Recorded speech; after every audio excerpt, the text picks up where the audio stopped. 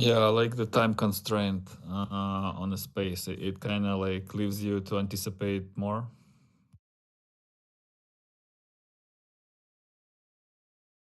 It's a good balance.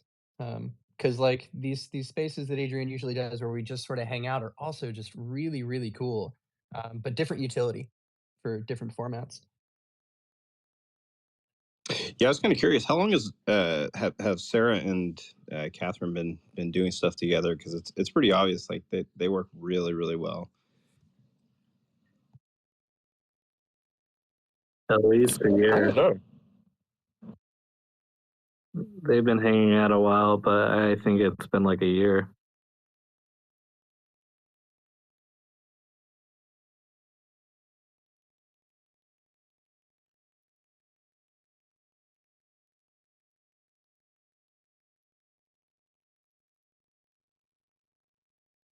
At the end, I was going to say that something about standards, but you said it like right as I was thinking it.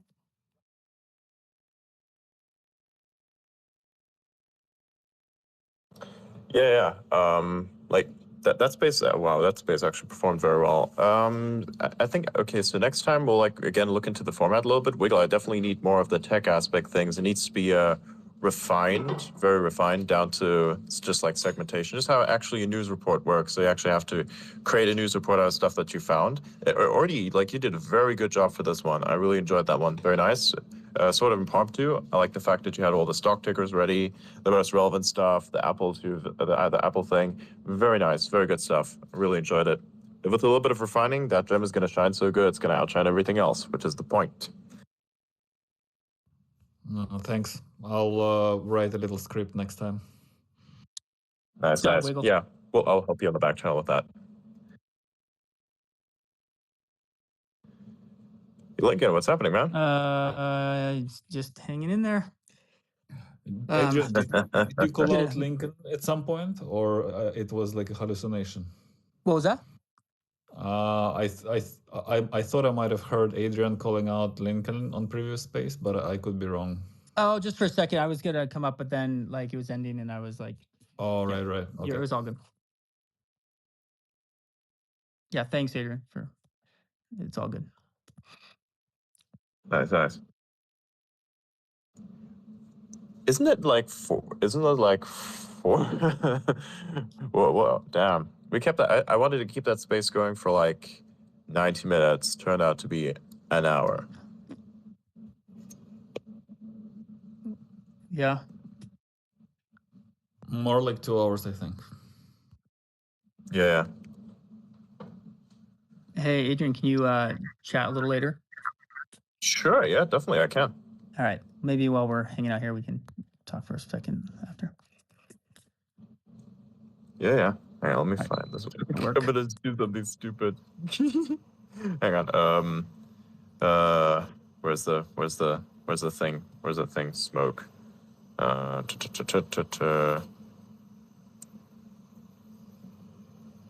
Has anyone been into Cat and did you go with Cat or Catherine? Look what I pinned up at the top of the space. Has anyone been to Catherine and Sarah's space before, the Cabal space? No, not yet. Yeah, sounds entertaining. I think we're probably even gonna merge those at some point because, like, basically we did exactly that yesterday, which is fucking crazy. I actually hopped on an alt account after that. It was chilling in another group. Yeah. I guess that's. I guess I understand now. This is probably also how Elon does it. So his alts are probably listening to a few spaces, and you will never find them. Yep. Yeah, they're great. Yeah, 100%. I have no idea how people find some of my alts. It's so funny. I kind of mention them sometimes from time to time. The ones who pay the most attention, I find those followers then on that alt. So it's like, dude, it's funny as fuck to see it that way. Yeah. See what I pinned up at the top. Look at that. It's 420 wherever you want it, whenever you want it to be. My saying is it's always 420 somewhere. Yep, it's 420 somewhere. It's like it's 420 whenever you want it to be. What's stopping you?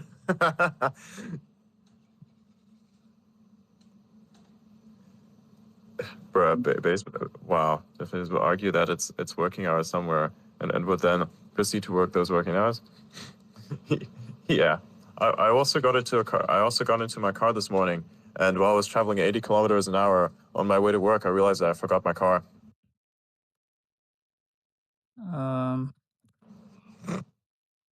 Dude, where's my car? I don't know. You tell me. I didn't know we were doing. Because I don't know where I left it. Say, I don't know we're doing riddles already. Hey, Mom, call the insurance. I'm in a tree. Those don't do donuts on the snow. Should have probably known. Turns into ice, and ice turns into slipperiness, and slipperiness turns into flying, and flying turns into landing in tree-like bird. Yeah, Adrian, don't do any donuts on snow. If I get that fucking Cybertruck, dude, those donuts, I'm gonna show you what that fucking looks like. The Cybertruck is being underutilized right now, heavily. That thing can do a lot more as a car than people are currently using it for. And I personally think I would want to maximize that usage, personally. And I just, like, yes. Yeah, Yes. snowplow, man. Them I want a fucking donuts snowplow over for there. my Cybertruck. It's gonna happen. Well, I just like the way you said it. I'm dying to see one with the big toy hauler behind it. Dude, I'm gonna play funk music. Do you guys know what funk music is? First. Yeah. Did you say funk with an O? Yes, it's funk music. Funk. Oh my god. Funk. Teach me. Try it. Yeah, listen to should that have shit. more That's the bass. That's the bass ninja chat thing. You know, listen to it. It's funny. Fucking awesome. You listen to that while you're traveling down the road. It makes you take really bad decisions for some fucking reason. So, yeah, but definitely don't mix any mind-altering substances into that, because that'll be a problem. I don't need any music for bad decisions. Thanks, though. Yeah. Yeah, sure. I wish it that easy. Yes, effect of the world's smartest dumbass, right? It's kind of nice to set the mood, though. Exactly, yeah. Just so you know, I thought you'd like this. Cooking some beef minestrone soup later. 2 pounds of beef. Living Wait, a high is there life, not a man. hard E on Yeah. the end of minestrone? Is that, have I been bastardizing that? I think so. Is it not minestrone? Oh my god, my whole life is a lie. I don't know. Now, yeah, maybe there is. But I don't know. Like, the U.S. says aunt instead of aunt, and that's ridiculous. So I don't know.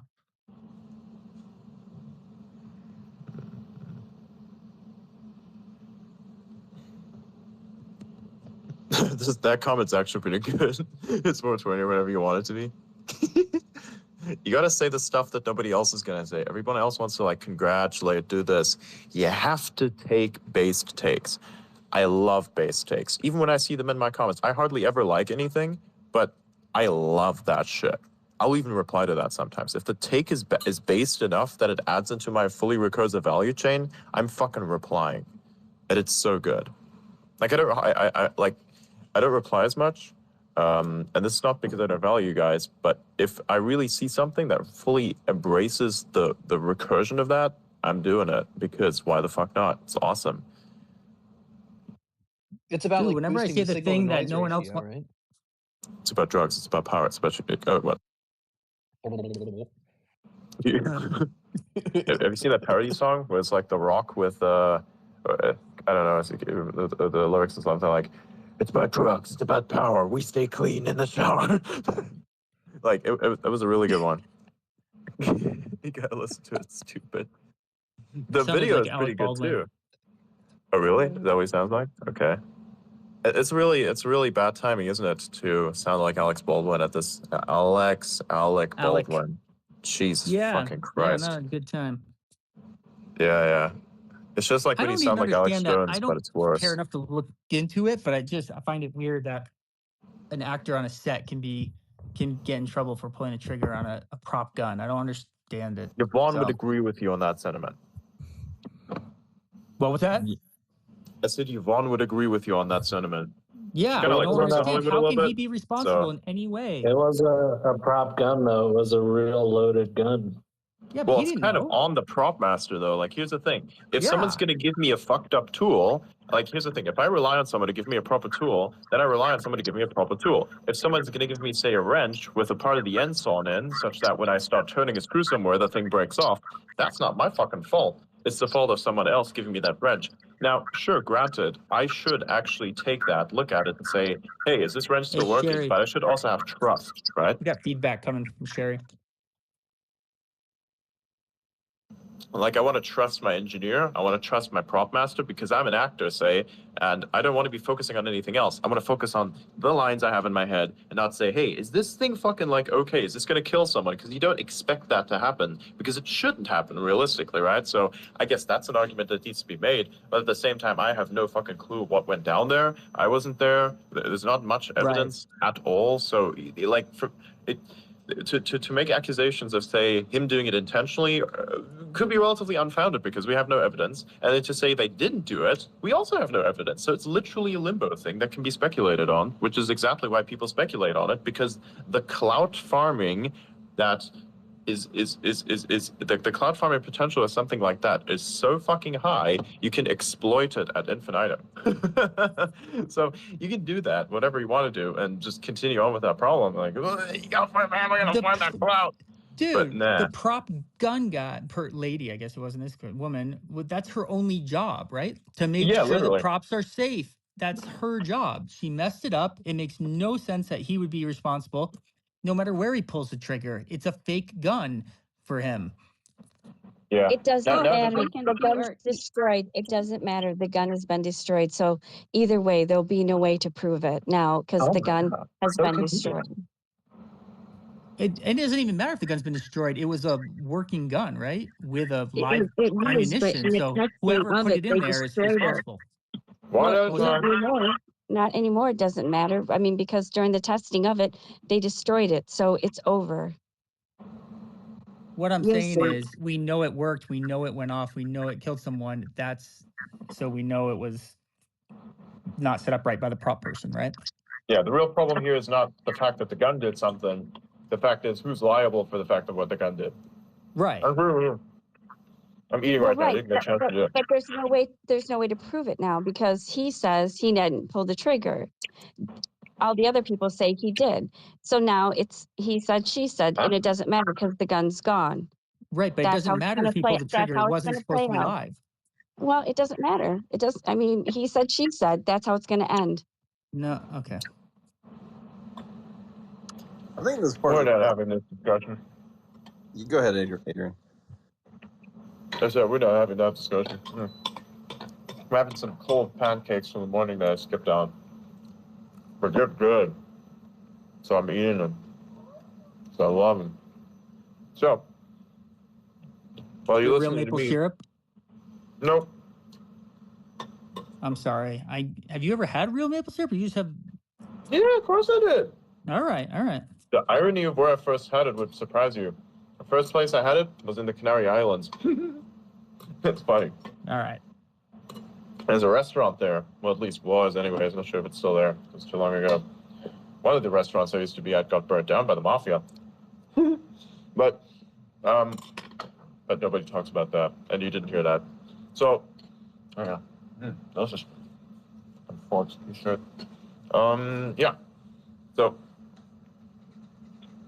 you can take eggplants, you can fry them, deep fry them. A little bit of paneer on the outside. You put some maple syrup over that. My God, that shit is good. It is so next level. Like, nice. you I gotta have try that out. I cook acorn squash, butter, Hey, and maple syrup in it. So good. Do you guys eat pancetta? That sounds awesome. I don't think so, Wiggle. What'd you say? Bruschetta? No, what'd you say? Pancetta. No. I Yeah, love saw it. pancetta with my pasta. Yeah, I saw it in the store the other day, and I'm like, I never actually tried it, so I was just thinking. It sounds familiar. I think I might have had it. Hang on. It tastes like bacon. It's Right, the Optimus Italian robot version of next to me. bacon. It's a cured meat, and they use it in carbonara. Right. Yeah, I saw that like little cubes. Oh yeah, I've had that. They're so good. You cook them off. You throw them in with some pasta, like some raviolis, and some That fucking shit can Fredo. make some next level stews, man. Really adds to the flavor. Wait, is that Andrew? Which Andrew? Elon's monkey. Why are you using your? Did something happen to your main account again, man? Oh, it is him. All right. I never knew that till just now. Sorry, I called you out. Docs. I'm really good at No, that. that's perfectly Sorry. fine. He doxed himself here multiple times for using that Yeah, if he's account. talking, I can't be the only one that knew. I mean, yeah, doxed one of my alt accounts not too long ago, which is weird. Like, it was such a weird feeling, and nobody cares because I had mentioned it to everyone. If I mentioned it right now, that fucking follower account would spike instant. Yeah, it's Lincoln. Lincoln is his alt account, guys. Yeah. Right I have next- full yeah. access. I have full control. Whenever Lincoln does something you guys stupid, should it's follow probably that me. Lincoln guy. I take all the credit for all the good stuff. Lincoln does all the bad stuff. Yeah, it's true. There's not a lot of good stuff, so Which I take says more about responsibility me for than it says about him. Yeah. Oh, he takes shit. responsibility for my one Elon reply. What happened? I said you take responsibility for my one Elon reply. Yeah, I do, but in ways that none can imagine. I do actually have an alt that I can show you, which would actually be important for the future.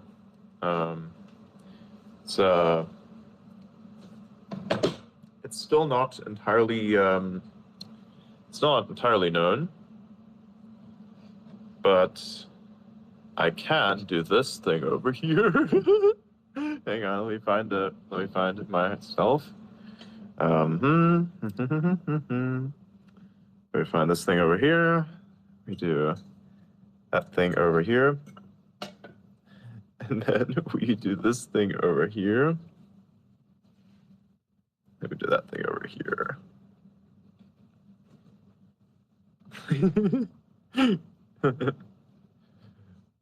And then we post that over there. Bingo. Should be out there. There you go. We're going to do this over here. Go to over here. Go to over there. Go to over this.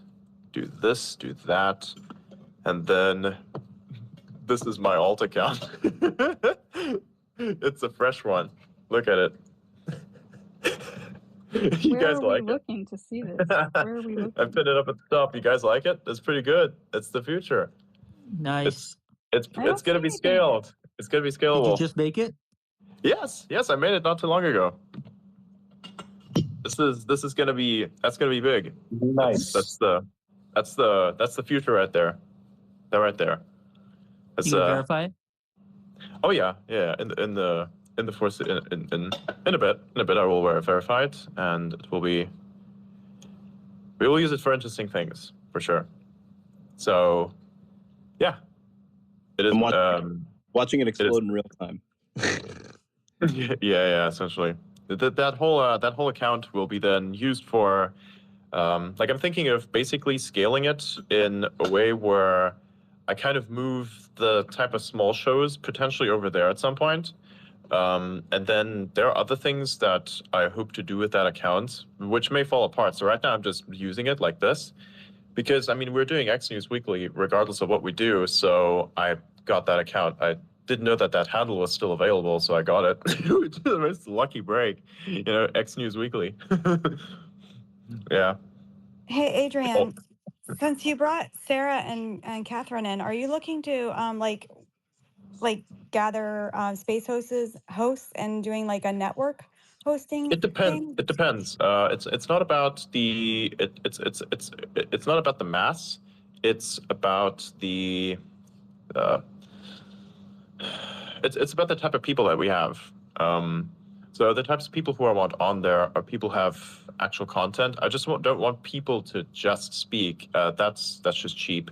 What I want is I want people to actually add value and content with that. Potentially even it be used as an interview medium.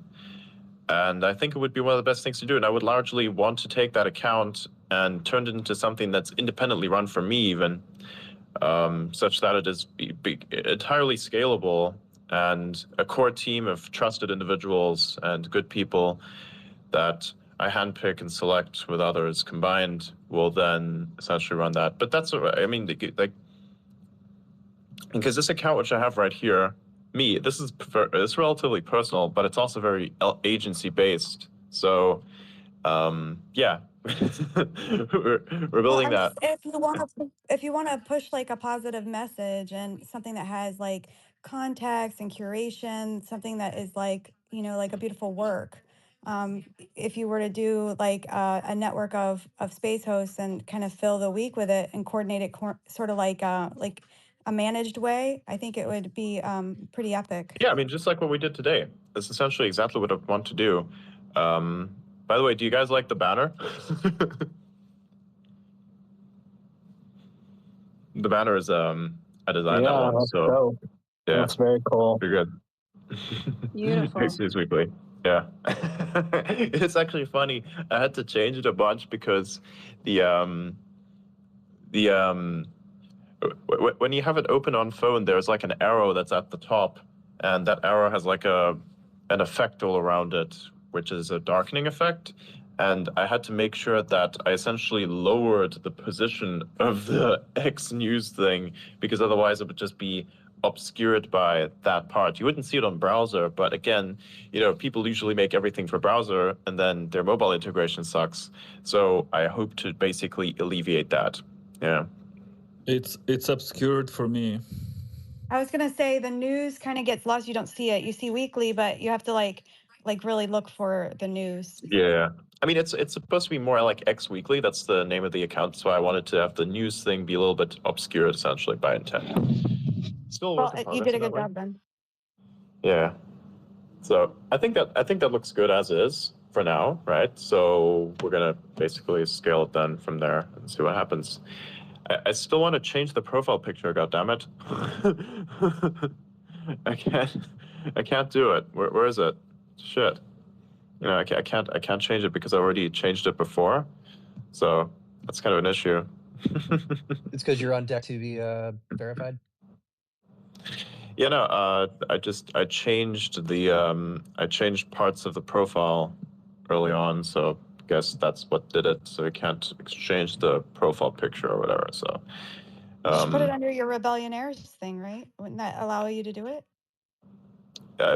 yes, it would allow to do that, but I'd have to convince my org leader that that's the case. But there's nothing coming out of that account yet that is in line with the actual mission /org/everything Maybe else. So they could be your sponsor. You know, they just talked about how you could have individual sponsors and stuff on here. yeah, sure, but not necessary. I would like it, sure, but I don't see No, it just be in like as an line. example for the rest of the platform, you know. Yeah, I know potentially. you don't care about the money, you know. I know you don't care about the money, but it's like it just shows how it works, you know. Yeah, of course. That's coming. But I think for that one, for that specific account itself, I could even do something that is much deeper and much more than that, even. So it's yeah, working on it. I DM'd you the screenshot from iOS. The back button is covering the X symbol. Okay, let me take a look at that real quick. Little design. Yeah, there you go. Oh, that's interesting. So the back button is for iOS even lower. Oof. So I probably have to move it a little further over to the side, actually. So yeah. I would move it to the right because there is Yeah, lots exactly. of Yeah, I'll move it to the right. Yeah, I'll do that. Why the fuck did it not change the profile picture? Damn it. Been putting that on for a while. Save. Okay, I guess that did it. Okay. check out the profile picture now. Do you guys like it? Should be updated. No, Negative. still not updated. Negative. Yeah, it's still the same.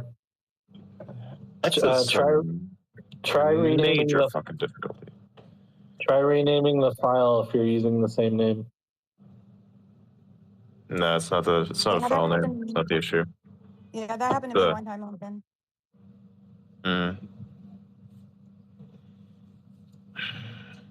Gosh, dang it. It's weird. I love how, like, basically this account, I just love how this alt account essentially has, like, it has, I could even put the community on that. That'd be fine.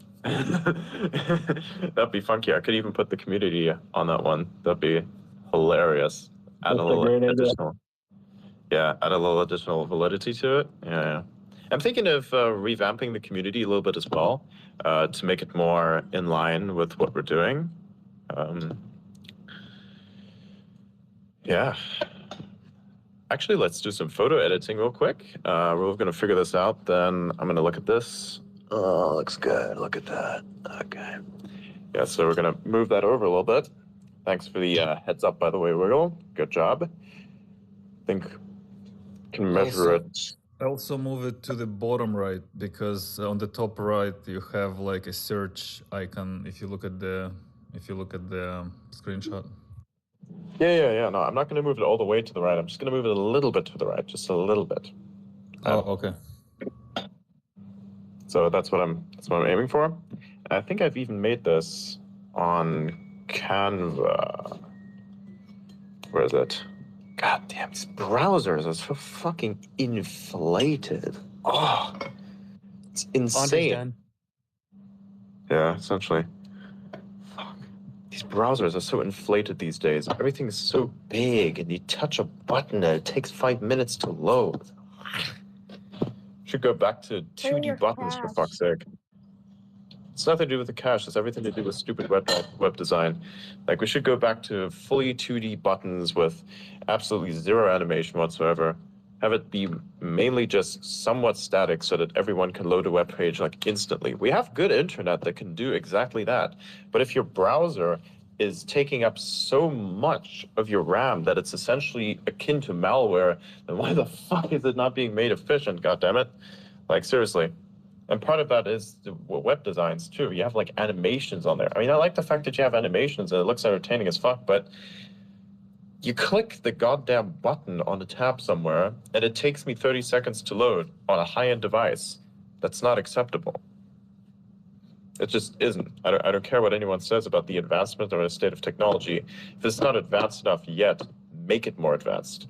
Like, we're paying a lot of money for exactly that. That's exactly what I engineered and worked on for like 6 years with Nginx and mod page speed, which is now Google's gold standard for Lighthouse, which is like a rating scaling for how efficient your progressive web app is. But one thing they don't really provide a lot of visibility on is like what happens in console with errors and memory leaks counts against you. They just don't tell you that much, you know. They're like, yeah. But the other thing too is like you could use web servers and services with Nginx to create means of compression and optimization too. So like you're optimizing images to different formats and keeping, it's lossless. So the resolution stays high and like all that stuff is important. And I think it's weird because we got really far as a standard and then the ball just got kind of dropped over the past 5 years. People just aren't thinking about it enough and they have it's actually a lot of crappy JavaScript code, if I'm being honest. That's where most of the problems are. 100%. I mean, it's just, it's like fucking make it better. Make it better. We live in a day and age where things can be made better. Make them better. Like, there's really not much of an excuse that still remains to be made, right? Make them better. Not bigger, better. So Elon said apparently video is in spaces and beta testing. Yes. Yeah, I've seen that. Yeah.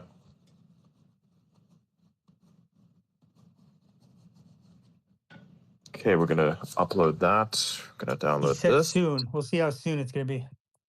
2 weeks, 2 months, 2 months. this year. A year? Yeah, a year. Yeah, let's go for a year here. Is it Elon Standard Time? Elon Standard Time? Yeah, Elon Standard Time. Yeah, exactly. I thought today when I was about to start the space, I was about to go Elon Standard Time on how much. Yeah, but no, never happened. So good stuff. Okay, downloading that. By the way, for anyone who wants to know, if you want to generate banners for X, they are 1,500 by 500 pixels big. That's the max. Just thought I'd throw that out there. Ooh, it looks cleaner now. That's cool. Now I'm going to go to x.com here and do this and do that and do this little button over here. I'm going to press this thing over here, and then we are going to sign in with that over there. Oh, God damn it. So much stuff. There used to be a time. Next.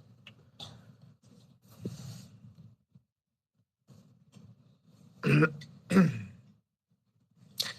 have to add that number as well. Yeah.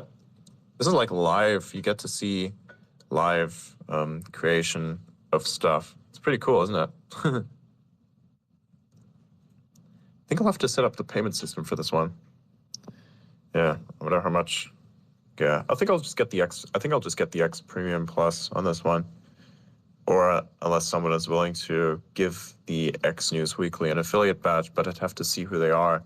Because if I don't know who they are and, you know, they do shady shit, then that's obviously not going to work, and we can't have that. So there we go. Oh, wrong button. Right button. Boop.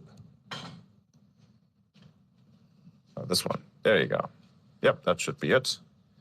We're going to do that button over there. And we're going to do this thing over here.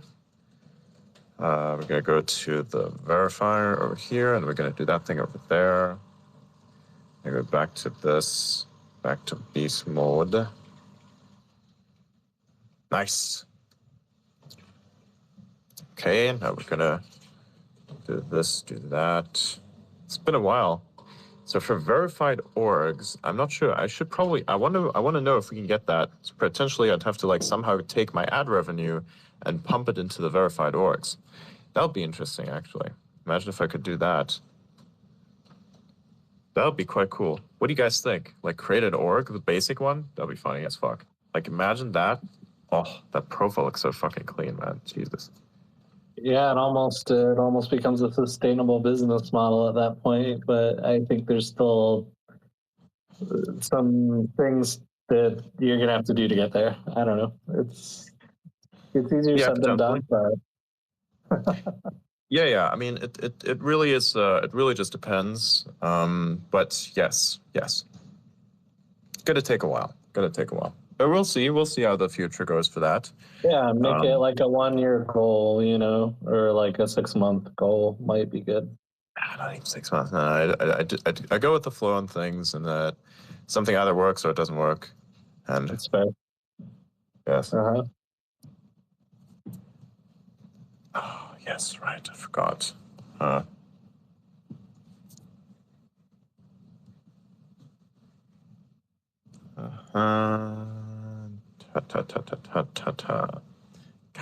damn it. There's so much bloated shit in software. Everything's connected and weird places. No wonder everything gets fucking hacked.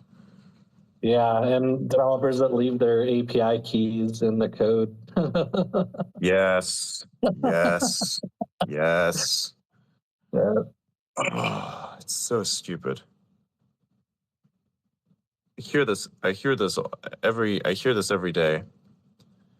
Like, oh my God, why did the dev leave that in there? Oh dear.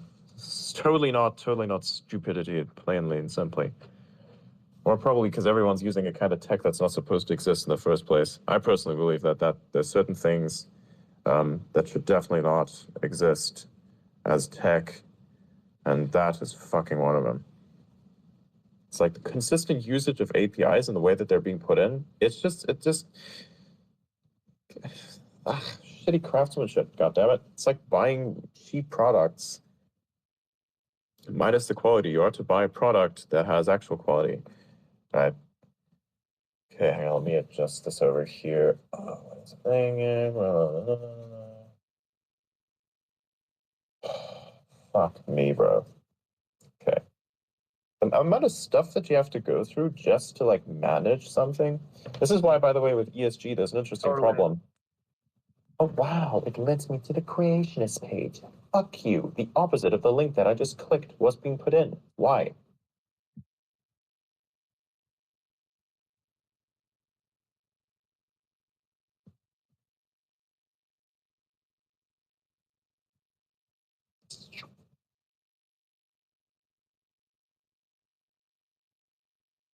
Oh really? It didn't okay, it didn't save that? Fine. Looks like I'll have to like wiggle my way through this problem over here again because of someone else's stupid code. Oh wait, this one doesn't work either. Well, I'm gonna look at this website over here. Is that a saying for having wiggle take care of your problems? Lol. Because I'd like that. What? Don't worry about it. Yeah, it was nothing. It was not worth repeating.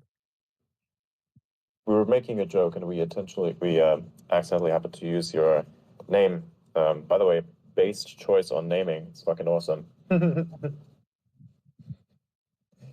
It's funny as fuck. Well, the universe is wiggling, right? God damn it. Yeah, it does. It does. Oh God, that's hilarious. Is that why you picked that name? Yep. Wait, why? I missed it.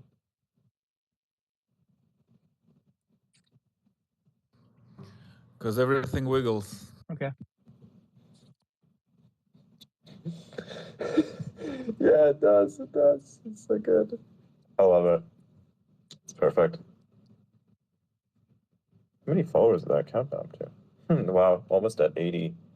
It's amazing. Ah, there it is. Finally, I see what I wanted to see. Yeah, there we go. Finally gave me the info that I wanted, but didn't give me for like a couple minutes, so I had to force the thing to give it to me.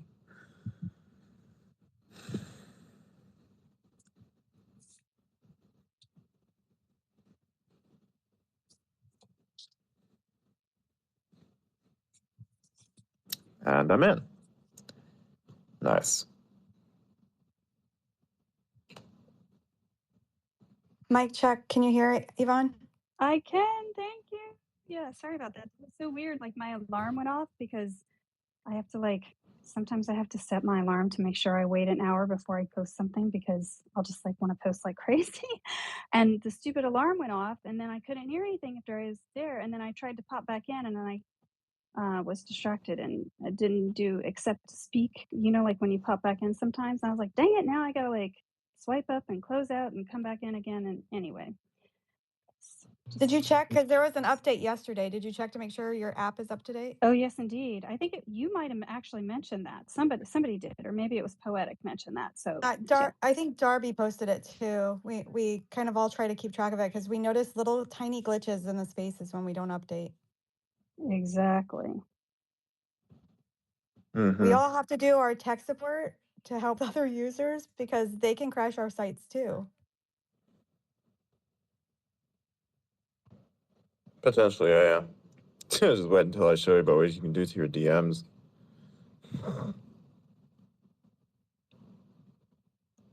That shit is not that safe. Where is that? Wow. That's just crazy. Okay. Okay, where's the thing?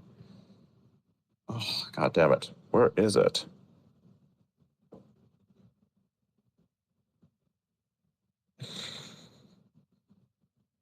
Man, that group chat active, yo.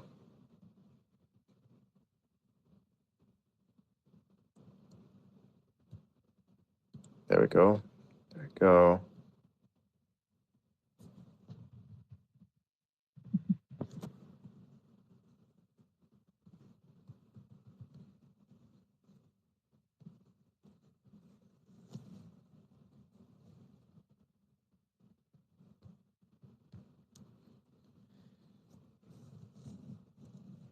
There, that's fucking good. Uh-huh.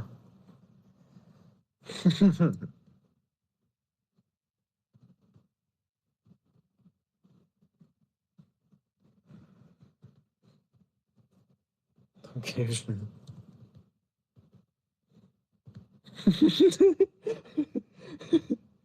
You guys are gonna love this.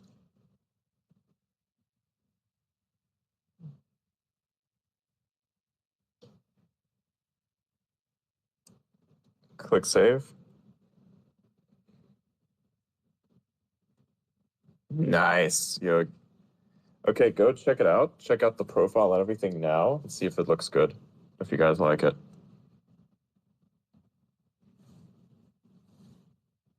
I love that you're open to criticism and judgment. Looks kind of strange still. I think I'll adjust the banner a little bit. It's but I kind of like it.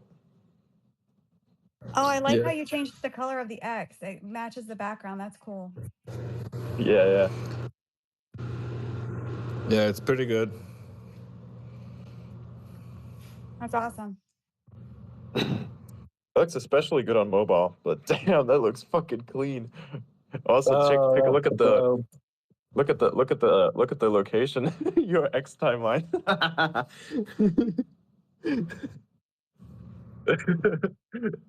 Yeah. Weekly summaries on news, tech, and X updates. Yeah. You're seeing in the making here. Isn't that crazy?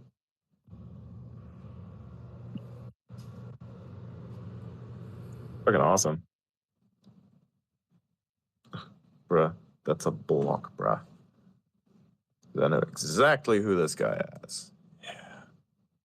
That I didn't know. But I know I can see it in your eyes.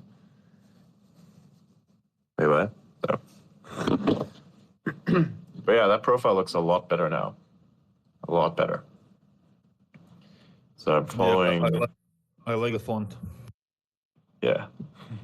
I'm gonna follow the people who will be kind of like on that stage present on that account. There you go. So get that one back again. Wiggle's whole aesthetic kind of matches it too, which is funny as fuck. It looks a little weird on the browser, but I think it looks fine.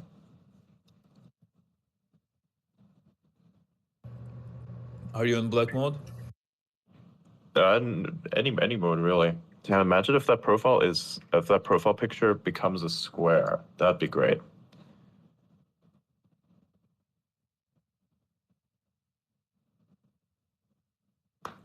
To look into the downscale here. Downscale, upscale. That looks good. Faisal said, "Dude, I can't believe the handle was still available." Yeah, same actually. X News, X Weekly was taken. All the others were taken, but that shows that one. I was like, yeah, that one taken.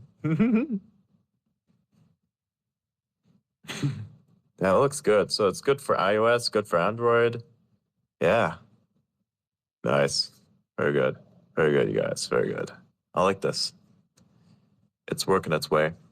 I could even, if I'm crackhead enough, give it a repost to my TL here so people can find it. Damn, that account looks fucking sexy now. Shit. Dude, it's amazing how fast you can make something out of nothing. I always found that to be very interesting. Like if you have existing memetics, then that's definitely something. By the way, here's a little something that I'm willing to consider. We have there's I have a program, kind of like a thing. I call it Moonshot. And the most active participants say on my timeline, the people who comment the most, the people who like the most, the people who repost the most, I would like to add into that program, into that project essentially. So if there are some really active participants here, hit me up. Actually, hit up Yvonne. We'll vet you. And if you want to be part of it, there are a few requirements. So then you'll be part of that project. So it's a new thing that we're also going to be doing. It's kind of in connection to that which we had built right there with X News Weekly. So if you want to be part of that, then yeah, hit us up and we'll see. Who's Steve Hilton? Oh yeah, right, of course. What a respected France romance France. Nice. Cool. Perhaps some things that are nice. I just love the fact that there are actual base takes on my timeline now. I see your guys' takes now. It's so cool. It's part of the network. I'm seeing the network develop in front of me.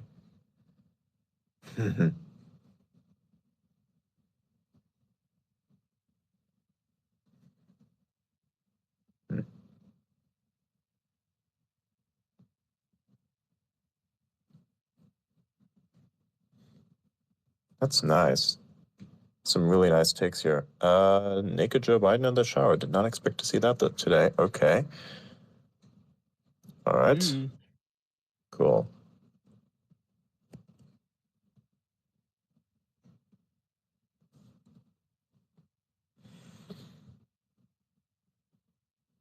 Dude, version 6 Midjourney is so recognizable.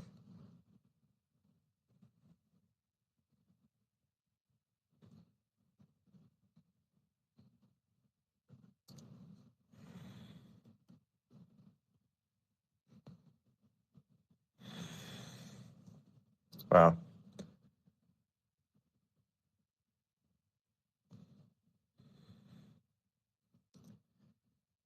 Interesting. Okay, so that's... okay. Interesting. Cool. So yeah, that's working its way. Oh, nice. So that post's already on the first 1,000 impressions. So yeah. Cool stuff. Yvonne, are you already getting DMs based on our thing? I am indeed. Perfect. We're vetting them. Let me make something for that thing right there. Basically, you're going to share with me? Yeah. Yeah. Oh, fuck, wrong account. I was like, wait a minute, why do I have DMs? It's like still on the X account. Yeah, the news account, News Weekly. Yeah, that's pretty damn good. Okay, we're gonna look into. God damn it.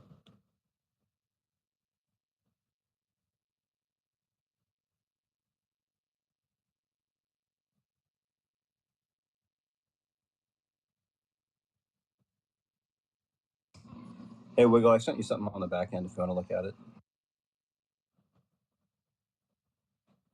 Got a lot of stuff happening in the back end here. Adrian, I should walk you through how to add me as an ads admin for the account, and I can run a campaign on it in the coming weeks. Sure.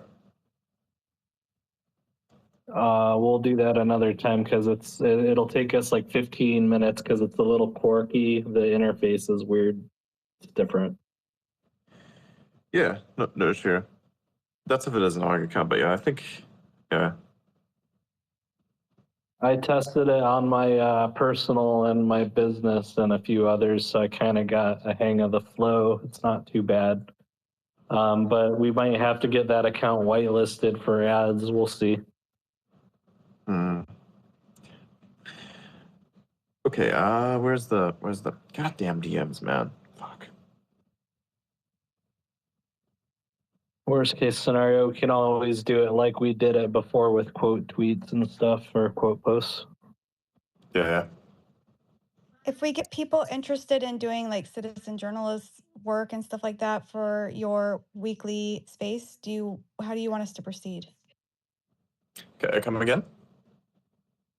If we have people reaching out on the back channel trying to see what you need for your X weekly spaces, like review material, like a citizen journalist approach, sort of, is there anything in particular you're looking for? Yeah, anything that's factual, has a lot of evidence. We're not doing too much of a politics-based thing. If you want to do politics, yeah, I mean, I could read into that, provide me some stuff. We'll give you a shout out for any information that you're able to supply. So say, for instance, you have information, but you don't necessarily want to speak. And this information is of a certain caliber that can be repeated in a way that I myself am not liable for any potential damages. Then I will basically read out that information, provided that it is true and it is verifiably true, and then give you a shout out, or give a shout out to whomever is the source of the information. Much like, say, for instance, when somebody has written something for me and I post it on my timeline, I give credit under there, right? So, like, for instance, this following insight has been given to me by X, Y, and Z. Doing this right here, I explain the thing, I read out the information, Then at the end, I basically say, oh, by the way, thank you very much, major shout out to X, Y, and Z, whoever provided it. Give them a follow, whatever. Then we continue. Yeah, like that. That's how we do it.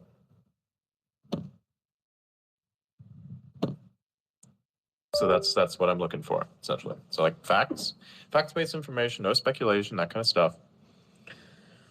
Yeah.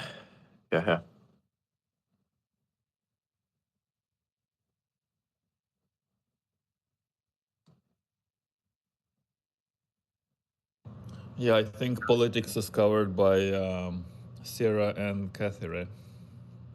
Mm-hmm.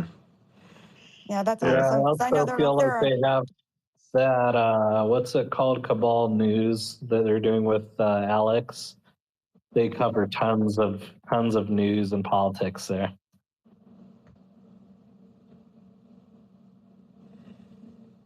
I think he's doing spaces almost daily.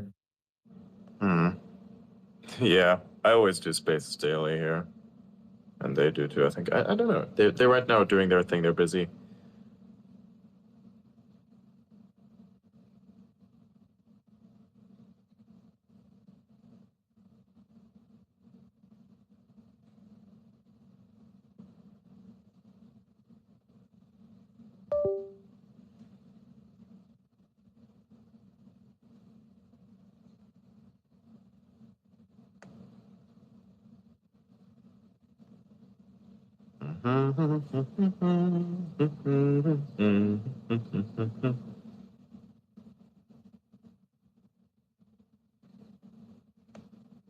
What can we find here?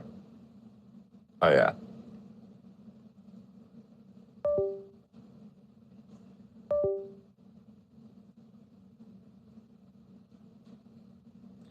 Yeah, how about I just use that?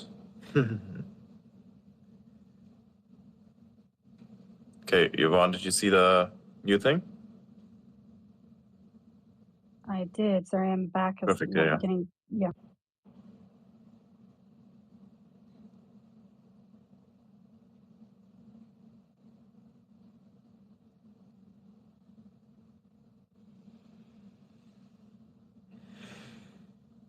Nice.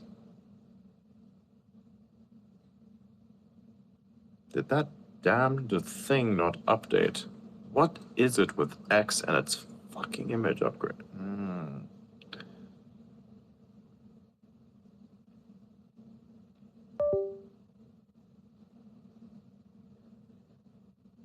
Nice.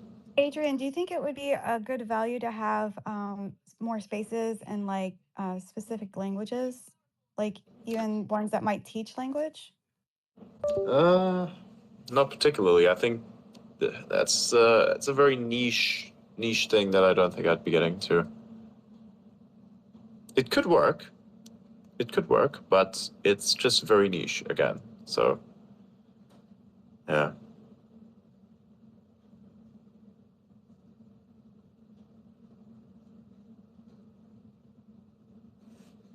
I just think like the immersion, like instead of being able to go to a country, like people being able to kind of digitally go to a source that's teaching. I think that would be kind of Maybe. That depends.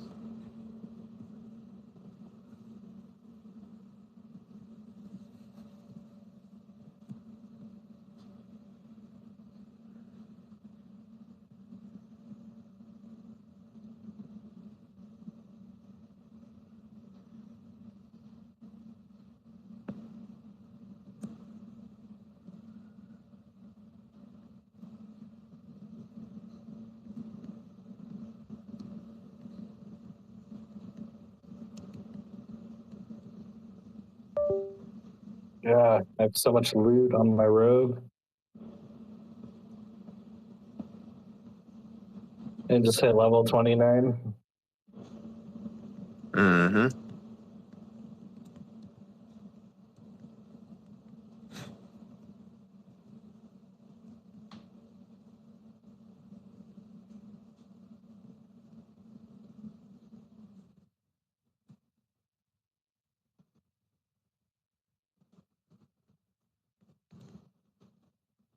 There we go. Doing a lot of construction here.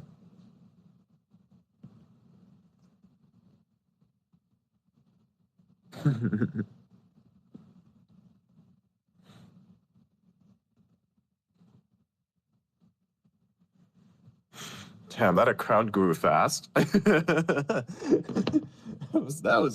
good. That grew real fucking fast. Damn.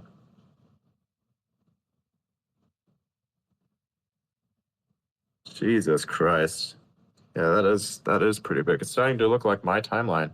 It's like actually kind of funny. Yeah. Look at that. That's so funny.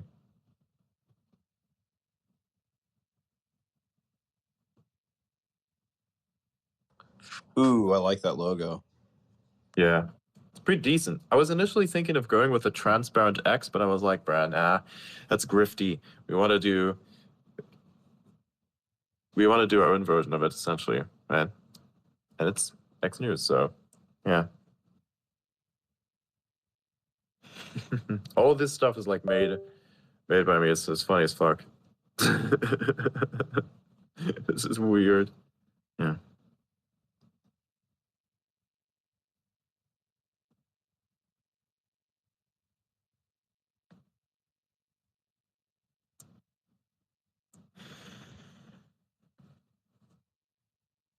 Oh yeah, I have to edit it.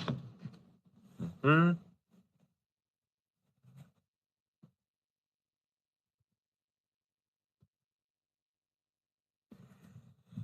Very nice. Okay. What else do I have? I'm gonna add. Yes. Okay, where's the actual other chat? I have something going in my head right now. It's crazy.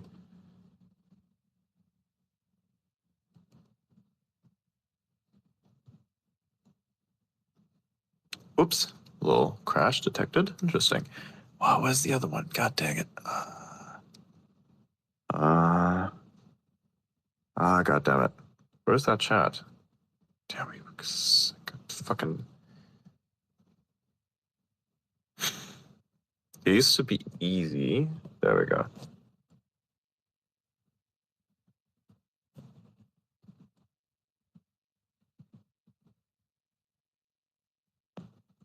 Yeah, that account now shows up in search results thanks to it being in. Nice. Now we're going to go to main chat.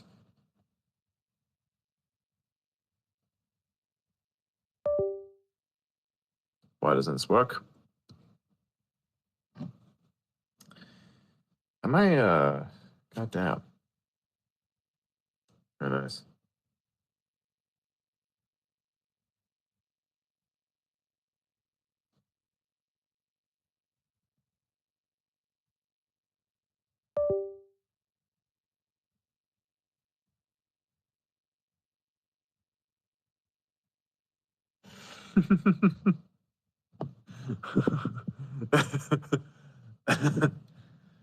This is so weird using it all like that. Okay.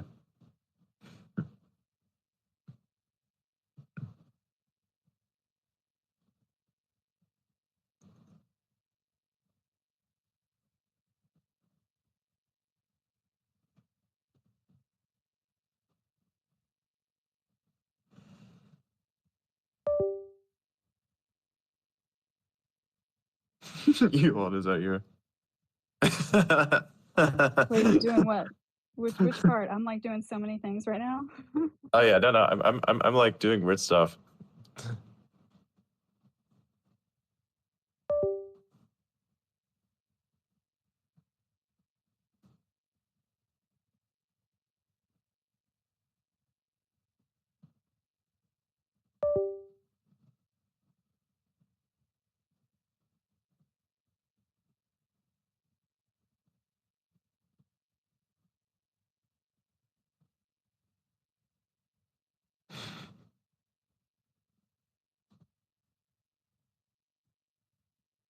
Oh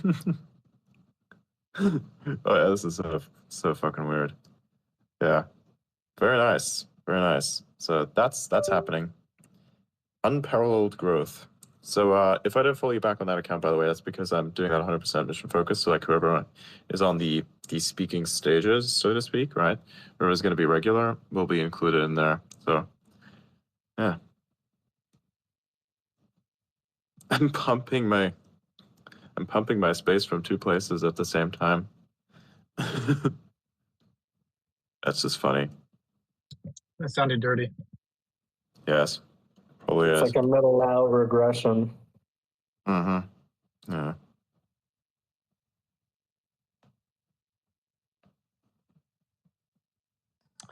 I love the double entendre of X news.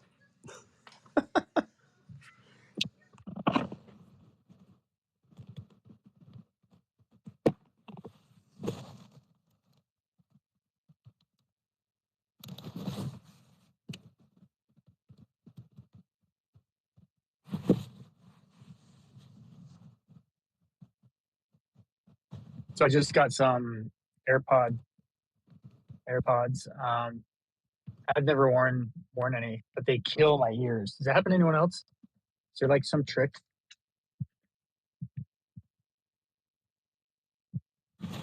Yeah. Anyone else use them? Like in your canals, you're getting sore. No, I don't have the Max, the Pros. They're just the other ones. It's mainly like where the bulk is, like on the outside of the ear. Oh, I see. Yeah, I don't know what to tell you. I use Bose, if I'm being honest. I am Over the fully ear? satisfied with the purchase. The new Quiet Comfort Gary. over the ear cans. Okay.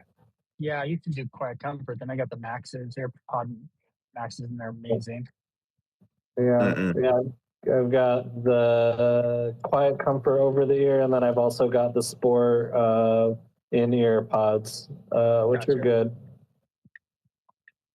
But yeah, if you want the quality, you go for the cans, definitely. Yeah, for sure. How's Then your I've got.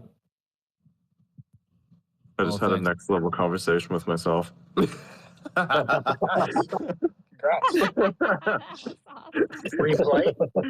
I literally just I split my thoughts in two. I was communicating from two of my accounts in one chat just to look what it looks like. It's so stupid. I just had a next level conversation with myself.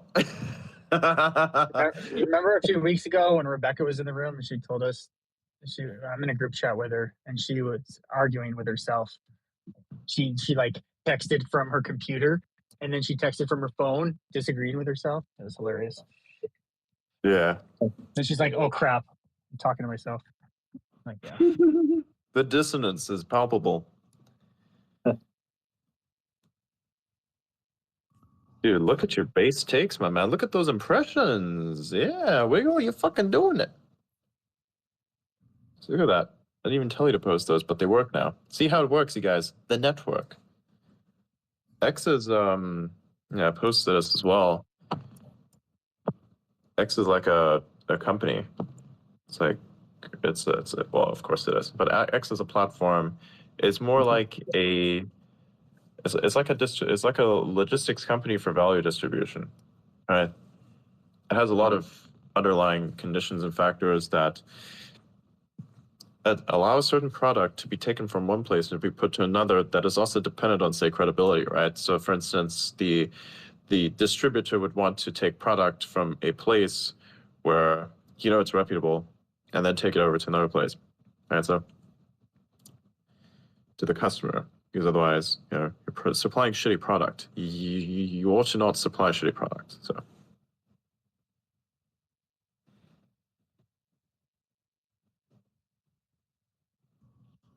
How's your ear, Lincoln?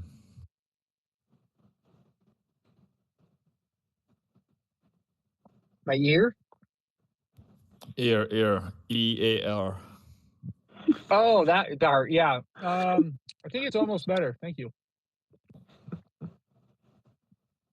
Yeah, I think I'm almost fully healed from my childish ear ache.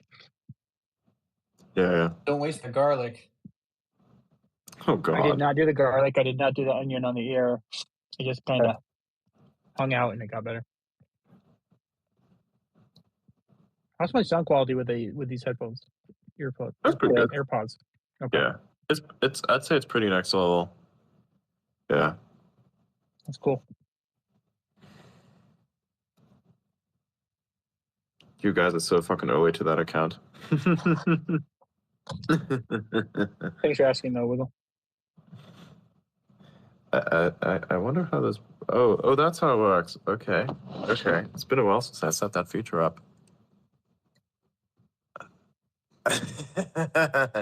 Oh, that's nice. Oh, that's fantastic. Yeah, agree.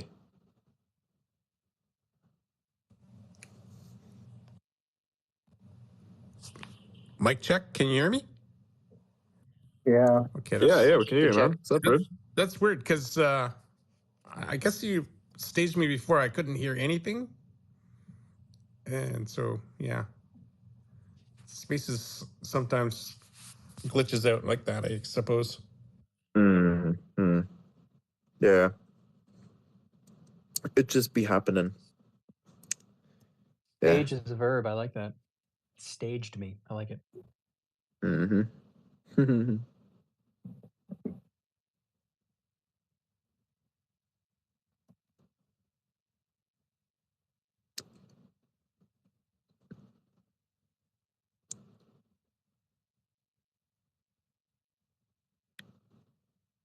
So how was the Tesla space yesterday, Gary? It was fun. It was good. He's a listener. Well, I mean, it was like I said it for 45 minutes, and then of course it went for almost 2 hours, right, Adrian? Yeah. Dude, my engagement rate on the fucking account is 157%. Whoa. That's so stupid. Oh yeah. Yeah, because I just created the God. Profile spotlight. Communities. IDA community. Okay. So I'll need to. This is so fucking ridiculous. I have the other device. I can do it with the other device. Yeah, the profile picture looks so fucking good. I swear I'm like literally obsecking myself here. Like, authorize and join. So stupid. I'm setting up my all, putting it in everything. Newest member to the community. Yeah. It's fucking hilarious. members.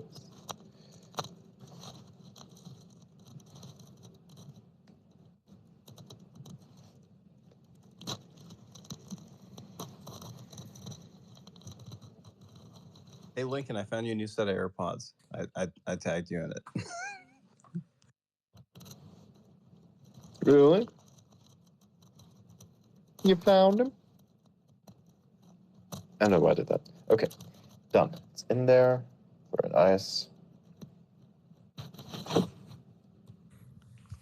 So this last Dragon mission, which is still in progress, the Axiom Space 3 that just launched in the dock this morning, apparently their zero gravity device is a product placement. Basically, it was a Build-A-Bear astronaut bear, and so Build-A-Bear is getting all this sort of traction, having sponsored this stuffed animal that essentially, the zero gravity device just floats to indicate they got zero gravity. So I wonder how much Build-A-Bear paid to have this product placement onto the ISS Dragon. I think it's freaking amazing. It's gonna get the kids excited about space stuff again. That's awesome.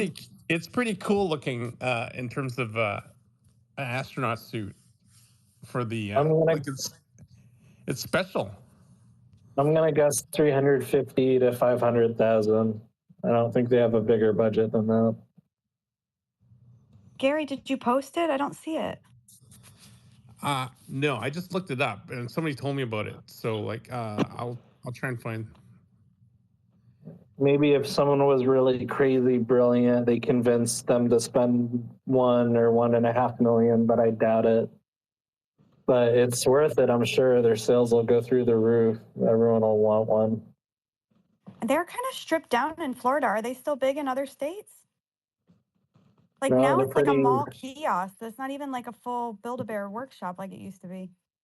Oh, is that right? I believe it.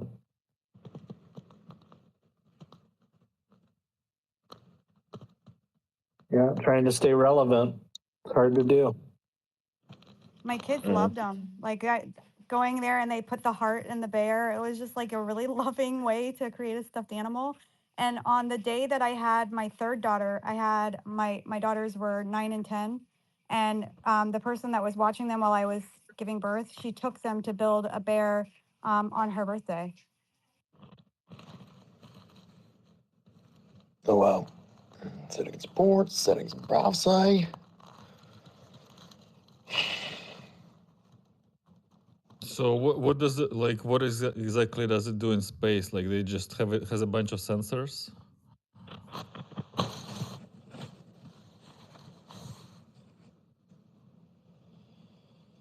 Must be No, it gyroscopes, just right? floats.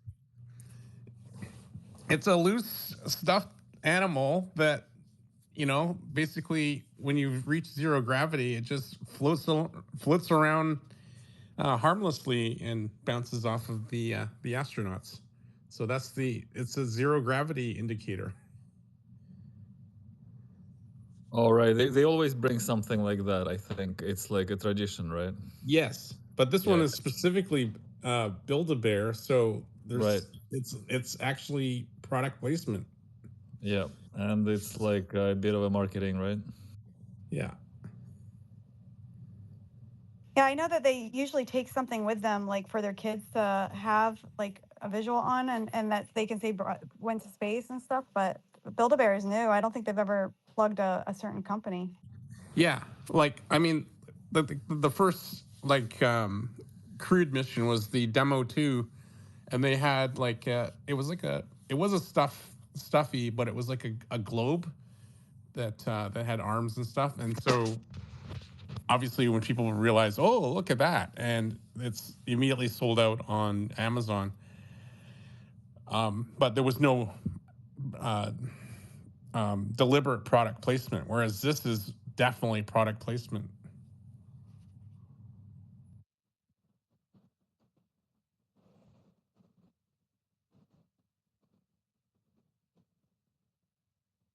I mean, it is a commercial private mission, the Axiom program. So they can do whatever they like. They can have Marlboro logos on their suits if they want. Yeah. That would be funny.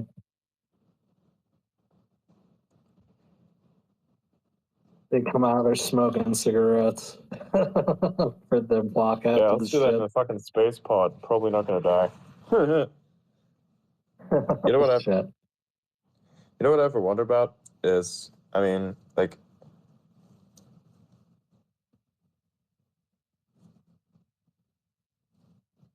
oh God. If you're in a space, if you're in space and you're potentially in a space suit, can you imagine how messed up it would be to say, I think we know. yeah, just to you know, the circulation, you know, it goes all the way back to you, right? So, I know kids that do that in the closet. yeah, it's fucked up. I once had a really, really bad problem with my stomach, and I closed the room door. I did not come out for the rest of that day. I was a little kid at the time. And my father walked in the door, he opened it up. Bro, that guy had his face fucking turned into a thundercloud and walked back out of the room and closed the door behind him. I fucking turned that whole area into a biohazard. Moral of the story, do not eat old peanut butter. That shit is not good. It basically makes you create the human version of mustard gas. It's over. It's like so over.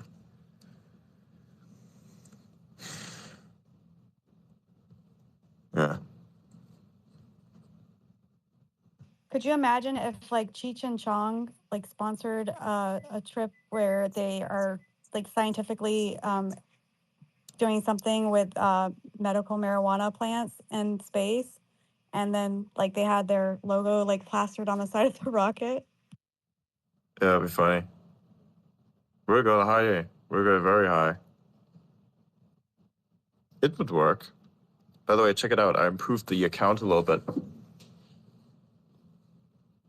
Hang on. Let's remove everything else. See? So look at the account. Put the community on it now.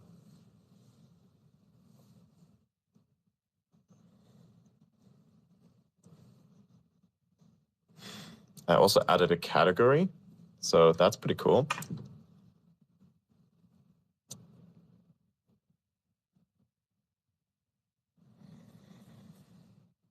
This is really, it was really difficult. I don't know which one is which account. Oh yeah, right. Sorry. Shit. You can see all the. It might not be the worst idea to put the day and time of the broadcast in the description. What about? You could just put every, what is it? Every Saturday at what time? 4:20. Yeah, sure. But I think it's pretty self-explanatory. Because I mean, look at it. You can see there. It's a little evident, sure. I mean, if you scroll down, the only thing weekly, is it's just weekly summaries on weekly summaries, tech, weekly summaries on news, tech, and X updates. And I think like each time we'll have like a space that is happening. We'll like schedule it and we'll put the link there each and every single time. And so you'll actually have a fully recursive timeline of all those spaces that we've done in connection with the X Weekly. So, damn, that's going to be awesome.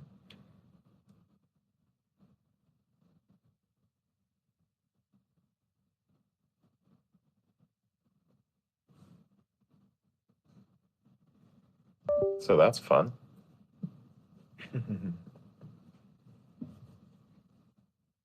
I have my rogues twisting blades up to rank 7. Bruh. I got creeper stuff now. It just run around. It's so good with the druid. I'm like, it's a different build than like pulverize, because pulverize essentially is just lots of AOE stuff, and I mean it's really it's like waves and shit. it's much more fun. And it's much more fun to just go in there and smack everything up with as a werewolf. It's basically what it is. Like everything I do is lightning attack with a bunch of werewolf, but the werewolf comes out when I give enemies the backhanded 360 smack. Like that's literally what it looks like. You press the button that triggers that attack, and then the bear literally does a 360 and fucking smacks the enemy. It's fucking stupid. I love it. And it poisons you. That's another little thing. Like when you go in there, one of the skills is you poison everything. It just destroys everything as it's happening. Lately, recently I went into a area where it was like a big boss, and I took on that boss on my own, and it took me like 30 minutes to kill the thing because it's a big one. It was like, I don't know, the Fields of Hatred, I think that's what it's called. You can pick up seeds of hatred too. I picked up a few of those after I slayed that bitch. So that was pretty cool. Nice. But yeah, man. Nice. Look at that. Look at that fucking account now. Did you get a new monitor? What do you mean? Like a new display? Nope. Not yet. Eventually.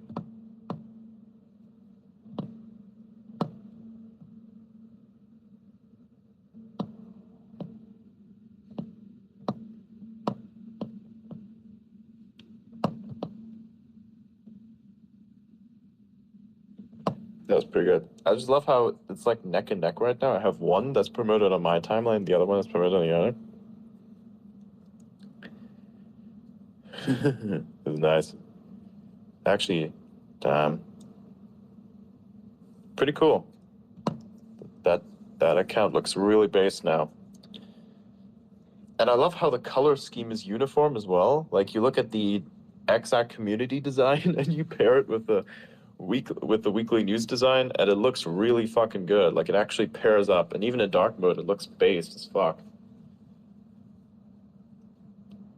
I really enjoy the fact that the color scheme is working out. It's relatively colorful too. It seems to be building it, so that's nice.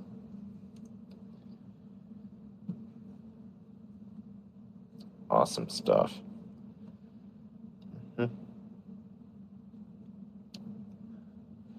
What about that account?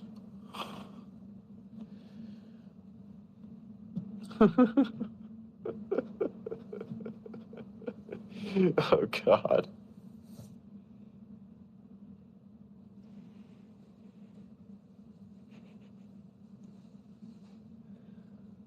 That's so funny. Oh gosh. You know what's funny is normally like you follow people on your alt account, right? In the case of Guillaume Burden, he follows me on his alt account, but it's funny because his alt account is more active than his main account, and his alt account's bigger than his main account. So the alt follow is actually pretty based.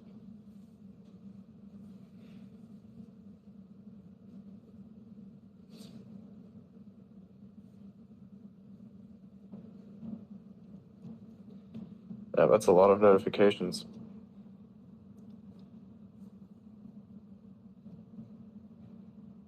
Okay, that's good. Very nice. This is so funny. Oh, heavens.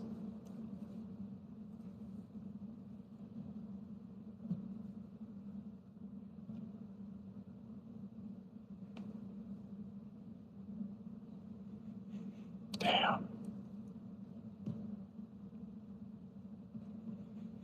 When will these grok chill guys stop fucking chilling? It's weird.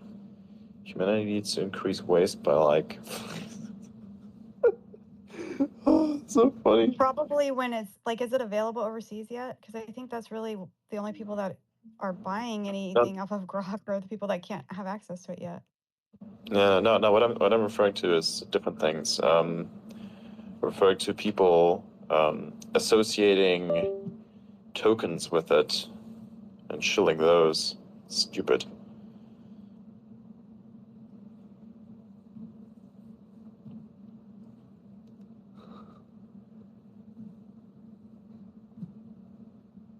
Me what? You what? Who? Me what? You guy. That's a nice handle name. Lunar Robotaxi. That's pretty good. I'm so glad I got the X News Weekly handle. That was like, damn, that's big potential on that name right there.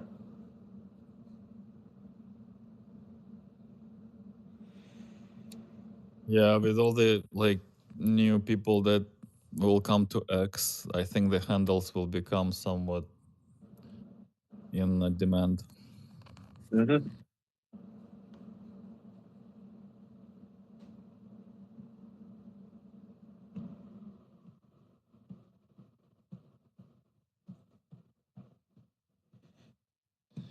Token Schiller MFers. Nope, that's a block right there. Done. Start a new account immediately. Token Schillers one apiece. Fuck off. There. Okay. All right, we did that. Launched a new program. Vetting a new program. Building an account. Redesigning an account. What else? What else do we have piled up for the day? Adrian, Manufacturer-based check your take DMs. Check your in DMs. head. Yes, checking DMs on. Oh god, there's so much information.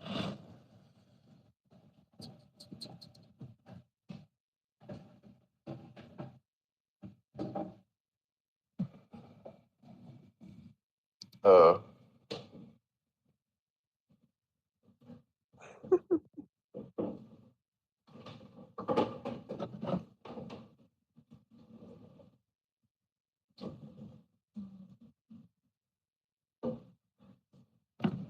That's crazy.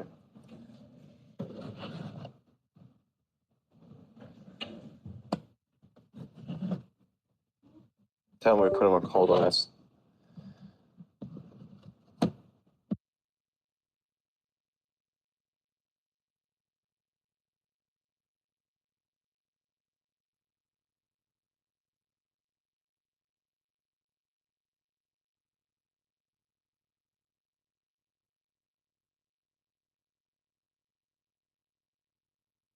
Okay, what does this button do?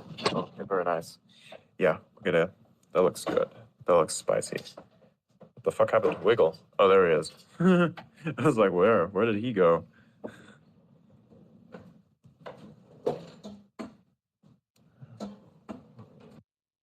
Got standard Wiggle disappearance. Very nice. Ah, there he is. Invite you up. There you go. Yeah, I rugged, sorry. Yes, yes. That can happen. Interesting stuff. What is this?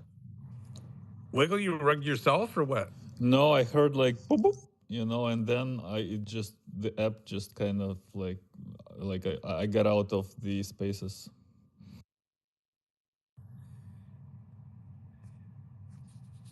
See, on Clubhouse, when they did the update, they really fucked things up. And if you accidentally just swipe sideways on your phone, like you're just kicked out, you're booted.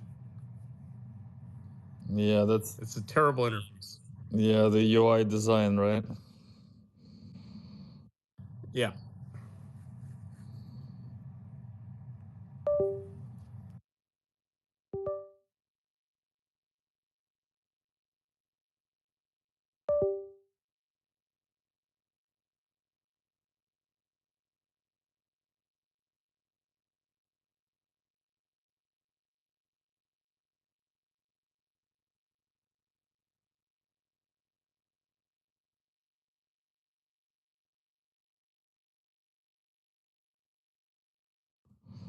Give me a minute. So Gary, when do you think they'll stand up the Nevada factory expansion?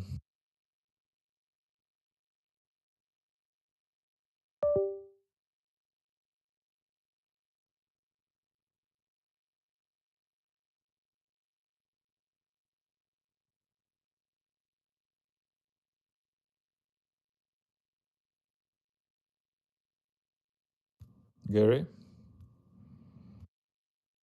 Yep. When do you think they'll stand up Nevada factory expansion? Oh, you know what? I've been doing so much research on that this afternoon. What? Like, nobody pays me for this. I'm like on the Story County Planning Department website trying to find all the planning documents on the expansion, but no, they don't have that data. Like, why am I doing this? Like, this is such wasted time.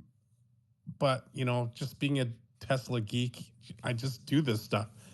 But nevertheless, there were some posted pictures, and it's like, oh, they broke ground, and they got this this area that they cleared just right next to the existing factory. And I find out it's like, well, that's just to expand the parking lot. What are you talking about? And then they show another area, and it's like, well, okay, that kind of makes sense because the current semi-production area is actually not at the plant, like, because the plant it was where they made mega packs before they moved to Lathrop, and then they also had well, a good portion of the gigafactory is a joint venture with Panasonic, right? So Panasonic, what is it? Panasonic Energy North America, PINA, almost like penis. So yeah, I was just looking at the footprint, and it was like only a few years ago where they said, well, the current state of the factory is only 30% of the original planned size. And then, of course, when they made the announcement a year ago that they were going to expand the $4.6 billion expansion, they said, okay, we're going to increase the footprint to by 4 million square feet of manufacturing. But then this latest sort of groundbreaking, they said, okay, we're going to build the semi, the high whatever high production area at a different area. So it's actually adjacent to what the factory that we know. So I'm just trying to nail down, okay, the pictures we see, the building is supposed to be even bigger than Giga Texas. Okay, it's huge. Like the footprint is supposed to be the biggest factory in the world. But they just, it's really hard to get some concrete information about Nevada. So nevertheless, there was a groundbreaking ceremony they had on the 17th, but it was very hush-hush. There didn't seem to be many politicians at that. And there is a lot of confusion as to where and what is actually being done, because the clearing that was videoed, or not, well, I guess recorded on a drone video, was basically like the pictures that are being shown are basically the parking lot. The parking lot's being expanded. So they expand the parking lot, and they're going to make the factory bigger. That's what I figure. Yeah, like I'm looking at the blueprint right now. So there is PINA, like they have like seven sections there. Are they currently operating, or that's for the future? Once it's expanded, they'll start operating there. No, PINA is already there. They're making the 2170s and 4680s. Well, I'm not sure. Maybe they are. Maybe they aren't. Because supposedly the 4680s were coming from Cato Road in Fremont, and also the machinery at Austin. There's very limited sort of test production that comes from the Toronto area, because the machines that build the batteries are being built in Toronto. Is that from that startup? What was it called? High Bar Industries. Right. So And just it's Tesla. nearby is Tesla Engineering, or Tesla. Was it? Yeah, I guess it's Tesla Engineering, and so they do some cabinets there as well for some reason. Right. And that's operated and owned by Tesla, or it's like a supplier contractor? High Bar was bought out by Tesla.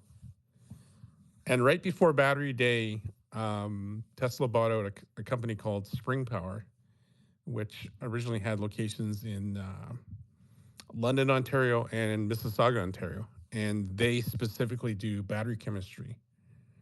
So. And do they still own that one, or? Yes, they bought the patents, and I'm not sure what the patents were because the patents kind of quickly disappeared. Nobody can really say what the patents were, but the principles of that Spring Power company are still working for Tesla, because I see them on LinkedIn, and I may not have done some dumpster diving in their location to look at documents. Yeah, I've tried to get a 4680, like what their discarded cells, but they must keep it in some other area. Oh wow! So you actually tried the real dumpster diving? Yeah, no, I went up to where High Bar is, where they actually make the cells. So like, wow! But they got cameras everywhere, so like, I don't want to be, arrested for something. Yeah. No, for sure.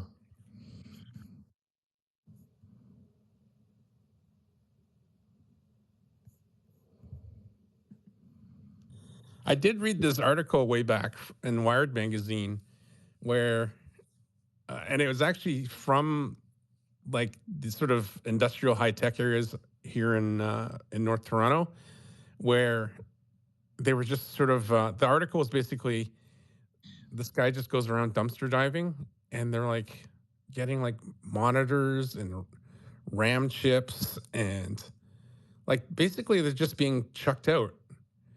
And you can basically get a lot of like working devices, drives, CPUs, cabinets, wiring, all kinds of stuff that they just chuck out. It's in the dumpster. Wow, like working? Yeah. I mean, you gotta know a lot of stuff gets chucked out. Like, I even like hear about, especially like in the retail clothing industry, like if they can't sell the clothes, they're just gonna like, especially like designer labels, like Polo or Banana Republic or something like that. If something just doesn't sell, they're just gonna cut off the labels and destroy the clothing, and it just goes in the dumpster. Right. Yeah, I know they like they like. I thought like it's practiced in the food industry. Like they just like drop, whatever's not. Like basically they could give it away, but they don't for certain food groups. Well, yeah. Well, that's the trouble with these best before dates, right? Because it's like, or sell by dates. A lot of it's marketing, right? Because if you sell it to the retailer, oh well, it's past the sell by date, so we gotta get rid of it, and we gotta order some more. And so like often, like it's not like Cinderella's carriage. It doesn't like immediately turn into a pumpkin at midnight. Right. It could very well be good for weeks, if not months, depending on the food type, right? I've just observed that they've just like reduced the sell by dates. I mean, they still sell after that. Yeah, for some stuff, not for everything. Like Yeah, I it depends on actually, the item. Yeah, clearly. It is shameful though that they don't do something more with that.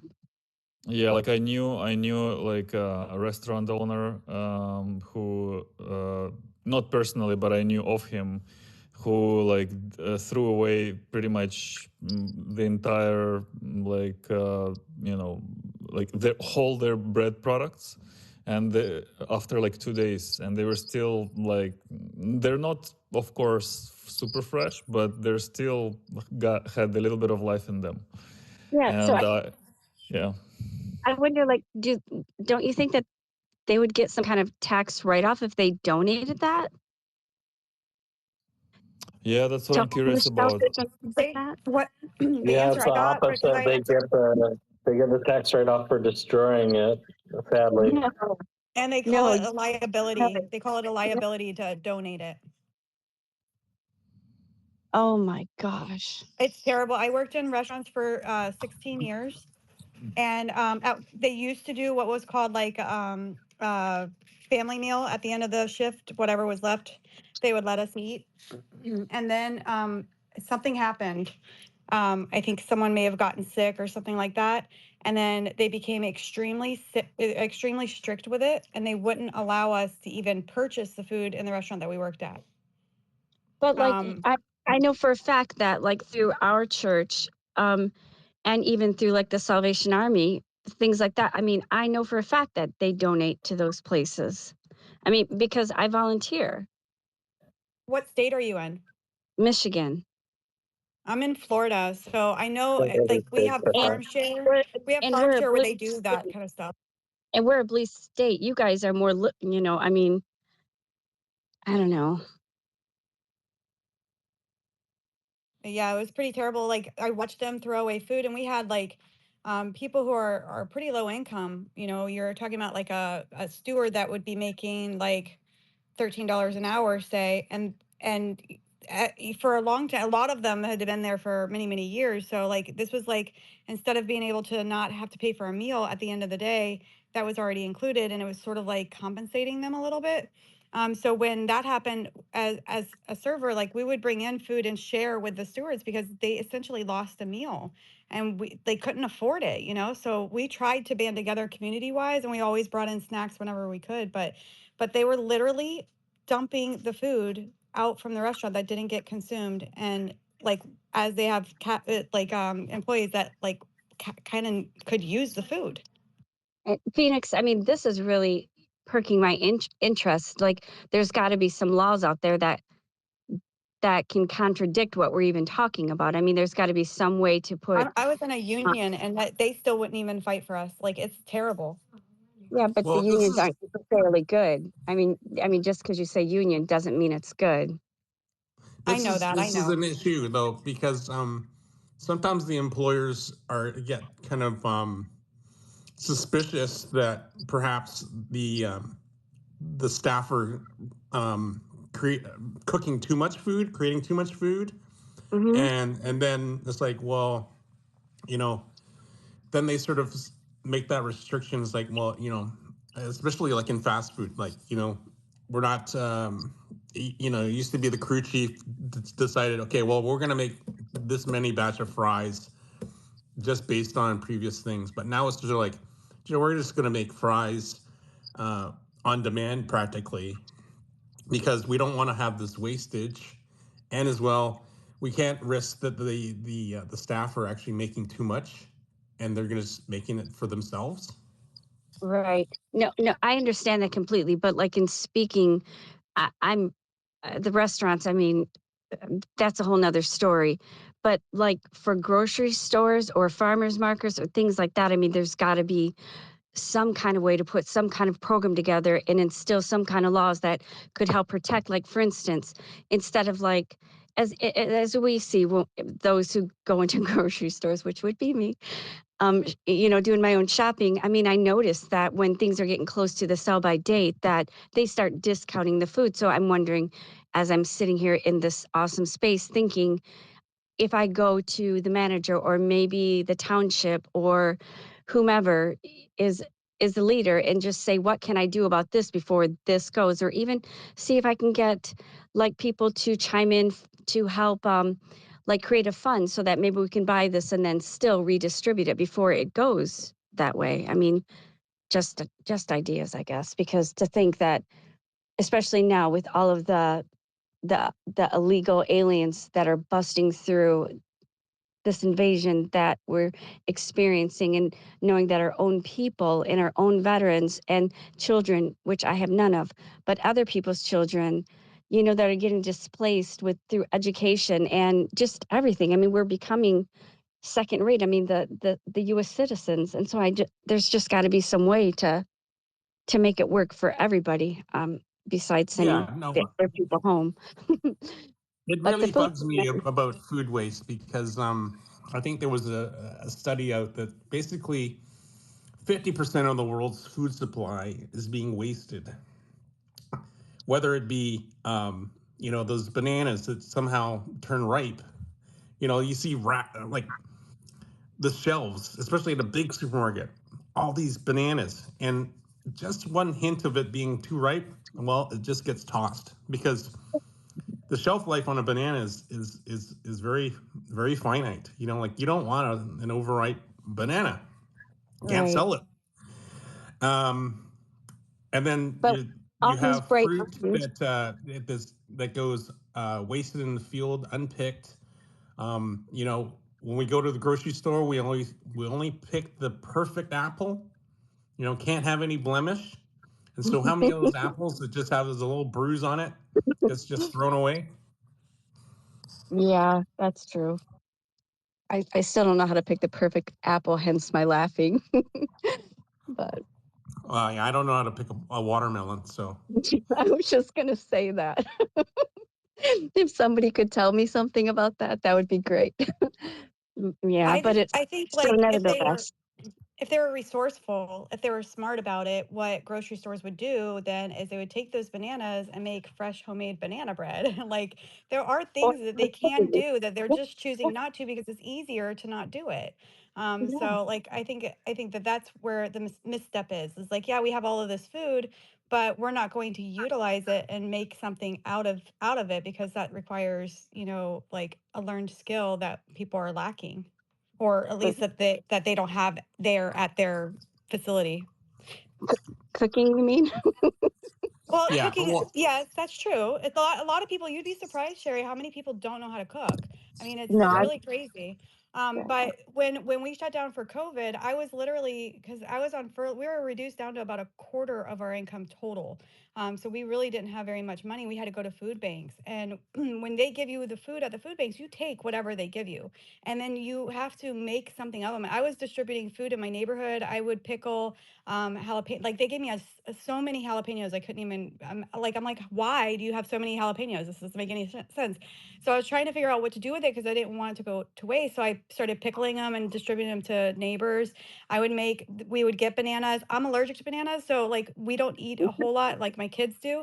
But we would make banana bread and we would give it to the neighbors. Like we would take it and we would make something from it. You don't just like, I don't know. I think it's just, and my neighbors were like, "Oh wow, that's really nice of you." Like they were like shocked because nobody does that anymore. But during that time frame, we absolutely had to, because all of us were in the same position of low income and just no money coming in, and we just all had to band together a little bit. We even had milk and we got rennet and we made our own cheese and stuff. Like it was just crazy how much resourcefulness came out of COVID for my family. Yeah, I mean, I don't know. I guess I just jumped in because when you hear about clothes being destroyed, when people are without, and food being destroyed, when we know that people are starving on our own streets everywhere. I mean, you can't walk by this anymore. It just seems like, especially in a space like X, anywhere, that we should be able to come up with some great ideas to help this, you know, to change that part of our life so that we can help others. That's all I'm saying, I guess. No, it is an issue, and you got like a big manufacturer like Tyson producing chicken. It's just machinery. It's just factory food that they just produce all these chickens. The machine just produces chickens, and so At the end result, you know, all this fresh chicken, if it's not bought in the stores, is just thrown out. And you realize how much of this oversupply of food that we have. We're producing way too much food. And a lot of it gets wasted. Like I said, you know, like it was estimated 50% of the food is wasted. Like even in my fridge, I'll see, oh God, you know, like you bought the big salad, but guess what? You went out and the salad went bad. You know, like it's like, damn it, I paid, you know, X amount for that salad, and it's gone wilty, and I gotta chuck out the salad that I bought. Right? You know, all kinds of food that you throw. Have y'all ever used like those order like Blue Apron, HelloFresh? Have you ever used those kind of things? Like that seems like a better business model than like grocery stores nowadays. And I don't know if I'm alone in that thought. So I was just curious. I think a lot of times, Gary, the trend is that people are using like the highly preserved foods instead of the whole natural foods. At least that's what I find in the community that I'm around. Like it's all about quick, fast, you know, get food on the table, not necessarily quality of food being at the highest priority. I did HelloFresh for a couple months, and it's like when I looked at how much I was paying for that, and it's like insane. Yeah, and it's like I can make this myself. I can make more quantity. I mean, the trouble is they've already apportioned the proper quantities, and it makes it easy to cook. So you're not making you know, like you're not wasting the extra food, but it's like, man, But I'm there's a still huge hungry. markup on this. Well, I was gonna agree with Gary on that one. I was like, we've tried Blue Apron and HelloFresh, and the portions are smaller. When you do the cost calculation, you're paying more for those same groceries just because they already kind of portioned it out, right? And on top of that, I don't know what it's like when you guys tried it, but we had an issue with both services where we did the trial, and they came in, and we had several items that just weren't good, and frankly, I wasn't gonna make and serve, right? So I mean, it's good in theory, but I just don't know how practical it is.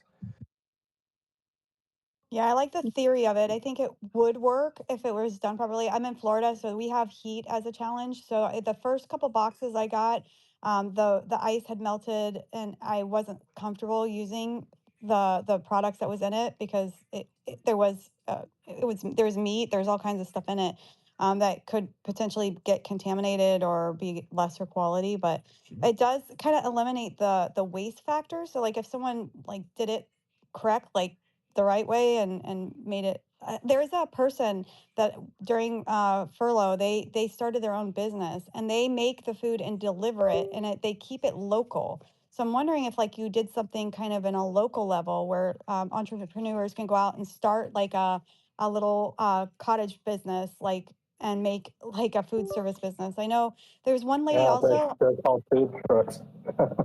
That's true. That's true. I was gonna say there was one lady that started off with a food truck, and she's popular on Food Network. I can't remember her name right now, but she used to do that, and she used to like do job sites and stuff like that, where she'd come out and make like good food. Yeah, I checked the food truck recently. I mean, it was like a kind of a popular truck, I guess, because I like wanted really good burger.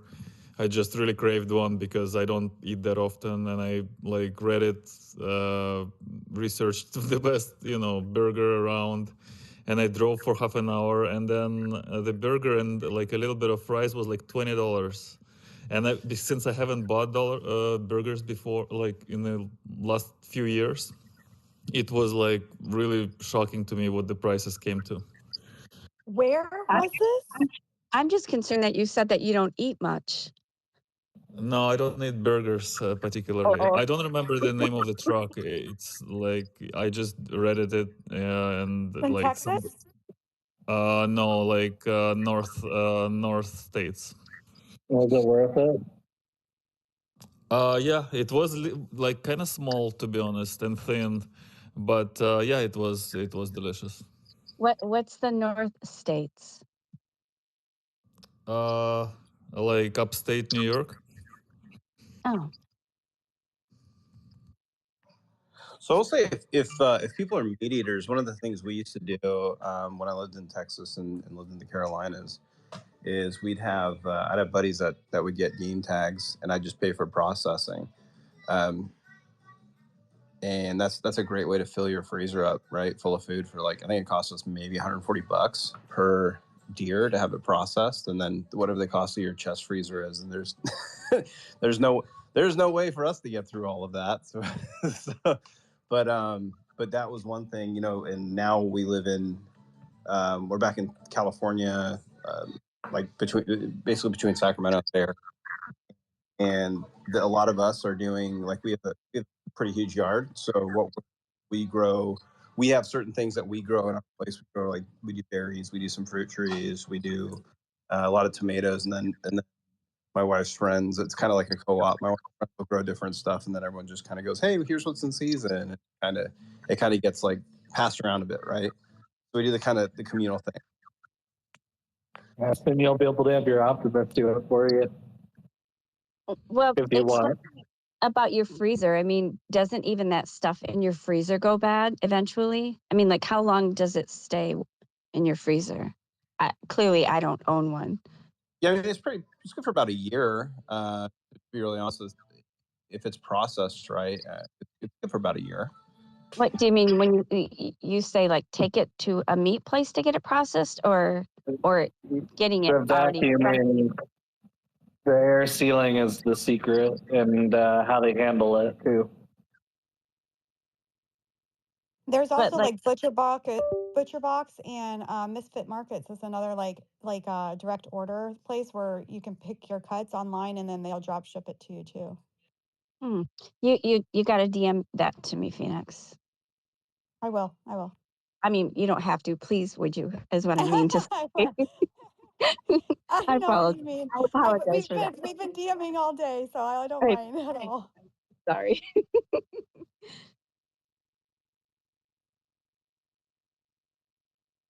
But yeah, that was the other alternative to like HelloFresh and Blue Apron. Blue Apron like facilitated in the teaching my kids how to cook. So that they came with really easy instructions.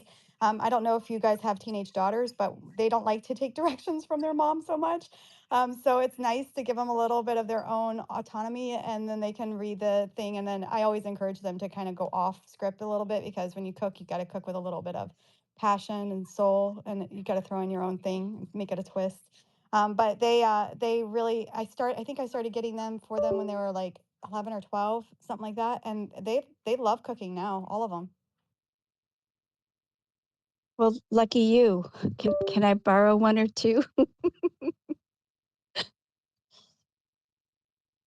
I'm sure they wouldn't mind. I loan them out frequently. I had a friend who had a knee issue, and then her husband had a stroke, so they were kind of like unable to deal with like little household things. So she stayed with them for a month and a half, and she was my best friend's mom, and she's my best friend's mom, and she's like, your daughter knows how to cook so many things. And I was like, yes, she's been cooking for a while. So she's like, she's literally fed us every single night. So I was very proud of her. She did a great job. Yeah. Hey, I have a 2-year-old that doesn't listen and doesn't pay attention now. How much trouble am I in when she hits teenage? That's probably It'll only go on until like 4. It's okay. And then you'll be daddy, and they're always daddy's little girls. So your wife will have problems because she won't listen to a thing she says, but she'll listen to daddy. But Daddy, you're going to have problems with all the boys, that's for sure.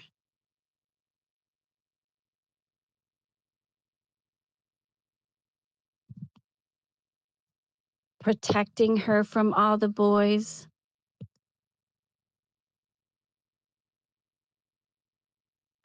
I'm trying to not think Just about thought about the daughters. Cool shit.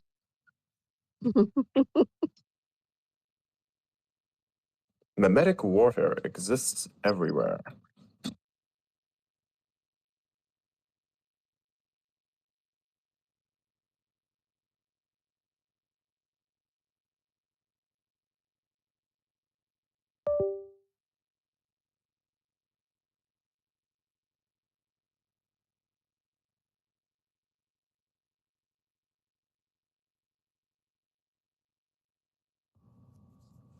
Yeah, Gary. So I'm reading this article, and there is like I would assume that since they broke the ground, they must have received all of the regulatory approvals. Yeah. So like if we look at the highly regulated German timeline for Giga Berlin, I would presume that in US they would stand it up faster. What do you think? Do you know anything about Nevada's like building codes and stuff? I have no idea, but I mean, considering it's been a year since the announcement and it's taken this long to break some sort of ground, it's kind of depressing because this is supposed to be the high volume production of the semi. Yeah. And we've had this delay. It's not good. That being said, if you look at like what they do in Shanghai, they can build a gigafactory in less than 20 months, you know?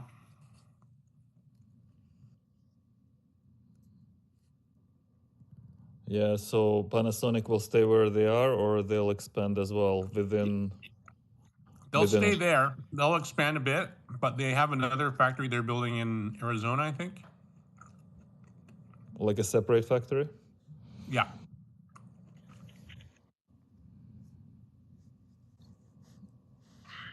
Gary, did you say you guys are hitting a brick wall in Nevada?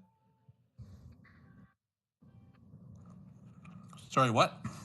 Did you say they're having trouble with it in Nevada? Well, it's just when they announced the gigafactory expansion, it was almost a year ago now, and it's only breaking ground now. So there must have been some sort of issue. I mean, we see the issue with Mexico even. Like, they haven't even broken ground in Mexico. Things aren't moving very quickly. Yeah, but I've seen in Mexico they got some kind of official involved. I saw like an article from Sierra Leone's. Let me see if I can find it.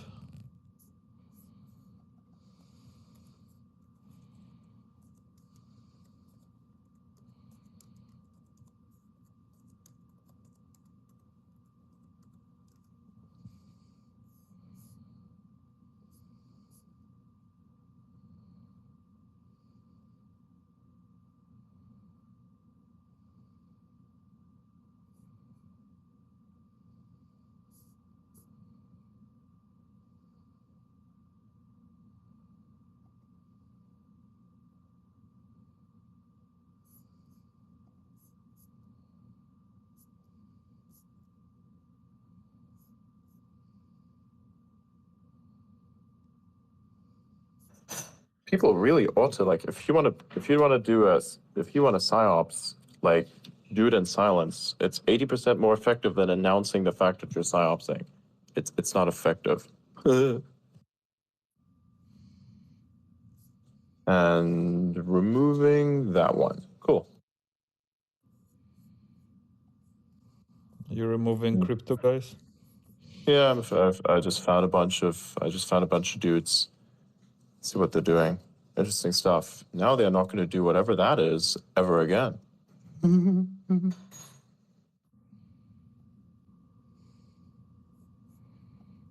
We've got one of the original Krispy Kreme glazing distribution centers in Akron, Ohio. It's actually on Maple Street, like the donut. And I went out last night and grabbed some. Best choice I've made diet-wise all month. Were your senses enhanced, Andrew? No regrets. They may have been under some sort of legal influence. That's what I'm going to say. Everything was above board.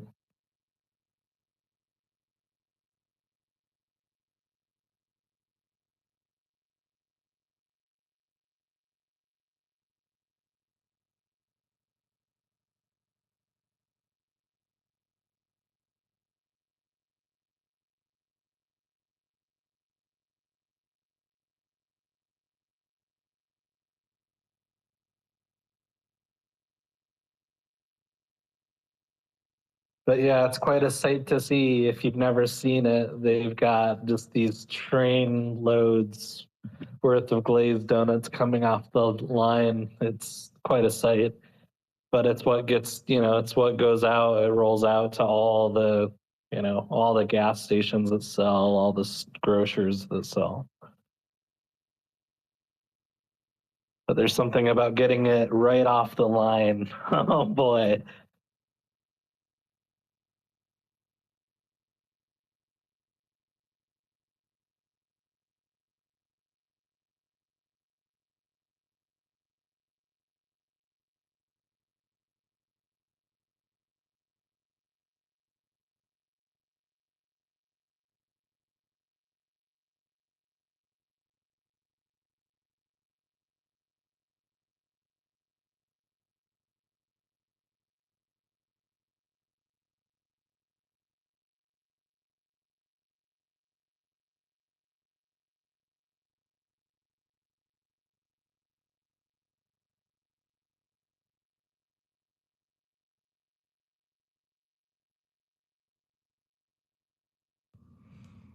So yeah, apparently the state government said that Tesla has received land use permits for the factory.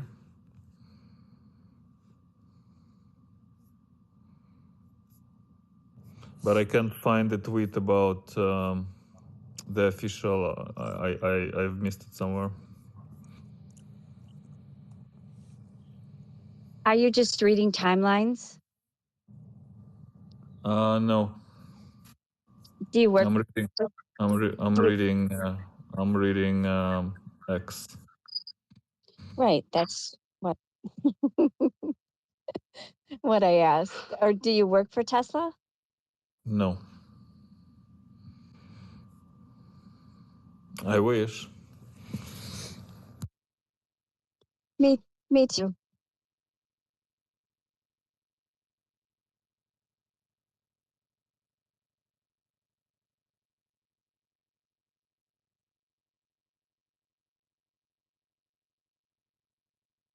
Guys, You I'm might just call gonna me a share. volunteer. If you guys want to be part of the community, because there are some people that are DMing in the back and stuff, and I'm just like, you guys, like, we've been doing this for a while now. I'm going to be very candid and straightforward because that's how I roll. There's no sense in wasting time. If you want to be a part of the community and I have not heard you speak on the space before, it is very unlikely that you're not, just flat out, you're not going to be added because I don't know you and we don't know you. Like, that's the importance of having spaces and coming up here and speaking. And I myself have learned this over time. So I'm just sharing this because sometimes certain energy of people, it comes through in their posts and things. But in order for us to really get a sense of your essence and who you're all about, that's why spaces are so freaking epic. You have to show up, and if you're not comfortable with that, maybe it's time for you to jump outside of your comfort zone, because we want people who are really striving for greatness, whether in themselves, for the platform, something that you're working towards. We want to rise. We want everyone to rise together, but we want go-getters. We don't want people who are kind of slugging around and doing this half-ass. Like, I'm sorry, I'm very candid right now. And again, if we don't know you and we haven't heard your voice and you haven't come up on stage, then you're not going to be considered, you're not going to be added. I'm sorry, that's just the way that is. So if you haven't done that before and maybe you're nervous about it, now's the time to pop the cherry. Make it happen. If you need to start practicing in other spaces and do it, then that's the way to do it. But that is why we are here on part of this mission, is to get you outside of your comfort zone, to get you stretched beyond where you were before. If you really want to make some kind of change in your life or make a difference or make an impact on the platform, that's what we're here to invoke in everyone and inspire in everyone.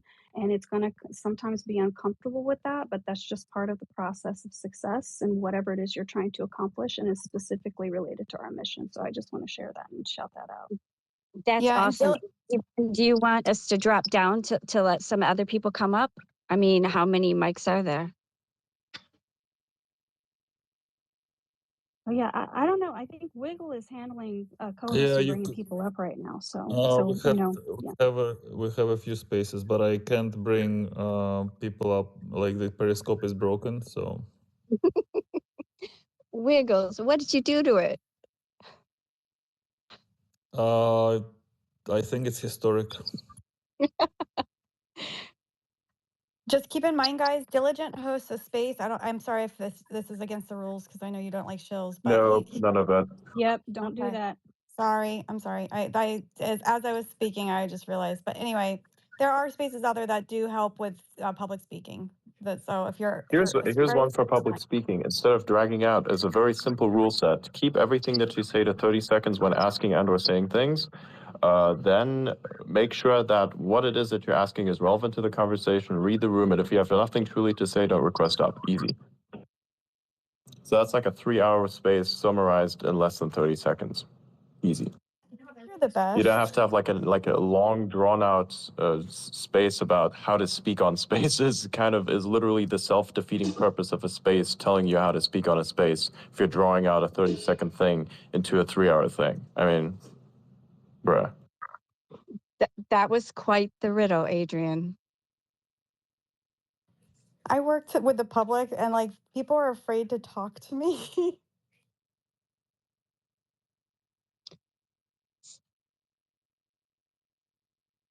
So Yeah. I get it. That happens too when you're a dude and you're like 220 and you have a mohawk.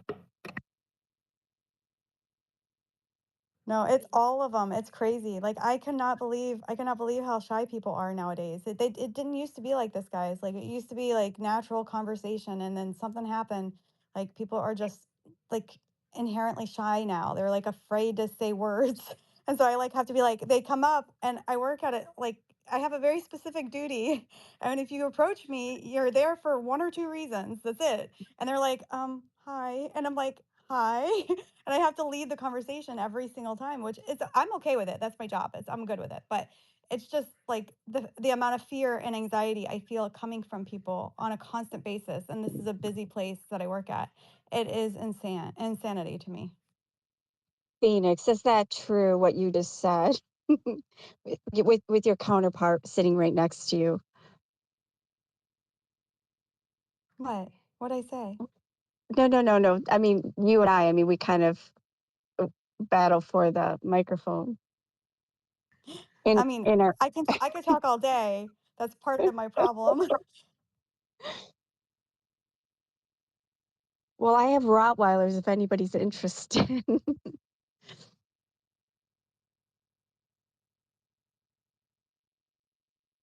Big Rottweilers.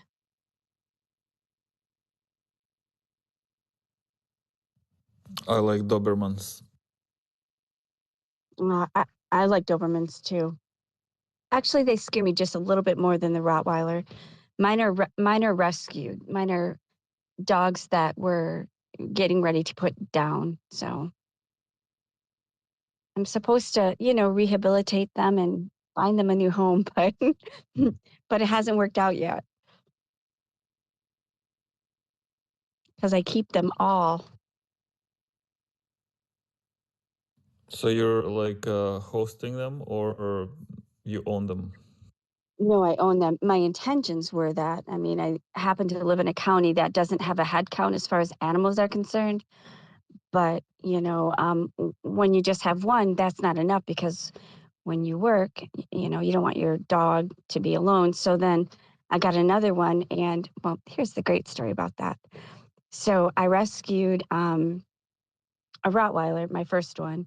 And then I rescued a Chow Chow, and male and female. And I thought I took them in to get them spayed. And I, didn't have a lot of money then. And so I chose to get the male neutered because it costs less than the female. So that all got taken care of. His name was Mufasa. He was a Chow Chow. And he came home and he mounted the Rottweiler, but I'm thinking, well, this is okay because it just got fixed. I didn't know anything about residual or anything like that. And so on Halloween, had 8 puppies. It was the best. Fortunately enough, my mom and dad were, both in the area and dealt, medical, stuff, doctors and nurses and stuff. So they were there to help with all of that. But that's how that all happened. And then in getting rid of, like rehoming the puppies, because I was living in like a trailer park, and I didn't have a backyard. Well, I did, but it wasn't my backyard. And And so in rehoming them in the newspaper, when the people would come to visit, I had an addendum that I had opportunity to visit with that animal and such family for the first year to make sure that they were doing right by the dogs, and everyone signed. And if they didn't, then I would be able to get the dog back. Well, 2 of the dogs, were murdered by cars. And then I did retrieve some of the other dogs back, and they were willing for that. So hence my starting to collect dogs. And now that's been a while, like almost 25 years later. So, and it's pretty fantastic. And I have a nice house with a lot of land, a lot of acreage, so I get to, let them have their own playground. So that's pretty fantastic.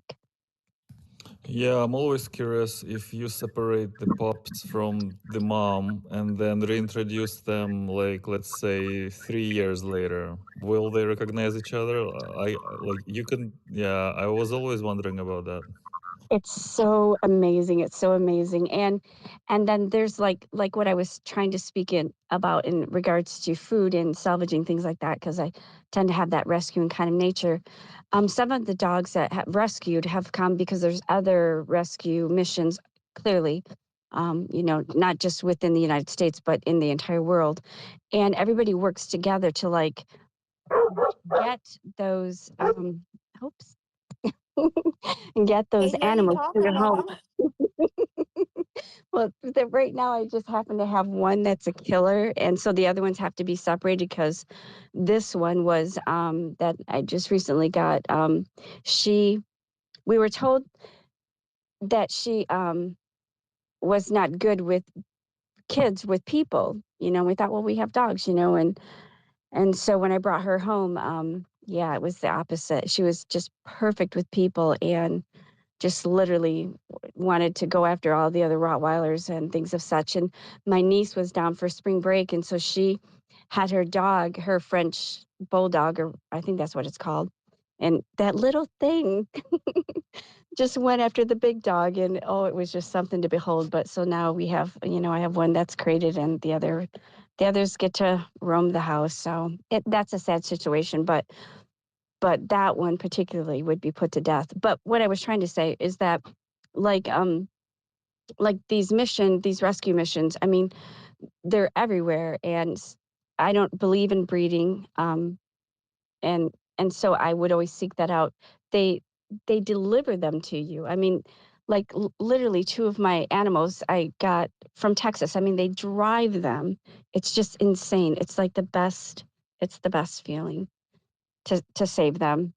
It's just insane. And then I just happen to live in a neighborhood that has tons of kids. So my dogs get socialized with all of their, the children. And then a lot of the people have Rottweilers themselves. So it just kind of, worked out moving to where I am. So I enjoy it very much. Does anyone else besides the gentleman who has the Doberman, like have other kind of dogs like that don't shed? Because that's really what I'm looking towards. I don't have a Doberman, but it's on my list.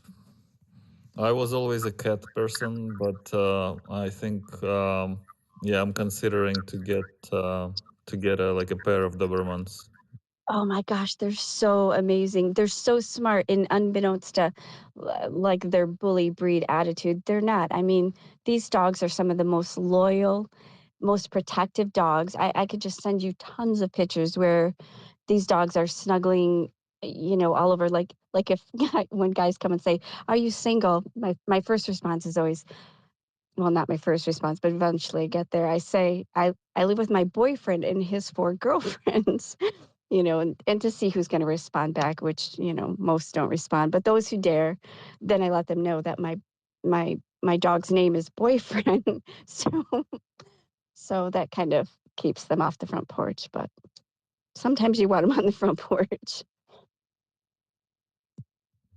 So how many do you have? I have 1 male and 4 females, and they're all neutered. So yeah. And they all rescues? Yes. And what's so amazing about it is that once you have one trained, this goes with any dog, like any puppy. Like for me personally, I always think you should get two of anything, because they play off from each other, and always crate train. Their house broken immediately within 2 weeks of repetition. I mean, it's just finished. So what the one knows, the other ones follow. I mean, they just totally learn from each other.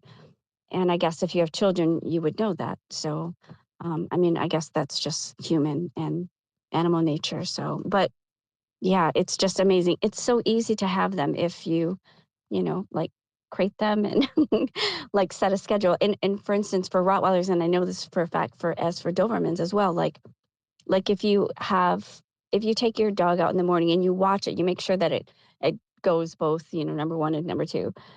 You can leave that dog in your house like up to 12 hours. It will not do anything. I mean, they have the bladders it's just insane. And their loyalty to just want to be good is just insane.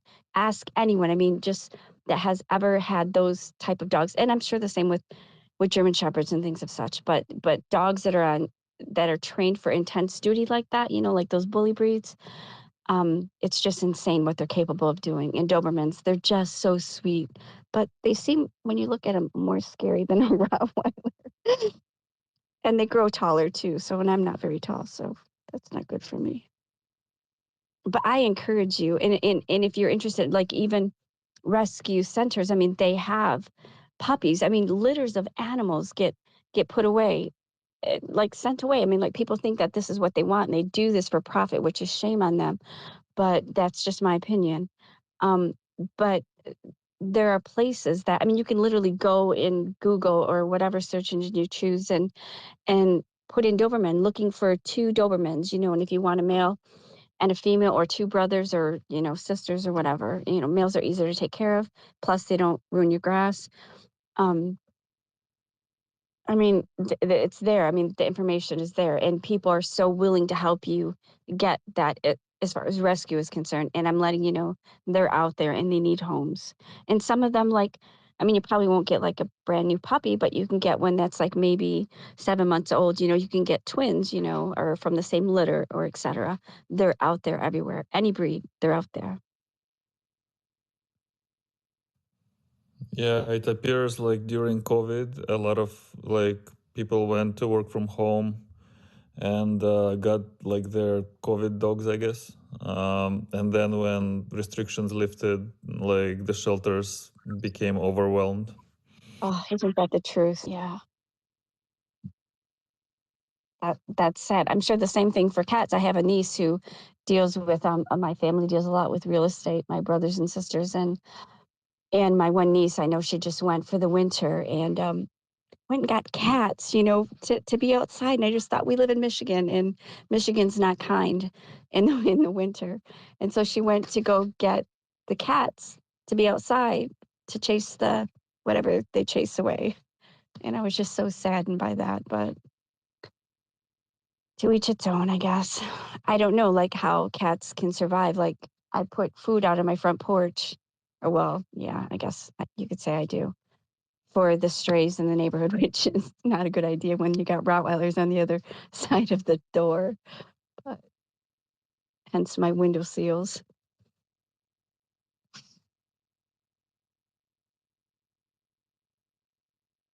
And tomorrow, if anybody's interested, the Detroit Lions are going to be playing football, and Michigan has been killing it as far as football is concerned. So root for the Lions, the Detroit Lions tomorrow, for me, because I need it. I'm not big into sports. I'm so glad you said that. I didn't want to be the one that get roasted. I watch motorsport. I have literally zero time for it. I've devolved out of it entirely. My best way of saying participating in the sport is literally by participating in it, not watching it. I mean, you could do it, but I just don't get it. Then I suggest participate. Nah. What do you like to what play, do you Adrian? spend your time Been there, doing? done that. Not my thing. What do you spend your time doing? This. Hanging out in a space.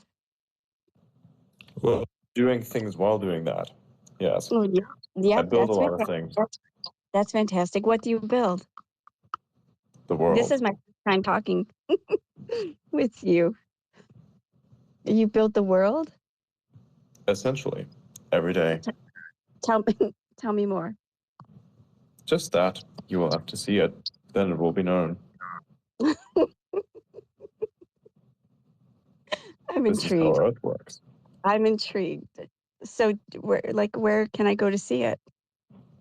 Nowhere. You will see it one day. Will your name be on it? What? Will your name be attached to it? Yes. it's not Or hard. rather, you will know of it, and you will know of no difference other than that one person who could have been able to make it. Who the fuck is this guy? That's what I thought you would probably sum up to. So I appreciate you saying that. The chapter of the allegory of Adrian. Potentially. So do you do bonfires? Hmm? Do you go camping? No. Again, Do you I have no time. do you like do you have children?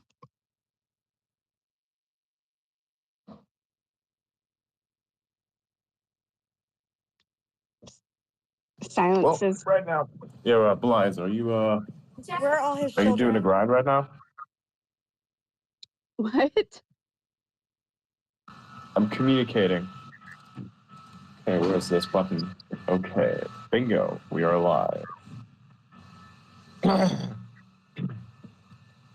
Okay, we're gonna see what else is happening. Okay, finished. That was a lot to clean up.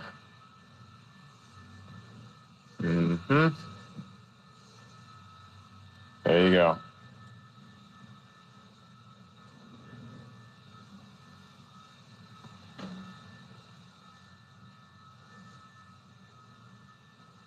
The amount of effort that people will go to try and somehow impact you in a negative way is truly remarkable. If they were to put the same type of effort into something that actually matters, then the world would be so much of a better place. It really would. But unfortunately, it is not most of the time.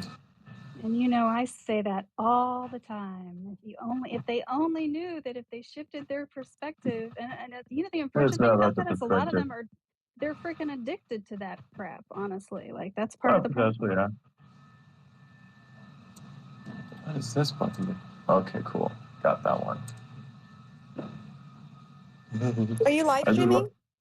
I just love how the X logo is literally just an HTML. You can download it and use it.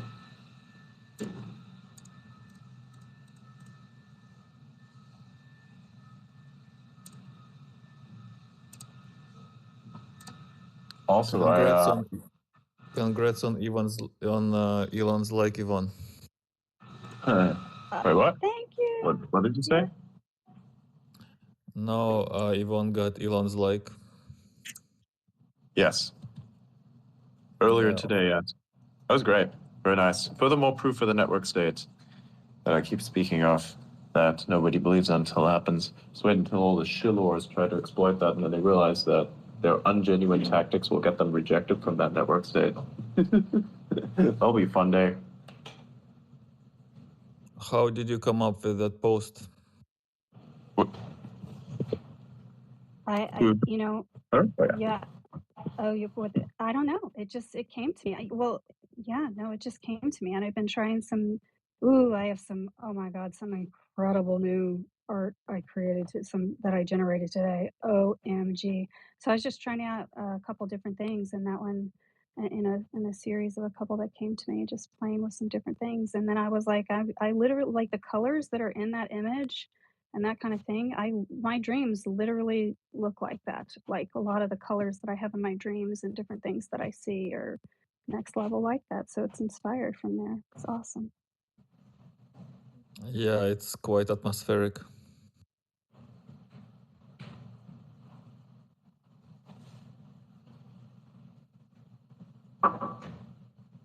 Thank you. I love it. And I'm going to give you a shout out, Adrian, too, because I'm learning, as you know, because I Yes. would write really long. Yeah, it's fun because I love learning. I'm so addicted to learning. But it's interesting to, the interesting thing is having sometimes I would write a lot of longer things, and sometimes that's fun to express myself that way. But now I am finding how wonderful it is actually to express something in a shorter version when you're writing something, and how some of the base takes and stuff like that that you mentioned in doing that. And it's been really fun to see the difference in those particular ones too. So fun times.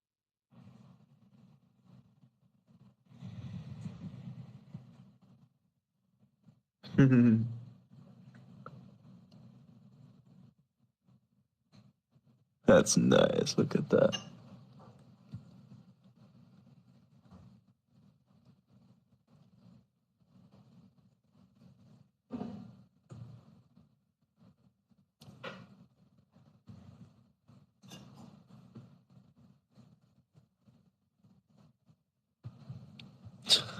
Grandfather account from 2007.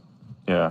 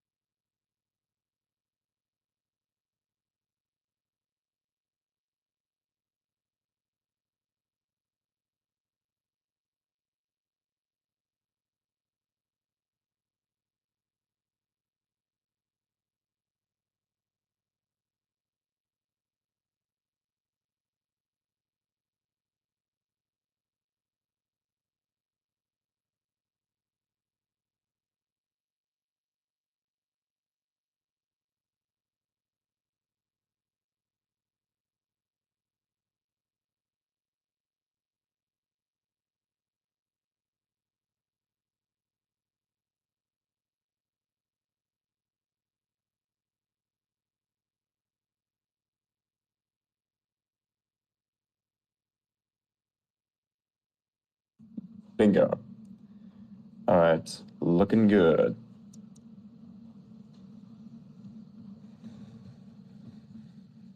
Miley, no. Why did... One thing that I would definitely have to say do not do is try to gamify via the giveaway thing. You want to get put into the crypto bot spam section of X, do a giveaway. Seriously. It fucks up your whole thing. Same thing with engagement farms. And you do them, and then you wonder, why am I getting all these crypto people? Well, because you just did exactly what all of them did, and now you've been added into their network, and now you stay in that network, practically forever. Yeah, it's great. What do you mean by giveaways? You know those giveaways where people say, here, do X, Y, and Z to earn giveaway? Yeah. Okay. Yeah, it's great.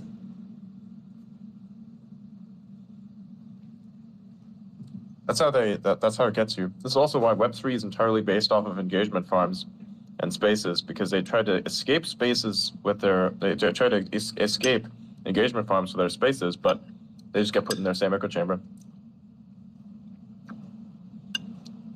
Say the last part of what you just said again, because you said it so fast. I didn't understand what you said.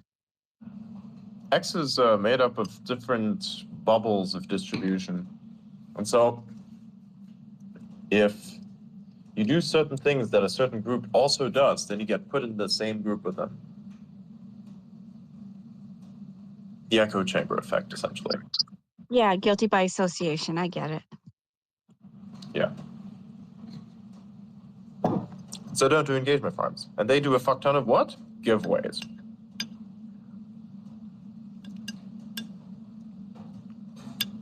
You do what they do, you end up in their network. If you end up in their network, your engagement is done. It's over. You're not going anywhere anymore.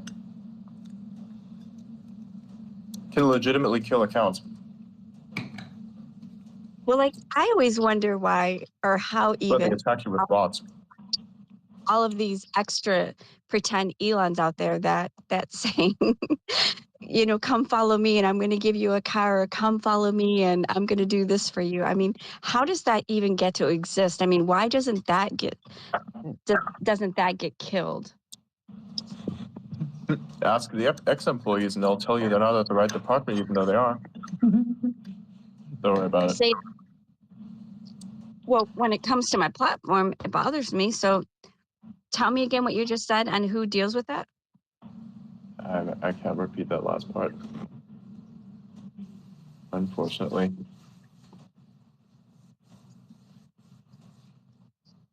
Oh my god, what is this? There are orbs traveling around me now? Lies, I'm playing Diablo right now. Why are there orbs traveling around me? I was starting to wonder if you had taken some mushrooms after all that talk we had yesterday and you're having some type of Oh, no. Usually I chill out when I'm sober. But there are some orbs floating around me and they're multicolored, which makes it so much better. Well, Yvonne, I was pretty sure you handed all those mushrooms out to us this morning. How did I Look do at that? that. Invisible mushrooms implanted in your brain? That's how that happened. Burning halls. Wow, that looks so You'd cool. be surprised the invisible things that are possible. I'm learning quick by all of you. I'm learning so quick. Look at that. The mind is a mycelial network. And the My space character between is so minds is a buffed and looks mycelial big. network. Oh, this looks fucking good. Yo, this dungeon looks awesome. Holy shit. There's like lava everywhere. Nice. Whoa. Why aren't you live streaming, Adrian? What? Why aren't you live streaming so we can watch you play?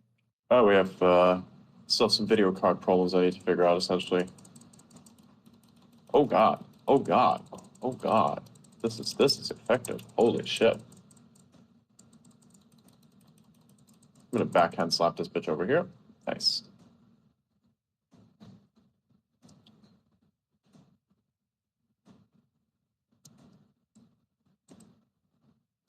Bro, you have to like kill the tortured souls for the loot? Nice. That's totally not morally ambiguous, bro.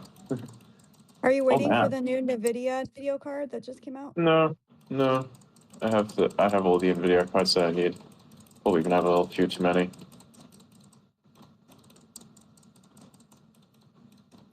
It's not about the NVIDIA cards. Oh, bro. Fucking poison bubble, motherfuckers. Goddamn. Boots of hatred? What? That exists. That's fun. Boots of hatred or something? It's weird.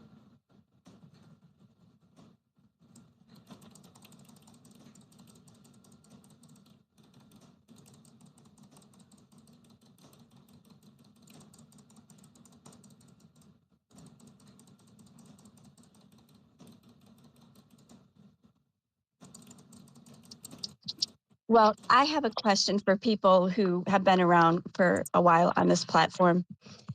I originally signed up for my cousin's daughters because they were not allowed to do it. So I've been on this platform since April. And lately in Spaces, I've been coming across a lot of people with tons of knowledge, which has been amazing as they've shared it for free. But then there's some other people in there that are soliciting their knowledge. What do you do about that? How do you handle that? And did you encourage that? Like encouraging you to go follow them, like into their, like they want to pull you away from Spaces and put you in this program so that you can learn how to do things the way that they think you should learn how to do it. And I'm wondering if I have no idea what kind of places you're getting into, but that sounds like some sort of weird AI grifter thing where they tell you to subscribe to some sort of fucking newsletter or something. I know those people. I blocked all of them. Okay, I mean, would I be wrong? I probably even know their names. Yeah. There's a reason why a lot of people hate me. So just stay in spaces and continue to learn from the people who are sharing their knowledge for free then. Yeah, basically it depends. And knowledge is relative because you can know a lot of things, but not all of those things are actually knowledge. They could also be garbage. Like you could go to some spaces and they say, I know how to give you free energy. In reality, what they do is they just fucking, I don't know how to explain this, but they basically seem to believe that free energy is real, which is not, because you're living in a universe where there's scarcity, right? So if there exists scarcity, how the fuck can something be free? Well, can I ask then a question about this as I'm learning? The purpose of X, I thought when I first got on the platform, which was, I was so excited about my account on Facebook got stolen or whatever it is that you called, someone hijacked it. And so I came over to X because I didn't feel like dealing with Facebook anymore because they were censoring everything. So I came here and slowly indulging. So I still, and I'm learning now that this could be a business, but I'm not understanding that part of it. So how do you learn that stuff and what they mean? Because I'm sure all of you are already there, but I'm not there. And I do have things, that I could do. I have, fitness knowledge. I have legal knowledge. I have things that I could share, but how do you incorporate that? What do you do?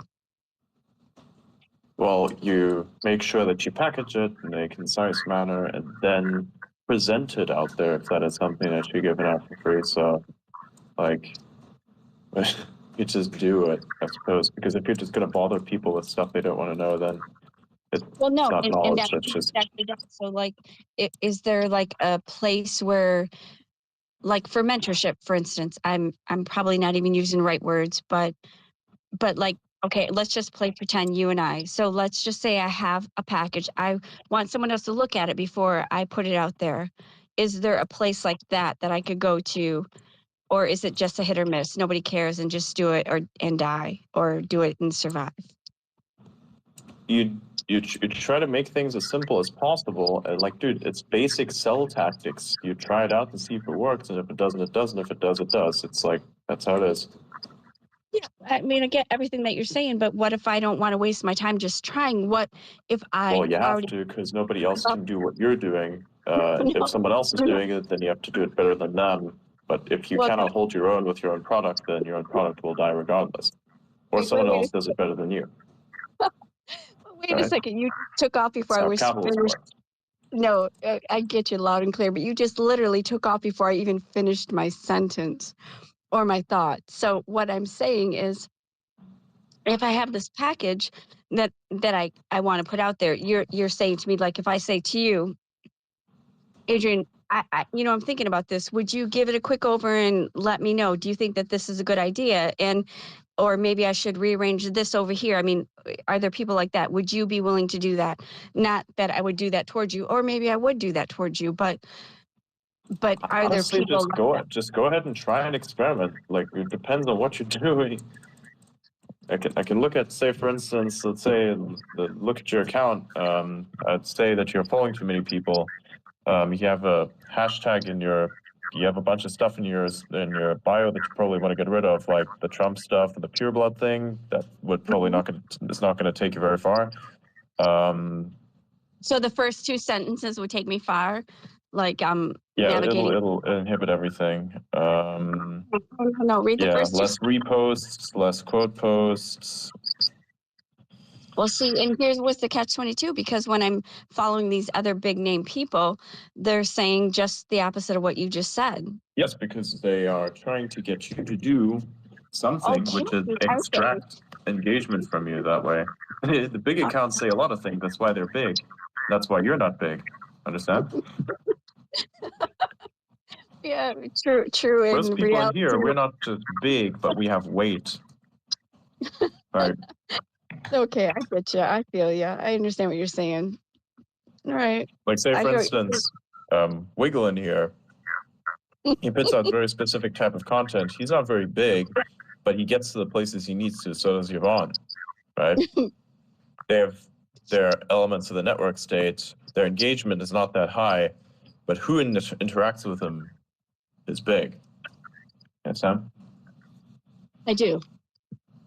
Okay, so can I encourage who's ever in this space to, you don't have to follow me, but maybe every once in a while take a look. Don't do that. That's a nice little shill tactic. You never do that. It's very, very disrespectful, rather, as well. You earn it by providing value. This stuff happens organically.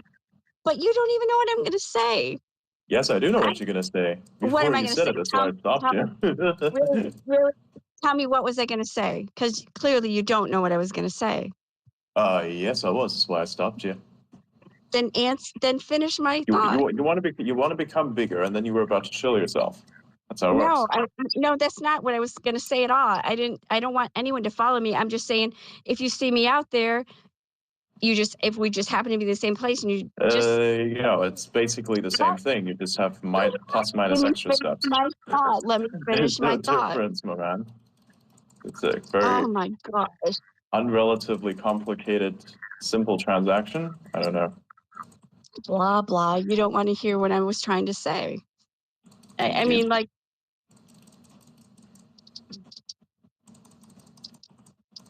Like, for anyone else, oh my god! If you come across, just give me a heads up. Just say, hey, Sherry, I seen that. I'm not following you, but that sucks or that doesn't. I mean, that's wrong to say. I mean, you just literally it's like an inverse shill. It's like an inverse shill. It either has utility or it doesn't. Profile and did it to me. So, okay, tell me how it works so I can do it right. Yeah, just explain to you how it works. You add value by adding value, and then whatever else happens organically or doesn't at all. You don't get big by forcing it. You get big by providing things without asking things. You can ask for things in the end, but that's end game thing. That's like very far down the line. I can ask for things. Okay, I hear what you're saying. But that's after a lot of work. I hear what you're saying. I'm gonna go clean up. I'm gonna go clean up my profile right now.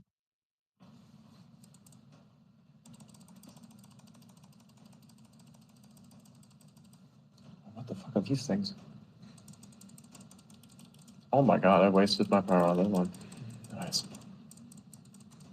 So, Adrian, is your favorite thing spaces? Is that like you prefer that over postings? I do both. I actually do everything.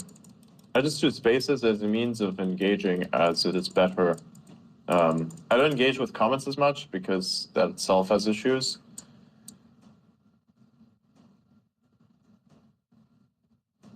Like, everybody tells you go reply guy, but then everybody else also doesn't surface, which is because what you're doing is what everybody else does, which is why it doesn't work.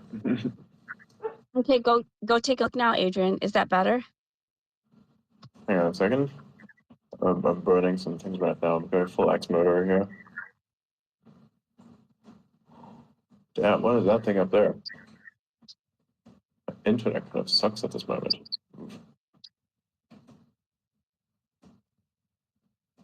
Oh, hello, Scorpions.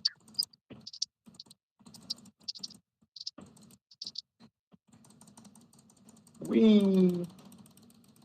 What game is this? I'm really Diablo. annoyed that you're not live streaming. This is Diablo, bro. I'm pretty sure that was last night. Shit. Why is there no pathway down there?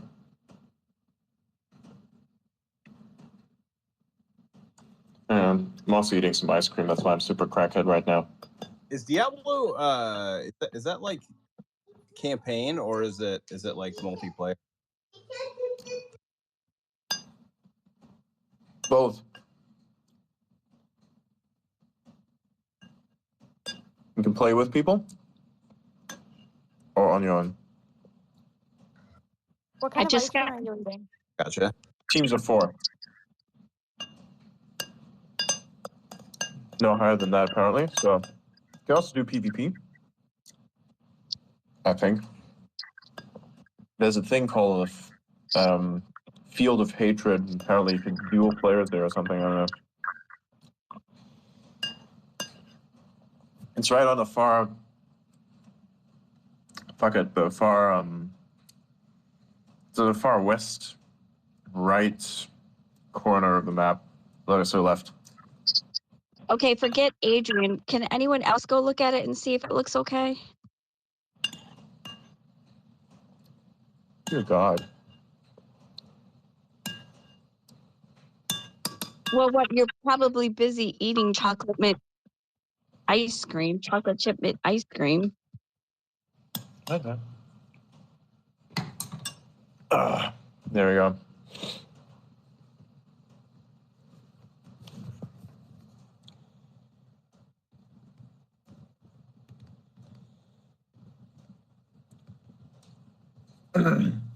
All right, we're gonna do a little something. We're gonna put something out. I feel like it's nice. We had a little cooldown.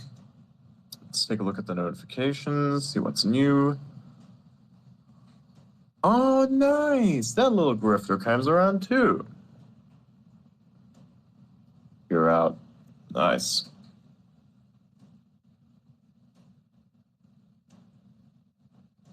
Lamau.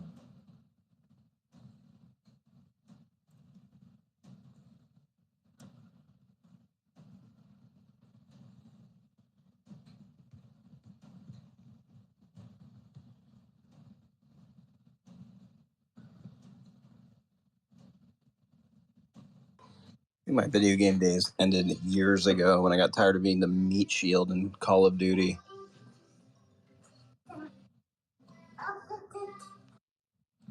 Okay, so let's take a look at that. Okay, nice. Notifications looking good. Yeah, looks all right. You have a good period here. A little messy on the timeline, but looking good. Looking good. Okay, I like that. Check status. What the fuck is that? That's funny. Wow, that's a recent one. What is this one? Yeah, I'm gonna have to block that one. Those bots. Okay, what is this?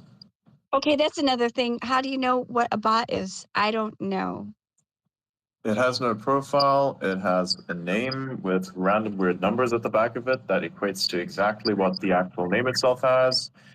Also, it's followed by a bunch of other bots that are unverified. Engages with a lot of weird stuff or has nothing on the profile whatsoever. Like if an account engages with you or just follows you out of nowhere, has like 0 posts and 0 activity, it's obviously a bot. Or what about like if you go to their profile and all you see is all they're doing is reposting someone else's information. Is that a bot also? Straight bots. Straight bots. Yep. Okay. Thank you for that. But did I'll you be go right check back. out my profile?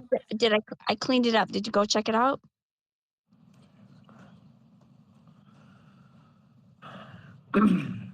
Yep. I gotta hop in a video call real quick. Looks a little better. I'll be back in 20 minutes. I'll see you guys in a bit. Is that better? It's clean now for the first time. That's good. Now you just have to get rid of all those reposts. Well, okay. Because there are too many of them.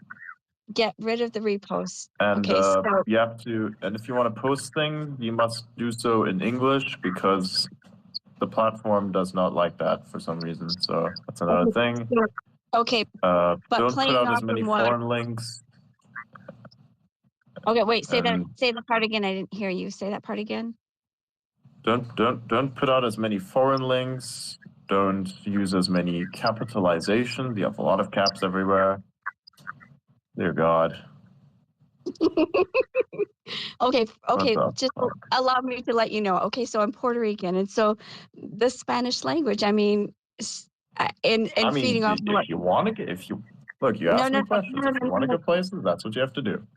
No. I hear everything that you're saying, but playing off of what Phoenix was saying earlier in this space, about, multicultural and things of such. But I hear what you're saying.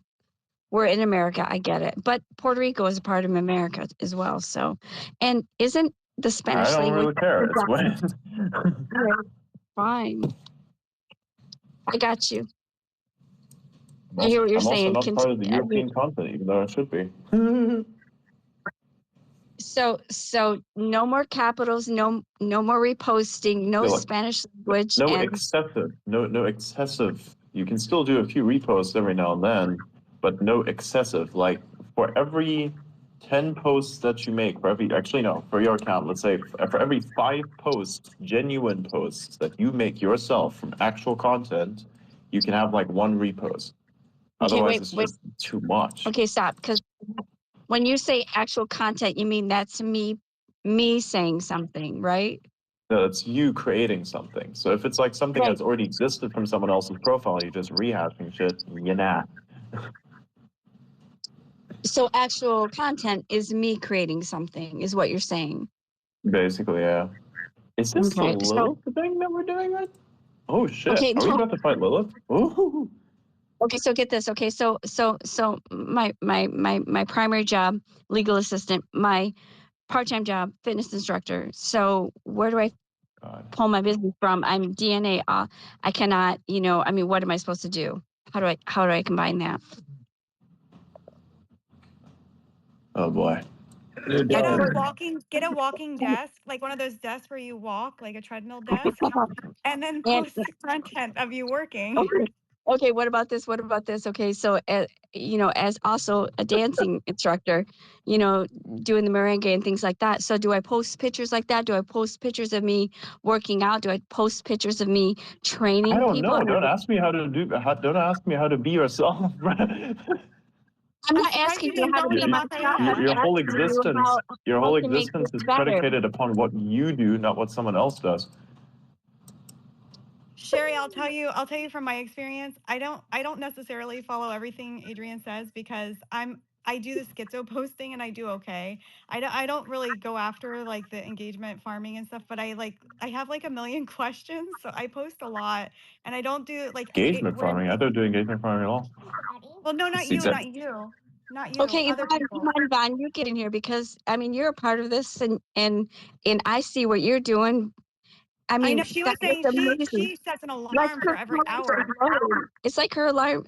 I mean that post that she just did with the baby space person. What? I mean, that Elon. My brain's expiring. Oh, I think the goal is being yourself, genuine, like Yeah, genuinely you can't let portraying anyone yourself. tell you how to be yourself, and if yourself is not mimetic enough, then it's not the internet. The internet's not for you. Oh, you just hurt But you my can come on my face. You can come That's on Facebook literally and how it talk. works. Like, I mean, it's Okay, so what if God is the center of my universe and I want to just talk about him? well, then that's a bit of a problem because that's not going to go anywhere because the types of people that talk about God here are very few and far between in our growth market that is so very limited that it's basically a death sentence for any account. Okay, so what if I only want to talk about war? Yeah, that's even stupider, which means then you are creating a massive growth market, and then one day your account just completely dies once the war's over. That's even worse, actually, because now you're farming off of people's lives. That's why I don't do that either. Literally, I only said that because you were speaking about that earlier, so that Exactly, was where I said don't talk about that kind of weird shit. You can go into some space somewhere else and talk about the war that you're not a part of. Like, all right.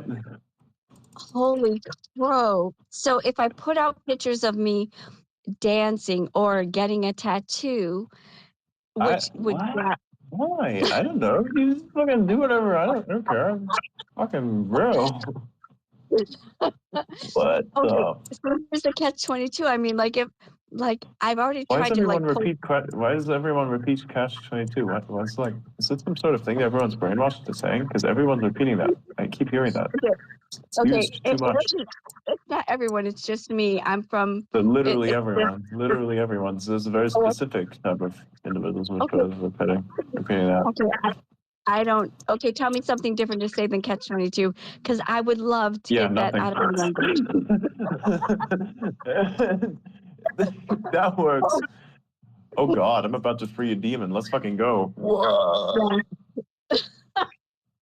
I'm about to take this big ass crystal over here, and I'm gonna. There we go. Okay, I want to see you freeing the demon. Bro's about to get the Walter White fucking meth crystal put up in his ass. Let's go. Sorry about that. No, I'm serious. It's like a huge blue fucking crystal. It's very, very big, and he's about to literally push that shit in there. And what does Walter White's meth look like? Blue, very big crystals. I don't know. That's just me.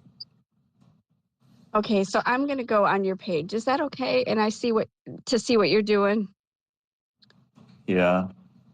That's how you engage. Like you go in and you like find things of people that you like that you've heard on Spaces, and you go look at their page and you kind of scroll through what they have, and you can like what they want. And that's actual legitimate genuine engagement.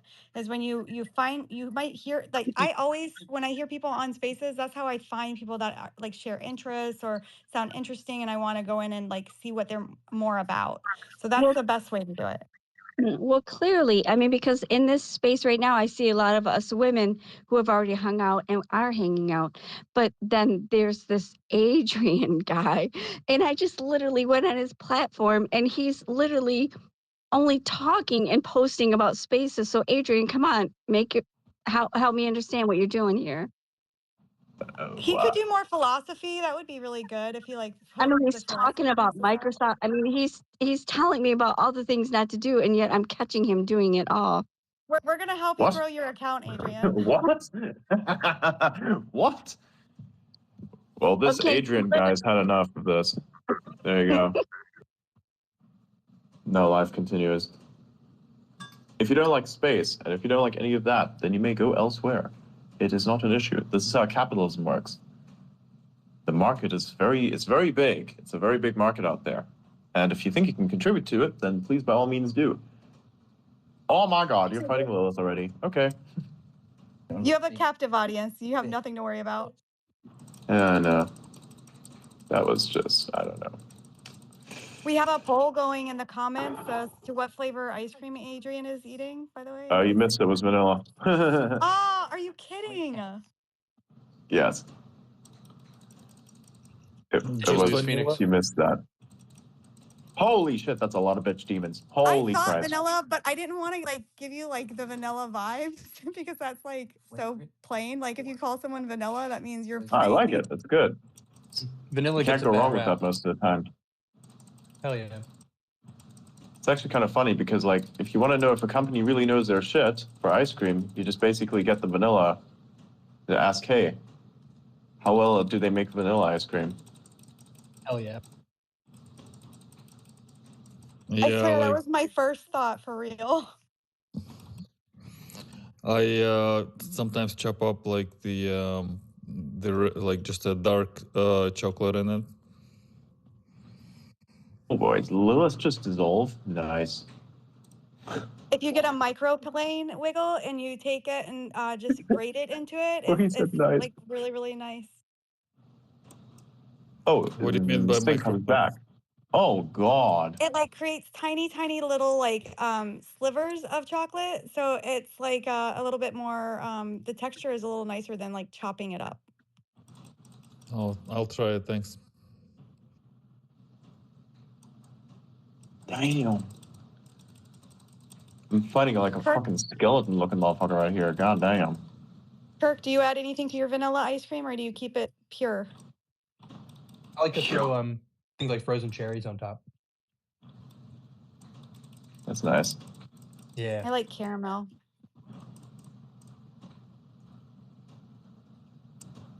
Have you ever had an affogato? Yeah. Oh shit. Yeah, those are like dangerous. My favorite. It's so good. Oh, what's that? It's when you do a scoop of ice cream or gelato and you pour espresso over it, and it's amazing. Like cold espresso, though, right? No, hot espresso, and then it kind of melts down, and it's like a coffee float almost. Why is Lilith destroying her own fucking platform, bro? Seems quite stupid.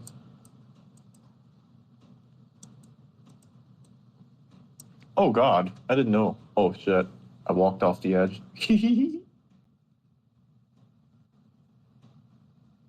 Wait, what? Uh-huh.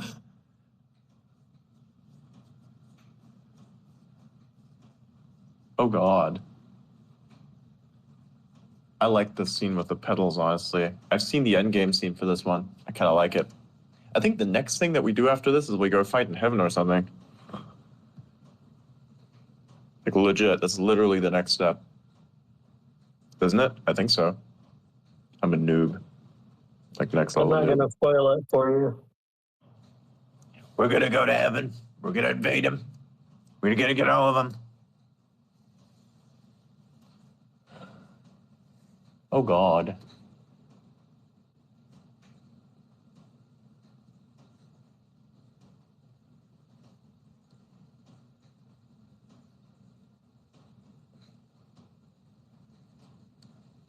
What level you're on? I don't know. I just played.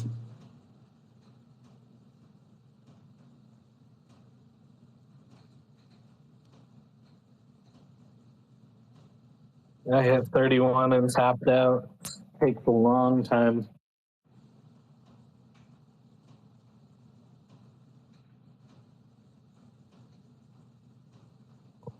Playing.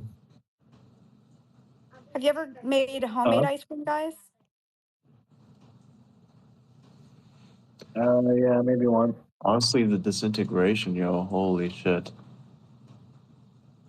Like, this game's graphics are so good. They make like this ball that you can get for your kids. You put in all the ingredients and you can let them kick it around and it makes ice cream. Have you seen it? It's really cool. I saw the machine that makes like ice cream, but it's super. It's not that expensive, but it is like it. Yeah, I was like a little bit hesitant because I don't eat ice cream often, like maybe once every few months. So it wasn't. But you could make it from anything, like Damn, literally what's this thing from over here? from banana. They make one that does like the soft serve now too. They have like both of them. Banana ice cream's a nice healthy hack. Wow, that's a really good ring. What is that? Core skill hits? Wow. Mother's Embrace. Oh, very nice. But I find it hard to make it like creamy. It's still like the texture is not there. You have to I get like the it. organic milk or cream. Well, the banana one I think that Kirk's talking about is like without. That's nice. There's You can literally. upgrade your roll tier now. Probably. What's this do? Oh, I didn't hear. So you're talking about halado, right? It's just banana, I think, and Literally like just mashed banana. strawberry. If you throw it in the freezer, it makes an Yeah. approximation of ice cream. Oh yeah, that's how you can I make some wonder really if, nice ice cream. Totally. I wonder if stirring in like some coconut milk might add to the creaminess.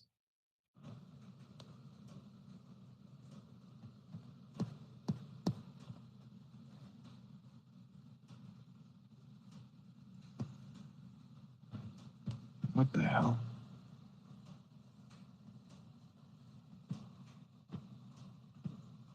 Are you guys What? playing too? Wiggle, Kirk, are you guys playing the game? Andrew? No, he plays Quake, yo. I play Quake, yeah. I've been playing taking a Borderlands. break. Right I'm now I'm cooking. playing Dinner. I don't, unfortunately.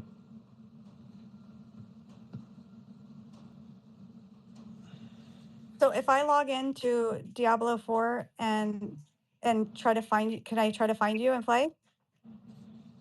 Potentially. Or do I have to be on the same level as you to play? Not really.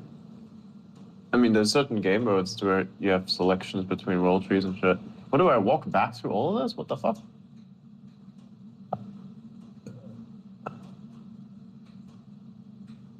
What the hell?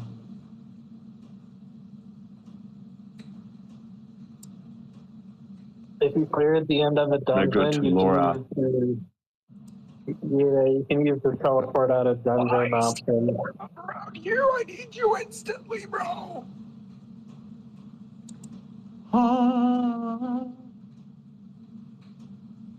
Which Diablo are they on now? I remember that coming out when I was a kid. 4. I'm on 4. Yeah, this game is 25 years old. It's just like XCOM. Yeah, it's great.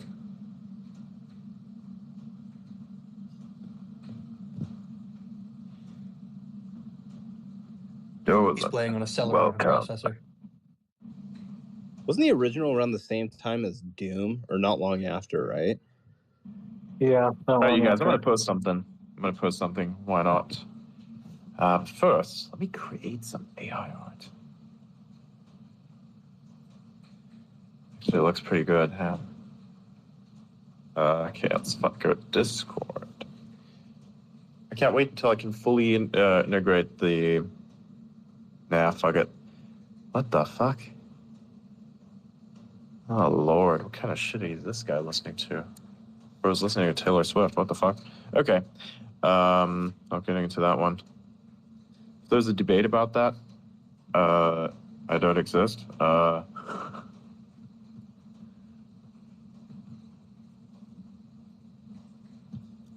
Actually, let's take a gander at your man.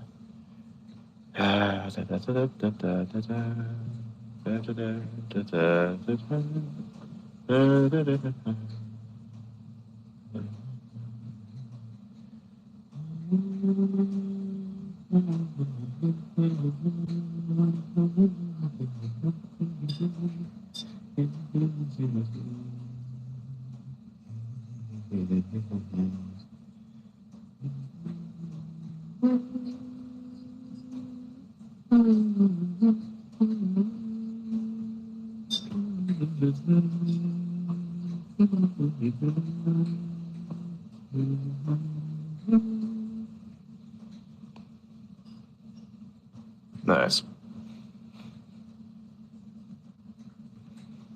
Wow.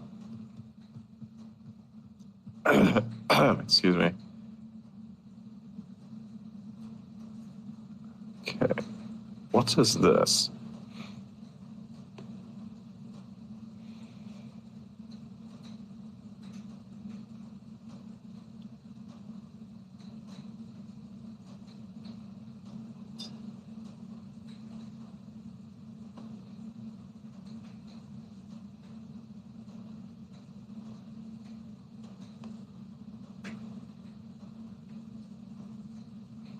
Oh, wow.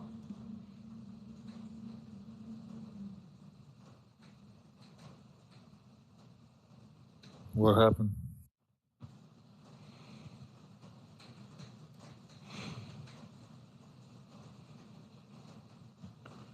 What is this? I'm just looking at stuff.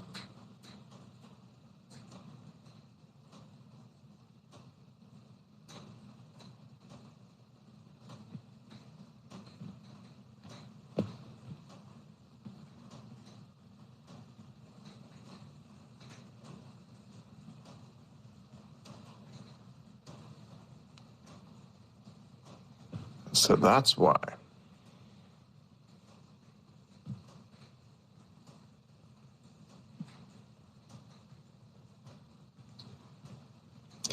I just can't get my head through it.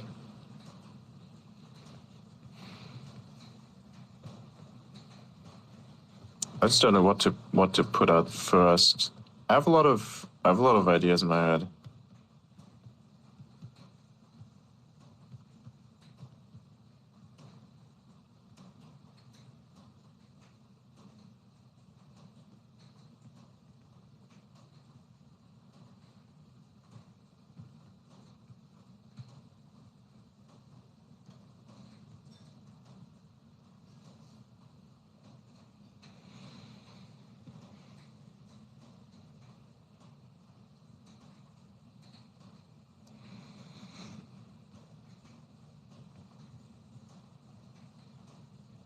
Oh, wow.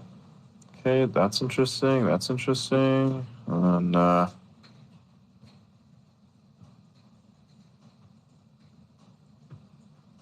it's crazy. I would need a reverse on that engineer.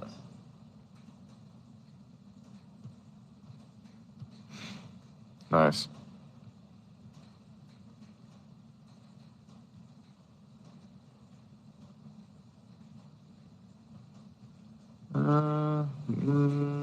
No, not good enough. This is what, like, I'm trying to figure out how to make this work. AIs, damn it. Midjourney is interesting. Midjourney is like a dance. You try to get what you want, but you also have to dance with it a little bit to actually get what you wanted. Right, so that's interesting. So we will arbitrarily take this thing over here. Oh, that looks nice. Okay. No. Okay.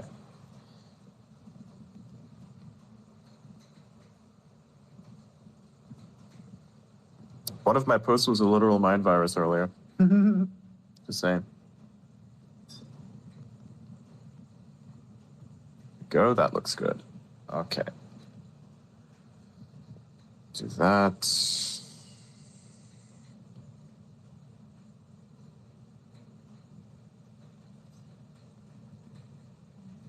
There we go. Then with chaos function. In Midjourney, if you use chaos function, the output looks a little different than from what you initially had put in. Just gets more creative with what it is that you've given it. Basically, it's like you are the one who is leading the dance. Now it is the one leading the dance. And sometimes it can get a little too creative, because if you select maximum chaos, then the whole thing just reveals its training data.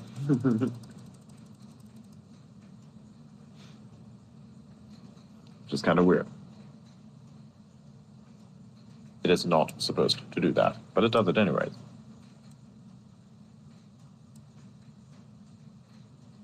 The fuck is this guy? Damn, this is a big bitch.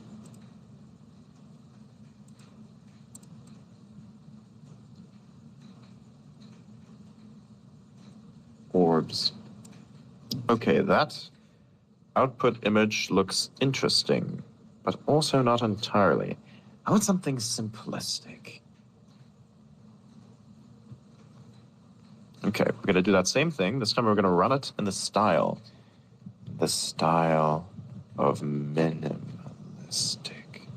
space. There we go. Now later we're going to upgrade that. Actually, I'll take a look. Style minimalistic space, and then we're going to add some other modifiers on the end of that give it some realism.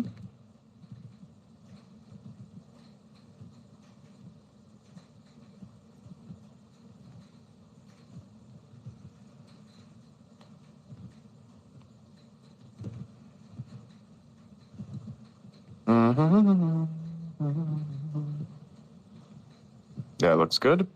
Under. Nope. QHD. Done. So we're going to give it 2 different inputs and see what happens. All the while I'm playing Diablo, which is probably going to... Damn, that guy has a really good sword.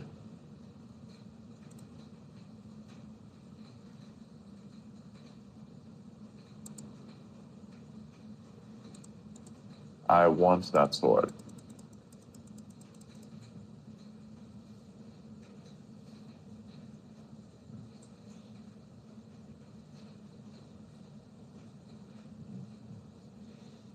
It's a nice one. Looks like a scalpel. Wow.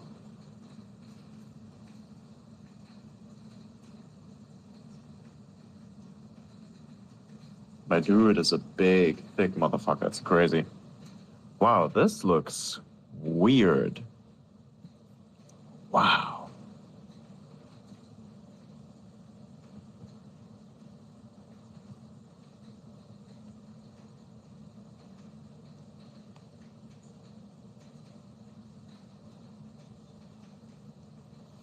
Damn. That looks all kinds of strange, but I like it somehow.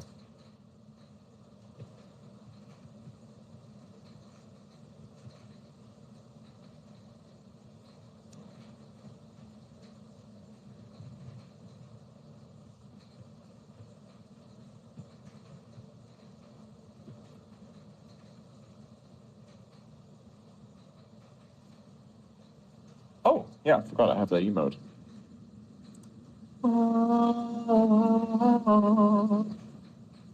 You know, when we have video on spaces, I will show you what things look like. Where the fuck do we go next?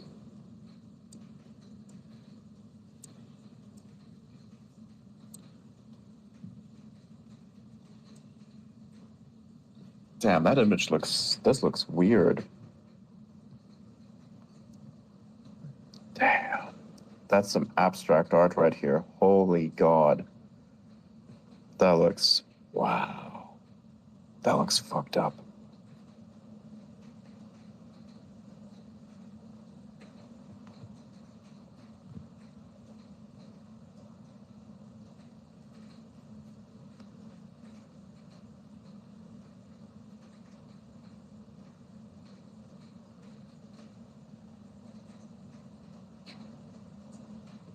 Looks kind of haunting, but yet beautiful.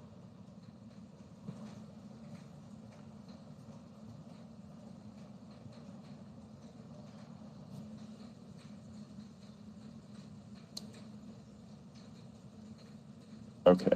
Damn, that looks good. I don't know why it gave me noir outputs. Doesn't make any sense, but it looks good. I don't know why, but it actually looks good.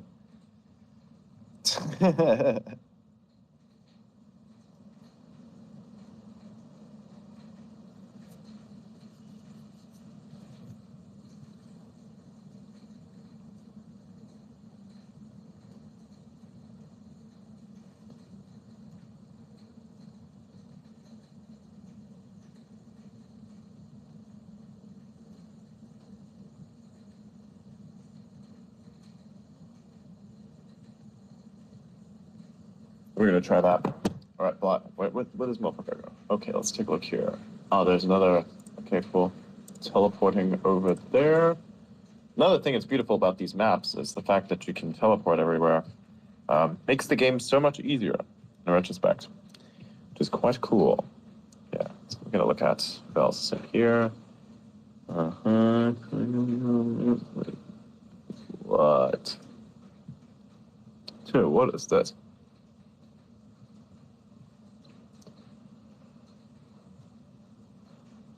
Haven't seen you before.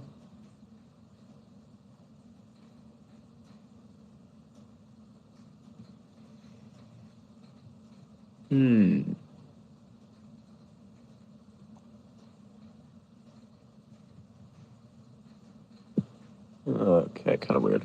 What is that?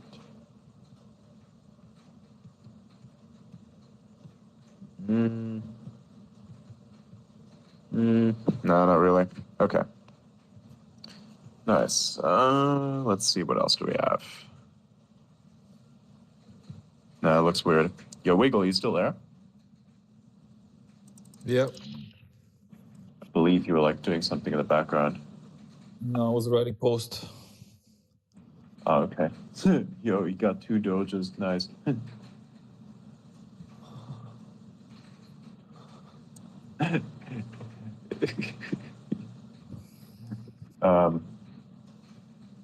There's a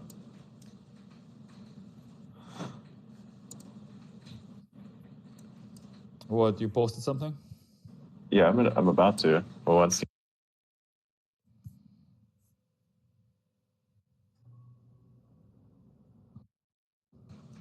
the image generation finishes, if it looks nice.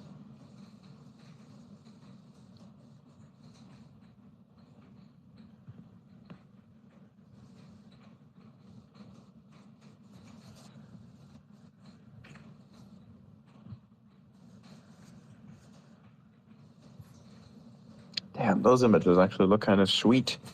Not gonna lie. Looks dark out, but it is nice regardless. Let me take a look here. Ooh, that looks good. I wonder if we could terraform the moon reliably. Probably not.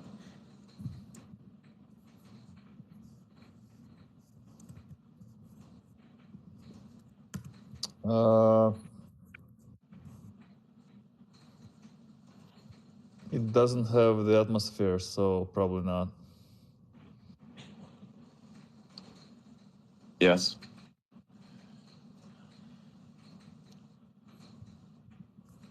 No.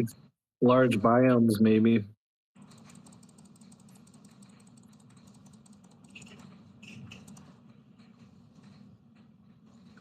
There's a legendary power. Oh, that's travel. Okay. Where's enter? Ah, there it is.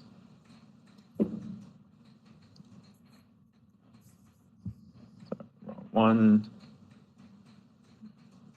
Enter.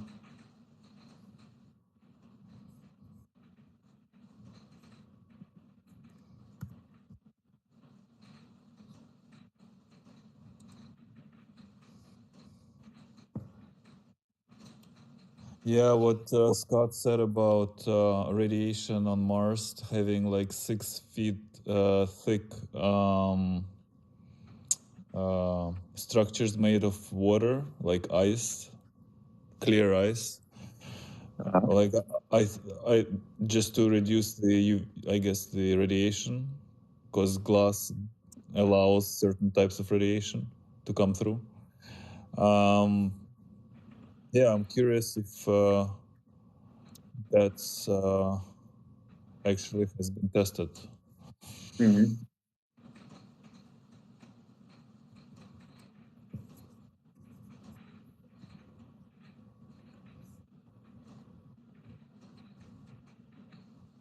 Damn, that looks good. Resistance, all strats. Ooh, lucky hit chance, maximum life. Yeah. Adds. If core skill hits more 4 more enemies. Ooh, cool. That's pretty good. Nice. Also have this thing over here.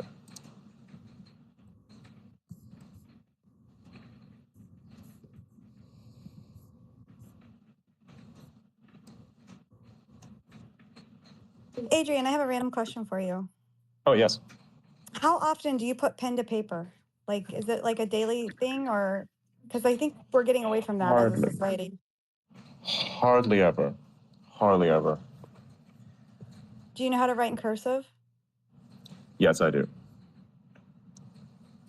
I mean, I don't forget how to write Oh, thank God. necessarily. My signatures are shit, but yeah, I can write.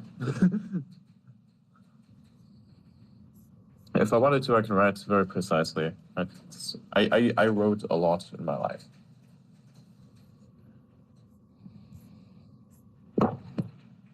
Yeah, a second. Those are... Yeah, my handwriting's complete rubbish unless I really slow down because I've had a couple boxers breaks. Mm. Do you feel like the information comes out of your brain like smoother when you're writing or typing? When I'm writing something via paper, I feel like it's easier. Same. Like when I have used to... like when I have something that I need to write because I'm in a space, for instance, and I'm trying to like think of a point and I'm coming up with a base take, I just write it all down. I think like in my 20s, I used to take notes all the time, and now I'm just at a point where I kind of just commit key points to memory and extract the value I need out of a given like dialogue and then apply it to whatever I need to action. Mm-hmm. It's like you used to have pages upon pages of notes, and one day I woke up and I realized, you know what, if I distill this shit down to its essence, it's 3 lines.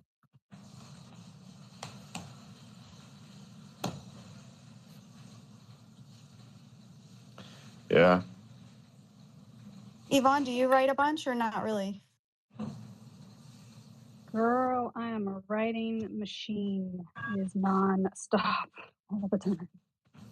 I could tell by your posts because they're so thought out. I was like, I could picture you write it in a journal. Yeah, I have well, I write like all kinds of things. I don't really have a journal, but I'm like, yeah, it's literally a nonstop flow of things coming out. But then I also like write creative things, and again, a lot of those come from my dreams too. Some of the ideas I get for stories and stuff like that. Writing is freaking fun. The only bummer thing about writing, but it's kind of also very cool, is I can't have any kind of I usually can't have any outside noise. Like I literally drop and dip into the zone where it's almost like I'm outside of my body sometimes when I'm writing. So it's kind of hard. It's awesome though, man. It's friggin' awesome.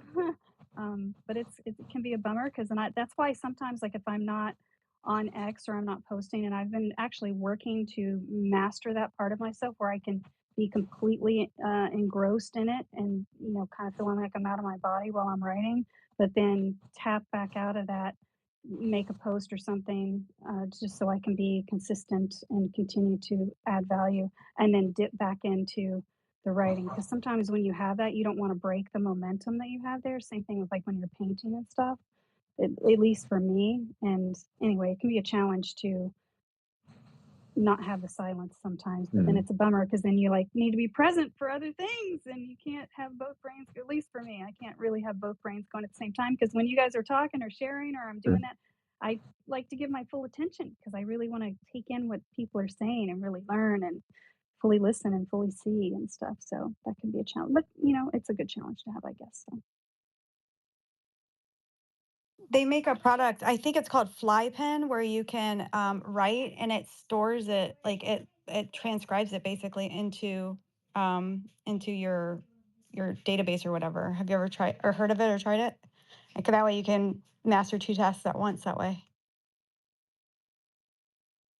What do you mean with that? If you mean if you're dictating what you're trying to write or something? It's connected. It's a pen that you write with, and it transcribes it essentially to text. So it stores it as like a document. I think it's called Fly Pen, if I'm not mistaken. I had gotten it for my kids a while back to try out because they're in virtual school, so I kind of look for those little tools like that. Oh, but so when you meant writing, sorry, I just immediately went to like writing, like I didn't know you meant like handwriting. So I mean, yeah, because I mean I write by hand for sure, but I'm so much faster when I'm typing, whether it's on my phone and my notes or something. Like an idea comes to me, I use the notes on my phone like religiously. It's like crazy. But then also I like to feel. I think that's the artist in me. I don't know what it is, but like I like to feel the keys. It's like when I paint some things, I like to make the paint really thick and stuff because I like to feel the texture of it. So when I'm actually writing, um, depending on what I'm writing, I usually use my keyboard because I can just do it so much freaking faster. But then sometimes I'll do like vocal dictation. It's so fascinating how like different days at different times and depending on what headspace you're in. Like sometimes when I'm documenting a dream that I had or something like that, because it gives me ideas for other things, and then sometimes they're just wicked and I want to remember all the details because they're so specific and cool ideas and stuff. But sometimes I want to dictate it and describe it out loud, but because there's so much detail in it that I don't want to miss anything, and then I'm recalling as I'm doing it. But then sometimes it's weird. I have to not speak and I have to write it from that part of the brain instead of speaking it out loud. Because if I speak it out loud, it's a different headspace or something, and it won't be the same potency as when I do it in the silence. I don't know. It's fast. That's interesting. Do you find one's like when you're doing technical stuff and one's doing when you're doing creative? Do you find like if you kind of like look back, do you think that some of it is like left brain, right brain thing? Well, like when I'm doing technical things, like if I'm writing an article or something like that, I don't usually dictate that out loud. So like when that I usually will just write it out. And then sometimes I'll type something up and then maybe print it out, and then I'll because I don't know, and then I'll end up writing on the hard copy of something depending on how long it is. So I think when I'm doing like technical things, because I am very meticulous with that and I want to be really specific, and because they're words, and you have the dyslexic thing too. I mean, I don't flip the letters, but I do have dyslexia, which is probably why I'm so visual. But when I'm writing things like that, I have to write it that way. But when I'm dictating something, say from like a dream I had, or like if I want to see something like a film scene or something like that, that is rapid fire, wicked fast. And that's when usually I'll dictate that out loud sometimes, because I want to have all the nuances of all the specificity of the details that I had. And that's more of like the creative thing, because I'm literally seeing all this stuff in my imagination, in my mind, and saying it out loud and describing it. So it's more of a creative process there. So yeah. That's interesting. How about you, Adrian? Wait, what? Do you like find that if you're thinking in a creative mind space that you have to do it one way compared to like in a technical sense another? It depends, yeah. Also depends on moods, I'd say as well. If I'm particularly pissed, I tend to generate some really profound stuff for some reason. I have no idea why.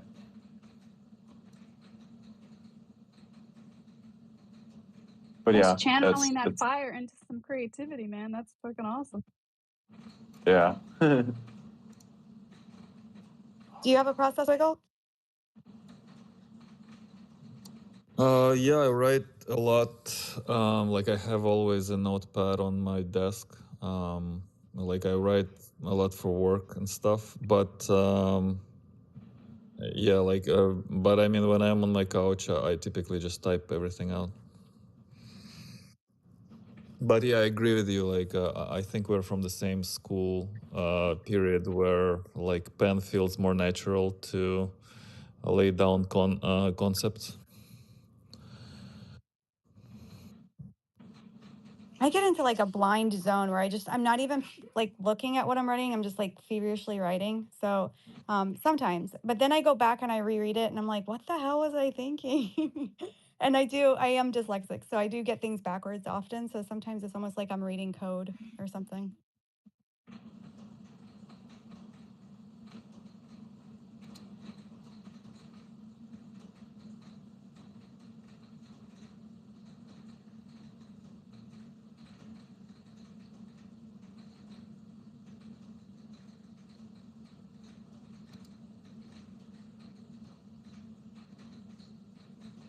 How about this helmet over here?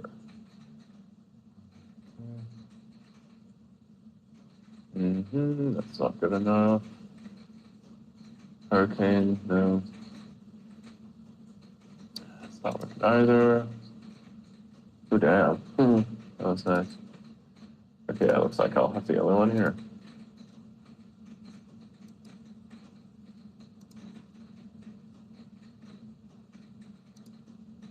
Extract aspect, let's do that.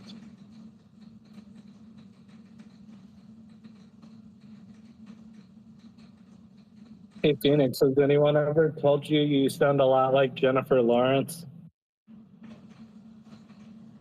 How do you know I'm not Jennifer Lawrence? I'm definitely not Jennifer Lawrence. I'm just kidding. Nice. Definitely don't follow me because you think You should become Lawrence. you should become the Jennifer Lawrence parody account, you know. The psyop's very real. Yeah. Don't listen to him. It's a trap. Lincoln, is that you? She's from the Hunger Games, right? Lol. Yeah. That's right. Her personality, like when she fell, I think she's the one that fell at one of the award show. I'm like, that's totally me. Like it is definitely how I would behave at something like that. I'm the goofball. Could be literally.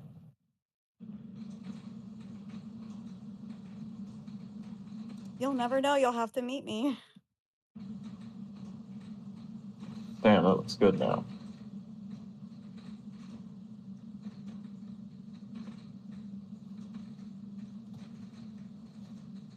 Yeah, I just looked her up, and I think there are some similarities with your avatar.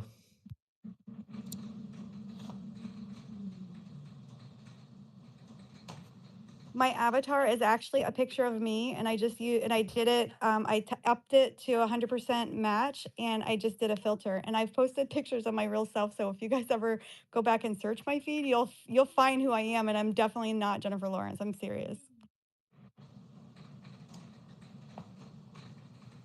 Sounds like a good way to throw people off. I would love to meet her though. So if anyone knows her, to connect her with me, and then maybe she and I can argue like Sarah and Catherine. That would be fun. Oh, by the way, I got a post coming. You guys are gonna like this one. It's an undone post, actually, but it's a redone because I had to put an image along with it, and I found something that has a nice symmetry to it. So everybody get ready. We got one coming out. Is everyone ready? Everyone got those buttons ready to go? Yep. Let's fucking do this. Posting.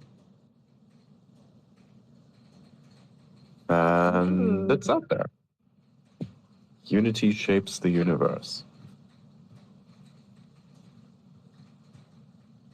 Love that.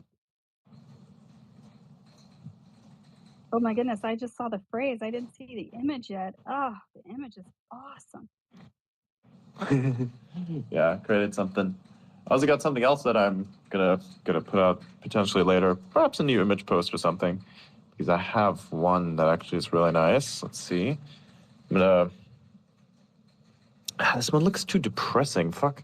Why does it keep generating this stuff? It looks terrible. I guess minimalism is not a good aspect to use for this. Yeah. Dude, meanwhile, you It's gotta not. share that with us so we can see the difference. Do you mean dark like dark just like blah, or dark like it's not as bright as you want it to be? Yeah, it's not as bright as I want it to be. It's like it's got this it lacks the soul, you know, it lacks the soul that you normally have along with that. Yeah. Ooh, that's a feeling thing, man. I know you know that because you have that gift, but like You can't just like it's always you can't just like post anything, right? That's what a lot of people say. It's like, oh, if I was X, Y, and Z, I would post X, Y, and Z. And it's like, yeah, exactly. That's why you're not X, Y, and Z, because you post X, Y, and Z. Right? It's an interesting little side effect. It's comes to the time you're trying to figure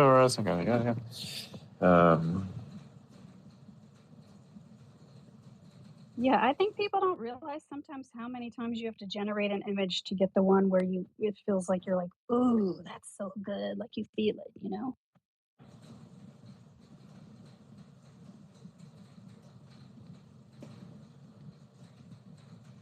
Oh god, that reminds me the first time I generated those Star Wars Dolly inspired styles, and like I just got attacked by all the anti-AI people, and I was just like, yeah, that was fucking hilarious.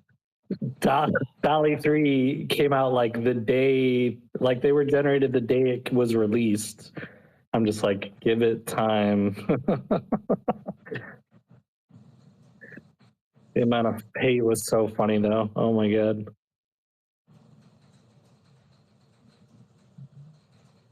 Meanwhile, I'm gonna freaking call out Wiggle because I have discovered that he apparently also got a like from Elon. I mean, Adrian, of course, you're always getting them. You're getting replies and everything.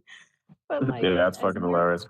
I know it's freaking awesome. But I remember when you got your first like, it's just so awesome because now it's like channeling to the rest of the team, which is so fun. And I want to know what's the one that you got a like on? I want to see that puppy. Oh yeah, thanks. It was actually just some info, like what is it called? Like infographic. Infographic. Yeah, thank you. Yeah, it's about SpaceX launches. Let me see if I can dig it out.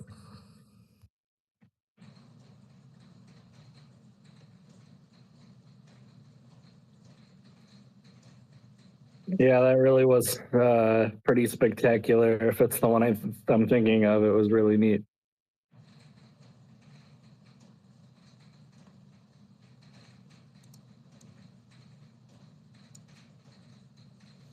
Yeah. Damn, that moon looks good, kinda, but not really.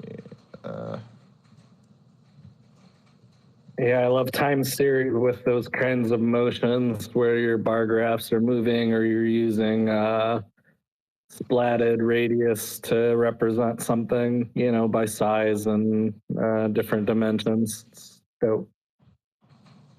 Ooh, you're getting me even more excited about seeing this now.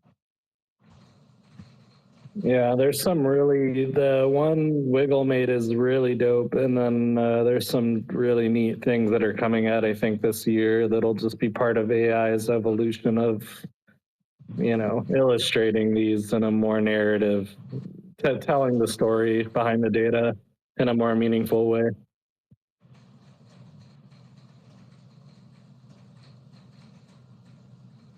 like so many ways we can slice and dice dimensions in metrics, you know, but it's like it really is something different to be able to narrate something out of the information.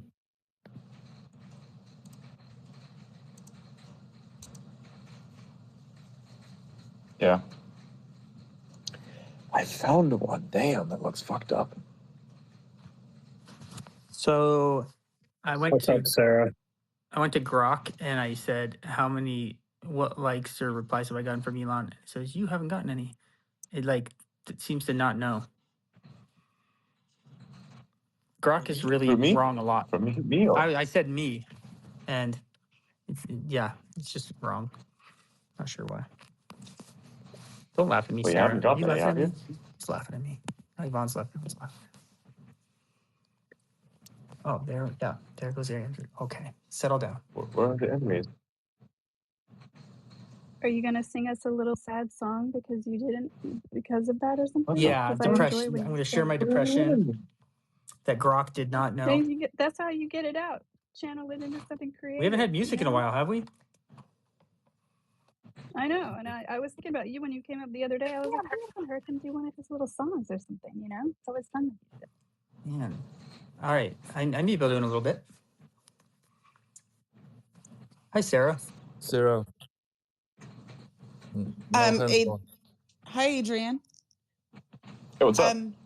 I wanted to tell you it's some bullshit that I have to sit down in the request for 5 hours waiting for you to bring me up. I mean, what, you don't pay attention to people here?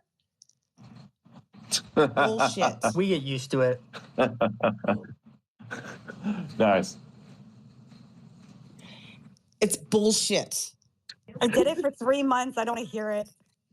Quite the contrary. Nice. We were talking about how we're going to take over the world with you. With me? Yeah. Oh, I have no interest in really the world. I'd make everybody everybody would be required to wear a uniform and be aesthetically pleasing. I'd be some dictator. You'd all hate me and try to kill me. Sounds like the World Economic Forum. Oh, sorry. Yeah.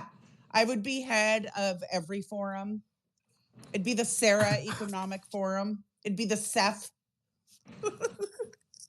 I don't know Sarah well enough, but I wonder if you're drinking. Okay. I don't drink. Thank you. Don't spread that lie and rumor. Meth? Whoa. Seriously? Seriously, buddy? No, not seriously. See, right now you're on the good side of me, but the bad side is very dark. So keep it up. Okay. Dare ya. All right. That challenge. I don't know what's going on right now. Just challenge accepted. The monkey wants none of that. I can't tell if you're just sarcastic or there's part of you that's serious and scary. I don't really know. Good humor. There's always truth in humor. But there's no truth in you. Oh, there's truth in you doing meth? Wait, what? Wait, what? Well, see, that wasn't funny, what you said. So there was no humor there. Okay. Wow. Touche. That's a good one. All right. Thank you. It's always a good one. Want to say hi to my girl Barbara down there and Kim. Lol. Barbara and Kim have probably had their hands up for 6 hours, and Adrian over here doesn't pay attention. It's because he's always busy doing 3,000 things. The guy does not relax ever. This is true. Until, of course, you meet me, and then I'll have a beer with you, and you're going to find me I'm like a really chill dude. Yeah, when are I you want going to to chill be. out? Or are we going to just chill? We're going to have a Diet Coke together. Nah, fuck a Diet Coke. I'm not going to drink cancer juice, dude. Oh, really? But you'll have a beer. I have standards. You and your Bud Light. I mean, gross. That's like cancer beer. Yeah, that's the cancer juice in a different can. I see what you're trying to tell me here. Yeah. Yeah, see? Good stuff. At least if I'm going to die of cancer, it'll be with a good old Diet Coke. Well, hey, at least it's better if you're drunk, right? I don't know. Wow. I don't drink either, but... I kind of guess Adrian's like a Blue Moon or a Stella Artois kind of guy. Am I right? A what? What, Stella Artois beer or Blue Moon?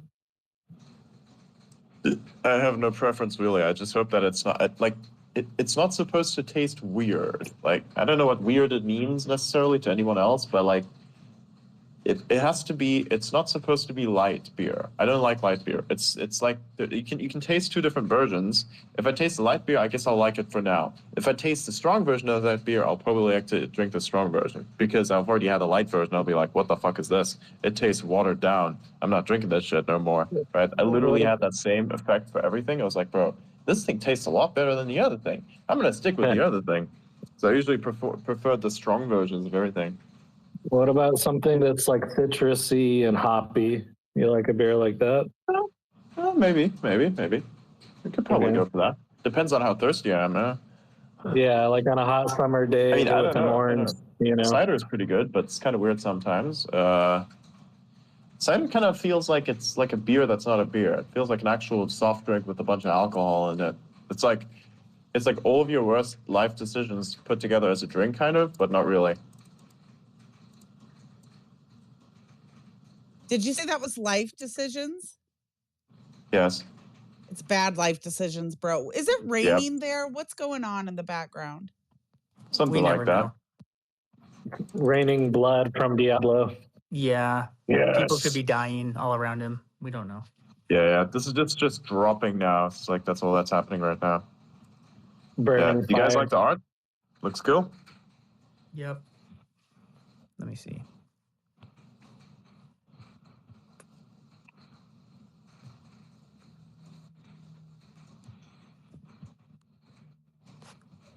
Adrian? Interesting. Yes. No awkward silence. Oh, wow. That's a nice animation. Oh, God. Okay, no awkward speaking, Adrian. No awkward speaking. You're about to bring all of that out. Just can't You're about to bring all of that out. Just Like, can't wow. win. Who invited mom? Sarah's coming in cracking a whip. Wow. Wow. Did you just call me Adrian's mother? No. That'd That's be weird. since you guys had a call yesterday, video call that was sketchy. You made it sketchy, bro. It was perfectly fine, right? Hey, right, Adrian? bro has a name. Yeah. But you can call me bro. That's okay. I only learned the ladies' names. Men aren't that important. How do you know my gender? Feminism. Thank you very much. Feminism. Wow. Assuming my gender. Gosh. This is definitely going to diversify the audience. I like it. Wow. What I'm going for. I just decided I'm not doing any of my kids' socks. I'm putting them all in a thing and they can go through them themselves. I just want you to know that because it relieved a lot of stress. I hate doing socks. Thank you. The trick is to just buy all of the same sock. I thought of that, then you man. get to go. That sounds too military, Dad, and I'm not into that. Nah, Or he's bro, gonna that's put the a way to sock in go. it, literally. Yeah, that's the way to do it, man. I know. Yep, I it thought is. about that. Like dad hacks 101. Yep. Yeah, exactly. Not a bad idea. Crackhead level dad hack is putting socks in the microwave. Wait, what? Yeah, don't do that. We're not going back to that. No. I'm Adrian, just saying. that's Take the abuse. tinfoil hat and put it in the microwave. I agree with Sarah on this one. It's gonna turn into a smooth sphere. Definitely don't trust me. I mean it. Yeah. Don't trust me. Your microwave might melt Wait, in what the do you mean don't trust process, but Don't tell me Yeah, I trust hear you. those I kind of footsteps. trust you. No, I don't hear a thing, kids bro. don't try this at home. This cutscene. I'm starting to get the rage. Sorry. Sarah, when do I get to hear about one of these Cabal Spaces things? When do you do those? Meh. They just start them and they do them when they want. I don't know. Okay. Bro, my fucking character looks sweaty as fuck. Lincoln, I've been catching them like midday. Alex launches I up just his realized face. what I said after I said it. Okay. Sometimes like early afternoon. It just depends. Wait, that's the end? Okay. Wow. Yeah, the end Hey, have of you the ever- game is kind of uneventful. Have you guys watched until the end credits of Minecraft? You ever watch that? Like the end credits, the whole thing? And I mean, Didn't don't know there were skip towards the end. credits. The whole thing. We're not 12, Adrian. Here we go, Nobody here we go, has here we go. watched it ever. Exactly. Not That's one why person. you have the achievement. My But 12-year-old yeah, I did. mean, I discovered it by accident. I was literally just like, I put it there. I was like, nice, finished with the game, put things down, went to eat something, came back, game finished, and I was like, oh, extra stuff. Cool. I achieve without achieving. That's so fucking meta. Yeah. That's an interesting name. Atypical G, bro. What about AGI? No?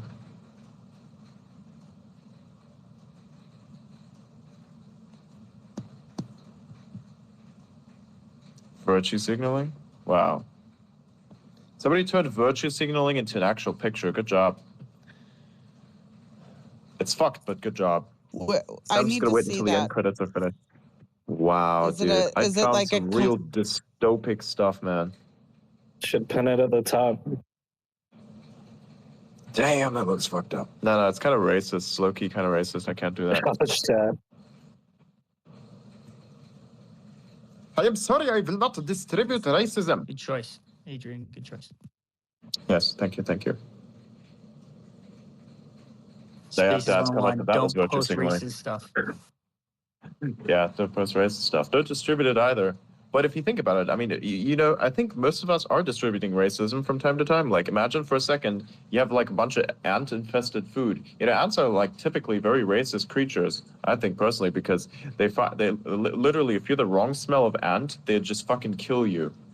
It's crazy. Good throwback. By the Hey, way, Adrian. they're dying. So if you like carried them around, are you not technically distributing racism? Adriana. Oh Christ, yes. When you start answering to it, it means you accept it. Thank you. I was just looking. I was just looking at your X News Weekly Twitter account. It looks really cool. I like the graphics. I love it. I'll totally take credit for it. I mean, it looks awesome. I really like it. It I think really we can meme does. it into oblivion. I think we can meme it into oblivion too. Okay, in what way? How do you meme that? Memeing into oblivion. Infinite value. I can do this, but I'm gonna wait first before that happens because somebody has provided to us the means by which this will be accomplished. So thank you very much, by the way. You are the absolute best. I'm going to tell you who that person is. Hang on, let me find the likes. Yeah, find the person. Yeah. If it works, it's going to be awesome. Called a D-Haven AI. So, cool stuff.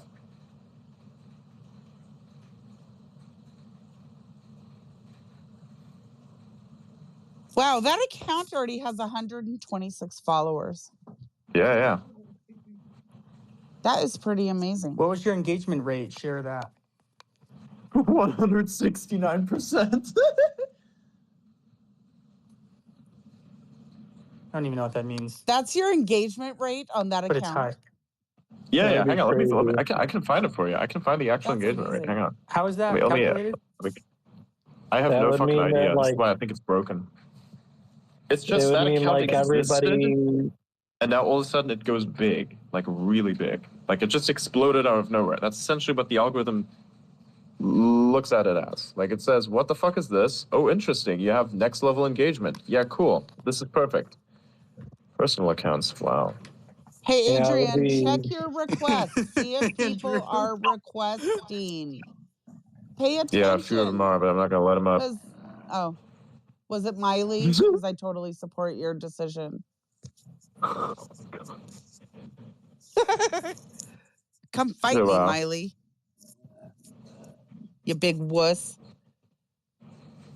It would be like everybody who saw that page interacted with it 1.5 times on average. That's crazy. Oh, wow. Gotcha. Now check and see if that wuss smiley is requesting. You requesting, Millie? Melee? Melee? Miley. Mooly? Mooly seems to have worked. I know. It only takes one.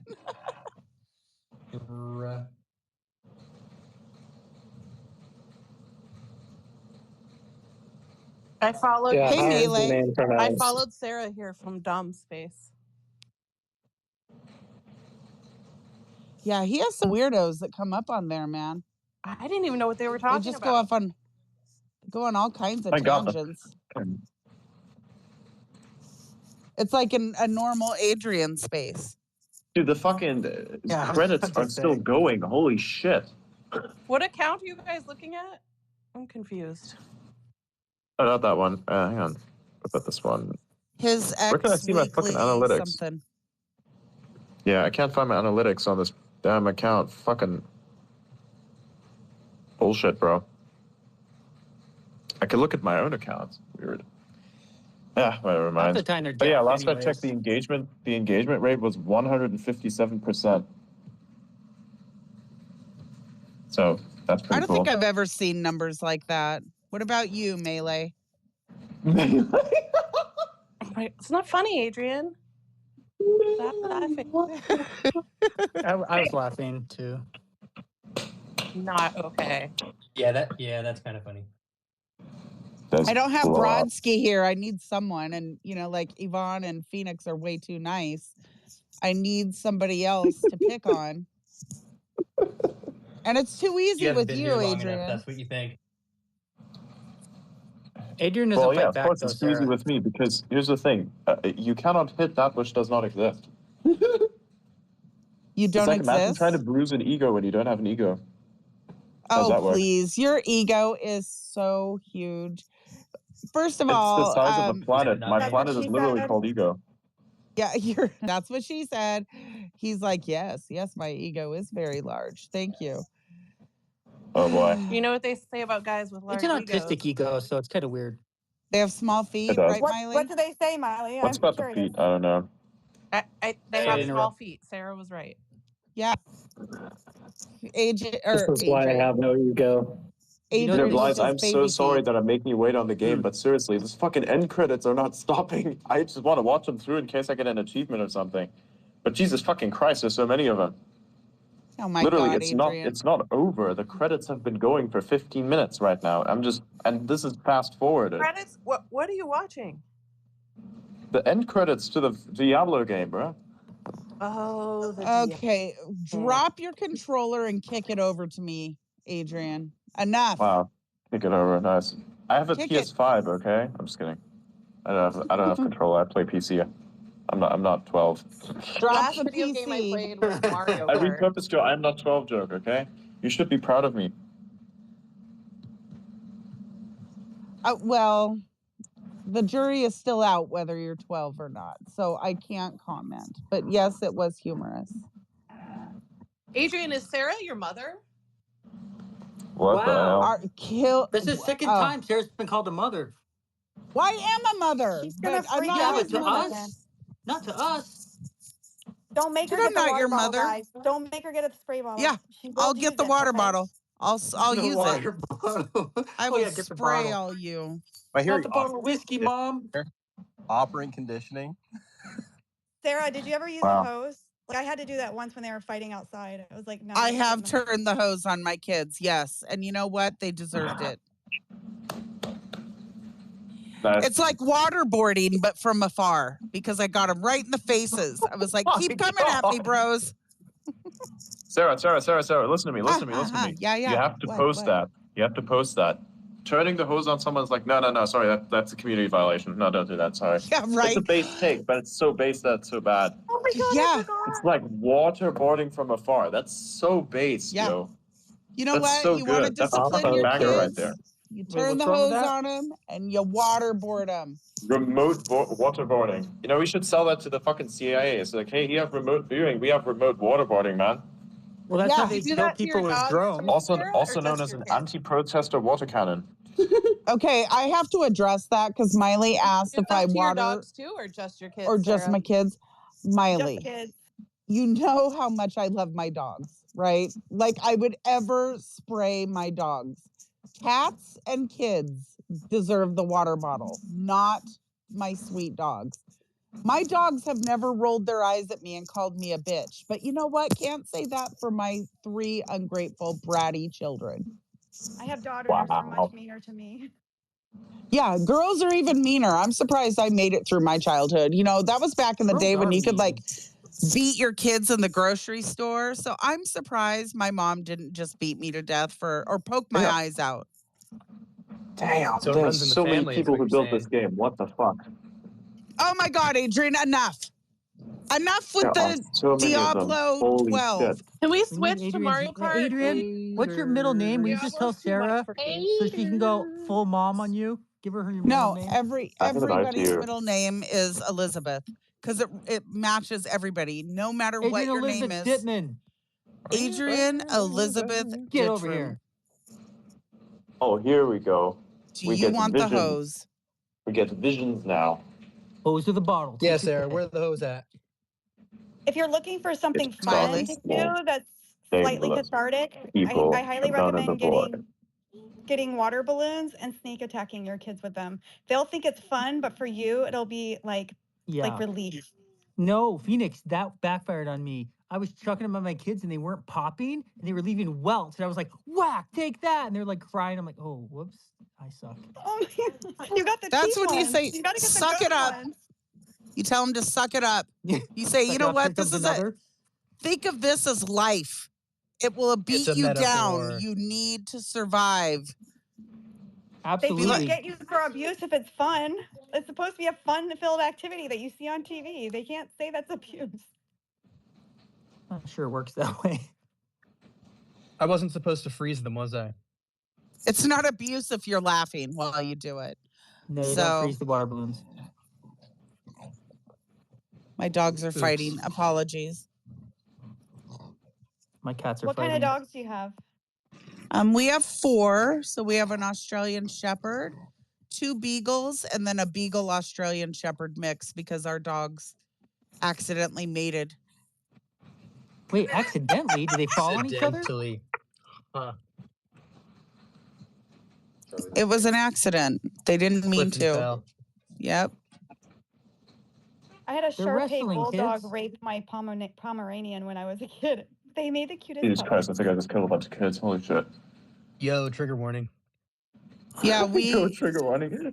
we had our 50-pound Australian Shepherd somehow impregnate our tiny little Beagle. That was Kirk. And she only had one giant puppy. Yeah, Adrian, the can we Pomeranian switch to had 2, Mario but they were so Kart? cute. I don't play Diablo. Nice, so I can skip the campaign stuff. Cool stuff. What do we do next? Mario Kart. Hey, what does this guy do? Nobody has Nintendo. That's like the old school stuff. What? I have a You Nintendo bite your Switch. tongue, Phoenix. I have a Switch. Hell yeah. I'm holding Let's a go Switch to the top right of the now, mountain. And you must, and I'm waving it, sir, annoyed. you must go to in the your top of the general mountain. direction. You must find the goats on top of the mountain. You must fuck the goats. Sorry. Are there Hey, what? dogs? Are there dogs Whoa. in Diablo? But now that you said they Oh, fuck hey, we have to go over here. Lives, Sorry, follow me. Let's go over there. Let's go kill something. My Melee, stop asking about the game. He needs to stop the game. Miley, I mean, shit. Fuck. You can, if you run the druid class, you actually get to use melee. It's like, hey, Miley, can you get me the melee thing for the, and yeah. Just call me Daddy. And you get to be a werewolf. You get to be a werewolf too. You know that? You can transform yourself into a werewolf. Adrian, Oh I my turn God. into a werewolf every full moon. Yeah. This also explains why all the conspiracy Okay. theorists are so active during that period of time. No. You know what, Miley, not shaving your legs monthly does not, you can't just call yourself a werewolf. Stop being lazy, get a razor, shave those legs. Wow. Crying out loud. Sarah, when I promoted this, you got upset. Now you can't take my line, okay? Oh, yeah, sorry. That belongs to Phoenix. Credit Phoenix. See? I credit people. If you don't comedy, wow. If you don't credit people, Miley will come after you so fucking hard on her timeline that you'll wish that you would have given somebody credit. It's actually true. This part's the rest of You know what? What the hell? Fuck off, Miley. I'm gonna watermark my waterboarding of you. Is that okay? Can I watermark that? No. I'm gonna watermark my water bottle. Welcome to the lava lake. Somehow we are not dying as we're walking over it. 39 minutes? Bruh. So that starts in 39 minutes? That's fucking straight bullshit. Okay, what areas do we have here? How dare this game be unrealistic? Hey, we haven't explored this place over here. Let's go. Fucking let's fuck around here. Click. Realm power collected. I didn't collect no realm power. Okay, let's go over here. Wait, are you and Andrew playing together? No, not me and Andrew. Andrew just keeps wanting to do a hardcore, but I'm not wasting my time like that. Okay, there are more creative. There are more creative ways to engage in futile actions, and that is not one of them. Okay. Sarah, should we get Diablo and start playing? Just roasted his entire gameplay strategy. Holy shit! I'm so sorry. I'm gonna take a poll on Adrian and have people guess his age. 0 to 10. My age is 465 years old. 11 yet. to 16. That's why I'm not matured enough. I'm 16 to 22. 16 to 22. Okay. Now you're the next level. I'm convinced. Can you please refrain from calling me daddy unless you're over 18? If you're between 16 and 18, you can't call me daddy. I call people daddy when I'm a fucking boomer, okay? Adrian is totally 16, Miley. That's disgusting. I'm reporting you. Wow. I don't let them call me mommy until they're over 50. That's weird. Whoa. That Phoenix. Oh, you can't get away with that, girlfriend. Holy shit. That was so spicy and naughty. Dang it, I missed it. Yeah, she wasn't talking to you. You missed this? No, I missed what she said. I thought people did not like the cloud farming, so now everybody likes the cloud farming. Okay. Wait, what please. What? How is she clout farming, you weirdo? Farming? I don't know. You tell me. I don't know nothing. I don't know shit. I can't recall. You know what? Oh my God. Sarah, they think I'm Jennifer Lawrence. But whenever somebody shit talks you, there's a nice little inverse shit talk. You know, if you really want to get out of the situation, just say you don't recall. Because, I mean, I really don't, though. It doesn't work on me.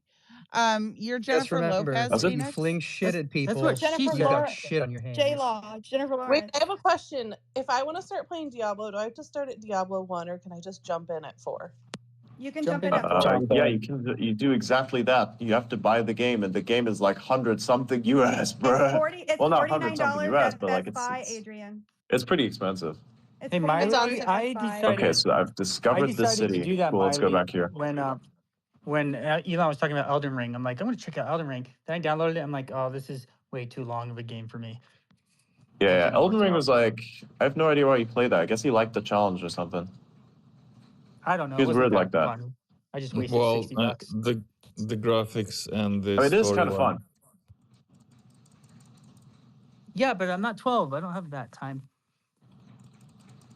Yeah, okay, no, but you're like... Somebody made a funny in your comments. It says, LOL, Adrian Elizabeth Dittmann. AED, which also means automated external defibrillator. How ironic and entertaining. Okay. I like that. And no, I have to credit it because goddamn Miley's here, the fucking ex-police. That is credit to Stacy Phillips. Yeah, there was another type of ex-police called the fucking Starzy, bro. She did not watermark it, Miley. Damn. Wait, who did that? No, I don't know, but I blocked people for that. Here's the thing with the watermark. I mean, was actually kind of good, prefer I think it was Fred. That don't watermark things like trying to look like they're super cool. Fucking You know what? A God. lady is speaking, and you 12-year-old dudes will not let her speak. So therefore, none of us could hear That's her ironic words of coming from the wisdom. lady that never stops speaking. Whoa, whoa. Listen, little Kirk, let Melee have her say her piece, and then you may respond.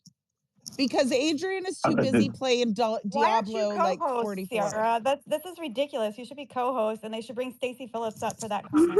Yeah, Stacey I was just fucking created amazing. an entertaining layer to the simulation. Uh-oh. Lincoln can do whatever he wants now. Uh-oh. Okay, go ahead, Melee. Everyone quiet. I'm now co-host. Melee, go ahead. That's not her name. Lincoln's about that. Miley, go ahead. In with the co-host. Oh God, I might whenever leave. Lincoln's in charge, Seriously. the fun begins. Seriously, might leave. Okay, but go ahead, Melee. Wow. Well, Chase is here. I think we should give him the mic. Chase, Happy New Year, Happy Birthday, and Happy Valentine's Day. I'm glad you're here. Who's Chase? Yeah, who are you talking to? And Chase. Yeah, who are you talking to? Lincoln, get him up here. Yes, It ma'am. depends on who it is. I don't want nobody up here with I don't know. Andrew did the black thumbs down? What? Wait, what? I'm confused. What? What? Did you say black thumbs down? Yeah, What? I don't know what Andrew is doing. The black thumbs down all of a sudden. I don't see a Chase. I don't know who you're talking about. Chase, raise your hand, homie. I see you. All right, well, request. Oh, he did. Depends what kind of chase it is. I don't control his I haven't seen him either. But I see Alex down there. Well, I'm assuming it's a he, but you know, let's see. Okay. What does the profile picture look like? Give me a description. I got it. It's a guy looking to the right or left, his left. Yeah. Yeah. There we go. His left, my left. Miley.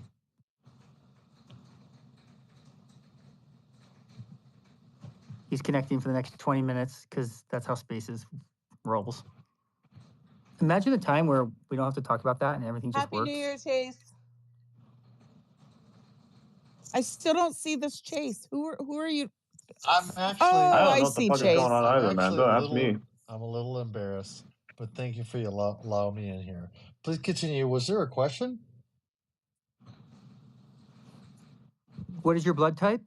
Melee. Oh, I don't get to ask. Go ahead. Oh God, it's you. Social security number.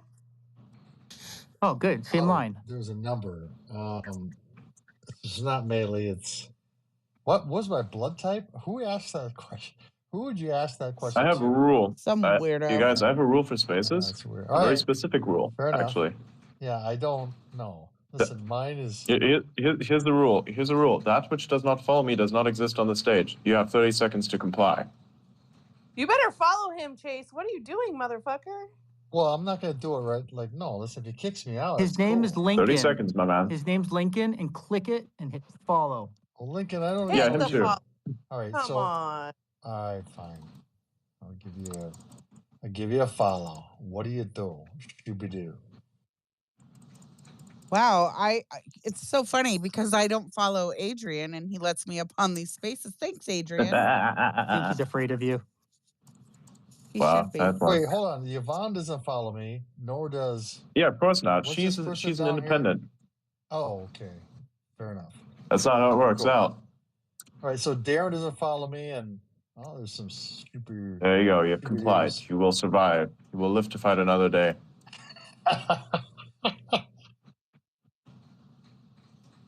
She sounds tired. Yvonne is too hot to follow anybody. She should have 0 following. This is true. I'm not even supposed to be here. Melee. Oh, Shrine. Oh. Like where? Are you out God of prison? damn, I love this ability. Quick stop. Chase, what are you doing here? You're not even supposed to be here, but you're here. I see you were in here, and I follow who you follow. Doobie what? He wants a doobie. Someone give him a doobie. No, I said Shooby before they said Doobie. Careful how you talk here, because we're with. No, you're most welcome. Thank you for Your being here. profile's By the way, very- Happy New Year's to you. Chase, your profile is very America. You got to change it to born in the USA, I think. Yeah, my profile never. I was Shit, actually raised. He That was was sound made here. advice. That was sound advice. Whoever said that. No, he was made here. That's where he was created. Conceived. That's fine. I was going with the Springsteen. Can I say one thing? Is it Cyril? Sierra? Cyril? Oh my Cyril? God. It's I know. Melee. Yes, it's cereal. Melee. His name is Xerox8. Okay, listen, you were like totally welcome here. You could stick around for a long while. I'm welcome in Adrian's space. No, you're welcome here because I didn't realize that you were like super cool. Oh, what gave you the vibe that I wasn't super cool? Well, because Melee I need came to know. in here and for fuck's sake. a lot of so you He's don't. here to defend my honor from you. Yes, Oh God. actually, well, you know what? Put your dukes up, lady, because we're gonna go. Bro, I just backhand smacked an enemy, bro. 360. And yet I'm still standing. Hit harder next time, you big promise girl. I promise you, I'm not naked, and I will not say another thing. Because what's going on here? Adrian just tried to slap me, and he understood that if you're gonna slap me, you better make sure I don't get back up. Wow. What Wait, weapon people you're are slapping on, people in this Adrian? space? Weapon? What weapon you're on? Big ass axe. I really have no idea. Dual-sided? Yes, I just pick up whatever is really big DMG and use it. Doesn't really matter. The sights. Is somebody clicking stuff here while we're Yes, talking about? Yes, it's me. It's Adrian called playing doesn't video have games. voice Try it. isolation. They Good want for to you. distract Good you. for your They want to brain. distract you. Maybe. All right, so listen, Lincoln. If it's stop not doing that I do not Focus I'm on not the- focus on voluntarily the doing any audience, insurance please. claims. Listen, brother. No, listen, Yep. brother. Host, I will definitely. Do I follow you? Yes. So the rest of you co-hosts, be careful because these are like great ladies and gentlemen in here. I'm actually enjoying this. I'm literally the breaking news every night. I will only vouch for the ladies. Wait, what are we being careful about? I have no idea either. I'm not You good tell at me, that. Lincoln. I don't know. I'm I was relying talking off to your eyes Melee here, and sir. I'm I'll tell you thinking in that April. I'm like It's the deeply confusing me, man. least person you'd want in here, and you guys sound like you're the most of the hosts. He's like a Wish.com version of Scott. It's like a Shibby-Doo. Yeah, it's like Same yeah, market. Hi, Hey, Kim. Chase, You made hi. it up. Hi, That was or brutal, Kim? wasn't it? Talk about my friend Chase. Now. Hey, guys. Kim is talking. You let the hotness talk, okay?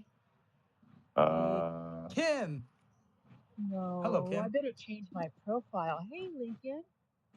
Hi, Adrian. This is the first time I Yvonne hear and your Sarah. voice. Finally. Oh, right. How are you doing?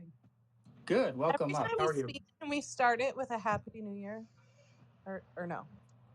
Happy New Year. Nobody I thought gets it was that joke, happy- Miley. Happy New Nobody Year. understands. Doesn't I seem thought it was funny to me. I don't get it.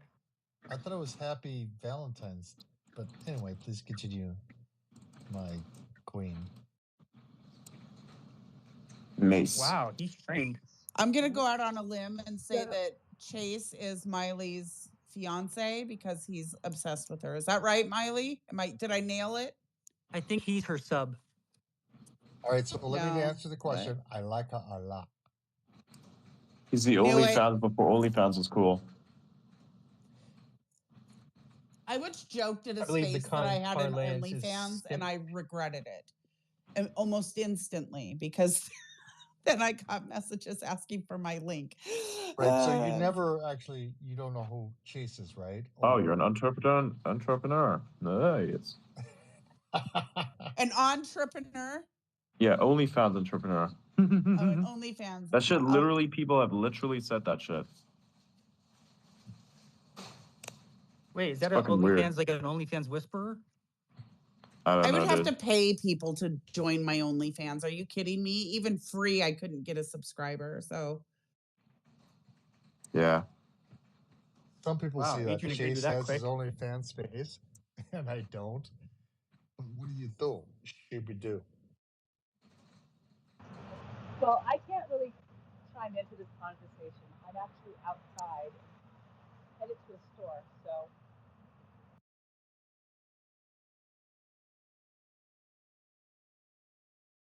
It does sound interesting, Lincoln. What are you I'm gonna getting? bonk some cheese, bruh. Kim, you're barely coming through. Kim has not been achieved internally. Kim, I'm gonna guess either has an Android or does not have voice isolation turned on. No, I have an iPhone. I'm on my Bluetooth. I can't hear you. Do you have a Windows phone? Yeah, can I ask why is Windows Melee down phone. in speaker? Wow. Listener. Why is Melee down there in listener? Just question, just asking. Oh, she left. That's there you go. You're definitely back. not Good a for her. shooby-doo. Healthy boundaries are rare these days. Chase is like all over the Miley things. So can you guys hear me now? I am actually on an iPhone and I'm outside crossing the She street. legit has issues, bruh. Okay. Yeah, I So- can kind of hear you. Do you use voice ISO? Because there's too much background noise. Because I'm outside and I was crossing a street. A little bad timing, but I'm headed into a store. Now you're good. Okay, so now I'm in a grocery store. Excuse me. Nice. Yeah, Okay. I'm in a grocery store right now. And hi everybody. Hey, Hola. is your name? Welcome. Can I Hey, call you Kim. Kai? Can I call you Kai? Everything you're doing right now is absolutely perfect. So you're definitely welcome. Thank you. Yeah. Trying to decide what to pick up here. Oh, let's go. Are you looking for a Where's World person or are you Street? looking for, like, what are you looking to pick up? Kyovash, fuck me. Okay. Hey, did the There you go, event Last finish Sarah. You already? have last you time have I was permission. listen. Last time I was in the store, I was looking for Jameson, and I do like Red Bull once in a while. And Lincoln, I what the swear to hell? God, this is literally fucking like what do we- discount Scott. What do we talk? Oh, you're not gonna. Oh, listen, Kai. Do you have Red Bull? Yeah, it can't Red be the only Bull? one who doesn't hear it. Listen, Kai. Do you have Red What are Bull you available hearing? or not? He says it's wish. Dude, I hear it. Who is I get it. Scott? My I neural knew net's Chase like, was it's not either working, drunk man. or high. Now I know he's drunk. Okay.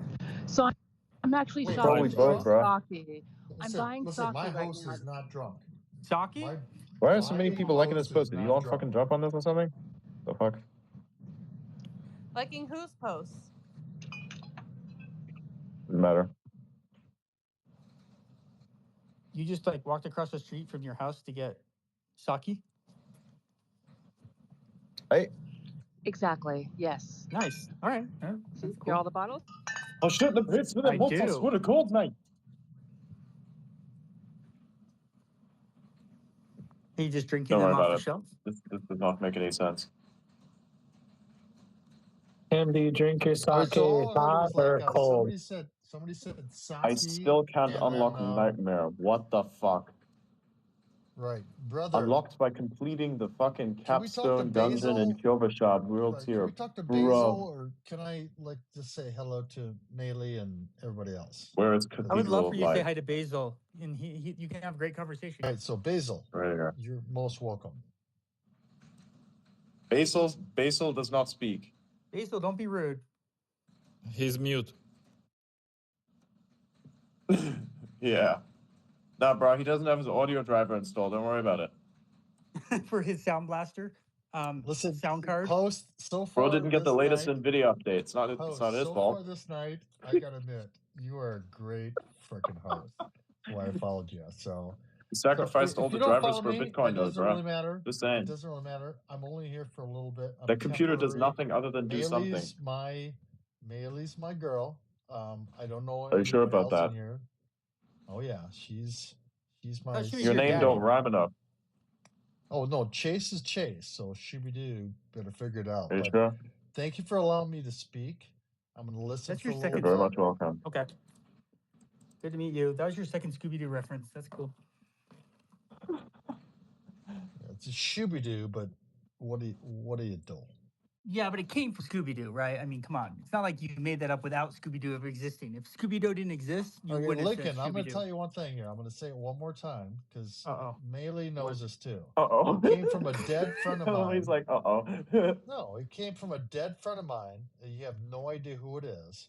And my friend that I lost just recently knows who that friend is. He's dead. And he used to use Scooby-Doo in awkward situations. And I actually was a very big part of his, I don't know, growth, getting through teens or adulthood. No, Scooby-Doo has nothing to do with Scooby-Doo.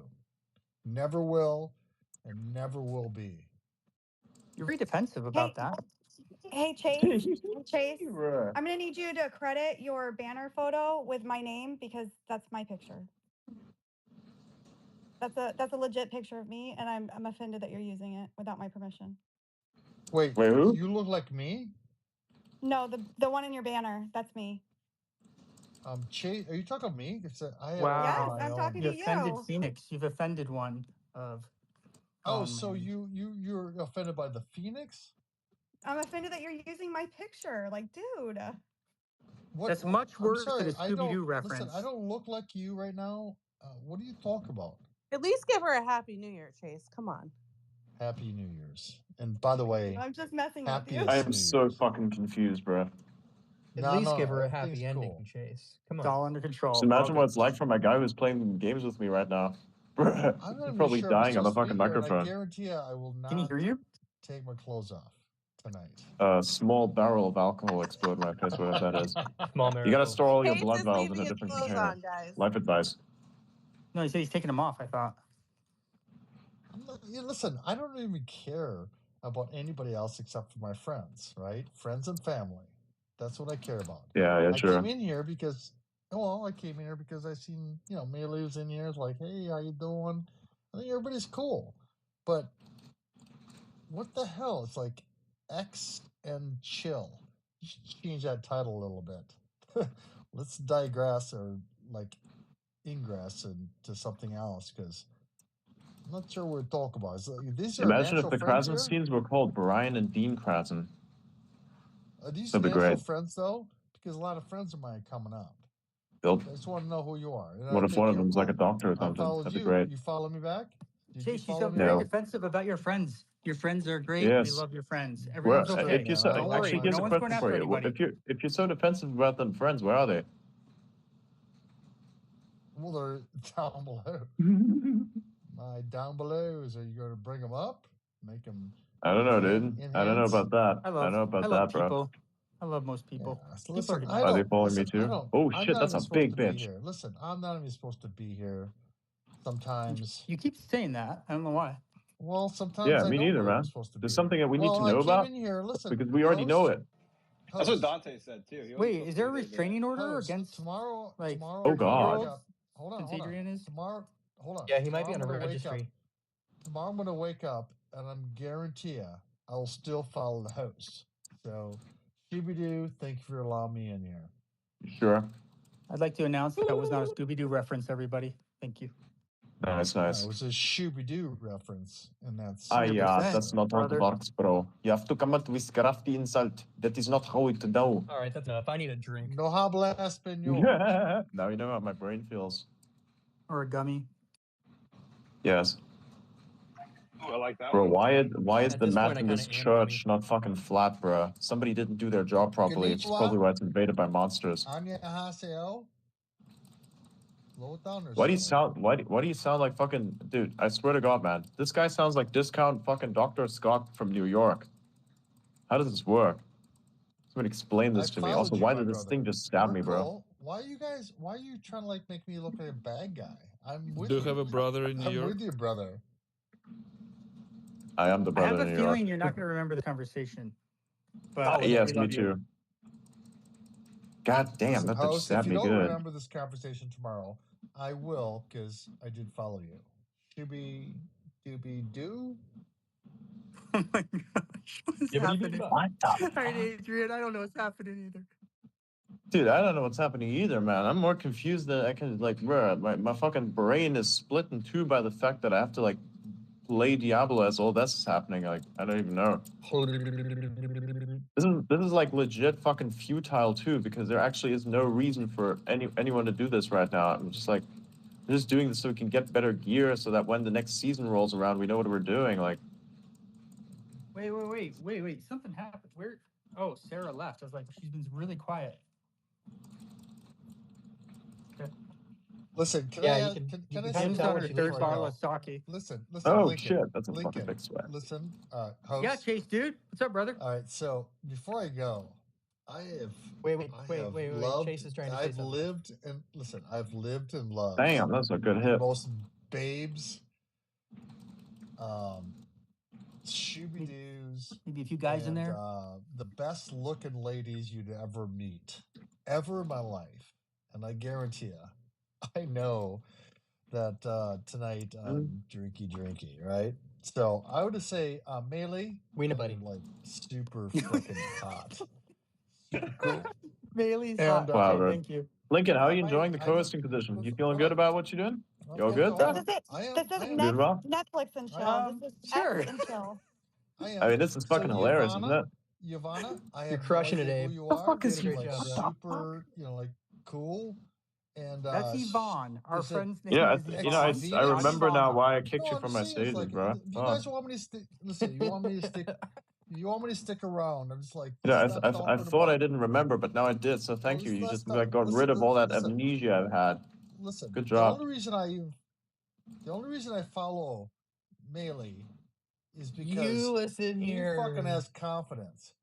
You I have no guys, idea what the fuck is happening listen, anymore, bro. Like, I'll be honest with you. It's confidence of whatever you're doing. It's like who you are. Okay. I don't know Hey, who you Chase, are is there either, anything bro. else? Nobody knows who anyone is. That's what you call the internet, bro. It's the standard experience. Okay, so let's talk about You confidence. just hope not to die every day. Right. So, right.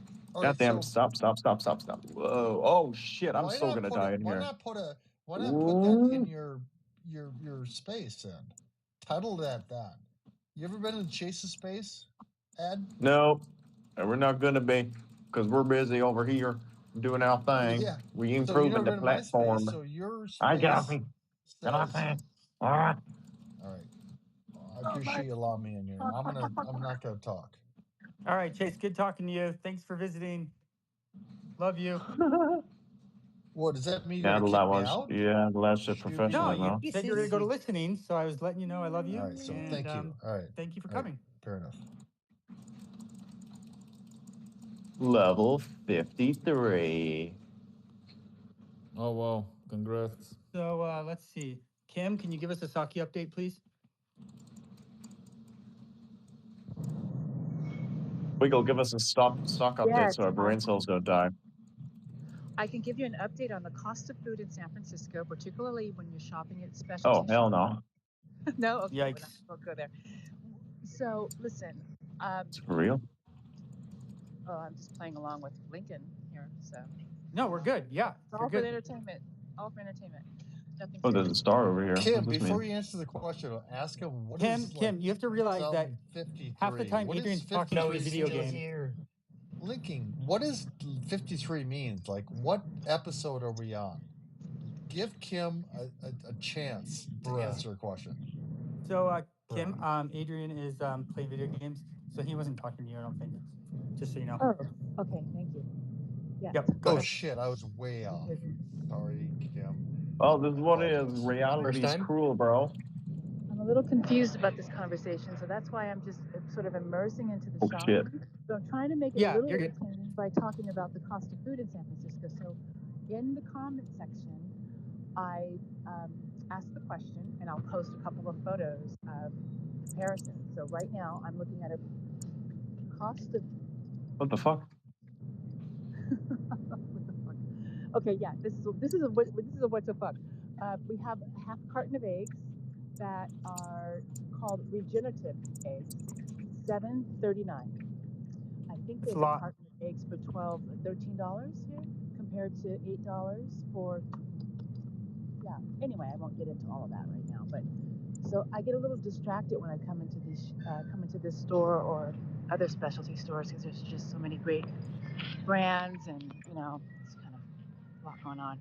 Anyway. Yeah, Kim, fuck Kim, you. which specialty Fuck store you are you guys in? with your stores here, by the way. Kim was Nice. just saying, fuck you with your stores.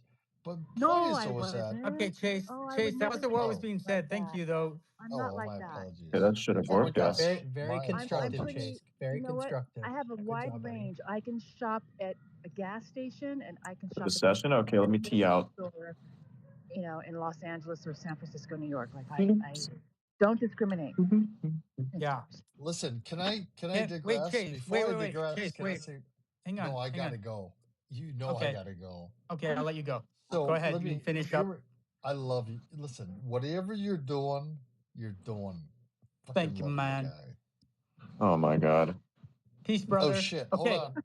So, There's some oh my people God. down below that This cannot be real. Okay. This is not I real, is it? muted you for a second, Chase. Hey, Kim. Yeah. Can you do me a favor? Sure. Can you pull down from the top right corner of your screen?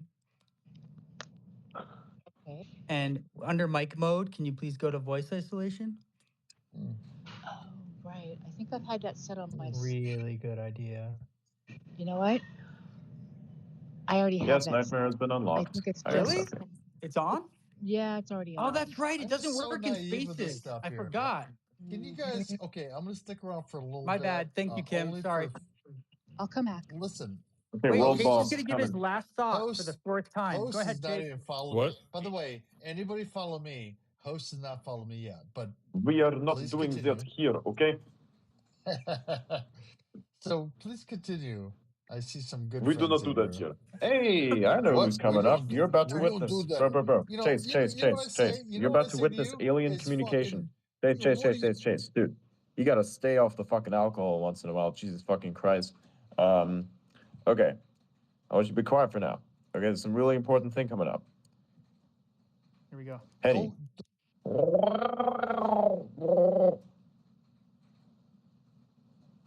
That was big. Whoa. Wow. Big. Don't give me the German shit. The Chinese stuff. Shooby-doo. Fuck you. Alien communication. Welcome to Mars. Yeah. Hey, Henny, what's happening, man? Hey, getting No, it's yourself. I actually just the freaked mute my button. daughter out. So yeah, things are going well. Good job, Henny. Good job. Tell her it's perfectly What normal. up, What the Henny? fuck am I doing over here? Yeah, she gets it. I just gave her a dizzy eye, and Okay. she was like, "Okay, things are normal." Yes. That's cute. I like that, Define actually. normal. How you doing? You playing Diablo? It's Yeah. I should get into that, man. I don't know if you have the time for it, but yeah, sure. It's fun. Wait, Yeah. Henny, are you the weed grower? Henny is a farmer, bro. He's Yeah, I thought he was a good. weed farmer. No? No, but he advises weed farmers.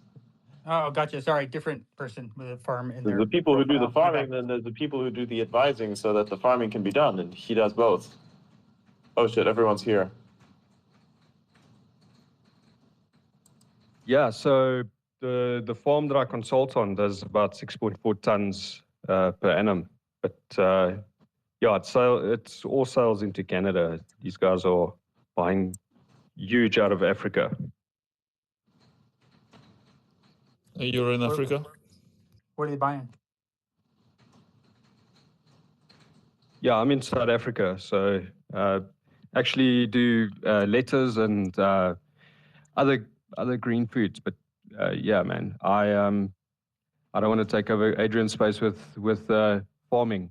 It's Diablo time. No, It sounds we're like good. it.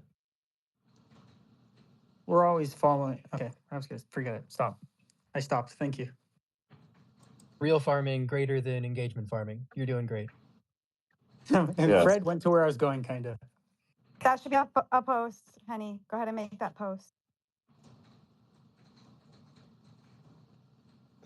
The funny thing is, the first time ever I fell into a space was the heading was farming, and it was engagement farming. I was fooled completely. It was like clickbait for a little farmer.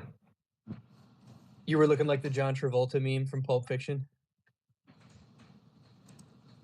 Yeah, I got in there and I was like, "Hey, what soil do you guys need? What do you guys need seed?"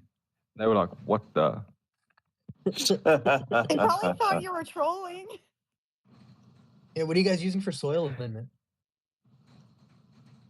Memes, mostly. Hey, Winnie, this is a great story of your introduction. Yeah, it's like I've got seeds and I know how you guys can soil yourselves. That should be a pickup line. Like in what way?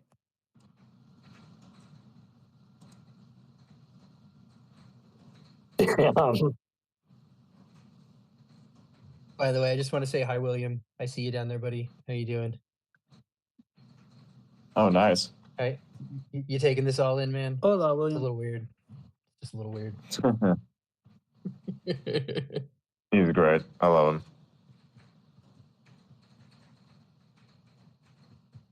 Yeah, sweet man.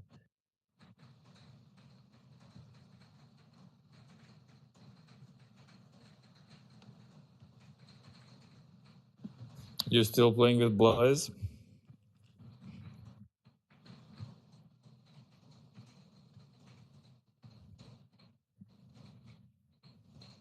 For my super secret panel, I see that it looks like not at the moment. Someday I'd like to do a poll of it. Okay, that sounded weird. I'm just gonna stop there. Not a typo. I was gonna do a poll to find out how many people in Adrian's room is autistic. I think it would be a high number. Like probably all of them. It'd be quicker to count who isn't. Okay, all right, good call. Exactly. That's like saying, dude, how many states do you have do you have a license for your guns? Like, it'd be quicker to tell me which states I don't. Like that kind of stuff, you know? Oh shoot! Literally. No, I thought I was putting an enzyme down on my carpet, and I put Clorox bleach on my carpet. Oh my god! Shit! Sweet. Oh, that's going to be a permanent I was stain. cleaning a GG, bro. spot. My cat threw up, and I'm putting it down. I'm like, this smells like bleach. It is. It's the same color. All right, now It's probably I don't know what made GG, from bro. plastic. GG. You're probably fine. I'm screwed. I'm gonna have white spots on my freaking carpet. That's You're okay. gonna have to just go all in now. Life is not sterile. All right, I'm just gonna spread the bleach on the whole carpet. Maybe I don't know. So true. Glass Oh, half this full. is awesome. Time for a flooring upgrade. Can't believe I did this. I just upgraded it. Thank you. I can't believe I just did that on space. Okay. For the record, I kind of believe it. And it's all over my hands too. You couldn't smell it. Just, That sounds a little sus, bro. just lick it. Just. It's quicker. Don't lick it, bro. Don't lick it. Thank you. I'm not gonna lick it. No Tide Pod This challenges. whole space out of context sounds really interesting. Then I'm gonna do cinnamon next. Cinnamon Yes. challenge. Oh my god. So stupid. I agree.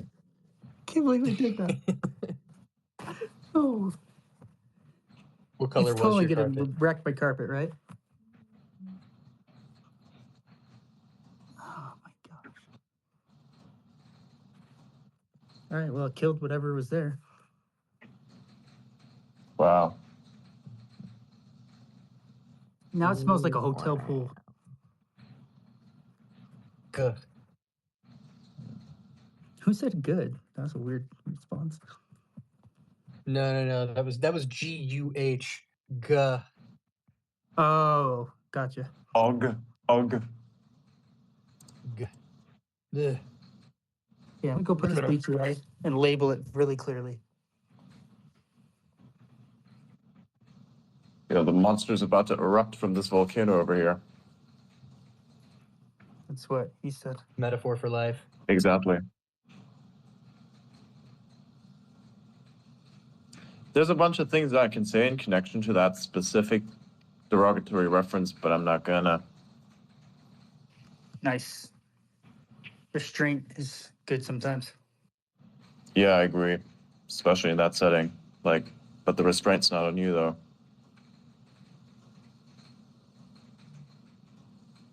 Don't kink shame. Oh boy. Yeah, the energy's picking up, Brad.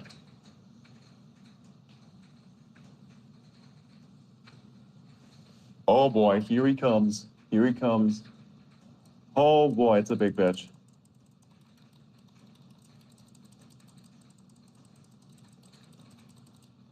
Oh.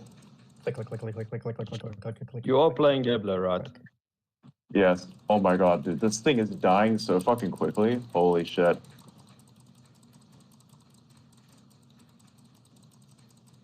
Your controls the me, you control the universe. Hello, Stacy. Oh, how fun. How fun. Thank you for letting me up. Whoa. I'm happy to be up. I was waiting patiently and then not so patiently, and then patiently again. Sorry, somebody told me to invite you up, and I did, but That it was a wasn't you. lot It's a of different gold. Stacy. Thank you. I I didn't know what I was appreciate doing. it. I appreciate it. Well, I was just trying to figure out what Chase was trying to say. Man, and then I just gave up on that because Yeah, I wouldn't spend too much time on that. Yeah, I think we all did. An alcoholic brother, and trying to figure that out was always very This difficult. is true. dude, well, I thought it And was a very big waste of what I time. thought was kind of funny. Had I been on mic, I would have kind of piped in for a sec, but he was talking about his friend, which, you know, the Shooby-Doo and all that kind of stuff. And then he mentioned that the friend had died, and that's very sad. But then a couple minutes later, Adrian's like, well, where are all your friends?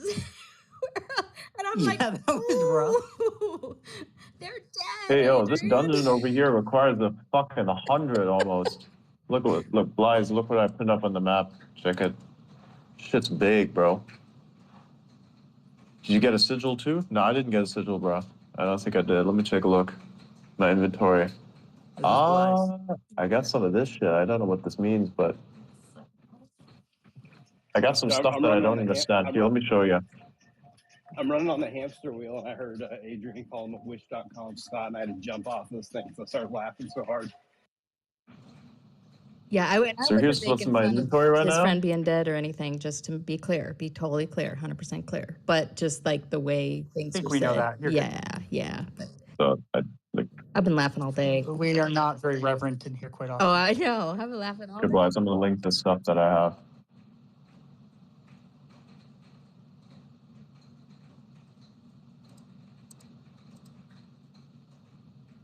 Yeah, I was happy to see William down there too. We haven't heard from him in a while. I don't know if he's requested, but anyway, There was a problem sending a whisper to... What the fuck?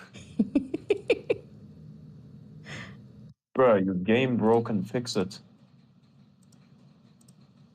Okay, this is what I got from the drop.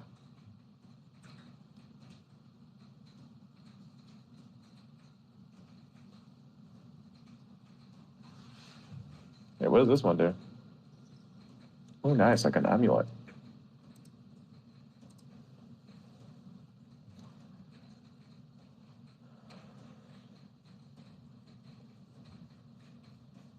Boots are good. Which ones? The unstill. Ow. Are you still collecting those crystal things that you were going to start collecting a couple weeks ago? Which movement speed boots? The ones with the first the fucking option with a guy. Yeah, those. First ones. So, which one of these two?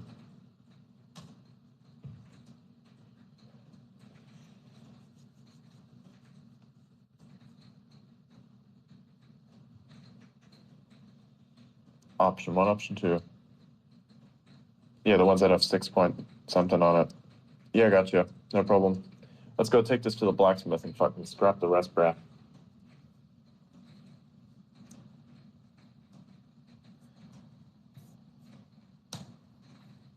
Okay, let's go kill Rashad. Then we'll go hit that dungeon over there.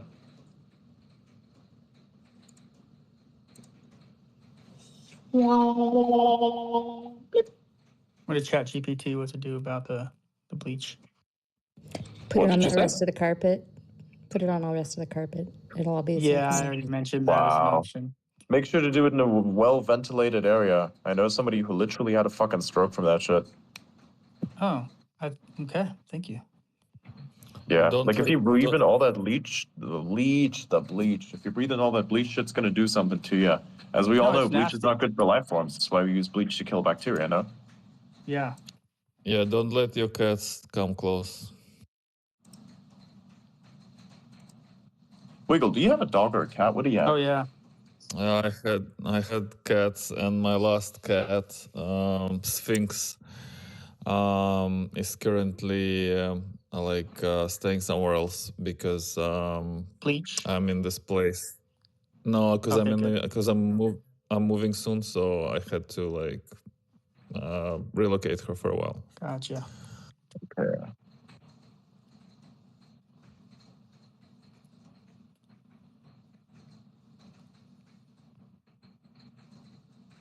I spilled. I'm going to tell ChatGPT that I spilled the bleach because I don't want it to judge me.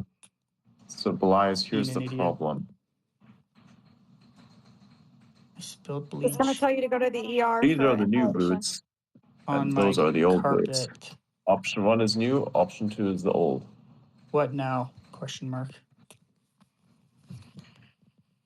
How many do you have, Adrian? What? How many cats? About as many as there are normally available by nature. The rest usually live or die depending upon the conditions. Because all of them live outside, right? So, yeah. If they disappear and nature takes care of them, that's it's not really my problem. But yeah. No, but that's good because they are set up their own schedule. They're on their own schedule. Yeah. Lincoln, you probably just put yourself on NSA's radar by typing in that question to ChatGPT. Just saying. Whose radar? NSA. Hey, Lincoln, try white. Oh yeah, that's right. White yeah, that's what it water. says. It says to put water on it, so that's what I'm doing now. I'd use some vinegar if you have it, man. It's a neutralizer. It says water and then use mild soap for neutralizing. Yeah, I don't think you're supposed to combine bleach and vinegar. I actually think that's a toxic combination fume-wise, but I don't quote me. We'll create a Definitely don't use bleach, man, for everything. Your ass gonna die.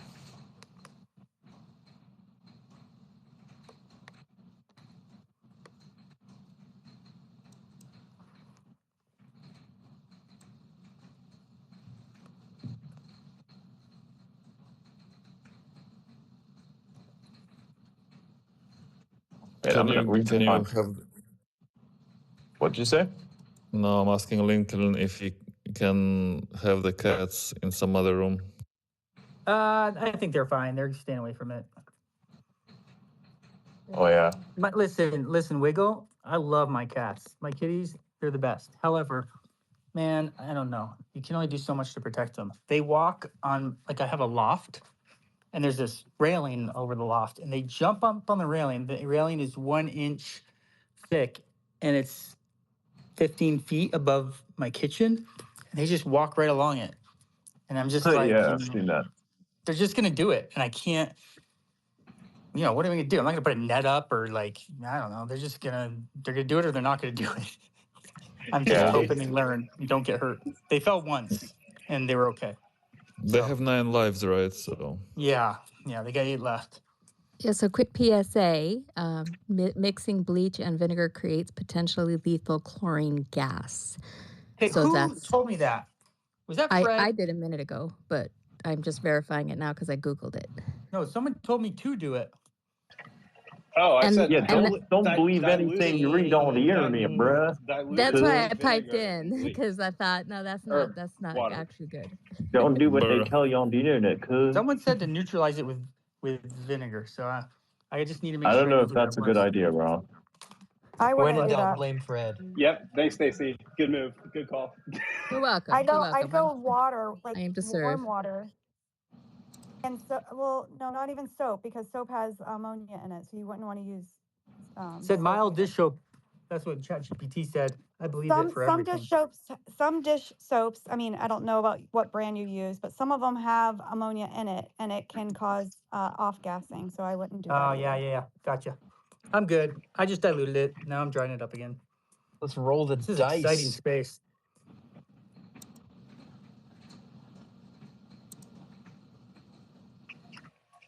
Another irresponsible cleaning handheld tips. carpet. Yeah, the handheld carpet cleaner comes in handy at points. Yeah, times like totally. these. Oh, that'd be a good idea. Used to have one. What's their name? Wow. You heard her the other night, so I mean, when she was in the kitchen cooking. Sorry, condone myself. Future reference, hydrogen peroxide would work just fine for that. Oh, really? That's what you should clean with anyway, honestly. When I was in biology class, that's the only thing the biology professor said that she would use to clean her house. That and vinegar. Wait, here we go with the vinegar. Well, vinegar you need to dilute. You have to dilute it with water. Peroxide too, really, depending on what kind you get. Yeah, but for sure don't put the peroxide on the bleach because bleach plus hydrogen peroxide creates an oxygen gas so violently it can cause an explosion. I think so we just literally the title don't to mix chemistry. household cleaners as a general rule. I'm just reading it off Google. Nice. Just trying to keep Okay, you safe, Google. Lincoln. What was that? Oh my gosh. Okay, so I'm looking at the bottle of enzyme cleaner I have, and it's white. For some reason in my head it was blue. So when I grabbed the bleach, I thought the blue bottle was okay. What's the ingredient on it? All right. No, I'm not putting it on the bleach. Enzymes. It says it is what? Hang on. Okay, never use those at the same time either, Lincoln. Don't put the I'm putting it in a enzymes different on the spot. bleach. I'm good. Okay, good. All right. I'm so glad Googling we it can all. mom you, Lincoln. We're so happy to be able to help you with this. Seriously. Alcoholus ethylzixlid. You like my new look? Tetrasodium imidos. Okay, this isn't gonna work. These are big words, and they're not just Bro, big you're words. fucking. They're big. It sounds like you're summoning an incantation, bro. What the hell? Like, are you feeling okay? Are the fumes getting to you? Citric acid. Step away from the chemicals, Lincoln. Step away. Exactly. Yeah, Wow. definitely. We don't want you to get dizzy and fall. I'm back, by the way. Jumping in here to say I'm back, everybody. Lincoln. Hi, Stacy. Hello. How's Hello. the sake? Oh, yeah, I picked up some other items. It goes with the cheese and, for the night, a little snack. So. What kind of cheese pairs with sake? Great question. It's subjective, but I tend to lean towards Manchego. Ooh, Manchego. I like it. Nice one. Yeah. Anyway, so what's happening? I hear that I missed something in between with the chemicals and cleansing, or Cam, are you drinking your sake hot or cold? I haven't started drinking it yet. I just poured the glass and I hadn't decided, but cold sometimes, most times. Yeah, Kim, Right? just It make sure you depends didn't on pour yourself a glass of bleach. That's been going around tonight. Just be careful, okay? Yeah. Double check the label. Yeah, it has. So what's happening here with this bleach? The moment I realized it was absolutely hilarious. Lincoln almost died. No big deal. Lincoln poured bleach on his carpet when he thought it was enzyme cleaner, and then somebody told him to put vinegar on it. And thank goodness he let me up in time for me to tell him not to put vinegar on it because that would make chlorine gas and it's lethal. So, everything works out for a reason. Absolutely. Oh my God. Yeah, Earth it was angels. almost a war crime. I'm so glad you're okay. Diluted. I have to repeat myself. My goodness. No, not diluted. Okay? You don't put diluted vinegar on bleach ever. I mean, if anything, full strength or nothing. Sorry.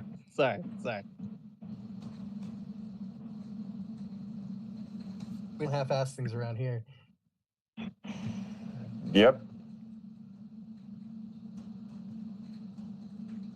Always say, if we're making chlorine gas, God damn it, let's make some chlorine gas. Damn right. That's the spirit. Now NSA's really listening. Awesome. Bruh. I'm actually trying out this non-chlorine bleach, which, How's it taste? there's something about the chemicals that I actually like. so which is bad. I know that's bad to say. It's just, it's sort of programmed that, it's going to be pretty powerful and effective, but obviously there are other ingredients and chemicals that are a little less toxic. But, that's neither here or there anymore sometimes. As long as you're taking care of your health, those are my 2 cents. So I'm glad you're okay, Lincoln. Is that spot okay for you right now, or are you? Sure. Yo, who cooked me? Yo, what the fuck? We'll see. We'll see if it bleaches. Yo, Yvonne, who kicked me out the moon group? What? Did you get blocked, bro? What'd you do? Yeah, maybe someone blocked you Yeah. when you booted. Somebody booted me out of there. Rude. Ooh. Bruh. That's awful. Bruh. Put me in there. I want to see it.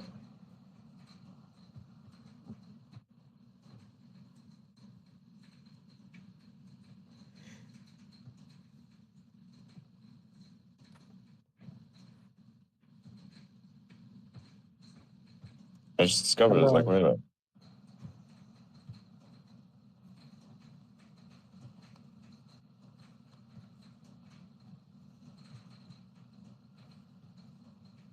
How do we find out who did that? Now I'm like, It's I We're just gonna see look you for in there. sus individs. Uh-huh. The bots. Well, the way to do it is to boot who you think did it, put Adrian back in, right? And then Boom. It still shows, I still show 8 people. I mean, I see you in it, but yeah, you would know better. Yeah, you're still showing. I see it. yeah, now. we're talking about something else, you guys. Sorry, we're talking about something totally different. I recommend a wave Somehow that happened. banning. There's no trace.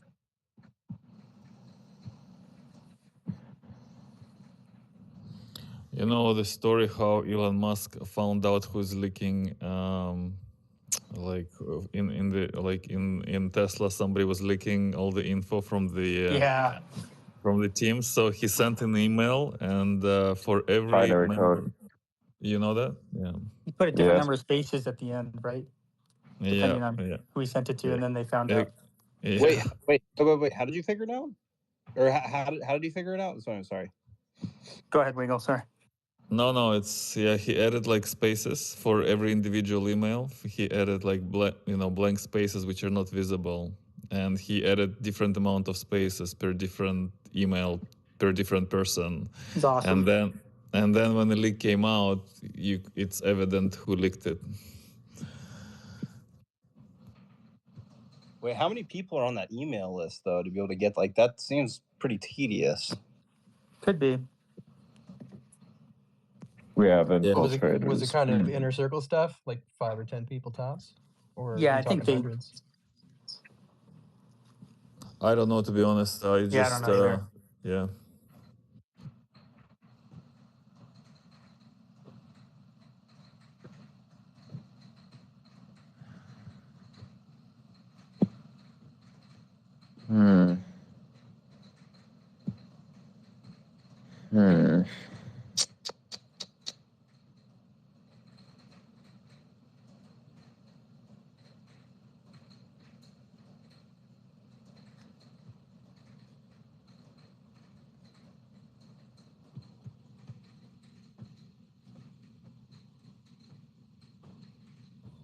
Kim, I like to put sake in beer, in Asahi beer, and drink it at the same time. It's like a sake bomber. You take the sake and you just drop it into the beer, and then you drink it. So I've good. been drinking. I've loved those. I've been drinking those since the late 90s, 1999. So, it's been a while, but yeah, I love sake bombs. Sake. Yeah, me too. Sushi, dude. I love sushi. I mean, it's just all the whole experience. Sushi is my favorite food on the planet. The pro trick is to take your beer, fill it, and then put a pair of chopsticks on top of your glass with your shot on top of the chopsticks, and you pound the table. And once the shot falls in, that's when you take your swig. That'd be awesome, except that would not work for me because none of those things ever work for me. I end up getting it all over myself. I love the whole Japanese. That's kind of half the fun. But Wait, what? Oh yeah, shit. yeah, I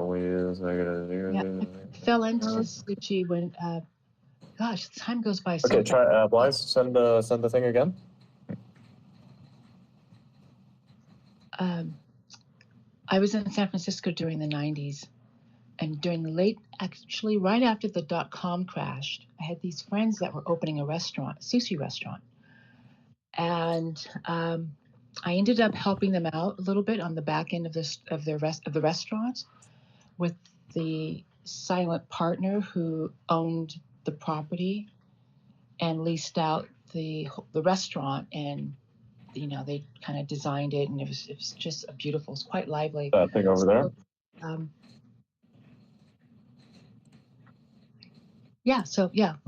glad we share that in common. So I tend to like cold sake with pineapple juice or orange juice, sometimes lemon, squeeze of fresh lemon. It's nice. Dude, with pineapple juice, that sounds good. Oh, it's so good. That sounds really good. Yeah. It's I always thought sake has to be drank warm, but I could be mistaken. No, that's the traditional way, yes. But we're talking cocktails right now. But I do love to I do generally eat my dinner with warm sake in general, but something like this where I'm having a snack and a little light sake just to sort of mellow things out and, try to relax to go to bed and focus. Oh, wow. In other ways, so particularly while we're chilling, so. If a server ever suggests a Negroni, run. They don't like you. What?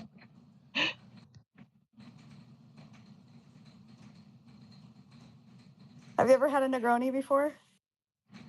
I'm sure I have, but I can't think of it right now. Or maybe I have. Is that Italian beer or grossed liquor? out by it. No, it's a drink. It's a mixed drink, and it tastes like perfume smells. Oh, nice. It's really bad. So if you really don't like someone, order them a Negroni and send it to their table. Is that the one with the rice milk that's unfiltered? Nigiri you're talking about? Negroni. It's like they use like bitters. It's mostly bitters, and it's I can't remember the other liquor that's in it, but it's mostly bitters, and it's really, really bad. It smells pleasant. It smells like almost like a perfumey smell, but it's like it will make your tongue like dry out, and it's not pleasant to drink. Like literally, every time someone ordered it, it took them the entire dinner to drink it, and it's in a short glass. So that should tell you something. It's gin, sweet vermouth, and Campari. Oh yeah, I'm in there. I can see you right here. No, you you want me don't to go like the inside the Campari. vault? I'm inside the vault right now. I'm going in there. Yeah, Campari is Italian bitters, basically. Yeah, it's pretty unique. Campari. Yeah, I am familiar with Campari. Yeah, that cocktail sounds a little complex. Oh, there you are. I wouldn't probably want to drink, actually. You like my new outfits? It's a more funky old fashioned, basically. Yes. Oh, it's nothing like an old fashioned. Nothing like it at all. I mean, it's funky as hell. At some point, I had too much gin and my lips swelled up. I think I might be allergic to what was in that. Juniper. It was like pine. Juniper. Can I take multiple at the same time? Does that work as well? Deeper than Botox.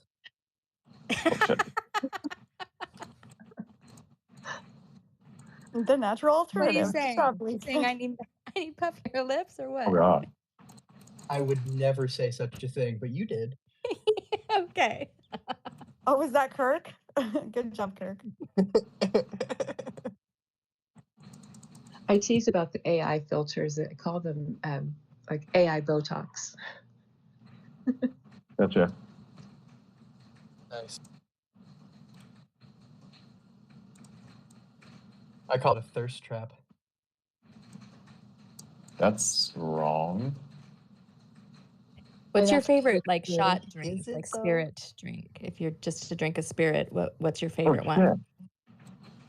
You're asking me? Yes. Oh my gosh. It's going to be a whiskey or Jägermeister. Oh yeah, that's pretty good. I like Ooh, that too. Jaeger. Oh, Awesome. Yeah, that love shit's Jaeger. that fucks you up though if you aren't careful. Oh, I got kicked out of the Stone Yeah. Pony in Asbury Park, New Jersey Yeah, for this a Nightmare $1 Dungeon Jaeger is night. fucking So, sick, yo. you know, it just, Yeah, I don't do it anymore. I overdid it one night. I can't even smell that shit anymore. Has anyone ever had Yep. absinthe? Oh yeah, I same. Yes, have I Yeah, know that's that. great. Yeah. That stuff is awesome. But don't It drink is. it too much, otherwise you'll fucking hate it. Mm-hmm. I like Yeah, to I did that sit with with Yukon Jack. I had too much Yukon Jack, like almost a whole bottle once, and that was bad. I probably almost died that night from alcohol poisoning, but I can't even smell it anymore. I can't, or else I get sick. I feel sick. Yukon Jack. Yeah. Yeah. I also find I'm scared by this Good, fucking good level right here endorsement. because it's Thanks. insane. I've never tried Yukon Jack, but I do know that I Yukon haven't Jack. had. I almost died. I was going to ask what your favorite drink of choice is, I Stacy. like bourbon. I like bourbon. And Trader Joe's actually makes a really good house bourbon for the ones that sell alcohol, which ours does. They sell spirits. So they make a really good on label, like just Trader Joe's Kentucky bourbon. And it's just too good. I sometimes don't even go, send my husband, because I'm like, It's a nope. bottle, y'all. If I go, I $3. will get the bourbon. And I don't want to get the bourbon all the time. Eagle Rare is a I will really have to good one if try you get a it. chance to find it, Stacy. They make it in small batches and it's really complex. Eagle Rare, is that what it's called? Yep, Eagle Rare. And they often run out of it because they make them in such small batches, but they're really good. You like bourbon over single malt, like Scotch? Yeah, I like do. an Oban Scotch. It has a little bit of smoky flavor to it. Ooh, yeah. I'm a big Scotch guy. I'm Lagavulin on the bar at some point. Yeah, I like Scotch too. My grandfather used to serve up Scotch. If I have them both in front of me, I'll choose the bourbon, but I can do Scotch. I'm Irish. I mean, what can I say? Do you drink, Yvonne? Help, boys, help me! So Lincoln, you have children? Uh-oh. Yeah, I got 4 kiddos. Oh, you have 4. How old are Yep. they? 18, 16, 13, and 5. Oh wow, what a great range. Yeah, He's such a good dad. He went out on New Year's and got Laura Oreos. just died there. I try to, but You tried to, but you got the McFlurry. You got the Flurry Oreos, right? Oh yeah, that was funny. Got the shakes instead. Oh right, I remember. Yeah. Yeah. I think How that's about you? Do you? I do not have children, fortunately, but I do love children. I love kids. Yep. I've raised. I mean, Amazing. I've been around them at different stages of my life, and I feel kind of bad for my older ones because they don't come with instructions, and by the time you have a little one, you learn some stuff. Oh shit! Like, okay, don't do that. Don't do that. I've certainly mothered and nurtured children along the way, particularly in 2017. So nice. Yeah, like three boys, two twin boys. Nice. And one other. They're all kind of the same age. Do you have siblings? 7 and 8. I do. How about yourself? No, they're like half siblings. Yeah. Okay. Wow, your children sound you sound like a just amazing father to spend your time here with us, and particularly have young adult kids. Yeah, shit. Amazing. No, Yeah. yeah. Hats off Damn, to you. these things are fucking high damage. Holy fucking shit. Holy fuck. Yo, Landon, what's up, man? Landon? Yeah, Landy's one of us. Don't worry about him. What was Lincoln saying? He's a half wit? Half Wow. wit. Yep. He's a half what? Bruh. Really? Sometimes. Ooh, Wow. That was good, actually. I'll be honest with you. Are you just making fun of my No like go. what I think is small, you think is big joke earlier? You liked that. We had fun, didn't we? We did. That sounds kind of weird.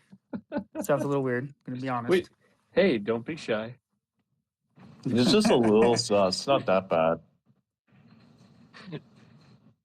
Hey Landon, are we gonna go watch the eclipse? You gonna go? Yeah, I already remember. I made the logo for our Oh yeah. band, All right. our banner or All right. or logo Nice. We something. still got to scout out that Airbnb, bruh. Are we going to? Tomorrow we gotta talk about it. Can we see it from? Could we see it from South Padre or something like that? You can go down south, near Mexico and see it, but you're gonna be to the west. That would be cool Not a to go lot. see. Not a lot, though. I mean, maybe not any different. It's pretty much the same longitude. It's going from the southwest to the northeast through New Hampshire, Maine, and everything.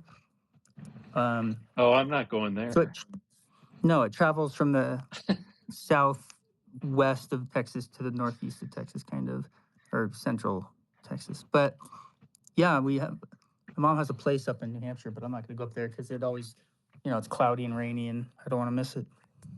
Right. The last one was amazing, Last one was amazing. I mean, incredible. I was like, I got to go to the next one no matter what. So I'm going to make it happen. I'm going to bring my son. I don't think anyone else, my other kids are going, but my son is. So. Is it true that I can stare directly at the eclipse with my Apple Vision Pro? Yeah. Wow. Well, you don't even need the Vision Pro because Trump The taught Apple us. Vision Pro is what you have when you don't get to see that thing. You can beta test it for us, Landon. Sure. That'd be great. Yeah. That's not how the Force works. Did you order yours, Landon? I did. It's kind of wacky, but it's insane. It's worth going to Colorado just to. Oh wait, shoot, sorry. What? No, that's okay. I think it's That in was my name or mean. something. Yeah, I think we've said it before, but I don't know.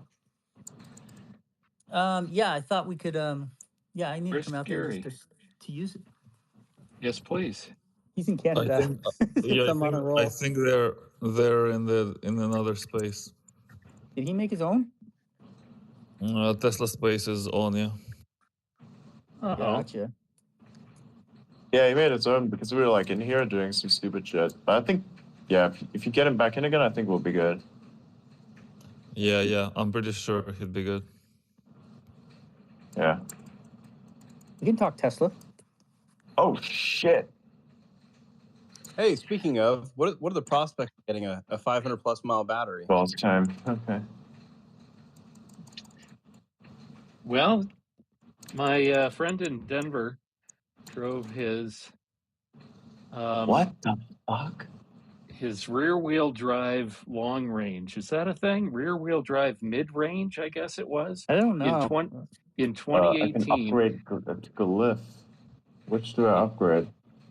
He drove it 623 miles from Denver into Kansas on one charge because he set the cruise control at 28.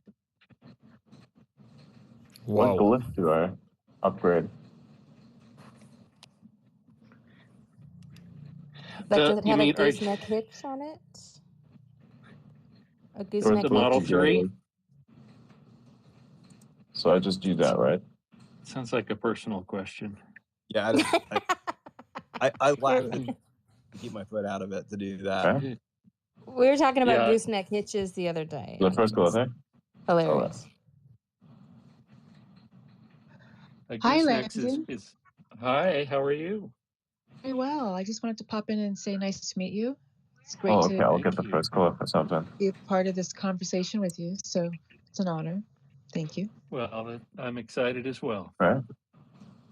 Okay. Or you said you were honored, not excited. I'm sorry. I don't mean to put words in your mouth.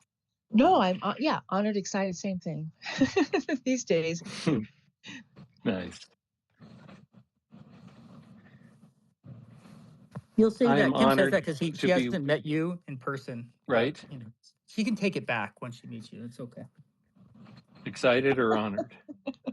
Either I'm one. honored. Anything I'm positive honored or as good. well. Okay, honored and excited. So I think it's just excited to be a part of this community and with such great people. I love it. I'm That's very passionate about generic way of these. saying it, but Yeah, I'm sorry to interrupt you, but I'm passionate about these topics, and then you get these goofballs in here, and it's just too much fun. well, that's the point. Sometimes you just need a good release and to have a good time and be entertained, right? Yeah, go exploit that. 100%. Right. Now I'm excited. Yeah. I'm honored, excited, and slightly trepidatious. No, dude, I don't have those glyphs, bro. I only have battle hardened, impairment, overwhelm, resolve, ruin. What are those? Adrian, you got a hot mic. All We can hear what. qualities you can hone No, and that's spend your intentional. time in these spaces. We can hear what you're saying. Choose the resolve. I think resolve will Gee. get you what you want. I don't know about that. I think he's talking to Blaze. We I'm just talking to ignore Blaze. He's in Adrian here. until he tells us like our name, and then we'll be like, oh. Yeah, don't worry about it. Play your Dungeons and Dragons group on your own time. None of those. So what do I do with it? But okay. This is his own time. This is his own time. which is kind of weird, I know. Okay, let's It's like being John Malkovich. I just got blood on my carpet. Up in the head. What are you doing, Lincoln? Is it on the same Utterly lipstick? Pick another one? Utterly What the ridiculous at this point. I'm just Is it the same room as the lipstick thing? lipstick. Okay, do not put that. Oh into no, sorry, it's not the what? same as the lipstick. Do not put that into Chat GPT. Not after what you asked last time. No, ChatGPT didn't try to kill me. I think it was. No, I mean, first you asked how like bleach on carpet, and now you're talking about blood on carpet, and I'm just saying. Oh you yeah, know, yeah, totally. You get okay, all right. Just trying to keep you safe. Yes, I'm with you. We don't need you swatted. Yeah, that's what she's alerting to. Yep. No dead people. Wow. Is she in the closet? Yeah, Or crawl few of those, yeah. Good. Proof of life. Thank you. So yeah, Landon, you missed it. I was cleaning up something that my cat had a problem with, throwing up something. I have this enzyme stuff. Wouldn't say I was missing it, Lincoln. Yeah, thank you. I haven't heard that in a while. So It's been a while, hasn't it? It has. It's been a while. Not long enough, but it's been a while. Who sang that? Who sang that song, Lincoln? Who sang that? Which one? It's been a while. It's been a while. He's like, wow, since I does he really could know? Hold Stained? my head up high. I don't know who that is. Who was Stink? Rained. Oh, that. You have So a continue. supercomputer in your Continue. hand, Logan, just so you know, you can look it up. True. You can't But look that's it up not, in we trivia. don't do that. Yeah, we don't do that. Music, we know our music, usually. Okay. Anyways, I don't have to do derail some me, Landon. business. You're going to hear this story. I'll re-rail you. Well, that Okay. doesn't sound good. Whoa. You guys are kind of like Cat no. and Sarah. You're kind of like Cat and Sarah, but the male version. Cat and Sarah. That's awesome. I did post a link there. I want to do a little Cybertruck business. I'm passionate about the bed pack, so I did post that. I added that post to this thread, so you can ask me any questions you have about the bed pack. Okay, Lincoln. What's that cost? 16,000. Holy shit! You mean the range extender? Estimated. Yes, I call it the bed pack because I think range extender is bullshit. I think that's what Dodge Ram EV concept called their hybrid. And so I'm trying to sway Drew and Franz and Lars to call it the bed pack. Tell him not to do bed pack. the range extender, because that puts it into people's mind that it doesn't have enough range and it needs a Yeah. range extender. So you've got to call it Absolutely. something else. Yeah. 100%. Good job, marketing girl. Good call. Thank you. Mm-hmm. Marketing girl, was that like a diss? It's almost like the way you said that was a little weird. I'm not sure I'm comfortable with it. It's not a diss. I I'm can't okay with speak it. Thanks, to marketing girl. whether it's weird or not. I mean, that seems He like did not have the tone, Yeah. Lincoln, that you just put on it. Now, That's when you true. said it, I hear everything he says with a tone. Yeah. He had a nice tone. He was thanking me genuinely, and I felt it because I can feel these things. I didn't like the tone when he said he wanted to re-rail me. He was just jealous that the attention had moved away from him. Okay, it's probably true. The $16,000 price and the additional mileage that we might get from the bed pack range extender. It says estimated, EST period. It says it twice in one paragraph about the bed extender. The price is estimated and the range is estimated. That tells me that they don't know what cells they're going to put in it. Yeah, well, they don't know what cells they're going to put in it yet. It's not in production yet. I'm sure they've got all the ideas in the world. They don't need my ideas, but I just think it's not set in stone yet. Yeah, Blythe, check map. There's one that's Helltide. Not sure if it's good. So it'll likely be just the 4680, not the cyber cells? It's a good question. I mean, I think it'll be whatever is most efficient for them to throw in there. I don't think it's going to be a lot of them, right? Because if they've only done 1,000, excuse me, if they've done 1,000 Cybertruck deliveries now in the foundation, there's been less than 25% people that have admitted to putting down the deposit for the bed pack.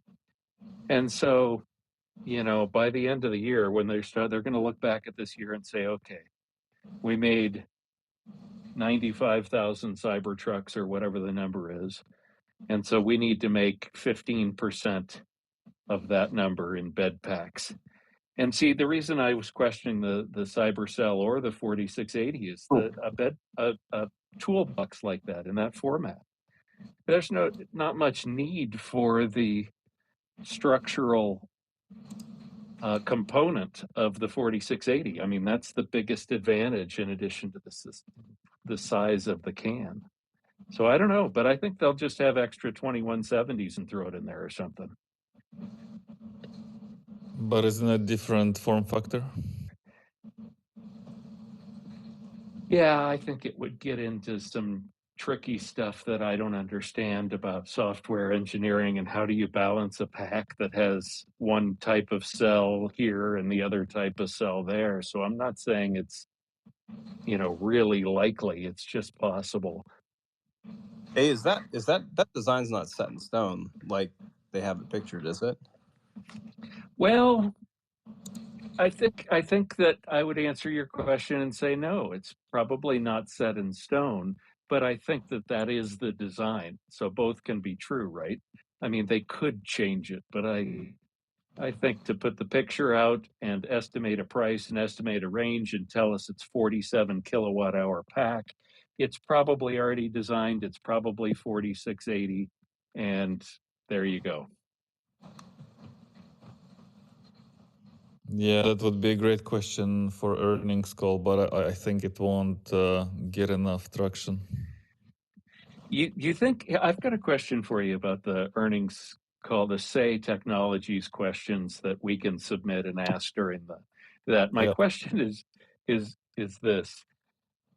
How do you read the community when it seems like when there's a question from Alexandra or any of us that have been there before, it seems like there's always a lot of hate for the question. If they get up and say, hey, Elon, I love you, we love you, you're the best, and then everybody's like, oh, they wasted a question. And then somebody gets up and asks something really technical, like what cells are you going to put in the toolbox, in the bed pack? And, you know, people would, I can imagine they'd be like, oh, we don't care about that. We want to know about the Q4 COGS, cost of goods, you know, what some other technical axes, thing. bro. Yeah, So is there a and then universal answer for what kind of questions we should ask? yeah, like yeah, everybody's. I think there you just submit your question and then it gets percolated and people vote on it with their shares. Do you want to hear my question? Yeah, please. Okay, let me find it. I'm looking at the say technologist right now. Is it on it? Yeah, it is Landon, published. Landon's Yeah. like currently in ChatGPT trying to get a question. Hurry, question. You should call it the juice Landon. pack accessory. The juice pack That's accessory. cool. Yeah. You know, all of my friends drive trucks. Everybody where I live, everybody's got half-ton trucks, 3/4-ton trucks, diesels, and you know they drive them to the grocery store. But that's fine. They tow every month or something anyway. But they have these different kind of toolboxes that go in the back of the bed, and it's like almost exactly the size of this battery that Tesla's putting in.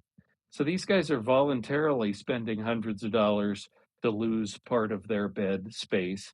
But in the Tesla community, evidently everyone needs 6.1 feet of bed space. So I don't know. Well, so okay. I'll Yeah, say go ahead. this. Flip there. Yeah, I'll say this real quick, right? So I was looking. So when I tow my motorcycles around, right, I'm using my wife's Model Y right now, and so I've been really wanting to get back to a pickup. So that was, you know, the Cybertruck for me has a lot of utility so long as I can get my track bikes in there, right? So, I mean, I know there's a lot of people that you know, especially out here that are at the racetrack that are in the same boat towing their bikes to the track with Model Ys and Model X's. Wow. So I think it is a utility thing. Do you now? Those are motorcycles, right? Not bicycles. Yes. Yeah. Sorry. Yeah. No, that's cool. How do you mount them in a regular pickup? Do they just, you roll them up in there and tie them down with the cargo hooks and they're all the way in with the tailgate closed? Or because I saw some bicycle pictures, like mountain bikes, they hang them over the tailgate, don't they? Yeah, you can do it a couple ways with the race bikes. We have usually we just kick the rear end of the side a little bit and we close the tailgate with it, kind of kitty corner. But yeah, we just strap it down front wheel. I used to haul hay in a pickup truck, but I don't have horses right now, so I just don't have much of anything. I'm disappointed that, you know, if that's the right word, I had hoped to sleep in the vault and have it be climate controlled from the Cybertruck, but that doesn't seem to be the case. So now I don't, I guess, care about the bed space anymore. I don't know. Yeah, that's like a big meme. Everybody wondering about it. Somebody will pipe it from the outside or who knows what. And I also want to know where that bed pack connects, that range extender. You're not going to like the question, Lincoln. Go ahead. Yeah, I would presume somewhere thing into the power outlet where you plug it in when the supercharger. A heater? Go ahead, Hitachi sorry. wand? Okay. Magnesium thixo molding. Would Tesla implement an important percentage of Tesla parts based on the current technology of magnesium thixo molding? Mag wheels could be reintroduced, General Auto parts for mounting compressors and such, even use in Optimus gigacasting vehicle structures with magnesium. That's my question. Yeah, that looks like what's I mean the Giga molding is moving towards, because it's like reduces pores in the alloy. and it's like much less. It takes much less energy, and yeah, like there's all these benefits. But I don't like. I mean, I guess it'll be for engineering team to decide Yeah. if it's applicable, because they have their own custom alloy. So yeah. And then if they Magnesium did is use magnesium for that, it'd be lighter and a little bit stronger even, right? yeah. And what we're talking about for the room, just very briefly, and then we'll go back and I'll go smoke a joint, is Thixo molding is really a weird thing. And you can think of ketchup or something like that in one of the old glass bottles. If you just turn over the bottle and take off the cap, nothing comes out. But Thixo molding has to do with chemical composition of matter, where it flows more easily after it's been agitated. So if you think about the ketchup bottle, the glass one, when you shake it, I'm not talking about sticking a knife up in there or anything like that, but if you shake it, it makes those molecules volatile and it flows out of the bottle. And so it's the same thing for this magnesium alloy. It only flows efficiently when it's like hyper agitated. And so that's weird. Yeah, and I think that's the reason why it requires lower temperatures. Yeah, that's good. Yeah. So it's yeah, and the less fossil fuel, burning of fossil fuels.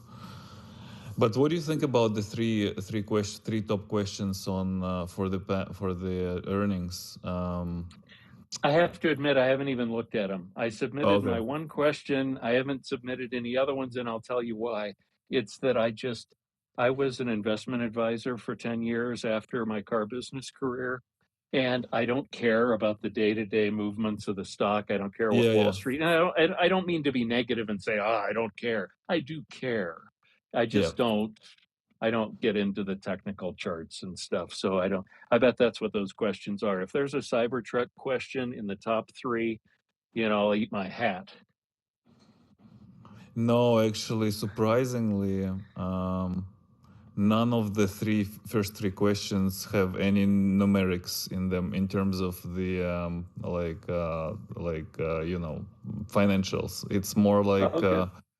yeah, the first one is given that you moved the start of the next generation compact vehicle production to Austin, has the timeline improved so that we might see next generation platform vehicles in 2025? That has 4.6 shares. We don't Million at shares. Tesla. We don't talk about future product line development. I mean, Yeah. come on. Yeah, they won't unless that's probably won't be answered. Second one is when will Tesla start construction of the Giga Nevada expansion and Giga Mexico? And they just announced that it started. Yeah, they announced it yesterday or something. Yeah. So and Mexico's got all the permits, so that one's kind of dead, right? Yeah. So, and then the third one with most shares is should retail shareholders be concerned that Elon has stated he's uncomfortable expanding AI and robotics at Tesla and doesn't have 25% of voting rights? Yeah, that's a good question, and I'm sure Elon will chime on that, but it's pretty obvious why. I mean, he's been kicked out from PayPal, he's been kicked out from OpenAI, not kicked out, but he left OpenAI, and he just knows how corporations work, and there is a Steve Jobs example, so I think he just wants to be, he just knows how the business works. He's been around for a few decades, and he can foresee certain things. So yeah, hopefully he'll get what he wants. Yeah, I agree. I think the thing that people should know about that, if they haven't gotten into all the details, is this is not some demand out of the blue. This is something that's going on behind the scenes to create a new pay structure for him. It's been in the works for years since he hit all of his tranches in the last one. And they cannot do anything for a new plan while there's this court case open. So the minute that court case is settled, and it should be, relatively soon, months, not years, and then they'll just go ahead with it. And frankly, it's interesting, but it's really none of our business. I mean, Yeah. I don't know. Yeah, but I like Warren Redlick's comment on Gary Black. Like Gary Black said that there are many permutations. Elon Musk can clear a path to 25%, and he listed a few of them. But it boils down to basically Tesla can do a buyback at 8% of its shares over the next 5 years. So he kind of molded, it as a solution. As a solution, Gary just wants like shares to go up, So he's like, do a buyback, it will save the day, basically. Yeah. Amazing. Yeah, that was funny. Yeah. Business games. Corporate shell Yeah. game, more like. Yeah. It's crazy. So what do you think will happen with the first two questions? They just won't be answered, and the next questions in the queue won't come up, or like, do you think there's a chance they'll move to the next questions? I don't remember how many questions they answer from that, but I'll tell you how it'll go. If it goes the way it's gone in the past, the response to the first one is, we are saving the news about future products for a later date. You know how it goes. And then then the guy will say, next question. Yeah. So I don't know if it'll cost him anything, because it won't take any time. The only thing that the questions, the unuseful questions are useful for is sometimes just a random question will get Elon off on a tangent, and he'll tell us something cool, right? Yeah, hopefully. I mean, there's been like so much going on, so much stuff. I'm curious to just get the sense of Elon's mood and outlook on the future, because the last time he said that he's uncertain of economy for about a year. Yes. So I'm curious if the deadline still holds and he'll say like 8 months this time, or it'll be still a year. That these are all interesting aspects. Yeah, I guess I hope he's not that specific either way, but it would be nice to hear him be a little optimistic, wouldn't it? But again, it just would be nice. It doesn't matter that much. Yeah. I mean, I'm with you. I still check the stock every day just to see where it's at, but I don't particularly care about like daily fluctuations. And I'm holding long term, so I'm not particularly worried for Tesla. Yeah, that's smart. Good for you. That was about the hardest thing I had to do with my retail investor clients, is try to sell them on the idea that you don't need to wake up and turn on CNBC and pretend like you know what half of the stuff is going on and worry about it, because they just want you to worry, and because the big guys, the institutions, make money when the markets go up and when they go down, and we tend to lose because we're trying to play catch up. So yeah, it's hard not to look, but I don't think I did look yesterday, because I have some Apple stock, and I like to sell Apple stock when it's at parity with Tesla, and then buy Tesla just for fun in one of my retirement accounts. Yeah, it's it's hard to separate, because we're all humans and we all have emotions, and it's sometimes difficult to like separate the two. But it's Tesla is super volatile, and it's pretty turbulent, not for the lighthearted. Like, I make much better decisions for clients than I do for my own account.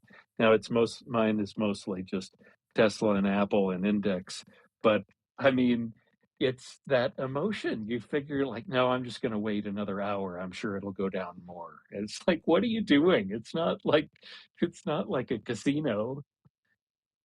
Yeah. It's part of being human. So it's I'm just Fear. exactly. I just want to push back a little bit. It is exactly like a casino.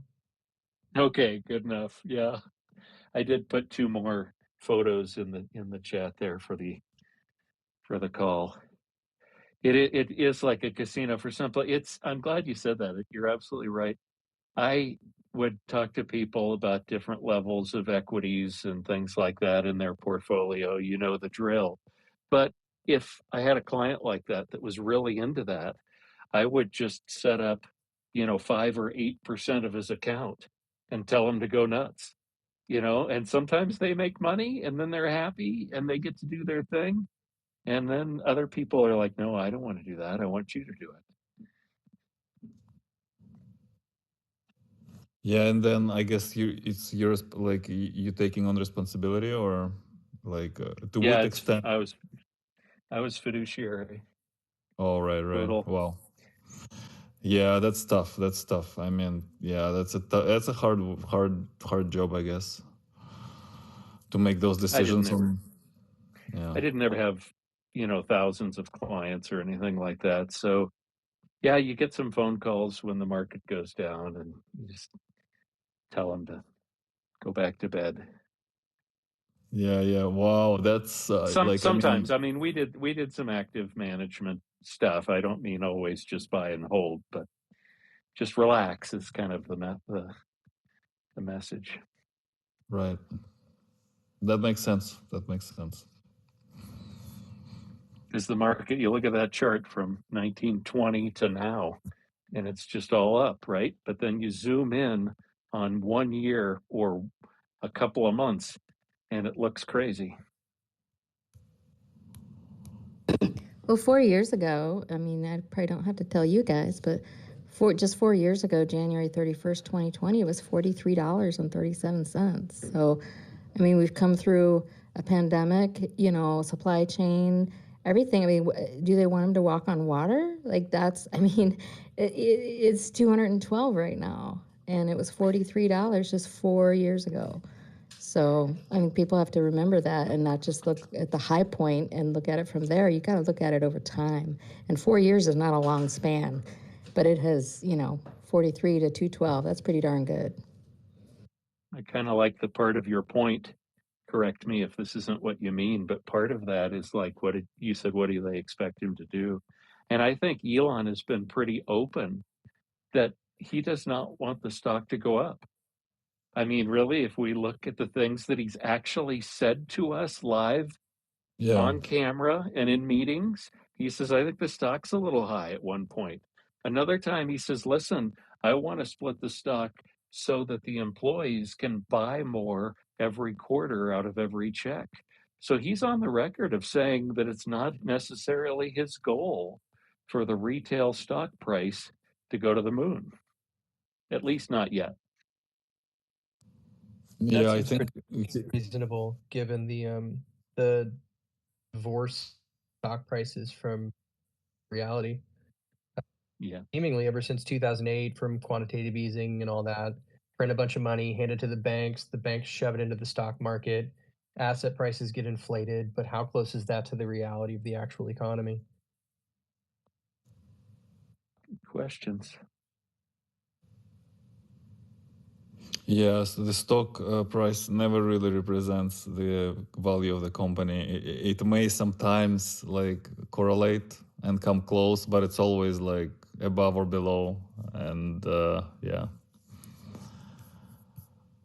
like actually,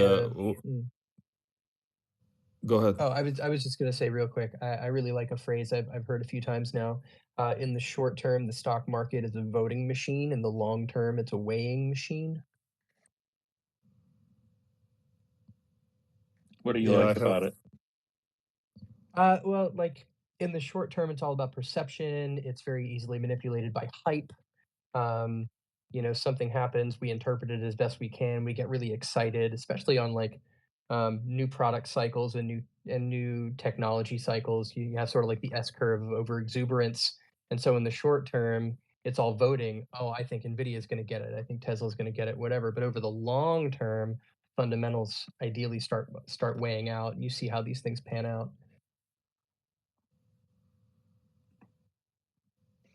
Yeah, except for you can vote a lot of times.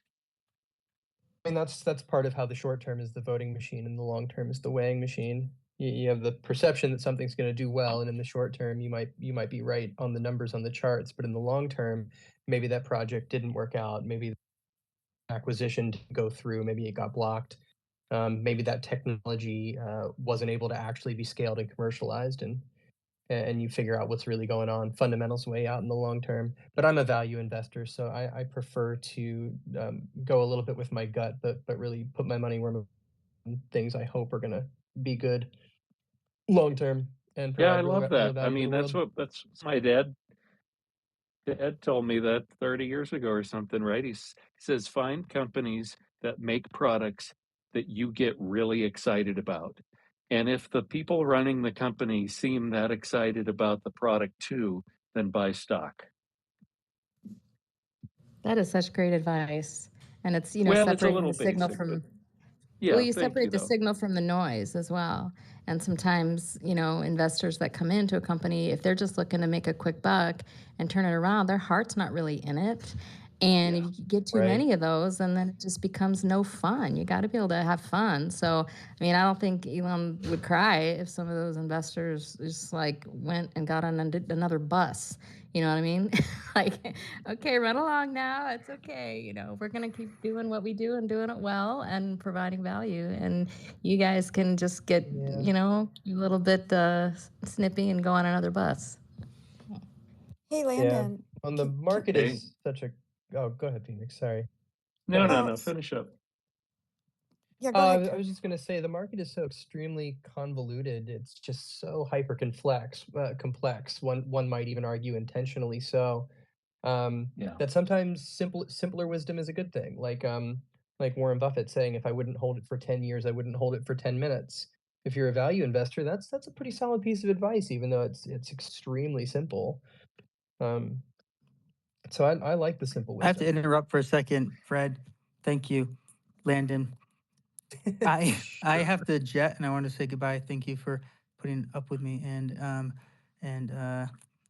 listening to me. Avoid death from chemical inhalation. Insert ball and chain joke here, right? No idea what that means, but okay.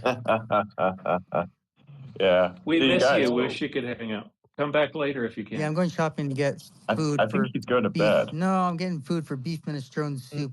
I'm gonna cook a ton of it for the week. Oh, dang. Cool. I'm gonna make a dish later after this. I have some stuff I froze up, so that's good. I got 24 minutes to get there before they close. Minestrone. Ooh. That's the second time I heard. I need to take my steaks out of the freezer.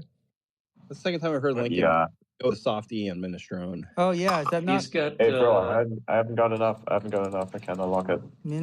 Nobody goes to the grocery store at 10:45 at night. I do. Are they open? Yeah. Oh, is it like some kind of secret Mormon grocery store? Yeah, down the street in What Utah. the fuck? It's actually called Dick's Market, and it's like a mile down the road. So I'm going to Dick's, guys. So when you check Mormon out, Dick's. are Lincoln's there going like out at 11 o'clock at night to get some dick. I'm going to get You some heard it here Utah first, Dick. folks. You're gonna be the Are only there like person at that store. You realize that, right? There's a special. That sounds all kinds of stuff, bro. I'll be real I with you. think we can all agree that their motto is "suck it," right? There's a back room there. when you get to the cashier, there's like 3 ladies there to help you. Okay, Landon, I'm just getting some food. Thanks for taking this in a whole different direction. Thank you, Lincoln. Love you, All right, brother. Lincoln. And Later. you didn't hear my See ya. bleach story. I'm gonna have to tell you later. Oh, I did tell you. I'm really excited about it for some reason. You were here. I forgot. I laughed so hard to myself that it's not funny to anyone else, but I enjoy telling it. So it's kind of why. I think it's fucking hilarious. Yeah. With the girl and the hike, did you go on that hike? Which hike? That sorcerer's stone is crazy. I don't know what hike you're talking about. What girl are you talking about? Sorry, what's up? It was. Oh it's the yeah, only yeah. joke The girl in the that you hike. know. That's not mine. I stole that. It's a good one. Okay, Though. go to the grocery store. Get some. Let me see you guys later. Minestrone has got to be one of the worst Get soups. out of here, Abe. No, it's good. Wait. What are you talking about? You called it minestrone. Really? Am I wrong? Aaron, right? Yeah. Yes.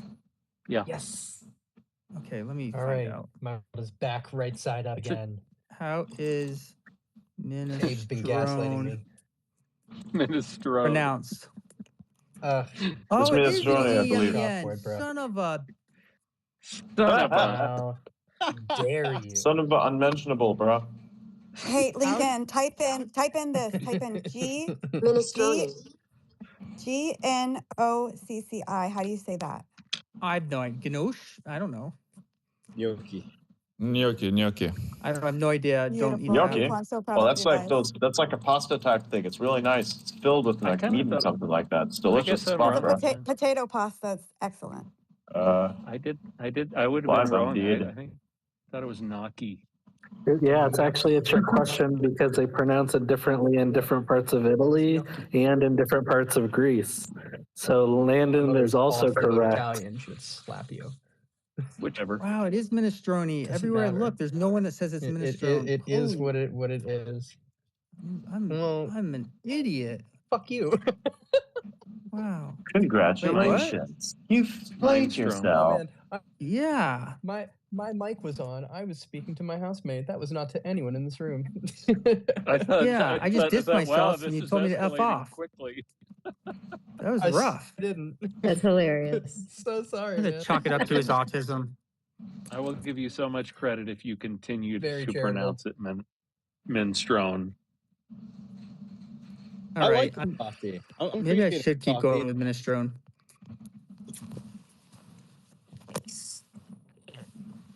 Oh, all right. Now I'm really leaving. Bye. Have a good night, brother. Later. See you, dude. Gnocchi. Gnocchi. Thank you. Hey, That's my Adrian. computer pronouncing gnocchi. Yeah, what's up? Do you want to converge the space with Tesla? Yeah. Do you know who's Push the driving the button. other space? What happened? Do you know who's driving the other space? I think so. I think it was. I think it's Gary. Is it Gary? I think it's Gary. Yeah, Gary Mark. I think it's Gary Mark. Yeah. You can tell him we can merge if he wants. All right. We're sitting here and we got a big one cooking. So I guess we ready. What are you making for dinner, Adrian? You will see or never see again. Chicken?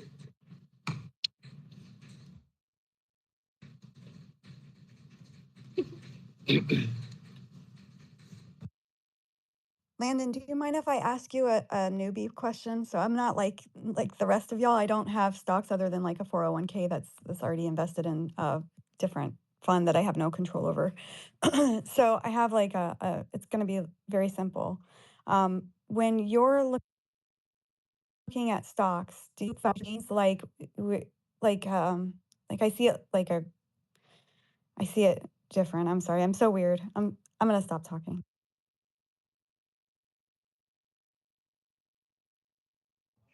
No. Keep going. Keep going. Yeah, this space is listeners. Sorry. So I was like, there are technology companies, startups, and whatnot popping up all over the place. And so when I'm thinking of it, it's almost like an orchestra. Like there's going to be so many parts that are constantly moving and evolving as we go. So like there are going to be people that are going to want to fund the work that Elon's doing at Tesla. It's new cutting edge technology. There's a great amount of hope that is behind it. Hope for space travel because, like we've said many times in these spaces, the robots are going to build the colony on Mars. The robot's going to build the space station in space. You know, there are so many utility functions that these robots offer. Tesla, it's a car company that has evolved. And so when you think about how it evolved, you have to consider that the risk that people might be feeling is unfounded because he's only adding stuff to the company, not taking anything away. He's adding a new market segment. He's adding new utility. When I see it, all I see is potential. I don't see any risk. So if I had money, I would sink all of it into his company. But that's me. I'm a poor person and I don't know anything about the stock market. But I feel like when people complain about like the dollar amount, like Stacy had pointed out, look at the growth factor already, and there's no slowing down. He has the best engineers in in the world probably working for him. I mean, he's all over the place. He's in China, India. He's just everywhere. And so why is there a level of fear when he's sinking every bit of his own capital into a company, his baby? Like I from a personal level, I feel like a super amount of like commitment on Elon's part. So why, if the richest man in the world has that level of commitment, why would the stockholders have a problem with it? It doesn't make any sense to me. Like I can't sort it in my brain why anybody would have fear when the only thing that you can stand to gain, or the only thing you can stand to do, is gain from here. You have different governments that are going to adopt these robots as workers. You know, they're going to facilitate a brighter tomorrow for people. People are excited about this stuff. So I just don't get it. So, but again, I'm coming from a place where I don't have wealth. I don't have money. So I'm not thinking in terms of dollars and cents. I'm thinking in terms of exponential growth, and you cannot see an end to it. He has all of the equipment. The man can create recycling plants to create the materials that he needs. He can do so many things because he has an immense amount of sway in the world. So where is the fear coming from? Or is that just me being an Elon fangirl? No, I don't think it is. And, you know, while I was a financial advisor, and financial advisors have to say, this is not financial advice, I'm not anymore. But I'll tell you what I do. And I don't buy any individual stocks except for Tesla and Apple. And I'm not actively buying on Apple, but that's just what I do. I've actually had a lot of success with index funds, boring old index funds that just seem to go up every year. But to get to the fear question, you've nailed it. Fear is an emotion, and this is psychology.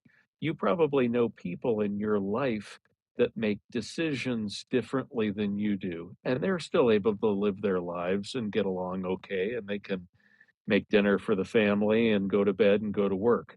They're not idiots. They're not in some kind of mental asylum, but they don't think the way we do. And some of us have more risk tolerance and others have lower risk tolerance. There's a lot of people in the world that really sleep much better at night by not taking risk. And then there's another flavor of that, and it's not making change. What I did today didn't get me killed, so I'm going to do the same thing again tomorrow, is the philosophy. And there's others of us that want to go to space and to Mars and drive the fastest electric cars, the fastest cars of any kind. And we've got a higher risk tolerance. But that's like there's a spectrum of tolerance for risk. And I think that's what you're seeing. So you don't think it's like a level of hopelessness or something like that coming from people, like they're on that teeter, they're on the edge where they don't know whether to jump or not? No, not necessarily. It's not all of that melodramatic.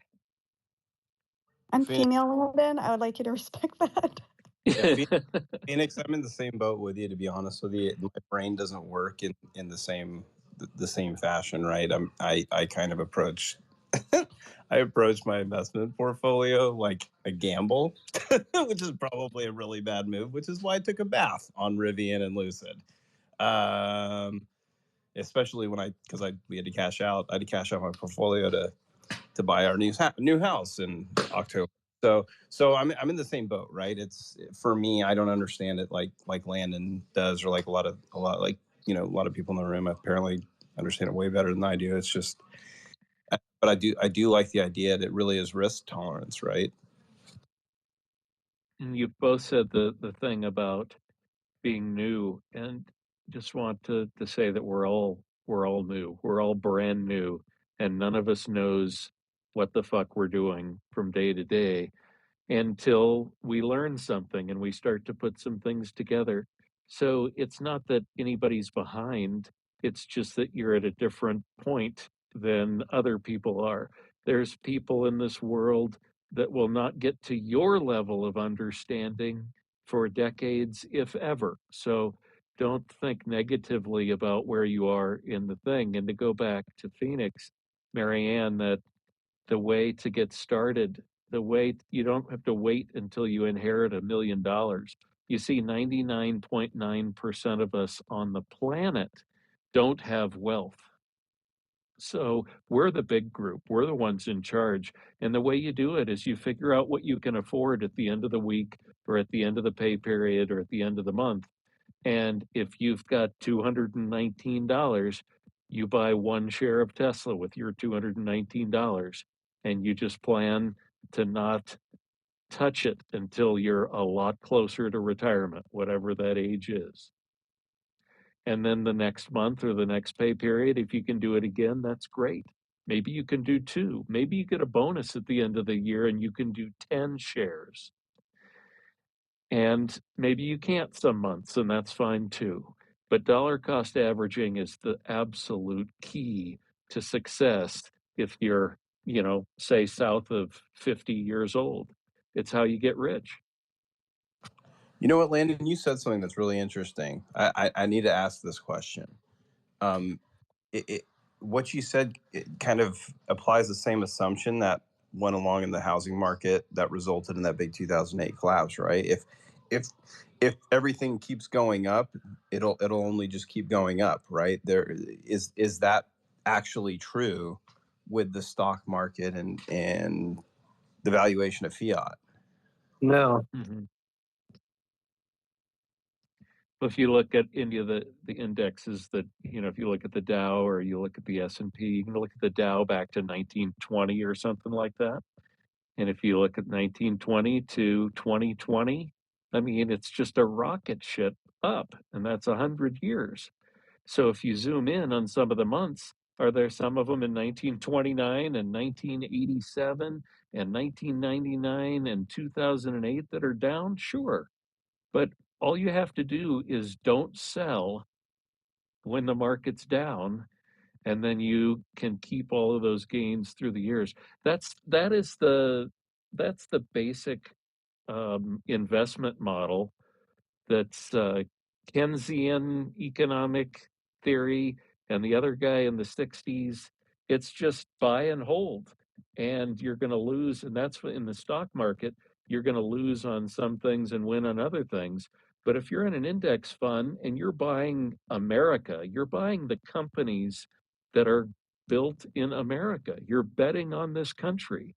And that just goes up. I'm not talking about some black swan event to where the world is over. I'm sorry, you're on your own at that point.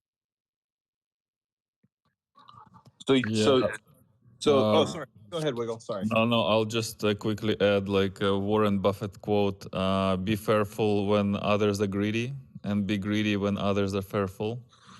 So when like everything tanks and you think that, it's the end of the market days or the good days, that's when you should have a little bit of a reserve to buy and, and vice versa. But yeah, I mean, not a financial advice. Yeah. So what you guys were talking about are on that same topic, right? So if I think the S&P index is for 40 some odd $100, right? 5 years ago, it was down in the 2000 range. So if you hold on another, I don't know, let's say 20, 30 years, you're saying that realistically we could be looking at what, 4, 5, 6x growth? It sure seems possible. That's a lot of years. It's a lot of people building products and selling products and making money, and that's what we're good at over here. Don't let the politicians get to you, especially this in an election year. Here's my 2 cents. I won't get political, but don't let them teach you that these political parties are like your favorite sports team. You don't have to, live and die by the party that you vote for like it is your favorite football team. I understand if the rival football team comes into your town, you're going to knock them down in the dirt. You're going to do whatever it takes to win. But politics is just these guys that can't get a real job trying to tell us what to do with our own money. Oh my God, I love you.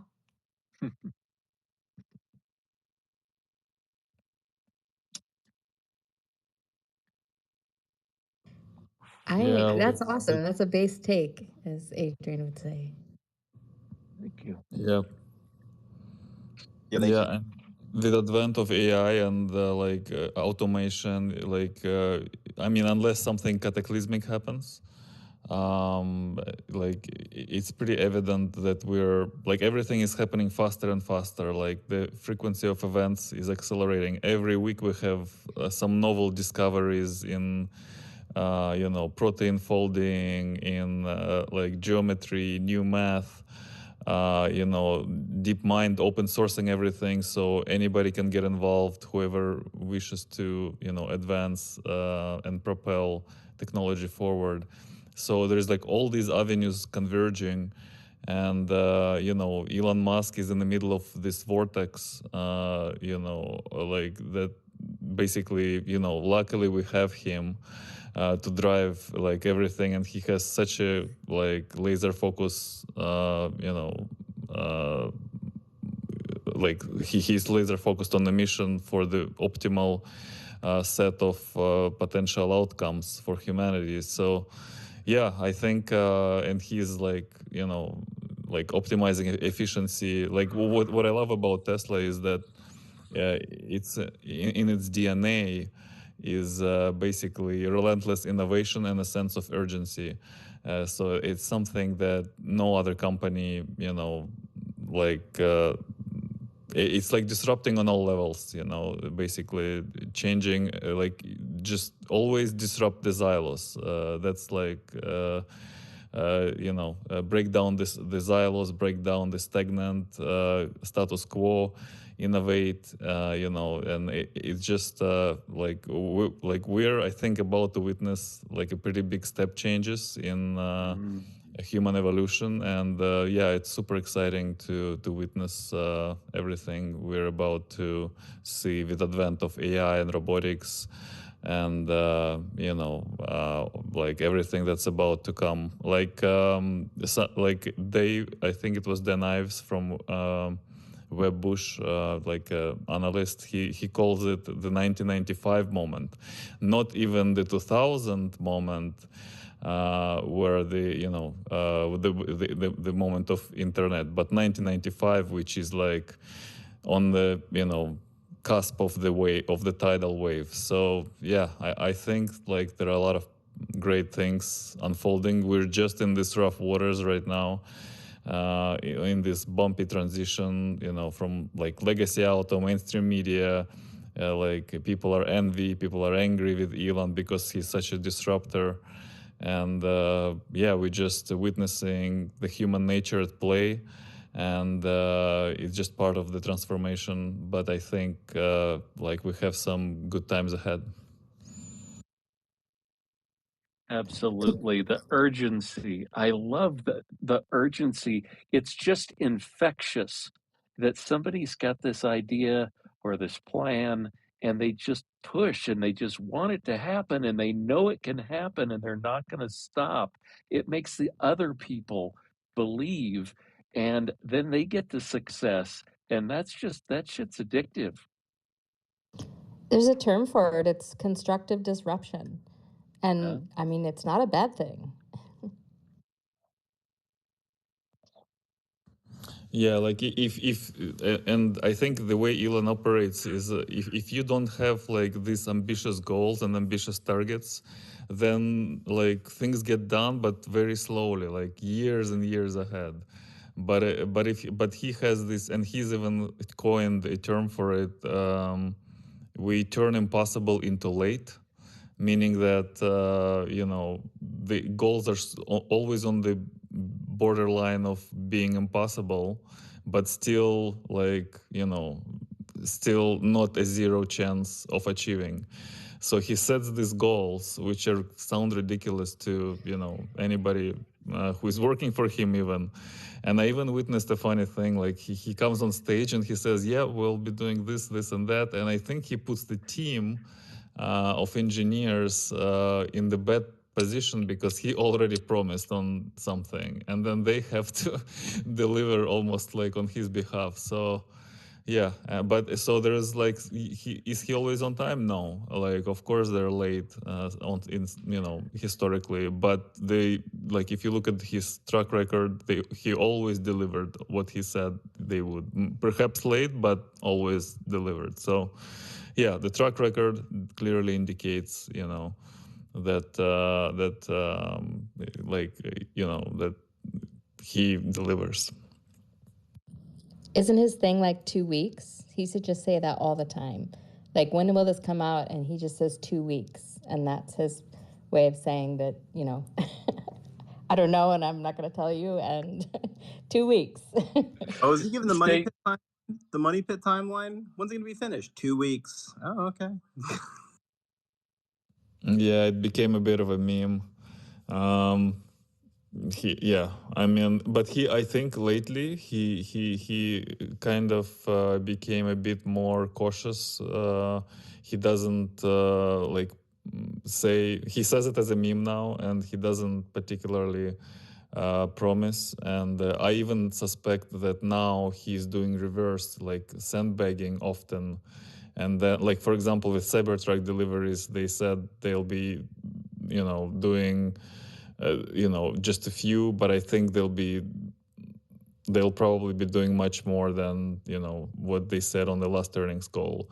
So I suspect he doesn't want, he'd rather like under promise and over deliver rather than, promise a lot and under deliver. So I think he learned from that criticism, and moving forward, he's kind of more cautious. What do you think, Gary? Hey, I'm doing the multiple space now. Oh, are you converging? You are our link between the two spaces, right? Yeah. Well, I'm co-hosting over there right now, so like, I don't know if you can. We're proving it works, I guess. Adrian, you want to converge? I mean, we're converging right here. So, I mean, I'm just sitting here. That's the convergence. We are converging. I'm going to take a quick 45. Yeah. Bro, just like disappeared, checked out. Yeah, I think he went yeah.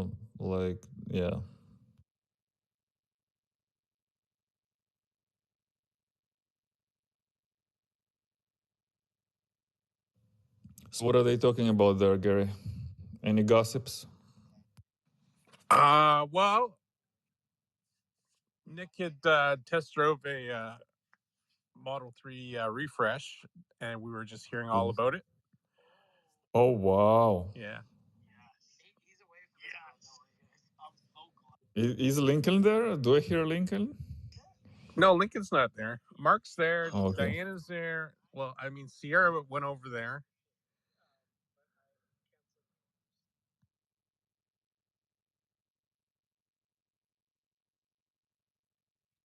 What's the word on the Model 3 refresh? It's like a poor man's Model S, but because they have the double pane glass, and a really good suspension, it's like really, really quiet. That's oh, pretty wow. cool. Is there any change to the body? Ostensibly, no. But the interior is a lot more sparse because there's no stalks, and it's got the it's not like the Cybertruck in terms of the Squircle steering wheel. It's more of a round steering wheel, so it's not a yoke at all. But apparently the steering wheel buttons are very haptic, and so it's very responsive. Nice.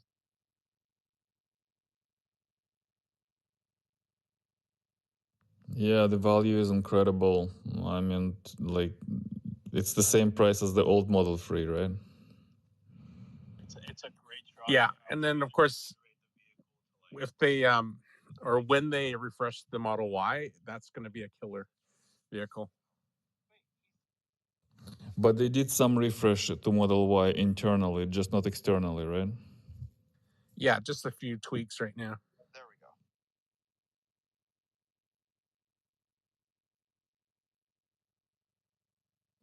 Do you think externally it will adapt the same changes as in Model 3, like those, pointy face and like squeeze back? Yeah, I think they'll definitely try and merge the design language.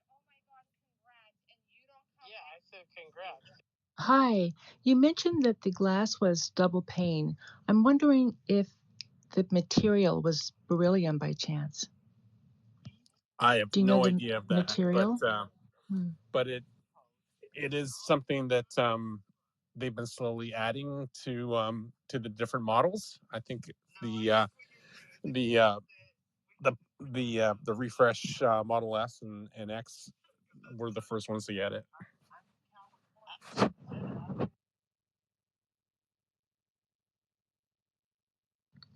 Thank you.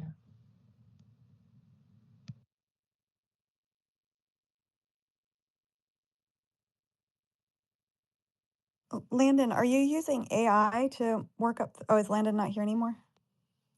Oh, never mind. He stepped out to smoke a doobie. Do you guys know, are they using AI to do the figures, or are they still doing it like in an older model kind of thing?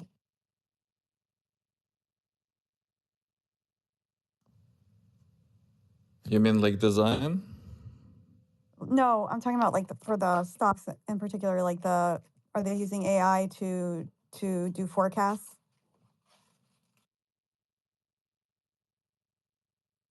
There's projections and predictive models, yes, that are used to drive forecasts off of big data. A lot of economists are doing it. Some do it better than others. Some consider factors like, for instance, it could be globally things like pandemics, of course, but also other factors like how much market share is a company like Tesla going to absorb of another business like Uber when taxi comes out. How's that going to impact the markets? So there's a lot to think about when you do your predictive models, things to think about.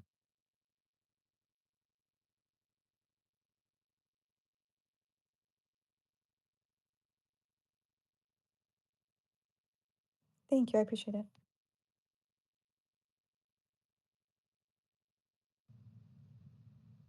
Is it true that some of the used models will be the first run for the Tesla taxis?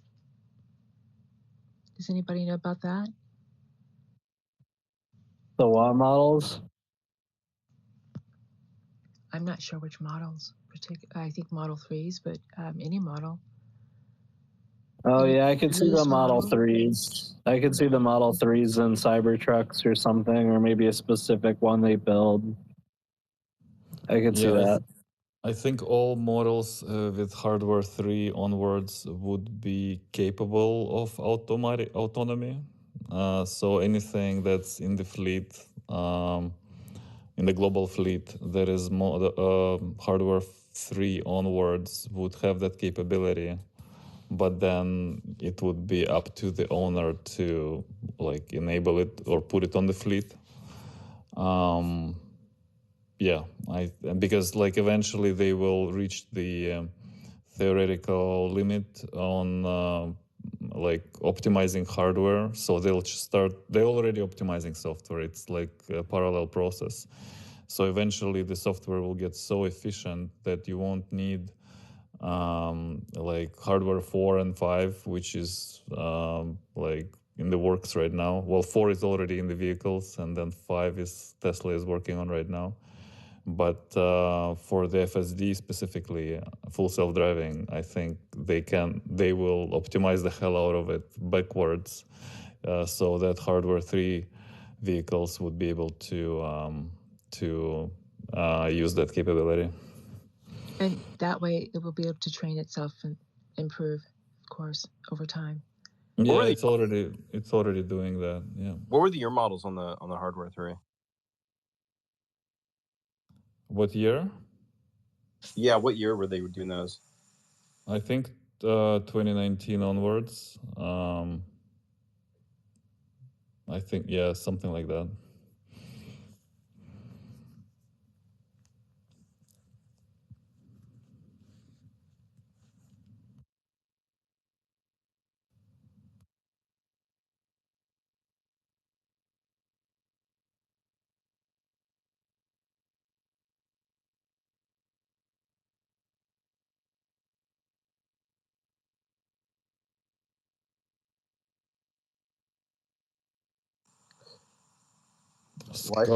Scubble dropped in his new episode on Unaligned. My daughter, who's adverse to learning how to drive, just asked if they're going to put out a Tesla taxi like the Johnny Cab.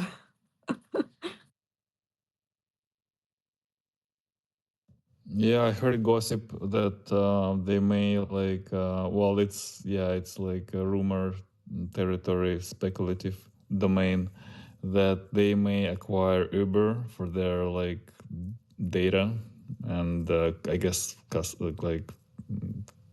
customer information. But yeah, I don't know like if that's or Lyft. I don't know where what are the plans for Tesla.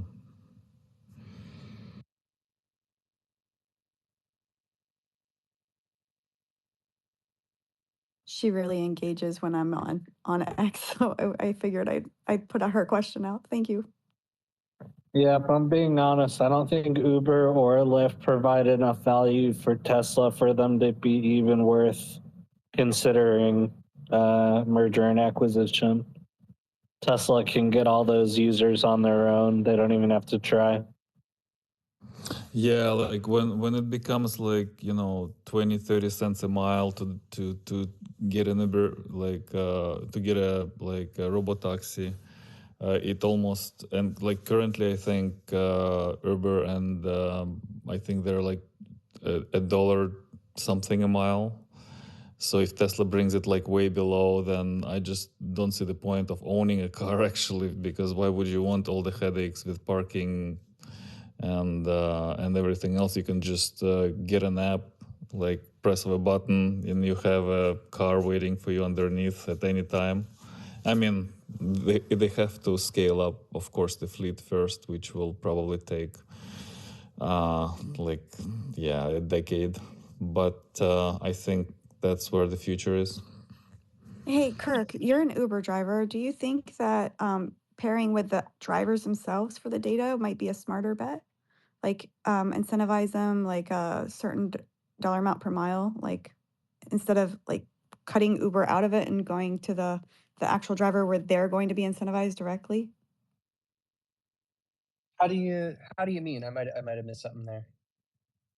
So like if they're looking for data for like the driving, I'm assuming, so that they can train the model.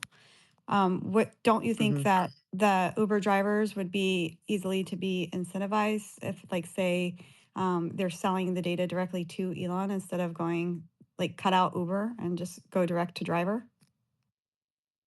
Oh yeah, I mean that might be interesting. I'm sure Uber is scraping every scrap of that data already.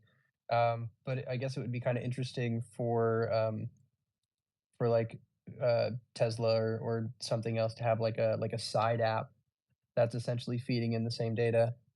But I'm Or not sure. I think yeah, the idea of selling our data and even owning our data properly is still very new and hasn't been well modeled. I would love for that to be the default, but we're far from that. And also insurance companies, they incentivize the insurance policyholders to put in those like things that go like they track basically your speed and all that stuff. I mean, that would give you some data. I don't know about the video portion of it, but you could pair with maybe a like a insurance company where it's a safety feature where you can. I'm just spitballing. I'm sorry. No, those are good spitballs. Personally, I care about my data enough to not want to be monitored in real time all the time by my insurance company, but optionally, like options for people. So optionally, that's kind of cool. I'm a little afraid of a world where it starts off as an option as a poison pill because ultimately they're just going to make it compulsory. I agree. It's already in Sometimes they play. do. It's already in play. That's all. Because I know that it's already Right. established.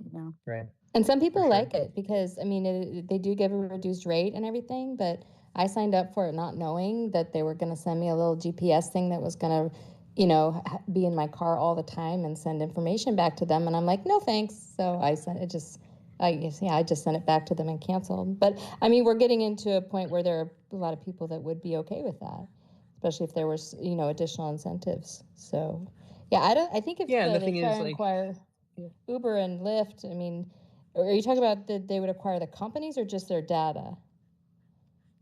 I think just the data, but I don't see why Uber or Lyft would allow Tesla to get that data, knowing that it would be used essentially to stand up a competitor. Exactly. It's all Well, third-party data, and it's all exchanged, and we all have what's called human data for autonomous tracking. It started out here in San Francisco. That's part of the whole experiment. Can you say more on that? I'm not sure I quite follow.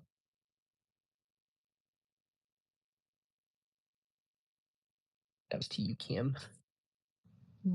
I can't say any further right now. Base take Mysterious. incoming, you guys.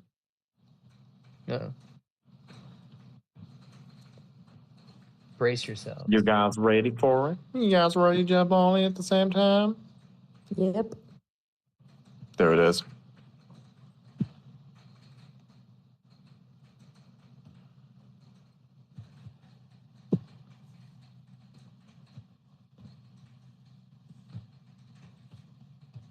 I love how the fucking I love how the X Weekly account has more engagement than most people have. It's so stupid.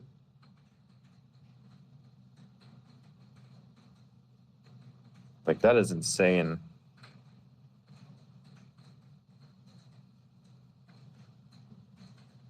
Probably should buy the... Probably buy the verified for that. Just because... Which rings still a boon? I suppose. I scrap the rest? Bruh. Do I extract the thing? Bruh. I don't know. Damn, that was good. The poison damage is nice. Yeah. Let me go down to the jeweler or wherever it is.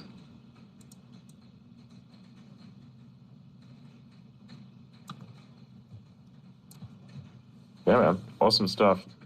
It's funny because I think maybe I will just put all the posts for...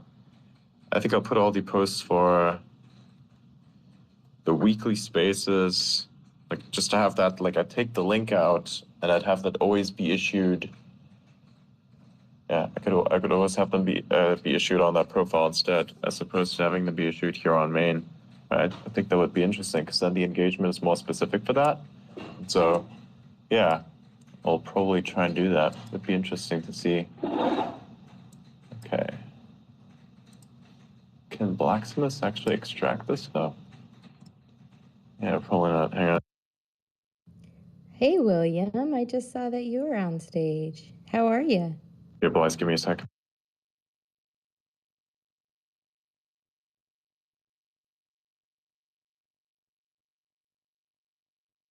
This has been fun, y'all, but I got a nice little buzz on, and I'm about to go watch a movie with the housemates. Y'all have a wonderful rest to your Saturday, and I will see you very, very soon. Much love. Have a good Kirk night. out. Yeah, Kirk later. out. Night. Good night. Kirk out.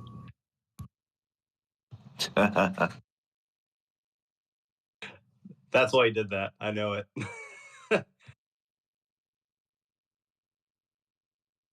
eventually when desktop functionality comes to Spaces, probably in a year, then you can actually have the click and this cook out, and you just click it and it'd be out. You could even do it now. You have to like either use BlueStacks or whatever else to emulate X, like X mobile on browser. I'm Not logging browser. my desktop and my phone at the same time. No, sorry, not browser. I meant mobile. On PC. I'm so tired. Are you able to hear me? Come again? Now we can. Not Hi, until just William. then, though. Now we can hear you. Hi. Okay. Yeah, I've been goofing around, but I didn't know I was on stage. I'm sorry. Oh, I'm glad you're here. Yeah, I don't know what happened. How's your night going? Better than last night, thank you. I spent part of today in bed just trying to get my legs to stop doing what they do. But other than that, it's been pretty good. My wife was happy. That's always good. Happy wife, happy life, right? Yeah, yeah. Well, I don't know. We both get along so well together, it's hardly a question anymore. And I wish that for everyone. I really do. It's amazing she lets me play with all this stuff. She let me save up some money and buy a set of AirPods, so I wouldn't have to hit myself in the teeth with this microphone I've been using so long. Are you still on a computer or you're on the phone? No, pardon me again. No, I'm not. I'm not on the computer right at the moment. That's why I was experimenting with an old tablet I have to see if I could get it to work, and apparently it does. But apparently it put me on stage without notification. That might have been my fault. But yeah, I'm right in the process of learning right now what a tablet or a phone does. First time I've ever seen what you guys call the purple pill. I see what it is now. Well, you sound loud and clear, so we're happy to have you on stage. Oh, thank you. Thank you for the signal report too, because I just had no idea whether this would actually work or not, but it's certainly a lot better than this microphone. I have it on a swing, pardon me, on a swing stand that I bought for $20 so I could get to it more easily. But I have a tendency to pull it out too fast and hit myself with it. Really a crappy setup. So I'm happy this works. This will probably be the way I'll do it from now on, as long as the tablet performs.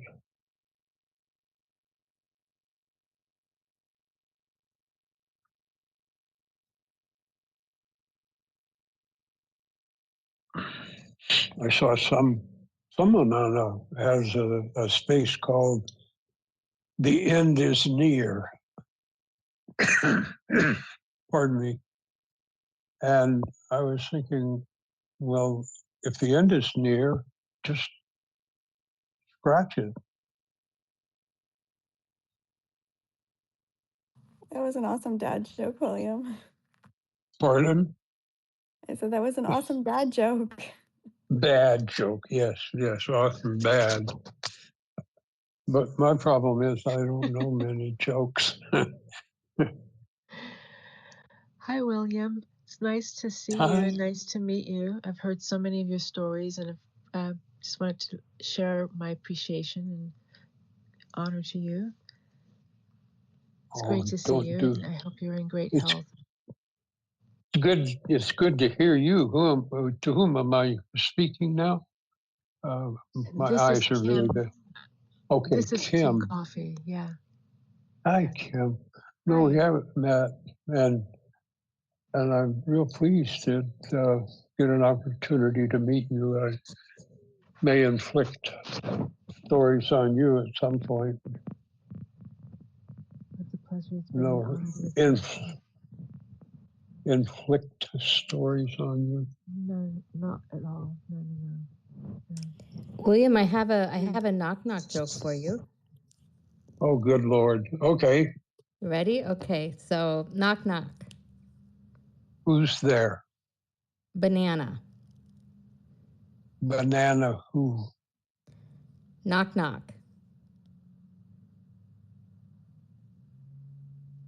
And you say Hello, who's there? Oh, I thought I'd say hello, banana. You say who's Hello. there again? Who's there? Banana. Banana who? Okay, this is the last knock. Who's there? Orange. Orange. And you say orange who? Orange who? Orange, you glad I didn't say banana?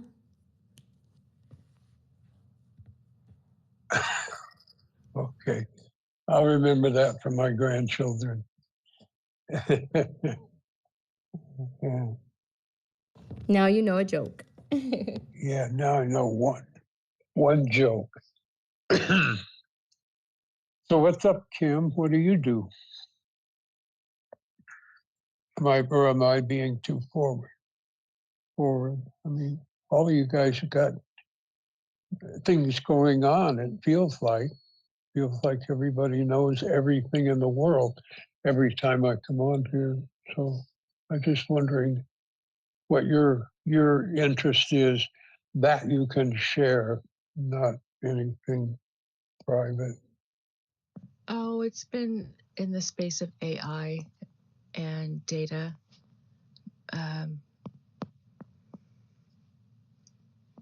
I've been a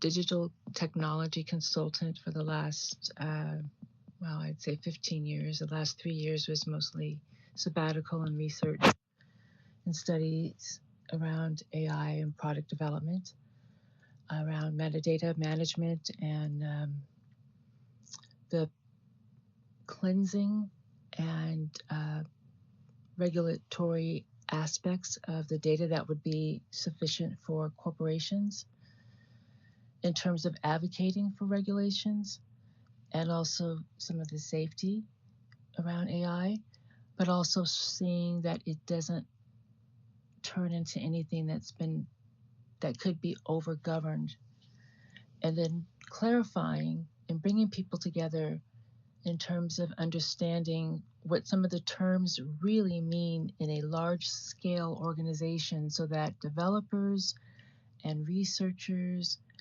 and those who are building products and innovating aren't feeling that it's an attack on them, or that they're being stifled to, prevent accelerating and innovating overall. And there's other things. So, but that's been the core of it, the last 6 months of it for the most part. But it's been ongoing for several years, based on my sort of, consulting projects over the last 5 years, I would say, in that space. So yeah, I'm trying to. That's a lot. Yeah, it's been a lot. And there's been a lot of other things too, but yeah, I've just been enjoying the community. It's given me time to sort of pivot slightly and go forward in other directions, and sort of evaluate other aspects of my life, so that I can pursue more of my creative goals for the most part. And yeah, I'm happy to be in a community of people who have that are of like minds and have multiple talents and are quite gifted in what they do. So and everyone brings a piece of wisdom, including yourself, and it's a pleasure to hear you. So I just wanted to say thank you. Oh, no, thank you. Necessary for me. I'm just a nosy old guy.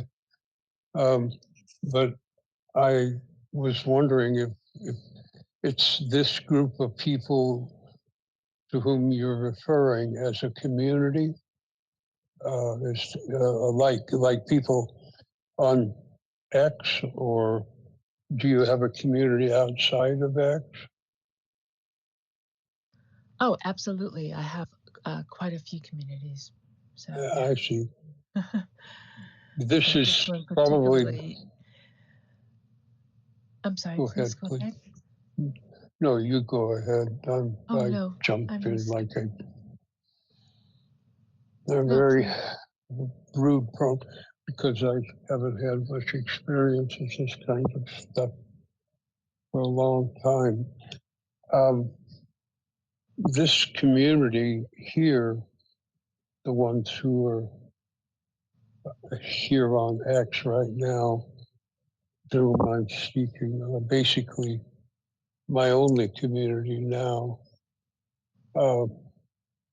If you haven't heard, I'm very much in love with my wife, and she apparently with me. And so we have a community of two, and we have our children and grandchildren and great-grandchildren all spread out, but they're not around very often. So this has become my community, kind of a family.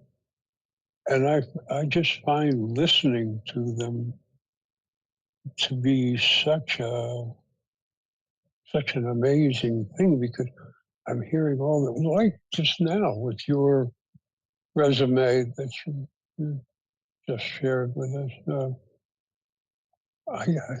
That's amazing to me. You know, all I can say of is gee, I was a newspaper editor, and you got all these points of knowledge, and you're obviously very smart. I wish you'd come over to my house and re-record my phone voice, because I like your voice better than the voice I have on my phone. You have a very nice voice, and Thank you. hope you're aware of that. So this is a fantastic bunch of people. To me, this old guy who doesn't know anything, and amongst each other, they're a lot calmer and more, well, they're vibrant in a calm way, because everyone has their own particular place that they're working hard on as young people. And I remember that. I remember it sort of like that, being young and working hard on particular things and trying to. That's so important. I've noticed that, having actually been on the other side of the labor statistics in terms of being an essential worker and seeing how lower income people live and work, the jobs, the unions. And that's all very insightful for research as well as just empathy and just really being on the grounds of a community for the most part. So I don't want to just, give the impression that I am actively doing what I just said. I mean, that has been a big part of it, but the other aspect, taking time to sort of ramp back up to working again, because I was on sabbatical and I did have a chance to experience a different aspect of life and learn other skills that I am not going to get into here live on this recording, but yeah, it's been quite a journey. And so I do find that this has been a great community that's been pretty much my solid one that I look forward to every day. And cool. There's discipline around that as well that it forces me to do. So particularly if you're working from home, or if you're transitioning, or you're working in an environment, or not working, whatever you're doing, you have the time to commit to being a participant here. It is quite an honor. So I'll leave it at that because it is getting late for me. But it's a pleasure to talk with you. Well, thank you. It's wonderful to hear you and hear what your thoughts are and what you do. And all the things that you said you do, I don't understand a lot of them because they haven't fallen into my line of view. But I do know that you are working on something, and that's what's really important. You're going towards something rather than away. There are a lot of people I've found who, on here on X in general, who really have no direction. They haven't figured out which way to go in life yet, but I think they will, eventually. I just think that my whole life now as a wounded veteran and so forth, it revolves around one thing and one thing only, and that's kindness in terms of what I can offer. So if kindness makes life better, then I want to be good at it. I want it to be the lubrication that helps everybody slide a little bit more easily through life. And so I've had to change my whole attitude about a lot of things over the years, over the last 60 years, and get rid of the bitterness that took over my life after I got out of the military. And now it's turned into almost, except for when I'm ill, pure joy and pure fun. And you've just made it that much more fun because you've told me about things that I don't know, and I'm going to have to think about that. And I'm going to remember your voice, I believe. I have a daughter named Kim. It's spelled with an I, but that'll be easy to remember. It's back a long time ago when Kim wasn't a popular name that I named her. And she's a good homemaker now. She's shows homemaking and gardening, all the putting up her own foods and that sort of stuff. Then I have another daughter who is very much in business. She and her husband own a really active construction company in Seattle, and so she has a good life too. I've been very lucky to see all my children walk off into the world and come back and say, "Hey, Dad, here I am." And that's what happens, I think. Kids get real mad at their parents at one point in their life, but that's natural. It's hard, but it's natural. So just trying to get out into the world is such a hard thing to do, and so it frustrates everyone. And a lot of parents these days don't want to let their kids go, and that makes it even worse. But I guarantee you, if you let them go, they will come back someday and they will thank you for everything you've done. And they will love you in ways that you never could imagine. It's not a separation. It's just their little trip off into their own lives to find out who they are. And just like you, Ken, you found this whole panoply of things that you just are interested in, and that give you life and that give you meaning and give you friends out here and everything else. And I think that's the way we all are if we're allowed to do it. I don't know if I should even be talking about it. I've certainly lived a life. I mean, I was married before, almost twice, so nearly twice. So I been on my own for a while in terms of experiencing adulthood for quite some time. But it's always wonderful. I'm sorry? I wonder if your parents are still with us. My parents are, yes. Yep, wonderful parents.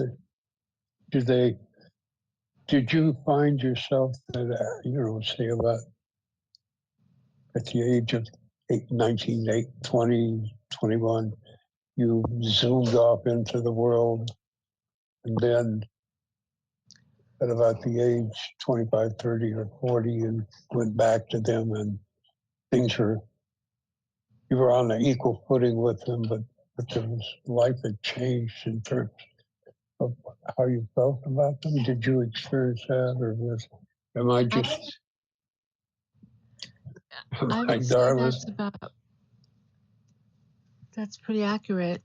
I mean, at 19, I remember having my own moving to Los Angeles at 19, getting an apartment and going to college and working the summer before college and taking being a part of the school program.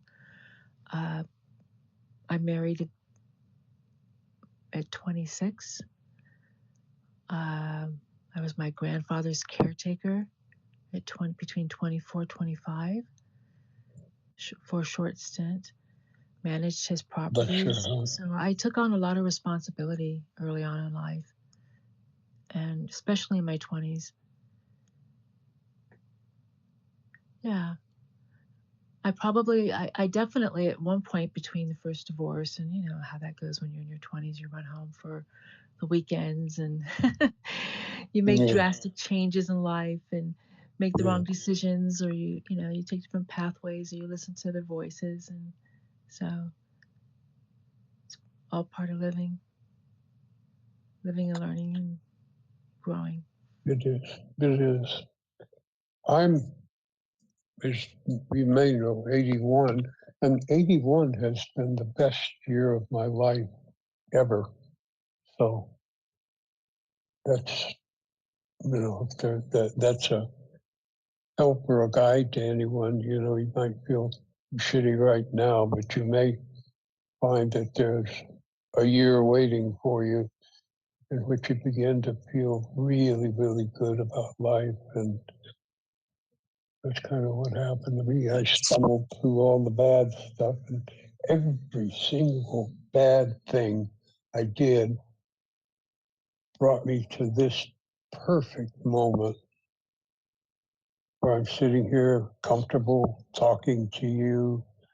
My wife just came back from the store. She said hi. And, that's happiness to me. It's not very exciting to some people, but just getting to talk to you, Kim, that's like major gangbusters. I'm going to be thinking about this tonight. I've taken too much time again. I promised Adrian I'd try to be shorter. when I get up here, but I just become interested in people and start asking questions and take up a lot of time. Nah, you good, man. Yeah, you're fine. I gotta get out of here, but you know, yeah, run you off. I think somebody planted Neuralink because I saw Adrian's post, and I swear to God, I was thinking that about the same time that post hit. The network state is expanding. It is. I'm saying that for sure. But I had the realization, right? William's 81. My grandfather's 103. And we are talking about there are people among us that are in our communities that have seen vehicles first, like literally start come out for commercial production, have seen them become ubiquitous and an everyday thing, have seen air travel become a common item, or a commonplace thing, right? Like a commercial air travel, have seen all of these things, the internet, cell phones, and now we're in a time and place where we're talking about full self-driving autonomous vehicles and space stations and literally rockets that land themselves, and talking about becoming a society that's not just looking at the stars from afar, but living among them, right? To avoid the great filter. So it's one of those things I'm like, I feel like now is an appropriate time to like stop for a second and realize just where we are is just fascinating. And on that note, it's been a pleasure, everyone. Adrian, Wiggle, Phoenix, Stacy, the monkey, William, Baseline, Kim, Gary. I see Catherine back down there. I'll catch you guys probably tomorrow, if not, definitely in a day or two. That was a great epilogue. Thank you. Good night, Darren. Good night, everyone. I see Stacy over there. She's grinning at folks. How are you tonight, Stacy? You know, William, I am doing really well, and I'm always happy to see your face pop in. I was just thinking how you tend, every time you come in, you have such wisdom. You're like our own little guru prophet man who brings kindness wherever he goes. And it's interesting because I made a post a little earlier in the space about practicing something called Genshai, and it's spelled Genshai. And I stumbled on the word a few years ago when I was studying the etymology of words in a book by Kevin Hart called Aspiration. And he goes through and he defines a lot of words that, you know, we just wonder, well, where'd they come from and what do they mean? And the words really have meaning and deep meaning. And this word is an ancient Hindi word, and it's more of a practice. It's more of a philosophy and a practice of never making anybody, speaking to anybody or treating anybody in a way that would make them feel small. And I just thought, wow, you embody that when you come in the rooms and you're asking questions and you're, you know, just for some reason it was on my mind tonight. And so I posted it, but it's also never making anyone, including ourselves, feel small. So treating other people and treating ourselves in a way that would never make one feel small. And an example of that that Kevin Hart gives in his book is, you know, if you have somebody walking down the street and you see a beggar, you know, somebody who's got his pan out or his cup out, and a homeless person or whatnot who's asking for a donation. If somebody walks by and throws a you know, $5 bill in and keeps walking, and then somebody else comes by and kind of kneels down onto his level, looks him in the eye, and he smiles at him and gives him, you know, the same $5 bill or even a $1 bill. The one who practiced Genshai was the one who saw him, who didn't make him feel small. And sure, the other person gave him money, but kind of tossed it and didn't see him. And practicing Genshai is seeing people.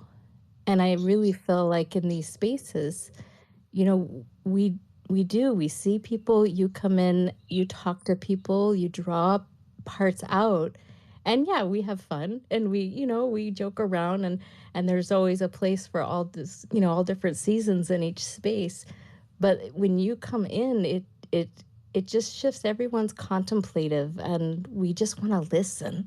We want to listen to you. So don't ever make yourself feel small is maybe kind of the wrap up on my thought, and in the same way that you treat others, continue to treat yourself and never make yourself feel small, because we certainly don't view you in that way.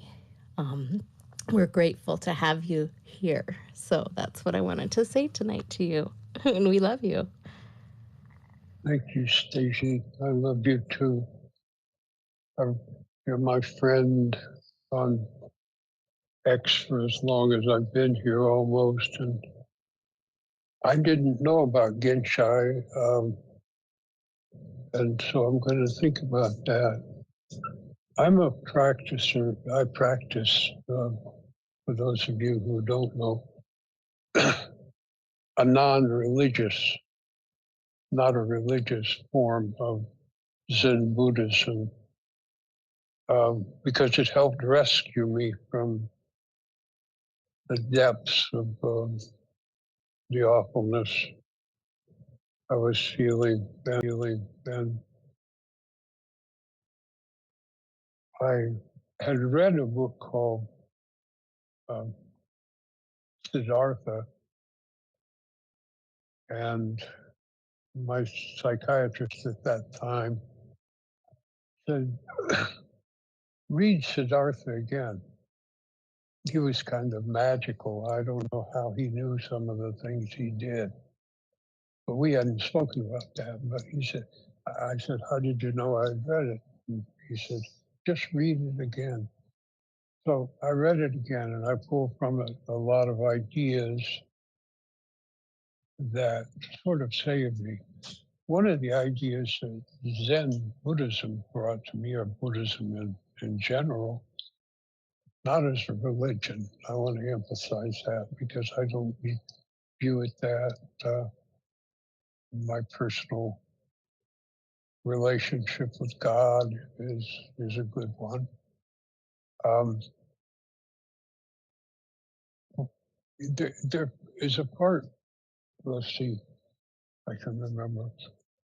When you're listening to running water, for example, running water is Buddha's great speech. And if you listen hard enough, you can hear voices in the water.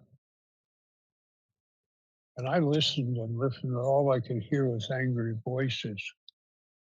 Angry voices all the time. Many of them, just everything was anger. And so, like Siddhartha, I'm told to listen again. And I did, and had the same result. Listen again. I did. But then I heard one good voice come out of that melange of evil, hatred, anger. And I thought, whoa, that's interesting.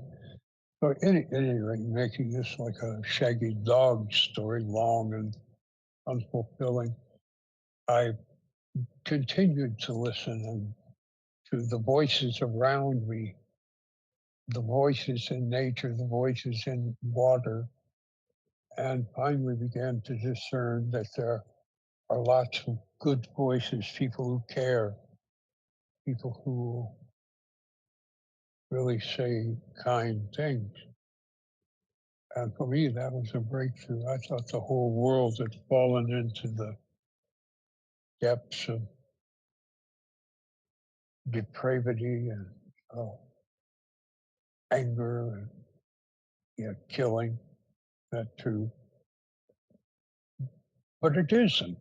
There are so many good voices. So now, when I listen here, it's almost like I'm listening to the water again, because all I hear is good voices. That's all I ever hear. I hear kind voices. I hear people who want to help and want to love and want to be something. But most of all, they want to be kind. And kindness is a great lubricant for society and for all the progress that we will ever make. I don't see any partnership that I'm aware of that didn't begin somehow with kindness. But I don't know much about partnerships.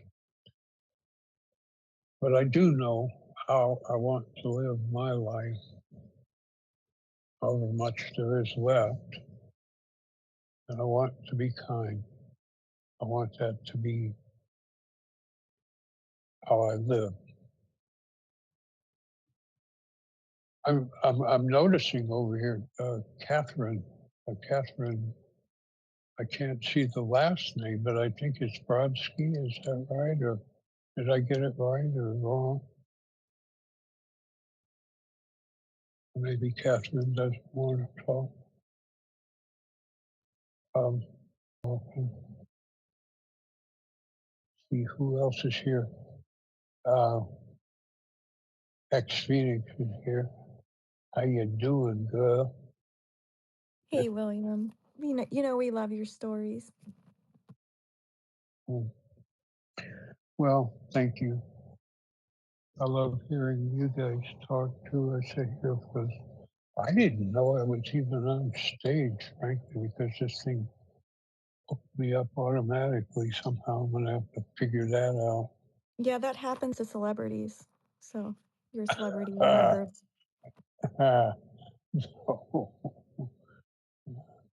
No Gotta celebrity just brace thing. it. You gotta embrace it, William. Just accept it. Well, thank you. I prefer just to. I wish I was as smart as Adrian, then I could be useful instead of being a celebrity. I think we all do. I think that's why we're so captivated. Yeah. Are you all right tonight? Yeah, I'm getting through it. I have my grandma in my head echoing, "This too shall pass, this too shall pass." So she's there, so I know everything's okay. Thank God you had a grandma. That's the only person that showed true love, I think, in my whole entire life. So she's pure. It's just amazing. Well, through my wife, I've had a larger understanding of the love a grandma feels for children. And it is amazing.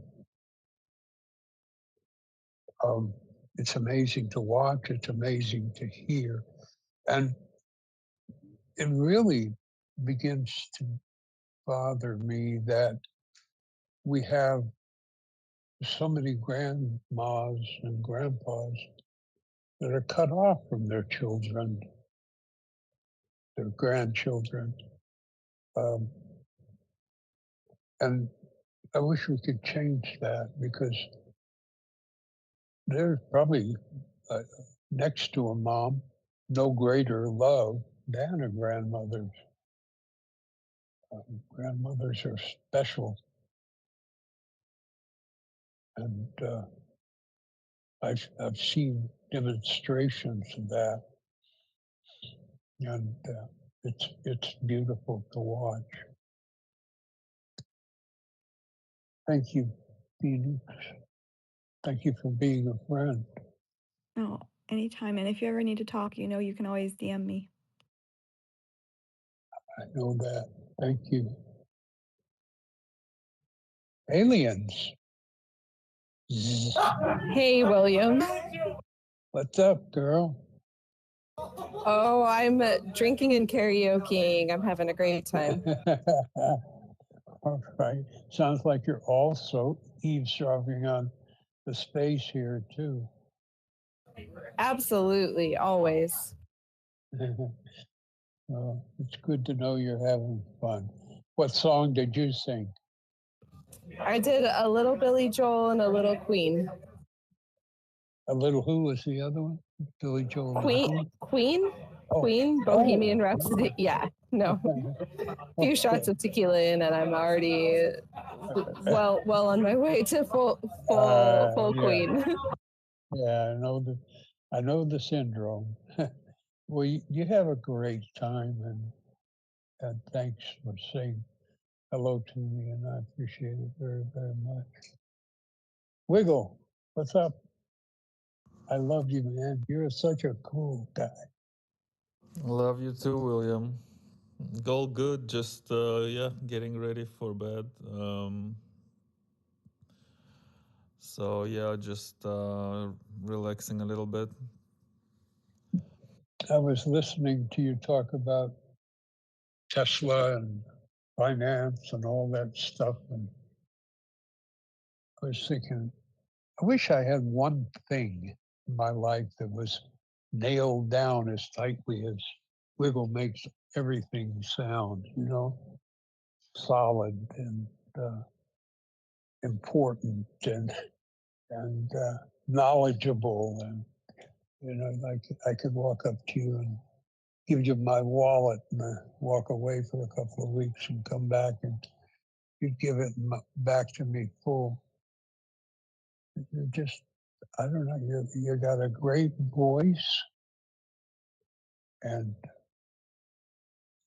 ever since I've been here, you've been a mainstay in this community, and so, and I know people love you, and I do too. It's a privilege to get to know you, sir. Thanks, William. Much love to you as well. Yeah, much appreciated. Some deep love out there. Thank you.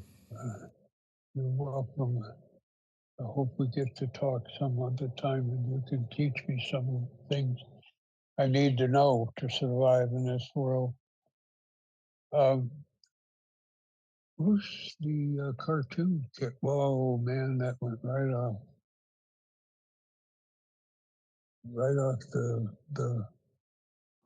the stage here. Am I still on, you guys? Yeah, you're on. Yeah. Okay. I get this thing with my arm. It's an old tablet.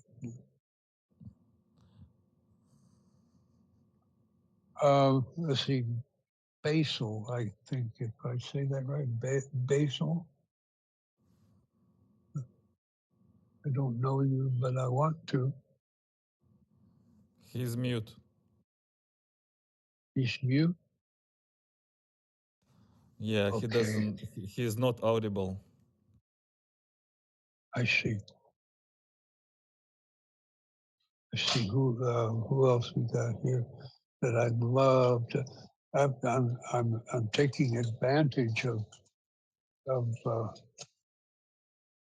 Adrian's courtesy to me tonight. I'm afraid, but it just allows me to walk around here like I own the joint, and I thank you for that.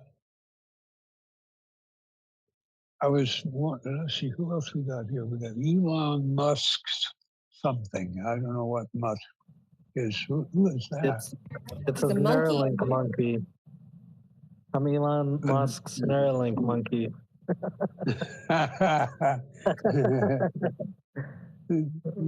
What's up, William? It's Andrew. Hey. Hi, hey, Andrew. Yeah, you're one of my favorite guys out there. Gee. Oh, thanks, William. You're mine. Thank you. You know more than anybody about all this stuff. I think. Oh, no. Yeah. You know a lot. You know a lot. And that's what they say. That's for sure. I'm convinced. Hey, I still want to know more about that haircut. Oh yeah, I know. I need to give myself another one. I'm thinking buzz cut frohawk. You know, all buzzed up military on the side, nice and clean, and then mohawk on the top. High and tight, we used to call it. Yeah. That's right. Yeah, I need one too. Come over to my house and give me one. I mean, that would be if I had it high and tight, I wouldn't have any hair left. You know, nature has taken its toll on my hair, laying all over the bathroom. Yeah, that's a far drive. I'm in Ohio, William. I don't know. I don't know that my haircut's that good that it's worth it. I see. Okay, you go for the shock value. Is that I'm an amateur at best, you know. But I've got good Andes clippers. I'm all set to go. I'm ready. What kind of clippers is that? I mean, is there a special kind? Andes, it's the kind that professional barbers use. Andes. Yeah. All right. Well, only the best. I bet they're expensive. Yeah, they're not cheap, but they'll last you a lifetime as long as you keep the blades tuned. Yes. It's worth the money. Is that the one that you see with the guys who are getting, I don't know, shapes and letters? Yeah, the stainless steel body, you know. It's like they use in the military if they have good ones.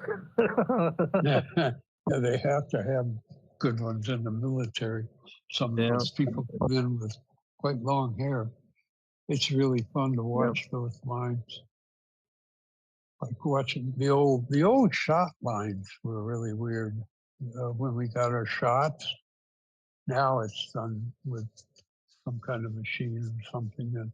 But in the old days, it was all with needles, and big needles at that.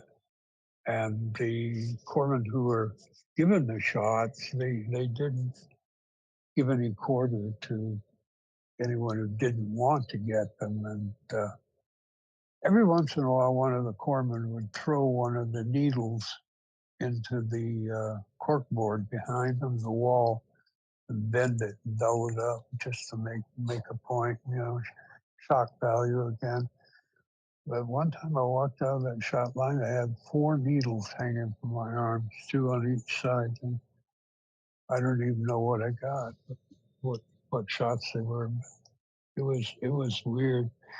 Well, anyhow, I'm reminiscing. Great to talk to you, Elon Musk's monkey. Yeah, good to talk with you too, William. Always.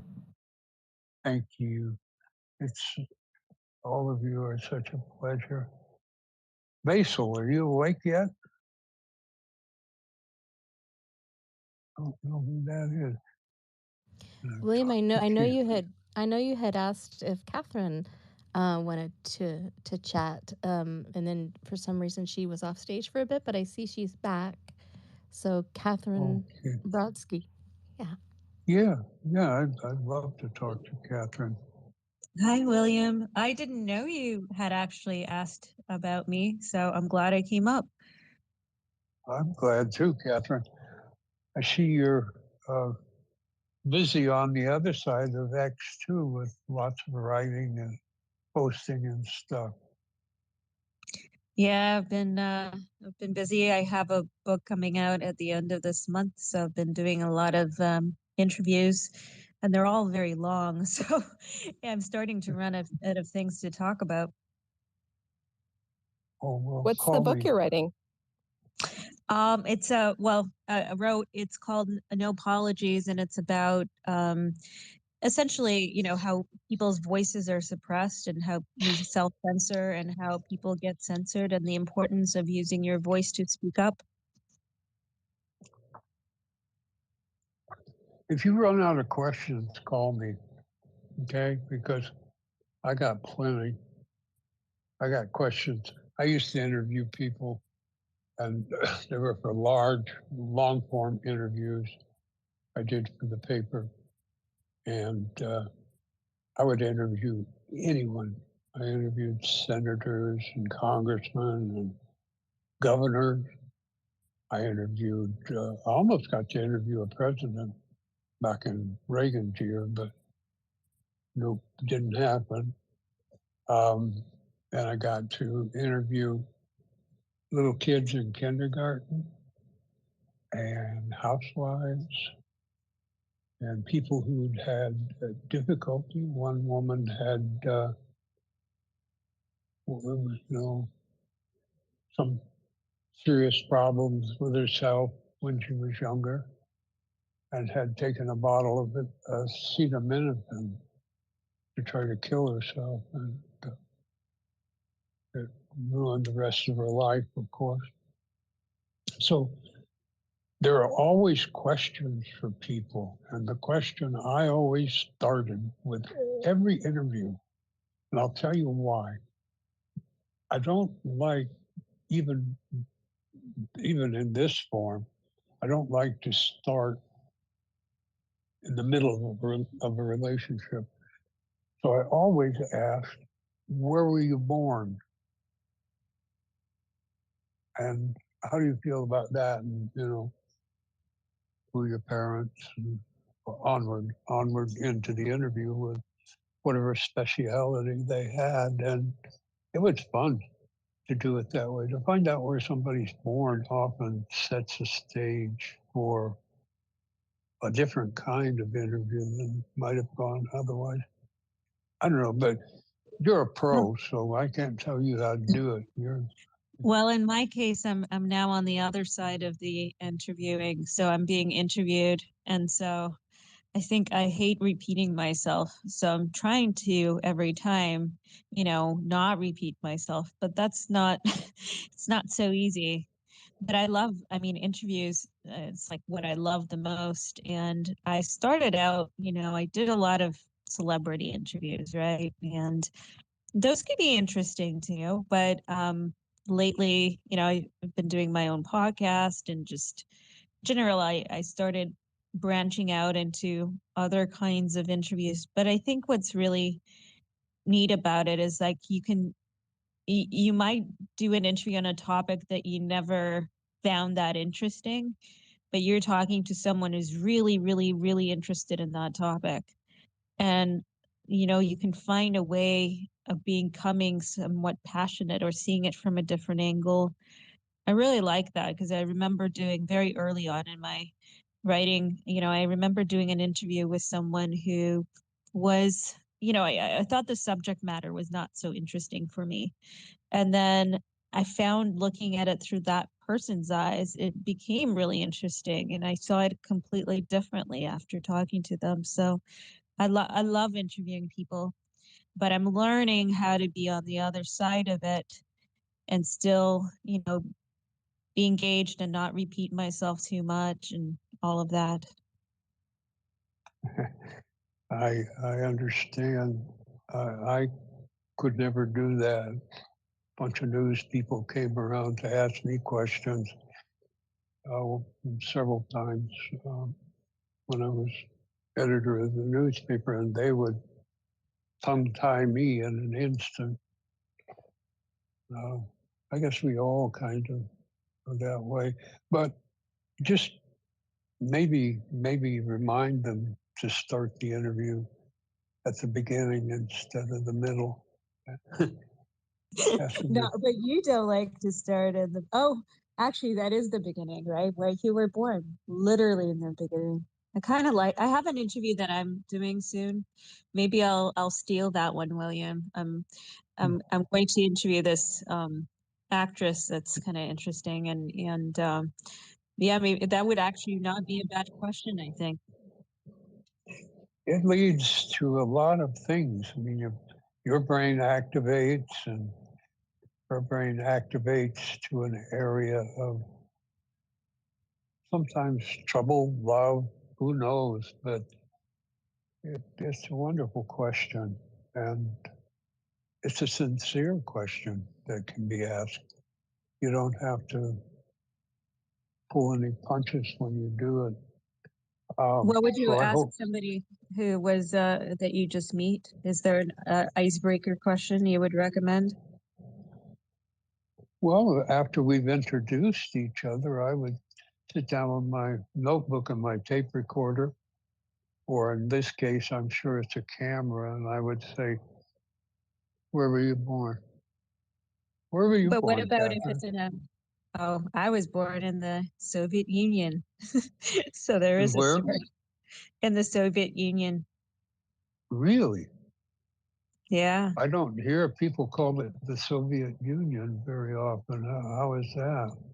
because it was the Soviet Union then, and now it's well, I'm in the Ukraine side of the Soviet Union, or the Yeah. USSR.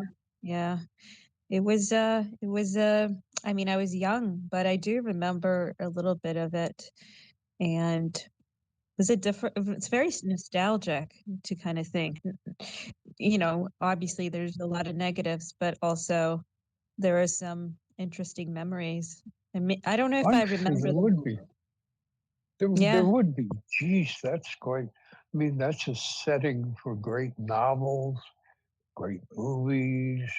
This, the coming of the Soviet Union, proletariat revolution. Wow, that's a lot. Did you go to Moscow ever? I did, but you know when I did when I was getting out of there. So we went through because we, you know, kind of refugee. And so as I was getting out, that's the one time I've been to Moscow, and I think I had an aunt there so we stayed with her, I think, for a day. At the Kremlin is an amazing building. I mean, it's just different than anything on earth, I think, isn't it? You know, I wanted to go back, go back. I wanted to go visit both Russia and Ukraine right before the war broke out. You know, I was finally finding myself interested in that region, and because I had a very negative feelings towards it.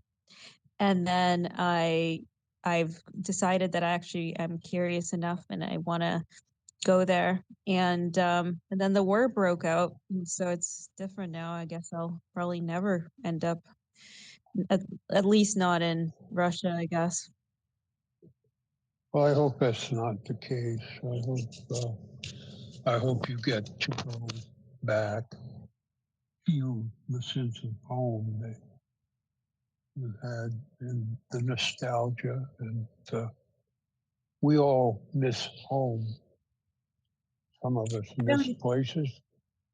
Some I of don't know us if I miss feel like it's places we've home. never been. You don't?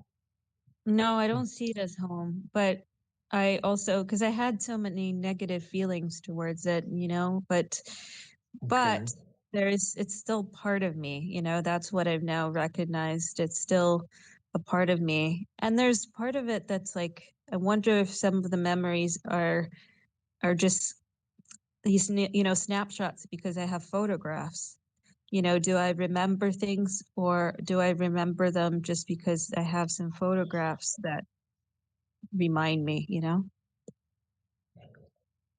Okay, now I'm going to say something, and it's going to sound manipulative, but I don't mean it, because I've enjoyed hearing every word you said, okay?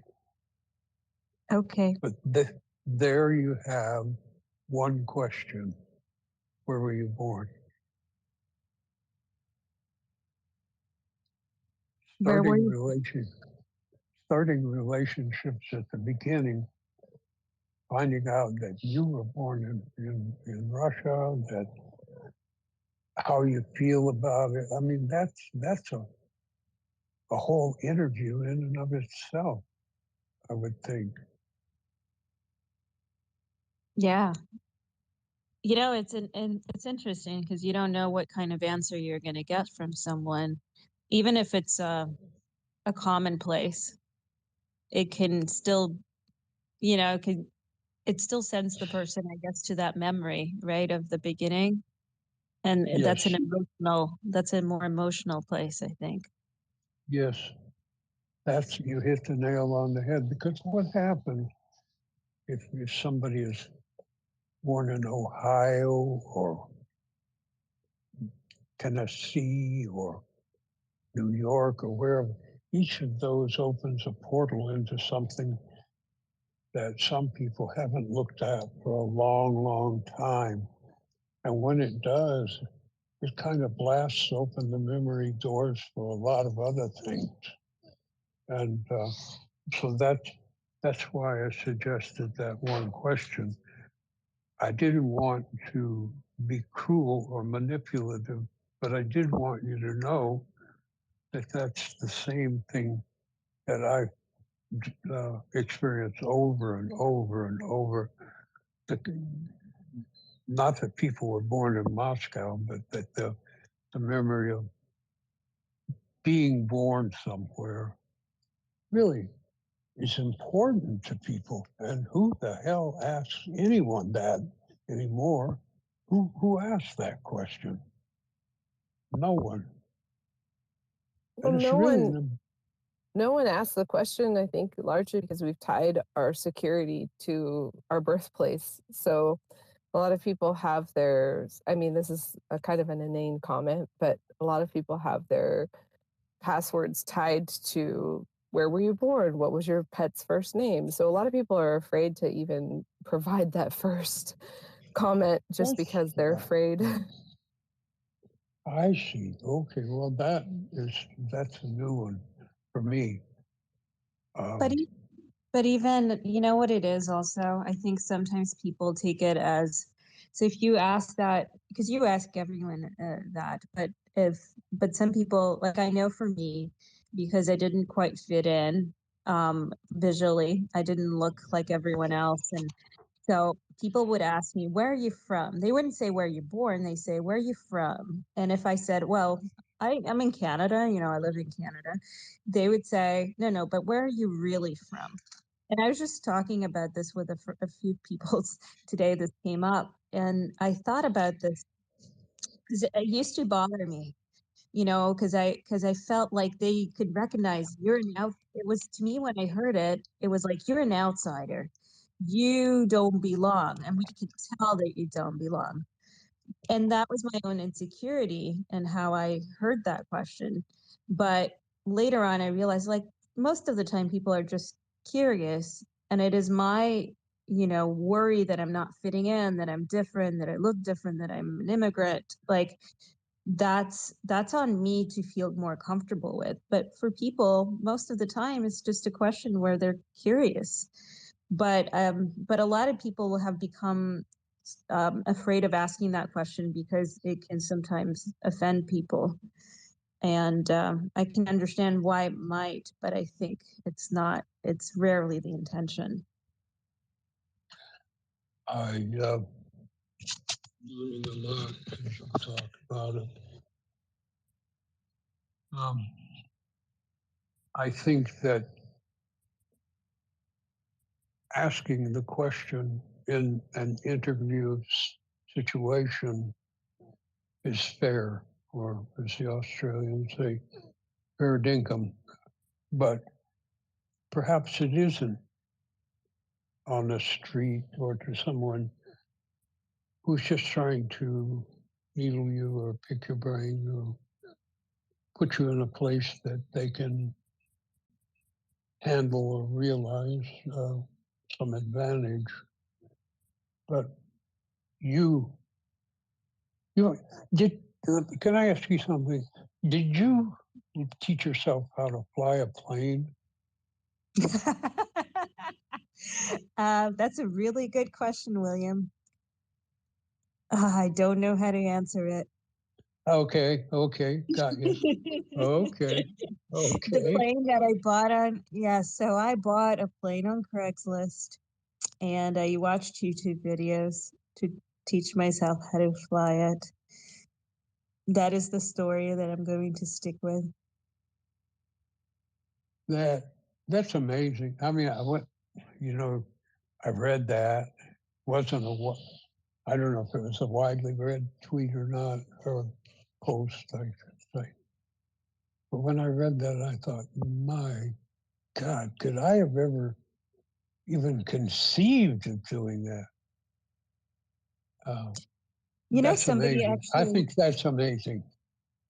well, somebody sent me a message recently when I had, I originally said this in a space, and somebody sent me a message that he had actually bought a plane and had learned how to pilot it completely on his own. So people do sometimes do this.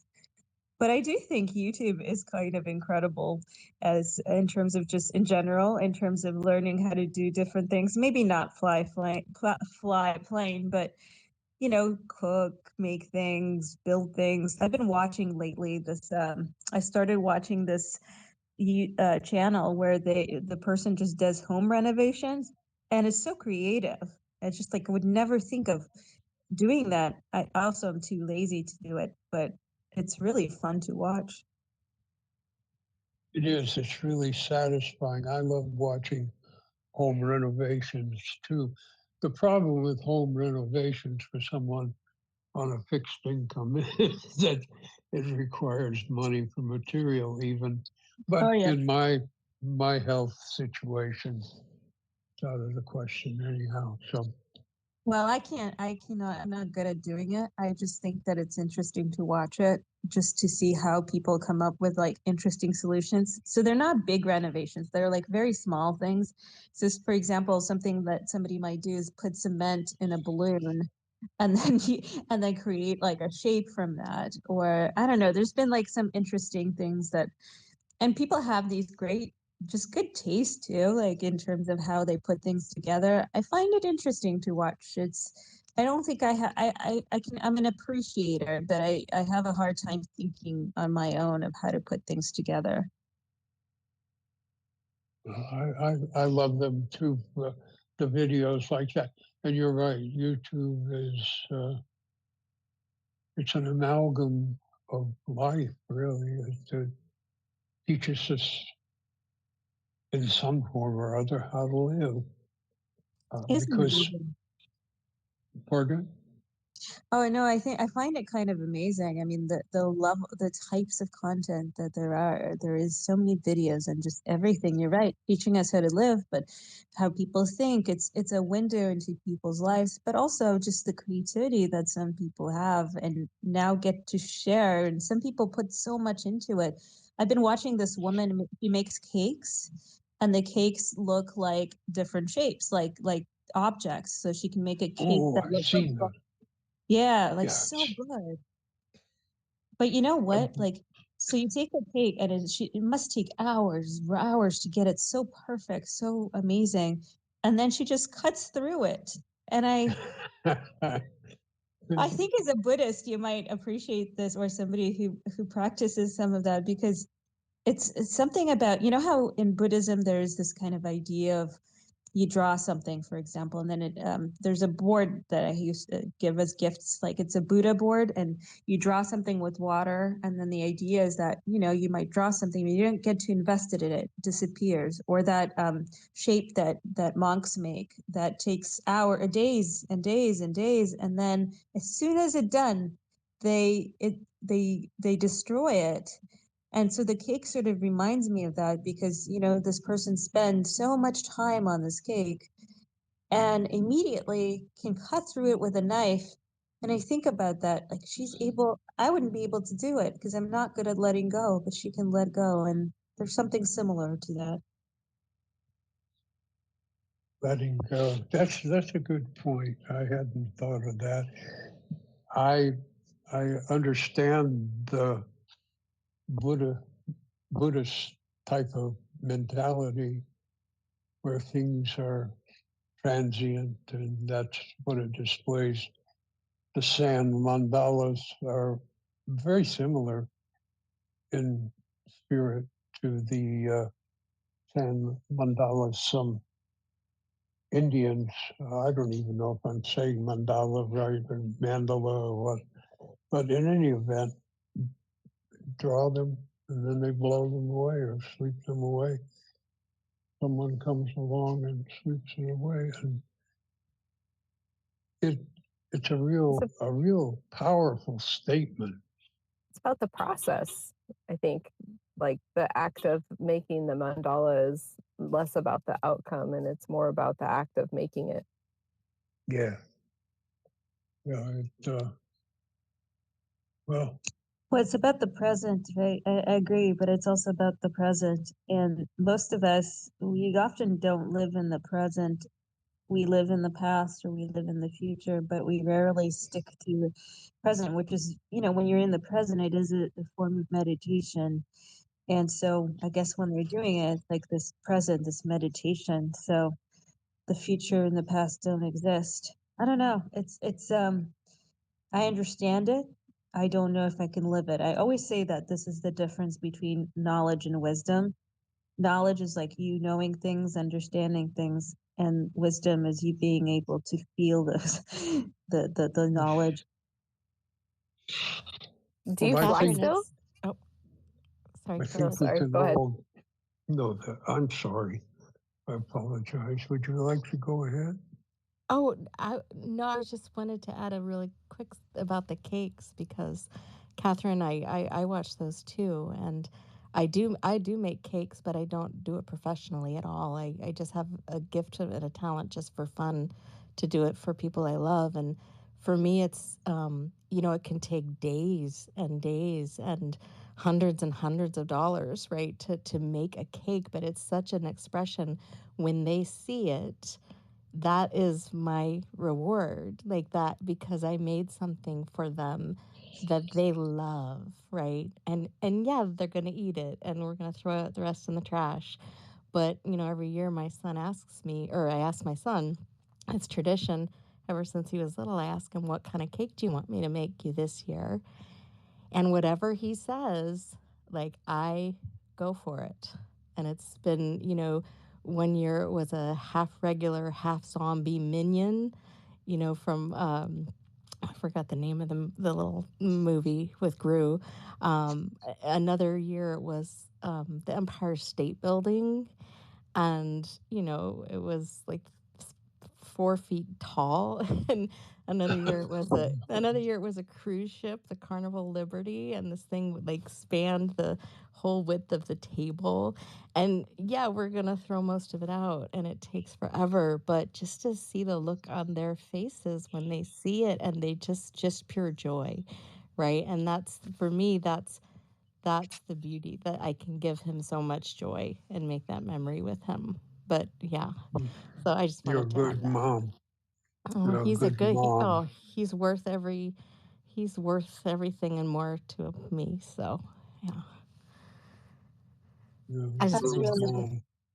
I'll put that's really pictures. lovely. I'll put pictures in the purple pill so you can see my Please do. kids.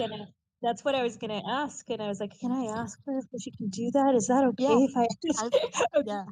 I've made a I thread love it. before, so I'll find the thread and I'll put it in the purple pill. Awesome. Thank By the way, you. you guys, you wanna keep this going for a while, or do you want to keep this going tomorrow? Because I feel like we're really draining ourselves out here. Oh, well, Adrian, thank Like, you I can for still keep going. allowing. I just need to know if you guys are feeling good. I'm good for another half hour or so, 45 minutes. Yeah. Well, you know me, I'm up all night. But I have no idea. I have no idea how the hell you're doing that. You know? It's going to be mean, but, well, it's not mean because it's not intended to be mean, but old people don't need to sleep as much. Yeah, but old people. I'm still like every decade you have 2 hours less sleep that you need. Yeah. That explains a lot. That's true. But in the military, I would work at night a lot. And I would often stay up for 80 hours straight, often. So I'm well practiced at it. I know all the tricks.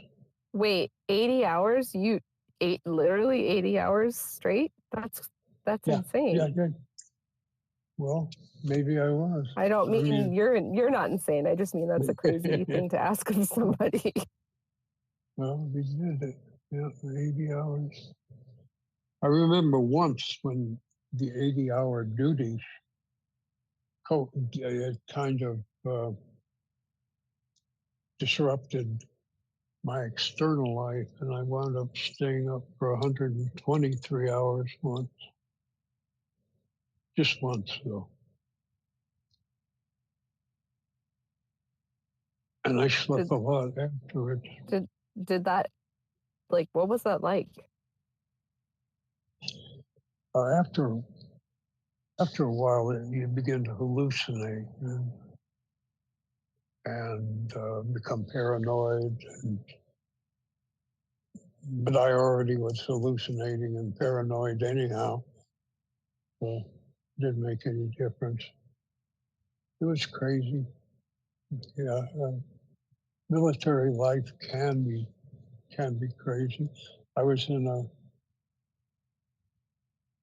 oops, well, I almost spat that right out.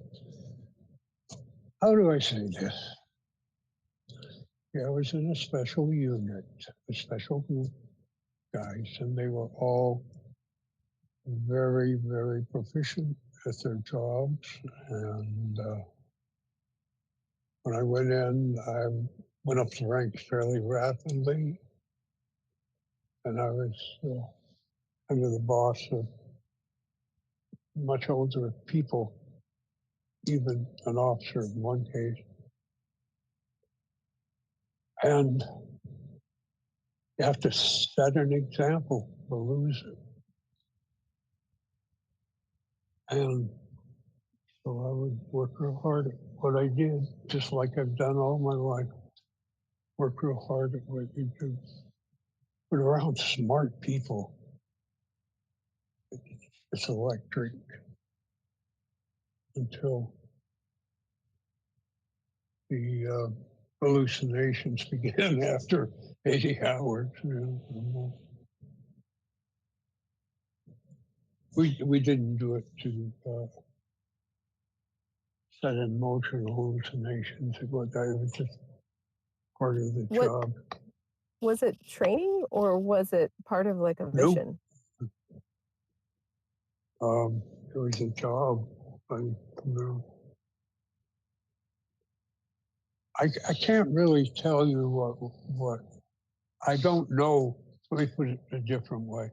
I don't know if I can tell you yet because I don't know what they've declassified.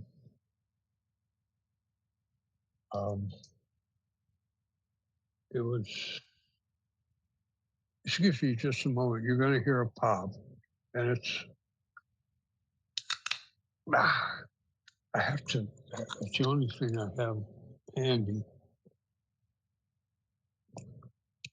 I take a lot of drugs now, probably about 100 pills a day, and they dry me out like a desert. Everyone says I should be laying down sleeping, but so far so good. Do you feel like you're wasting time if you're asleep? No, because when I sleep, I have lucid dreams. And a lot of times I can connect those to my real life. There's no mystery about dreams as far as I'm concerned. I mean, it's not the woo-woo kind of stuff. I dream about things. Yeah, I dream about things, and I know my mind is trying to organize, or the right side of my mind is trying to organize things that it wants to tell the left side of my brain. This is what I experienced. It's saying, and this is what I want to tell you. At nighttime, the corpus callosum kind of flips down a little bit, and their dreams are peeking over, and occasionally they will pass through various bits of information or insight. But when you've had as many ideas and experiences as I've had in my life, there's a lot of stuff that gets mangled mixed up and put into place. And it's kind of my job in the daytime to figure those out. But when I was trying to write, they all came in handy. And sometimes bolts of lightning, and I've had entire poems come to me in the middle of the night and that sort of thing. So lucid dreaming is a gift, I believe, because when I'm there, I'm there. So I'm not, I don't feel asleep at all, feeling the dreams that I'm just having another experience somewhere else. And I can tell what my mind tendencies are, not specifics, but tendencies by how many dreams I have in a certain direction over a period of nights. And for a long time, every dream was finished with a guy chasing me with a gun.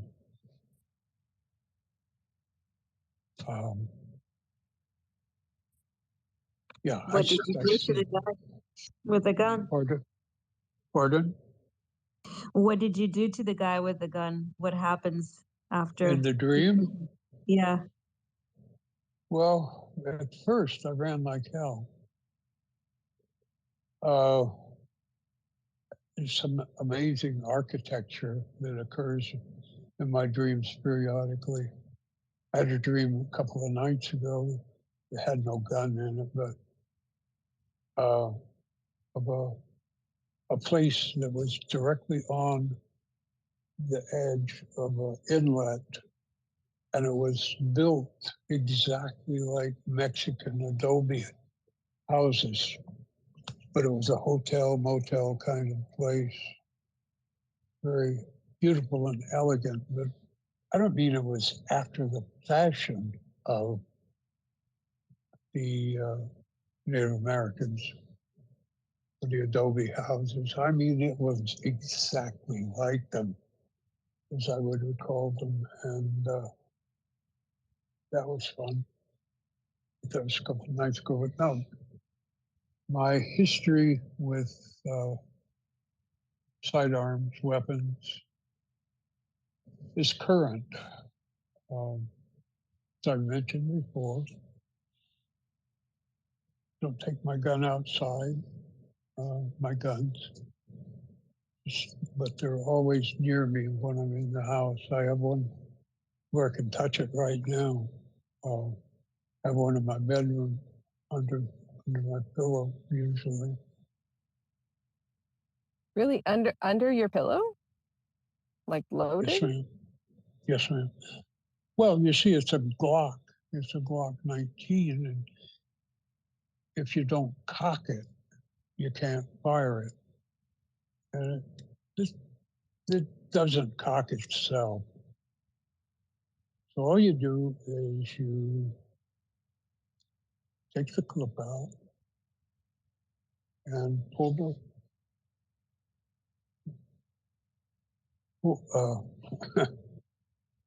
your barrel back. God, my brain is gone. There's a name for it, and I'm not, because I don't want to talk. The slide. Thank you. I guess because I don't like to think about these things, they're more automatic. But with the clip out, which comes out easily, it just drops right out in your hand. And then you pull back the slide, as Andrew said. If you don't eject a bullet, then it's empty. And so generally, if you pull the trigger with this, after you cock the slide, then you do it again twice, everything's cool.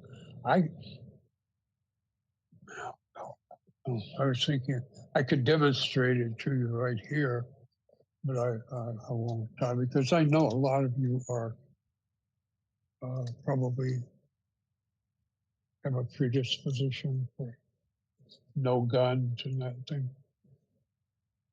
But I'm not telling you what you ought to do. I'm telling you exactly what I do. That's what I'll be telling you whenever I talk.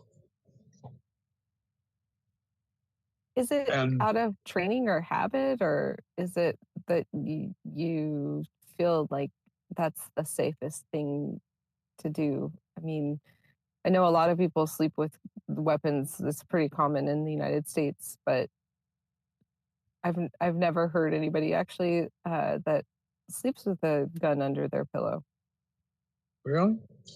Well, some nights, there are nights when I don't, particularly when the woman who comes and takes care of me in my bed and stuff.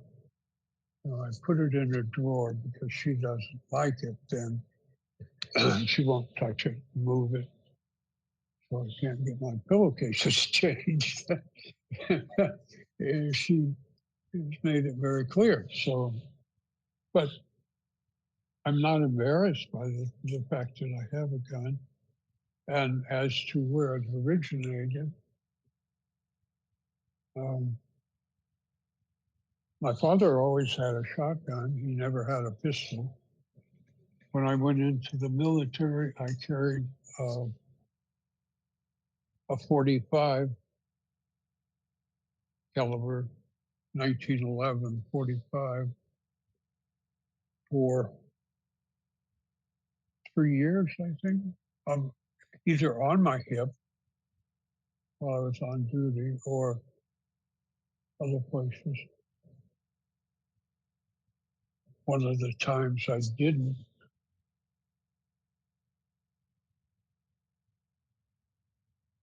oh, never mind.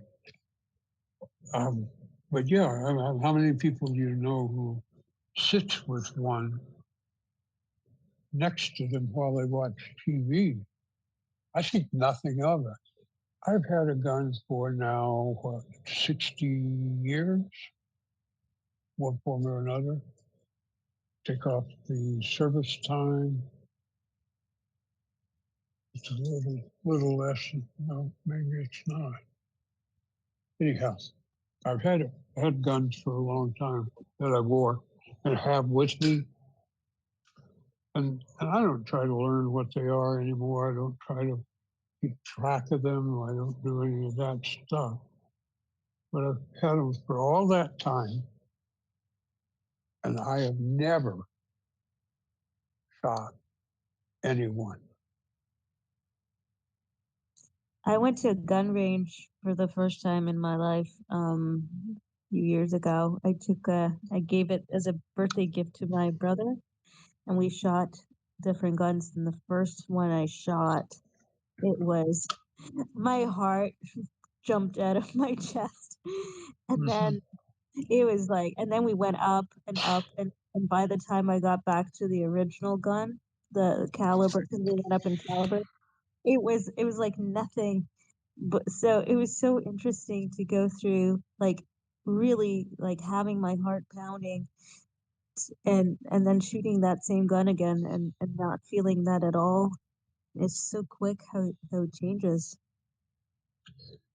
It's common. Usually by the third shot, your heart will stop pounding, third or fourth, I don't know, for people who've never fired before. Have you ever seen the smile on a little boy's face when he fires a rifle downrange? It's cute. It's like he just conquered the world. Every dream he had watching all these violent movies on television just came true, or in comic books or every place else. They don't need to get rid of guns. They need to get rid of movies. Because like you just experienced or experienced at that point, it's not the same when you fire a real gun. It's not the same when one of your bullets tears through another person's chest. I think people really make this, especially in America. I feel like a lot of people make guns such a fetish, such a, it's not a. I think I understand why people might want to own a gun. I understand it from a perspective of security, but I think glamorizing it, ownership of it, I think it's not a very healthy thing. I think it's good. Like I've been convinced that guns are okay, but the problem is people can be really irresponsible with them. They get too excited about them. You shouldn't want to ever have to use a gun. But, if you want to have one to protect yourself, that makes sense. But you shouldn't want to, I wish we didn't have to. I wish also that military men didn't come out of war having been trained thoroughly to do one thing and then not allowed to do it again. There are many, many kinds of reverse ideas and ideals about this.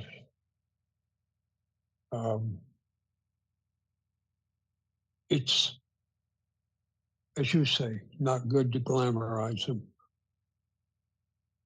There's a Is few that the? people Oh, who sorry. there's a few people who do that. Okay, a few, and they are a few because do you know how many guns there are in the United States owned in private hands? No. 150 million. 20 million. Whether that's good or bad or not, it's going up every year. Sounds permanent. It is. You're not going to get rid of those. Yeah, it's true. Not even with the war. You won't, because the minute you make a cause celeb out of a situation like that, you make people intransigent. You make them that much more likely to say, "Hey, I'm going to keep this," and that's whether it's a good thing or not. But really, really, the crux of the matter lies in the double standard. And the double standard is this. Movie stars who are spokesmen or influencers or whatever often comment about guns are bad and guns are bad. And then they climb up on the screen and start shooting at each other. It just happens over and over and over. There are a few people who say, yeah, I have guns of my own, but not very many. And the need for violence in movies, the need for it, because they sell more than most of you. Put a romance next to a gun movie of some kind, and see who sells the most tickets. Now, I may be wrong, but depends on the romance movie, probably. And I personally like romance, but I don't make a big deal out of my guns, but I will be honest about them. And I will be honest about, to the extent I can be, what effect a war has on you, or lack of war, or just sitting around in an office as a military person, because a guy who sits in an office also, by the way, spent a lot of time on the firing range and trained and knows what to do if war comes. Ask any Marine. They all have to train. And I'm not trying to sell anyone on the idea of doing what I do, because some of it is irrational. And I admit that. I've been fighting. I'm 100. One of my disabilities, okay, is post-traumatic stress. I'm 100% disabled by post-traumatic stress, according to 4 psychiatrists who made me quit work at a newspaper because I was getting so tense. I wasn't going to hurt anybody. I wasn't giving off that signal. I was just going crazy because of something I had pressed so hard down into myself to keep it away from other people, to try to appear as though,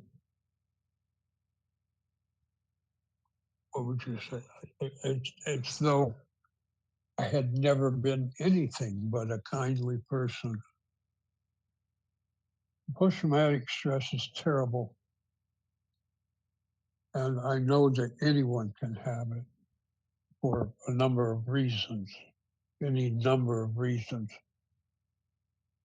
I find what I've learned in the past, say 30 years about it, because I didn't even know that was what I was suffering from. And it took 4 of the top military psychiatrists to pry all that crap out of me, put it in the open so I could examine it and we could make decisions. And I see a psychiatrist every month now, still at 81 years old, still see a psychiatrist every month. I still take psychiatric medication.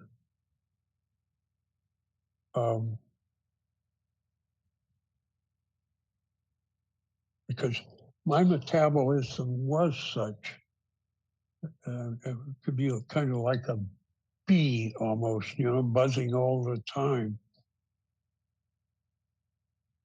And no one had seen or did see any indication, pardon me, that I was going to harm anybody or harm myself. But one night I had, finally come to the end of my trail, and I had a 9mm pistol in one hand and a phone in the other. And I had a decision to make. That's that bad. Fortunately, I chose the phone. And here I am. I've learned a lot since then. A lot. I've learned about a lot about who I would hurt were I to harm me. I kill myself, my troubles are over. But the problems I would leave behind for those I love would be awful, and I couldn't stand that. So I'm not interested in killing myself anymore once I really learned that lesson. I'm very, very glad to hear that. I had one of the most kind of influential people in my life was one of my teachers. He Mr. Modica. He was I used to study acting in New York in Carnegie Hall, and he was an acting teacher. Yeah, but you know what? He was a Marine, and he fought in Korea. And he would always tell us so many stories. It was just such a part of him, and never, you could never let it go. But he channeled it into these fascinating stories about human life and how people treat each other and in different situations. And I remember at first when I came to the class, I didn't understand the acting technique at all, because it's called Meisner, and it's quite different. I was I was like, what did I sign up for? but then his stories were just so meaningful. And his stories, I think, were also a way for him to deal. He obviously had PTSD as well. I don't think to the same extent, but definitely had it, because it was just he always would go back. You know, he never quite left. I imagine you can sort of relate to that, but he never quite left. And but he channeled it into stories and teaching, and he was just a wonderful person, a wonderful teacher. I can relate to that. I can also pay homage to those who fought in Korea. That was a horrible war. Men fought through the winter in summer clothes and were ill-equipped for a charge of about 1 million Chinese soldiers at one point. Korea was awful. And it's still active. That's the weird thing. All the lives and all the costs that went there. And Korea is just now just in an armistice or a break in the war. The war isn't over, and it could restart any moment with that guy who's there up in North Korea. But be that as it may, enough talk about war. The one thing I would like to leave you is a lot of the people you see asking for money on street corners or near freeways are veterans. And I ask you to consider that. They may have taken up drugs, or they may have taken up bad lifestyles otherwise. But at one point, they were trying to fight for their country, and the country is letting them down now by not finding a way to deal with the ones who are left. So I would ask you to consider that. And with that, I'm going to ask Adrian if he needs to go to bed, because I sure as hell don't. I still got 80 hours to go. No, I'm kidding. I'm kidding. Yeah, you're a fascinating person, and I thank you for all the stuff we've talked about. You know, it's amazing you had acting lessons from a Marine. That would be an experience. It really was. And you know what? He always stayed. So he taught into his 80s, and he stayed up till. So we would do classes. They would start at 6 p.m. and then they'll go to 3 o'clock in the morning, and then we go sometimes to Carnegie Hall, Carnegie Deli for coffee, and then I'd walk home. Yeah, I was very fortunate to have that experience and made some really good friends in there as well. Well, a Marine who survived the war would be a tough man. And I'm glad to know he lived a good life. Definitely yelled at us. He yelled at me. But I took it like, you know, like it was more like yelling because, like, you know how you yell at a child, don't touch the fire, it's going to burn you? I feel like he did it the same with me. And he was very sneaky. Oh my gosh, he was so funny. So he smoked, like he was smoked all the time. I never saw him without a cigarette. And he's not really like the new building that he ended up having to move to later. You weren't allowed to smoke in there. So what he would do, he'd smoke anyways, and then he'd go around and spray a peach flavored spray after, peaches and cream. So then the room smelled like cigarettes and peaches and cream. Yeah, well, Marines know how to put down a smoke screen, that's for sure. They do it. They do it in war. You see, you just told me about that case in peacetime, so that's pretty cool. Yeah. Oh, he was a one of a kind. He was amazing. And he, like, there's not that many people who have this impact on people's lives where they really change their lives.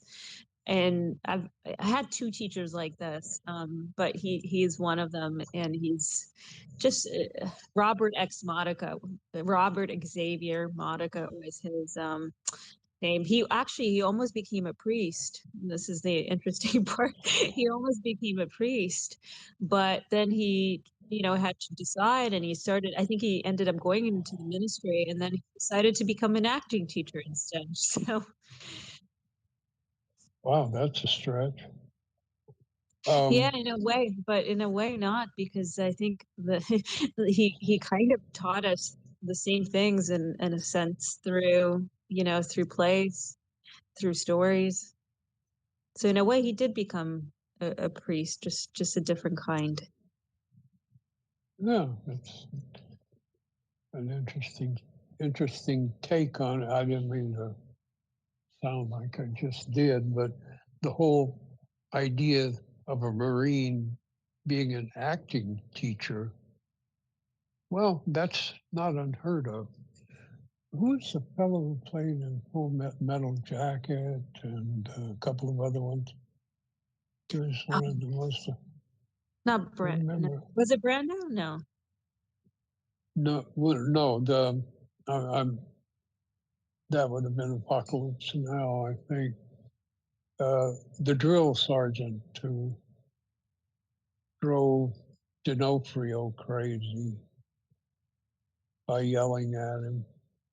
Well, yeah, he was. I think he was really a drill sergeant, if I'm not mistaken. Oh wow!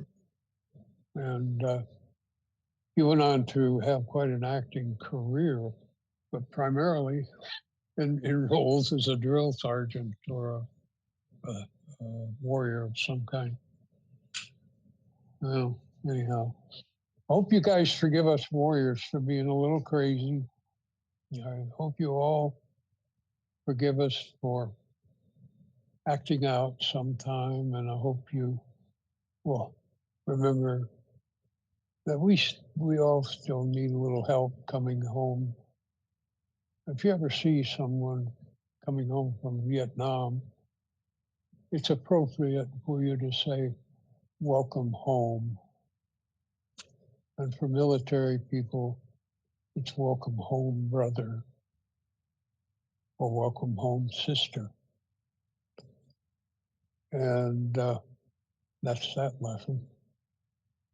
I'm sorry, that was flip. Okay, anybody got any good stuff to talk about besides war? I think Catherine and I have just about wore that topic out. How you doing? Adrian,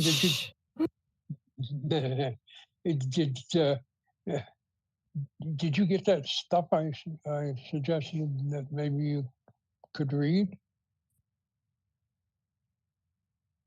What was that?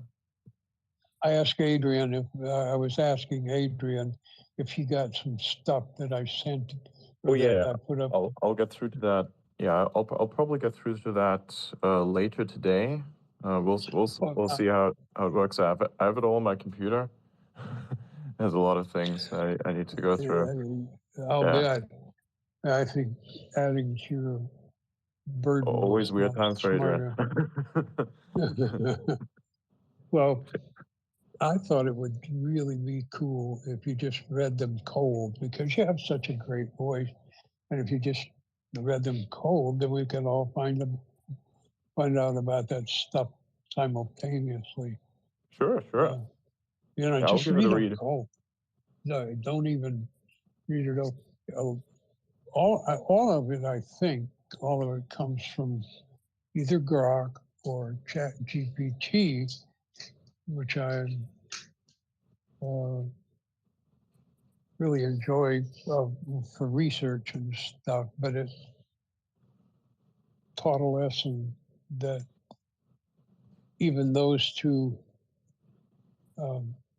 intellects, giants of intellect, believe in UFOs to some degree. which was kind of funny. I still want to see I still want to see a picture, like a full resolution picture of one of those things. They move Well, too fast. yeah, I do I too. think I don't know if they're real, and even if they are, I don't even know if they're really aliens, so to speak. Like there's this thing that I would consider, I think, is an interesting theory. Have you guys ever read this paper that basically highlights something very interesting about, say, Mars? Mars is a planet that is dead for reasons that we can't understand. Somehow the core is dead, the water is gone, and all the life has been wiped from the surface of the planet. It's not supposed to be really possible, but it happened somehow.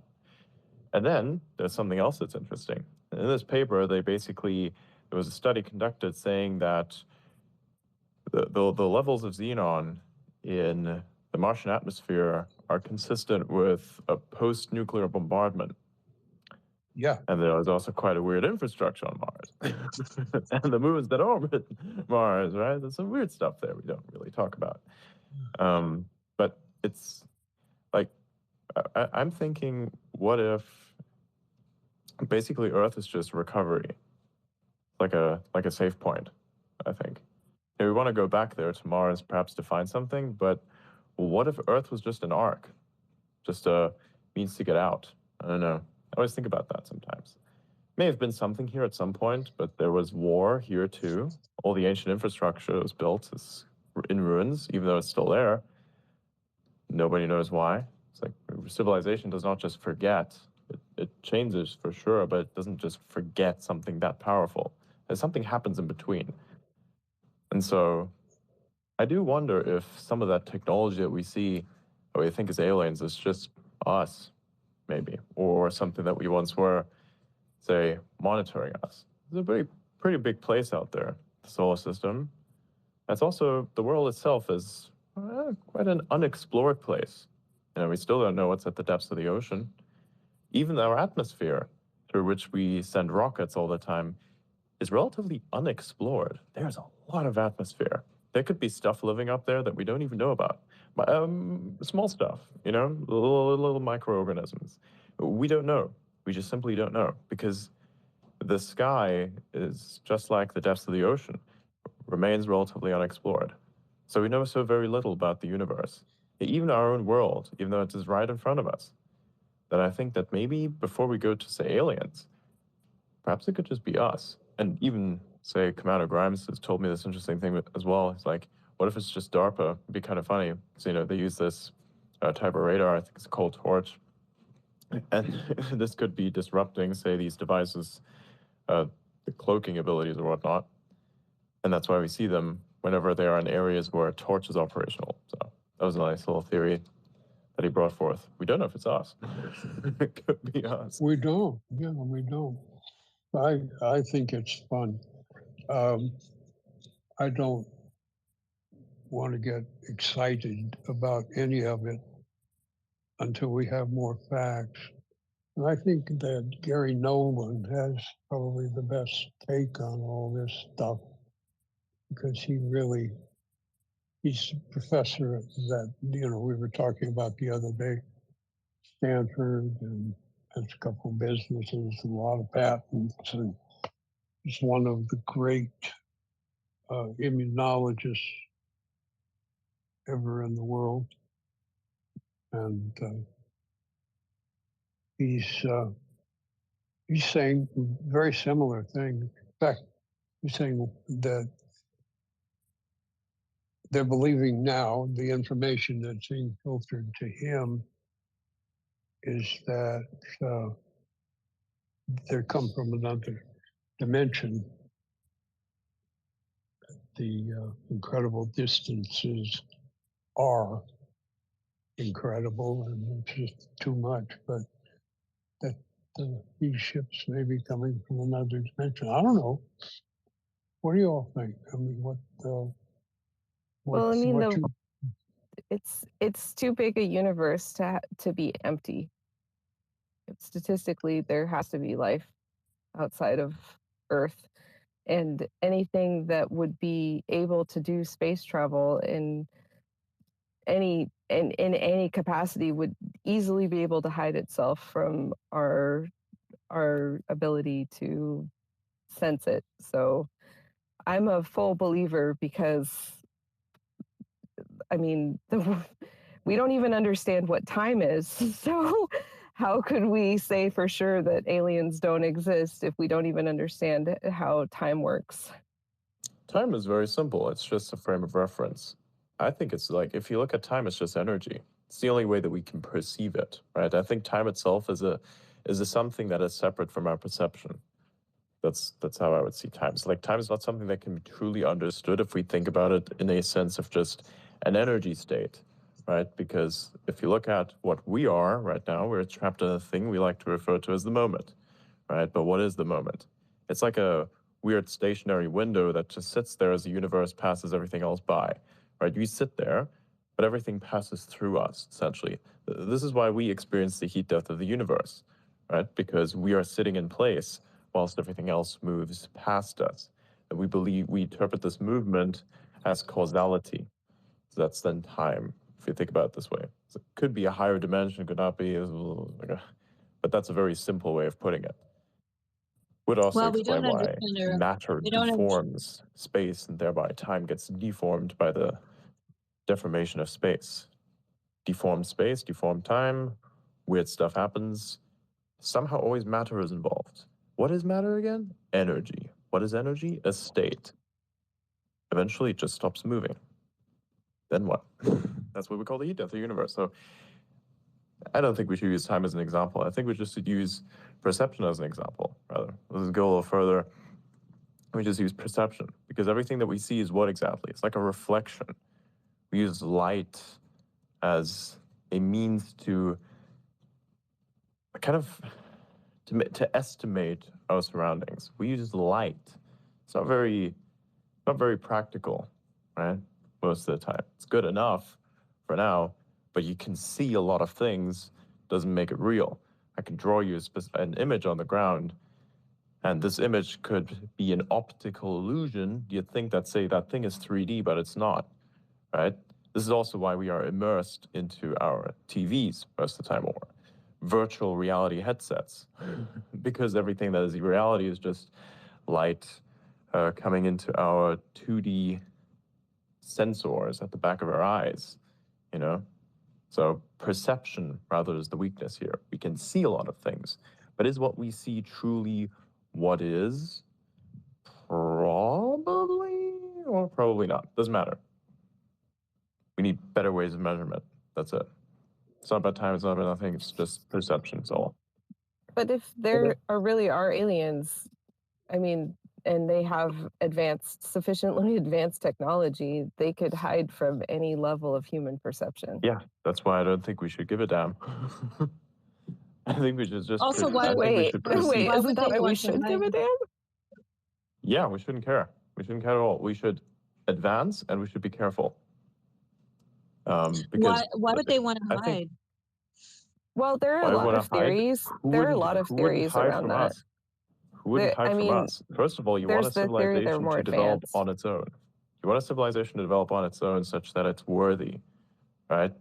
If I were to go to a certain point in time and just give everyone in that particular point in time the technology that they had never discovered, what would happen to those people? You know, it's like giving an underage person access to the internet, unfettered access to the internet. Bad shit happens. Do people really care about They're not usually, I mean, I don't know if this entity, if there's an alien entity, would care about the consequences of giving access to the internet to our, you know, primitive population. This is called an example. They would if they're us in the future. I mean, I'm just giving an example.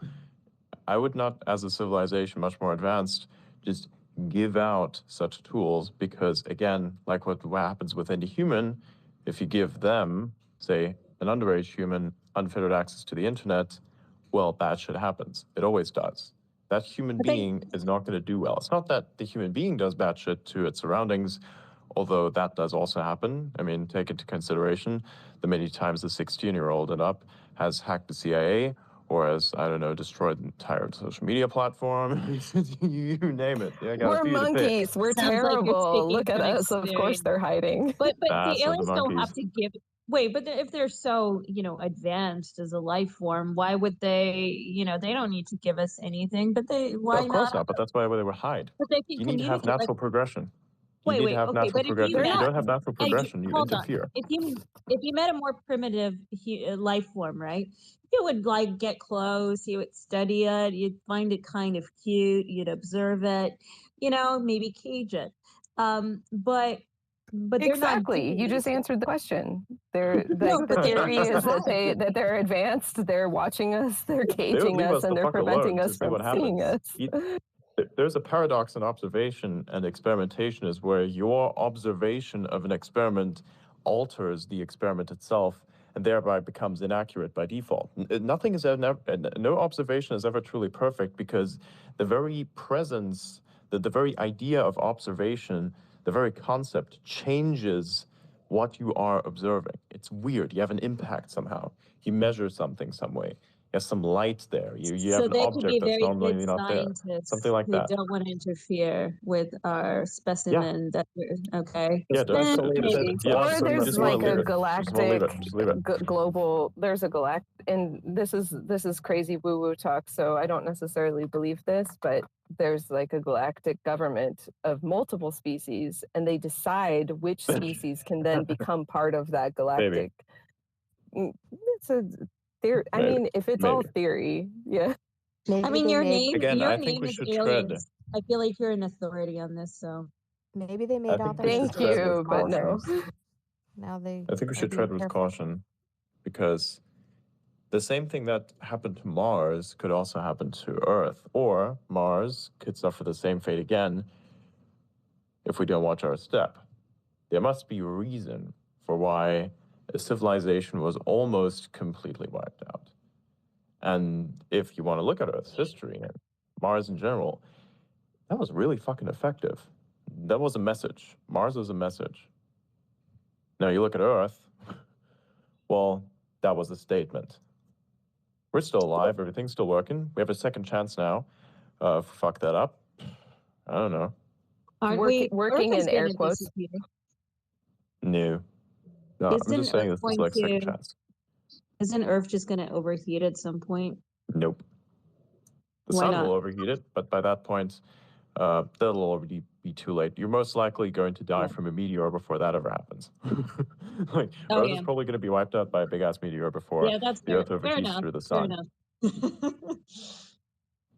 At which point But you could what a probably way to just go, remove right? atmosphere by radiation. At least. Well, I have some good news. Tell They us. they won't be coming. They won't be coming with guns. Interesting. The concept of guns will probably have passed them as they evolve. So they'll come here empty-handed. They're just going to fly around and see what we got. Yeah, I really believe that. I do not believe they will come with guns. I think we may be the only critters in the entire universe who uses guns. And that's kind of sad. Maybe they have lightsabers. Yeah, if someone is traveling vast distances, they've got something a lot more powerful than guns. Mind control. Well, I mean, they don't even really need weapons. They can just fly away. So, and the ability to keep us here on this planet, I mean, they could just shoot down anything that left. So, like, it's pretty easy to keep us here on this planet. If they exist and if they have advanced technology, they could prevent us from ever advancing. I listened to. Hence Mars. Do any of you listen to or watch Richard Dolan's YouTube cast? Richard Dolan, Dolan. I I've used heard to of him, watch but it. I've never watched him. What does he He's say? well, he's an interesting man, and he comes from a very learned background. I think he's a clear thinker.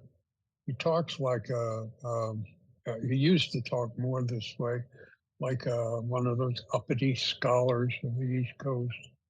But he doesn't anymore. He's really a good-hearted person.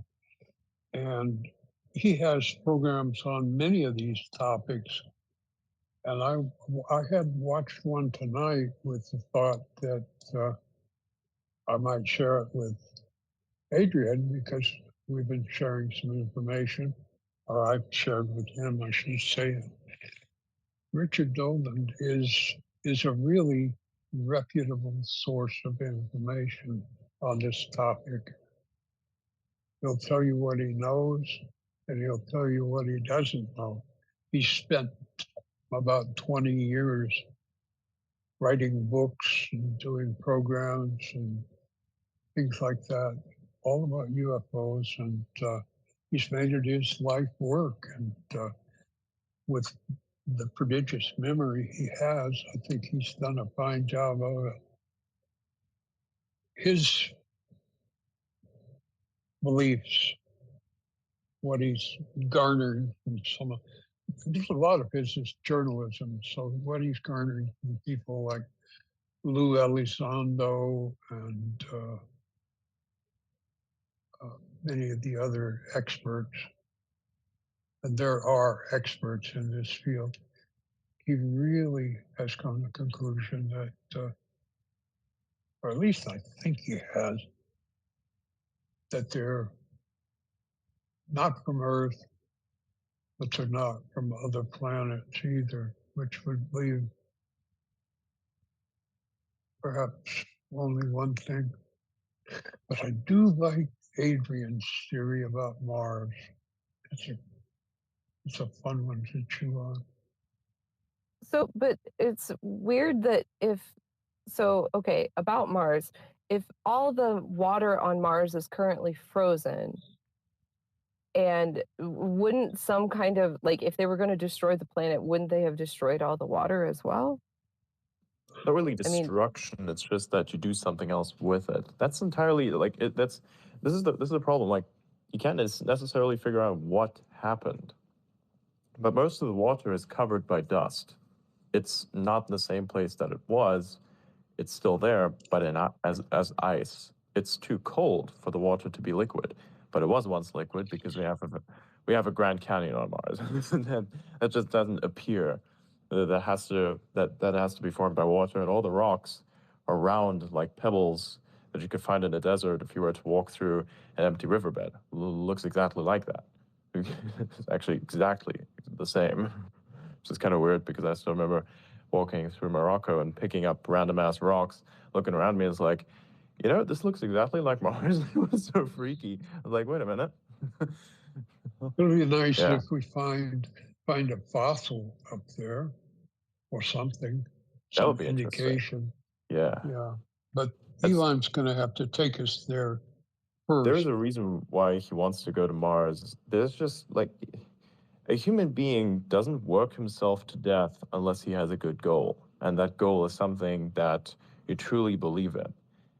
And what he's doing is essentially working himself to death. He doesn't take any breaks. He doesn't actually have any time off. He doesn't live anymore in a traditional sense, right?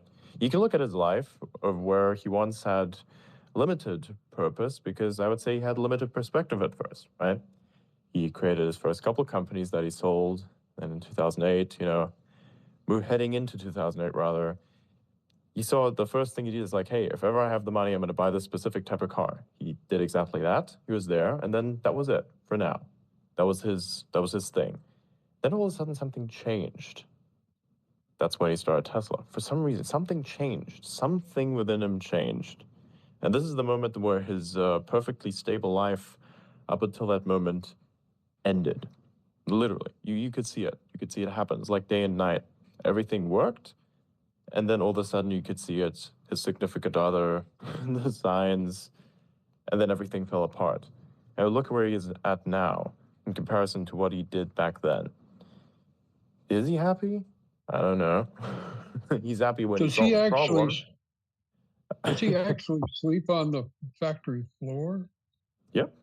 He actually also slept on the couches in the manufacturing plant because he'd The have to best be there because founders it wastes so always much do. fucking time going back and forth. So he was there, like always, right? So Yeah, there's something more driving him. yeah, normally people don't just do that, right? You have to have No. something. Is there a possibility that maybe he has information about perhaps maybe a meteor that might be hitting Earth? It's too cheap. He wants to go to there. He wants to die there. There's something there. It's not about the meteor. This is not Hollywood movies. He wants to just go there. I think that's a good way to sell it. And that's how he sells it. Because how else is the average mind going to understand we have to go to Mars? Well, here's a meteor threat. That's very convincing. It's very compelling. That immediately gets civilization to say, yes, we need backup. Even though that's relatively unlikely, it's still very likely to an extent, right? We could potentially do something about it, maybe, right? But it's... You probably don't want to know how many big meteors fly around Earth every now and then. We're lucky that we don't get hit every time, right? So that's a factor for sure. But I think it's more about just going there because there's something there. Again, you don't just do this for civilization in general on its own just to survive. He wants people to actually go there beyond that point. There's something. Again, you don't just work yourself to death over that unless you know something. Unless you have something in mind, something that is so monumental, so meaningful, that you pale in comparison to such an extent that you know you can do it if you just worked hard enough.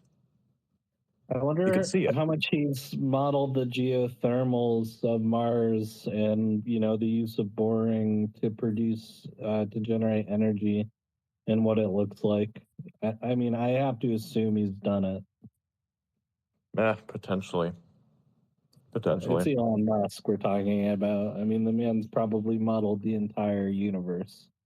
You can't model the entire universe based off a limited mind perception. That's not how a system works.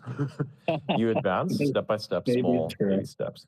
And going to Mars is one of those baby steps, which will lead to an interesting realization. We're never going to see the stars. So, yeah, because the universe probably expands too fast. It's weird. Well, I like hearing all these different points of view, particularly people I know to be intelligent, like the women who've spoken up about it, because that would be a wonderful way to have a discussion. It would be, just open the discussion to the bright people you already have around you and let them hear what we know and then try to extrapolate from there. The thing that's a problem now is that many of the things we could know are being withheld. And that is a fact. There's something the government knows that we don't. Elon's always said what there are, if they're extraterrestrial, he doesn't know anything about it. But I think he knows something else. Either that or he's trying to time his arrival on Mars, giving himself enough leeway to time his arrival there with his own mortality. Well, I think one thing's for sure. I definitely believe we've achieved quantum supremacy. And I think with that comes superposition. And then ergo, you would be able to communicate forwards and backwards in time with yourself, theoretically. You don't want to fuck with causality. You can't fuck with causality, actually, because the thing that would entail is you adjusting something that had already transpired. You can't do that. It's not how time works. Like a multiverse. It Yeah, could no, be. that's There's a again lot we different. don't know. You can't edit the existing stream of Wow, things we that have don't already know. happened, because if you do, then the thing that led you to take that action no longer occurs, meaning that the action you would have taken to do this doesn't exist, meaning that Well, nothing has been accomplished at all because we're nothing just exists that you have we're just done. talking Hence why it doesn't work. we're talking from the point of superposition, so you couldn't Yeah, necessarily it doesn't go matter back if I and somehow, it doesn't you matter couldn't if I kill get from Hitler. here into the past and change something about the past because of what I know in the future, then the future that made me do that does not exist, and thereby I can't do that because I don't exist to do that. Simple. Only from the point that the superposition was created. No, it doesn't matter. It doesn't matter. Do anything about something that has already happened and something changes because you had a certain state that you were in that said, I want to change something. If that state does not exist anymore, you're not going to do that something to change the existing state because that state don't exist. No? But if the state exists on something like, say, a blockchain, which is immutable. Oh, fuck me. You can't even do that either. You can't retroactively. There's another thing you can't do. You can't retroactively adjust the time chain. That's not how it works either. It's What are you going to do? Hard fork reality? Right. Well, exactly. No, man, that's not how it works. That's not how it works. That's not how it works. Okay, prove me wrong. Can you somehow make all the Satoshis in Satoshi's wallet appear in mine, and then we'll talk later about it. Well, remember, it has to be from the point which the superposition exists. So I can't go back to the point. Hypothetically, you can use that for something, but you can't adjust you can't retroactively adjust the timeline. Right. I can't go back to the creation of Satoshi, but I could go back to the point where the superposition was created. That's how it's supposed to work in theory. That's how. In theory, that works a lot. In theory, also, Maybe that's why the ships happen, are. but that's not one of them. Maybe that's why the ships are just observing us because they can't change anything. The ships are probably just a bunch of dudes sitting up there having the same conversation about how we're going to blow ourselves up next. Now, it's my personal theory. They're just sitting up. They'd be like, Jesus Christ, here we go again, right? Loops and loops and loops, and nobody ever gets to the point. Now, again, you can't retroactively adjust the fucking timeline. Causality doesn't like to be fucked with because causality as a concept is based upon the fact that it can't be fucked with, which is how our universe operates, which is something we can't fuck with. Physics we don't understand. It's just a fact. Yeah, I can understand something. You can't go in the past and make something not happen that made you to do something that made that something not happen. It don't work.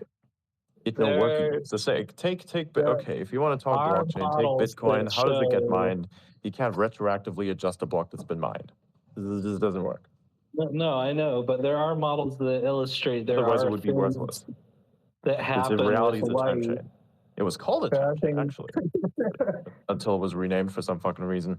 I would have liked it to be called time chain. It'd be so cool. There are things that happen with light and with protons that we don't quite understand yet. So I'm just saying. Look at it that way, then. At a quantum level. Yeah. Well, at that point, then everything is just a soup of possibilities and impossibilities. Maybe that's the way that is. But it doesn't really matter either. Again, let's take steps of causality first before we start taking very strange leaps into very dark places that we've never seen before. That's a great title for tomorrow's space. Potentially. Again, all the superposition tells me if that space is good tomorrow. I don't know yet. Maybe my brain can tell me that because I've seen a lot of things. Superposition and chill. Maybe Dojo can. Even if Dojo, you have superposition. It's actually not such a bad idea. But before, look, I think we should rug.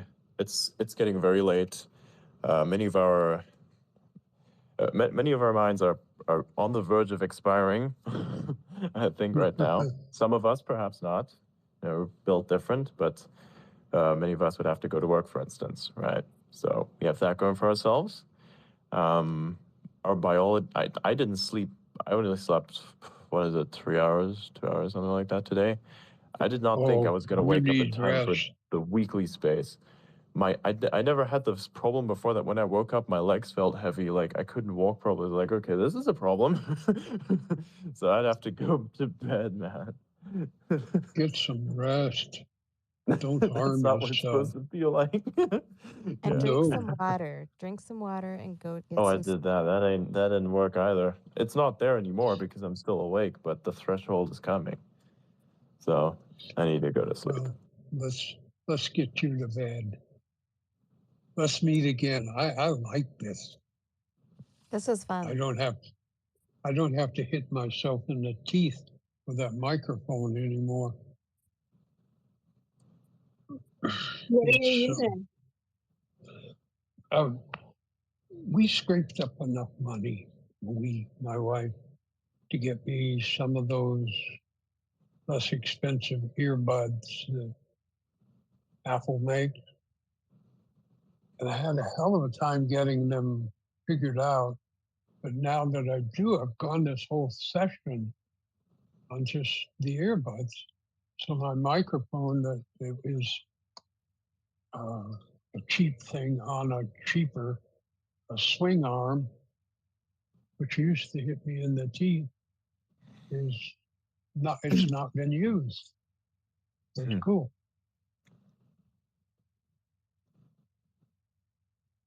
I've been learning a lot of weird things. Just yesterday, I learned that every single speaker can be destroyed if you hit a specific frequency, that you could play it with an audio file, which could destroy every speaker ever. I don't know why I know that. Oh, yeah, I I was remember why going I to know say that. that, Adrian. You're a very dangerous man. You when I could you're play it here. The only problem is that my speakers will be destroyed before yours. most likely, yes. That encoding through Periscope is garbage. Yeah, you'd have to play the actual file itself, which is available on YouTube. Anyways, don't go looking for that because I know what people would do if they did that. So, Well, thank you for not. Thank you for not. I appreciate it. yeah, totally did not tell Yeah, hundreds of people the thing that they're definitely not going to do, which they're definitely going to do because I told them not to do it. Fuck me. Thank you, Adrian, for letting me interrupt again tonight. No, this is nice. This is good. I really enjoyed it myself with everyone. And I learned where someone was born. Yeah. Learned where someone was born. I'm just happy as a bug in a rug right now. Thank you for allowing me to feel that way. No problem, man. Come back anytime. Well, I keep taking you up on that. I plan to not let you. Yeah, it's good. We're I like glad this. that you do. Yeah. We're so grateful. Eventually, I think in the future, we should discuss this. I want to have a space just entirely dedicated to you.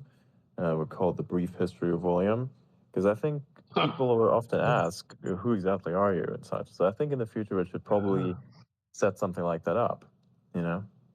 I had a friend in the audience who wanted to talk to William, and he kept trying to get me to ask him questions, which I was a bad person, did not do. But see, I think there's an interest to there, William. I hope you're a willing victim. Bro, over here is the great equalizer. Yes. Yeah, I will tell you anything except the classified stuff. Other than that, I have a one big secret. One big secret, for example, everybody who's doing the AI drawings that they send to me, and it kind of indicates this tall guy with flowing white hair and a beard, and he's tall and slender and wise looking. I don't look that way. I'll tell you something right now, okay? This is the big secret. I'm only 5'7" tall. Well, I may be just 5'6" now. When I was young, I was 5'8", but stuff happened. But that's the way we were back then. All the guys were short, and I'm short. So I'm not that tall guy, and I don't have any hair. Well, I have a little on the sides. And so next time you're thinking about it, maybe you should draw a shmoo or I don't know, gremlin or something like that. I'm not very pretty either. And I'm glad that you guys still accept me, even though I'm all of those things and more. You're awesome. And something that blows my mind is how the fuck have you figured out how to use X at 81 years old? That still blows my mind. Like, you run Linux and you use X. That's fucking awesome. I don't know. Crazy. Yeah, that's I'm grateful impossible. for whatever happens. Yeah, I've got a lot of things going on. You should see my side hustle. Side hustle. No, I don't have a side hustle. I love everything. I love to learn about things. And if you put it in my path, I will learn it. Yeah. This was interesting.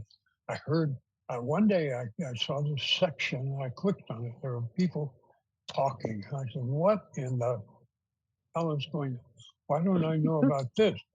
So a month went by, and then I started to dig into it, and here I are. And that's beautiful. The one thing I'm surprised about is that most people accept my voice. I have, to my own mind, a really horrible voice, particularly with all the waving from the lack of oxygen. And 4 liters of oxygen is a lot to be blowing in your nose at all times. I wonder if someday I'll wake up and be a balloon. Yeah. So there you have one secret. I'm short, very short for the modern gal who picks no one under 6'2", I think. A lot of people in the family who are tall, but I happen to be stunted because I was a preemie and born on a rural table. And the doc didn't know very much. He just got the job done. And from there on out, it was my mama's business. So I'm a runt. I'd wager that you were really fast. Yeah, and powerful. Yeah. It learned out that I was very smart, very fast, and very powerful. And that's why I wound up where I did. Not always about size, it's about the impact. Yeah. People often forget that. Yeah. Worth noting. The people I've hit have learned that lesson. Oh yeah, I bet. That's why you're here. But I also have gotten hit too, so that's not. Adrian, you were a blessing, and I thank you, my man. I thank you so much. As are you. Since the beginning, you've been so kind to me. Since the very beginning, you, Yvonne, and well, I'm just glad that you came up on stage that one day. It was crazy. Yeah, still remember that first day. You talked about you working, I think, in television. That was the first thing you spoke about, actually.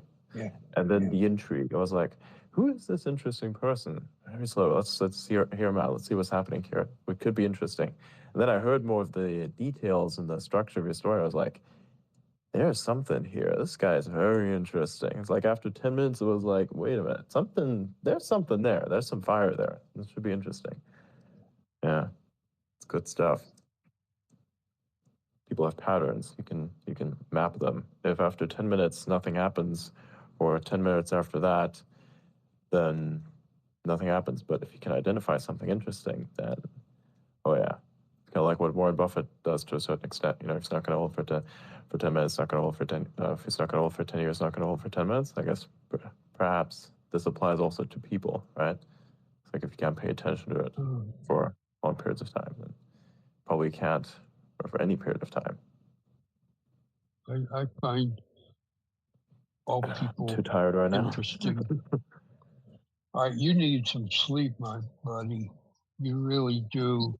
Don't mistreat yourself. Be kind. All right, let's close it down so you can get some sleep. Yes. And Well, we'll let's have continue another again one. tomorrow. You I can like hope drop so. by whenever you want. We may even shut it down a little early tomorrow, I think. It depends because I have to like travel on the road. I can't always keep the internet stable. So, yeah. Whatever you want.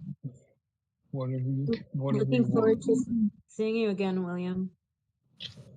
Thank you so much. That's so kind of you to say. It's such a celebrity, and I feel You're the celebrity here, my friend. Yeah, exactly. I think I love listening to you, and I was actually there that first night in the audience listening to you. So I was like, this guy's really interesting. And you know what? Remember that question that you said, the interview question? I remember you mentioning it, and I remember thinking I need to write that down, and then I forgot to write it down, and then it escaped my memory. So I'm glad you repeated it. Yep. Well, anyways. Thank you. Good night, Everybody be everybody. kind. Good night. Do our best to be kind. Good night, everyone. And before night. we leave, I'm going to leave you guys with a little something I'm going to put out. I'm doing my infamous based takes, as I like to call them. Putting that one out right there. I'm going to end a period on that one. There you go. History is witnessed by some, written by the few, and created by the exceptional. And you, my friend, are exceptional as fuck. You're very kind. Thank you. Don't know what to say to that. I'll be back. Bug you again. I hope to create history. And with that, I shall leave you off. See you guys all tomorrow. Actually, it's not even tomorrow. It's technically in a few hours because what is the time right now? I think it would be about, what is it? It's almost 5 a.m. Eastern. Almost 5 a.m. Good Lord, I have no idea why anyone would be here at this time, but I guess we are.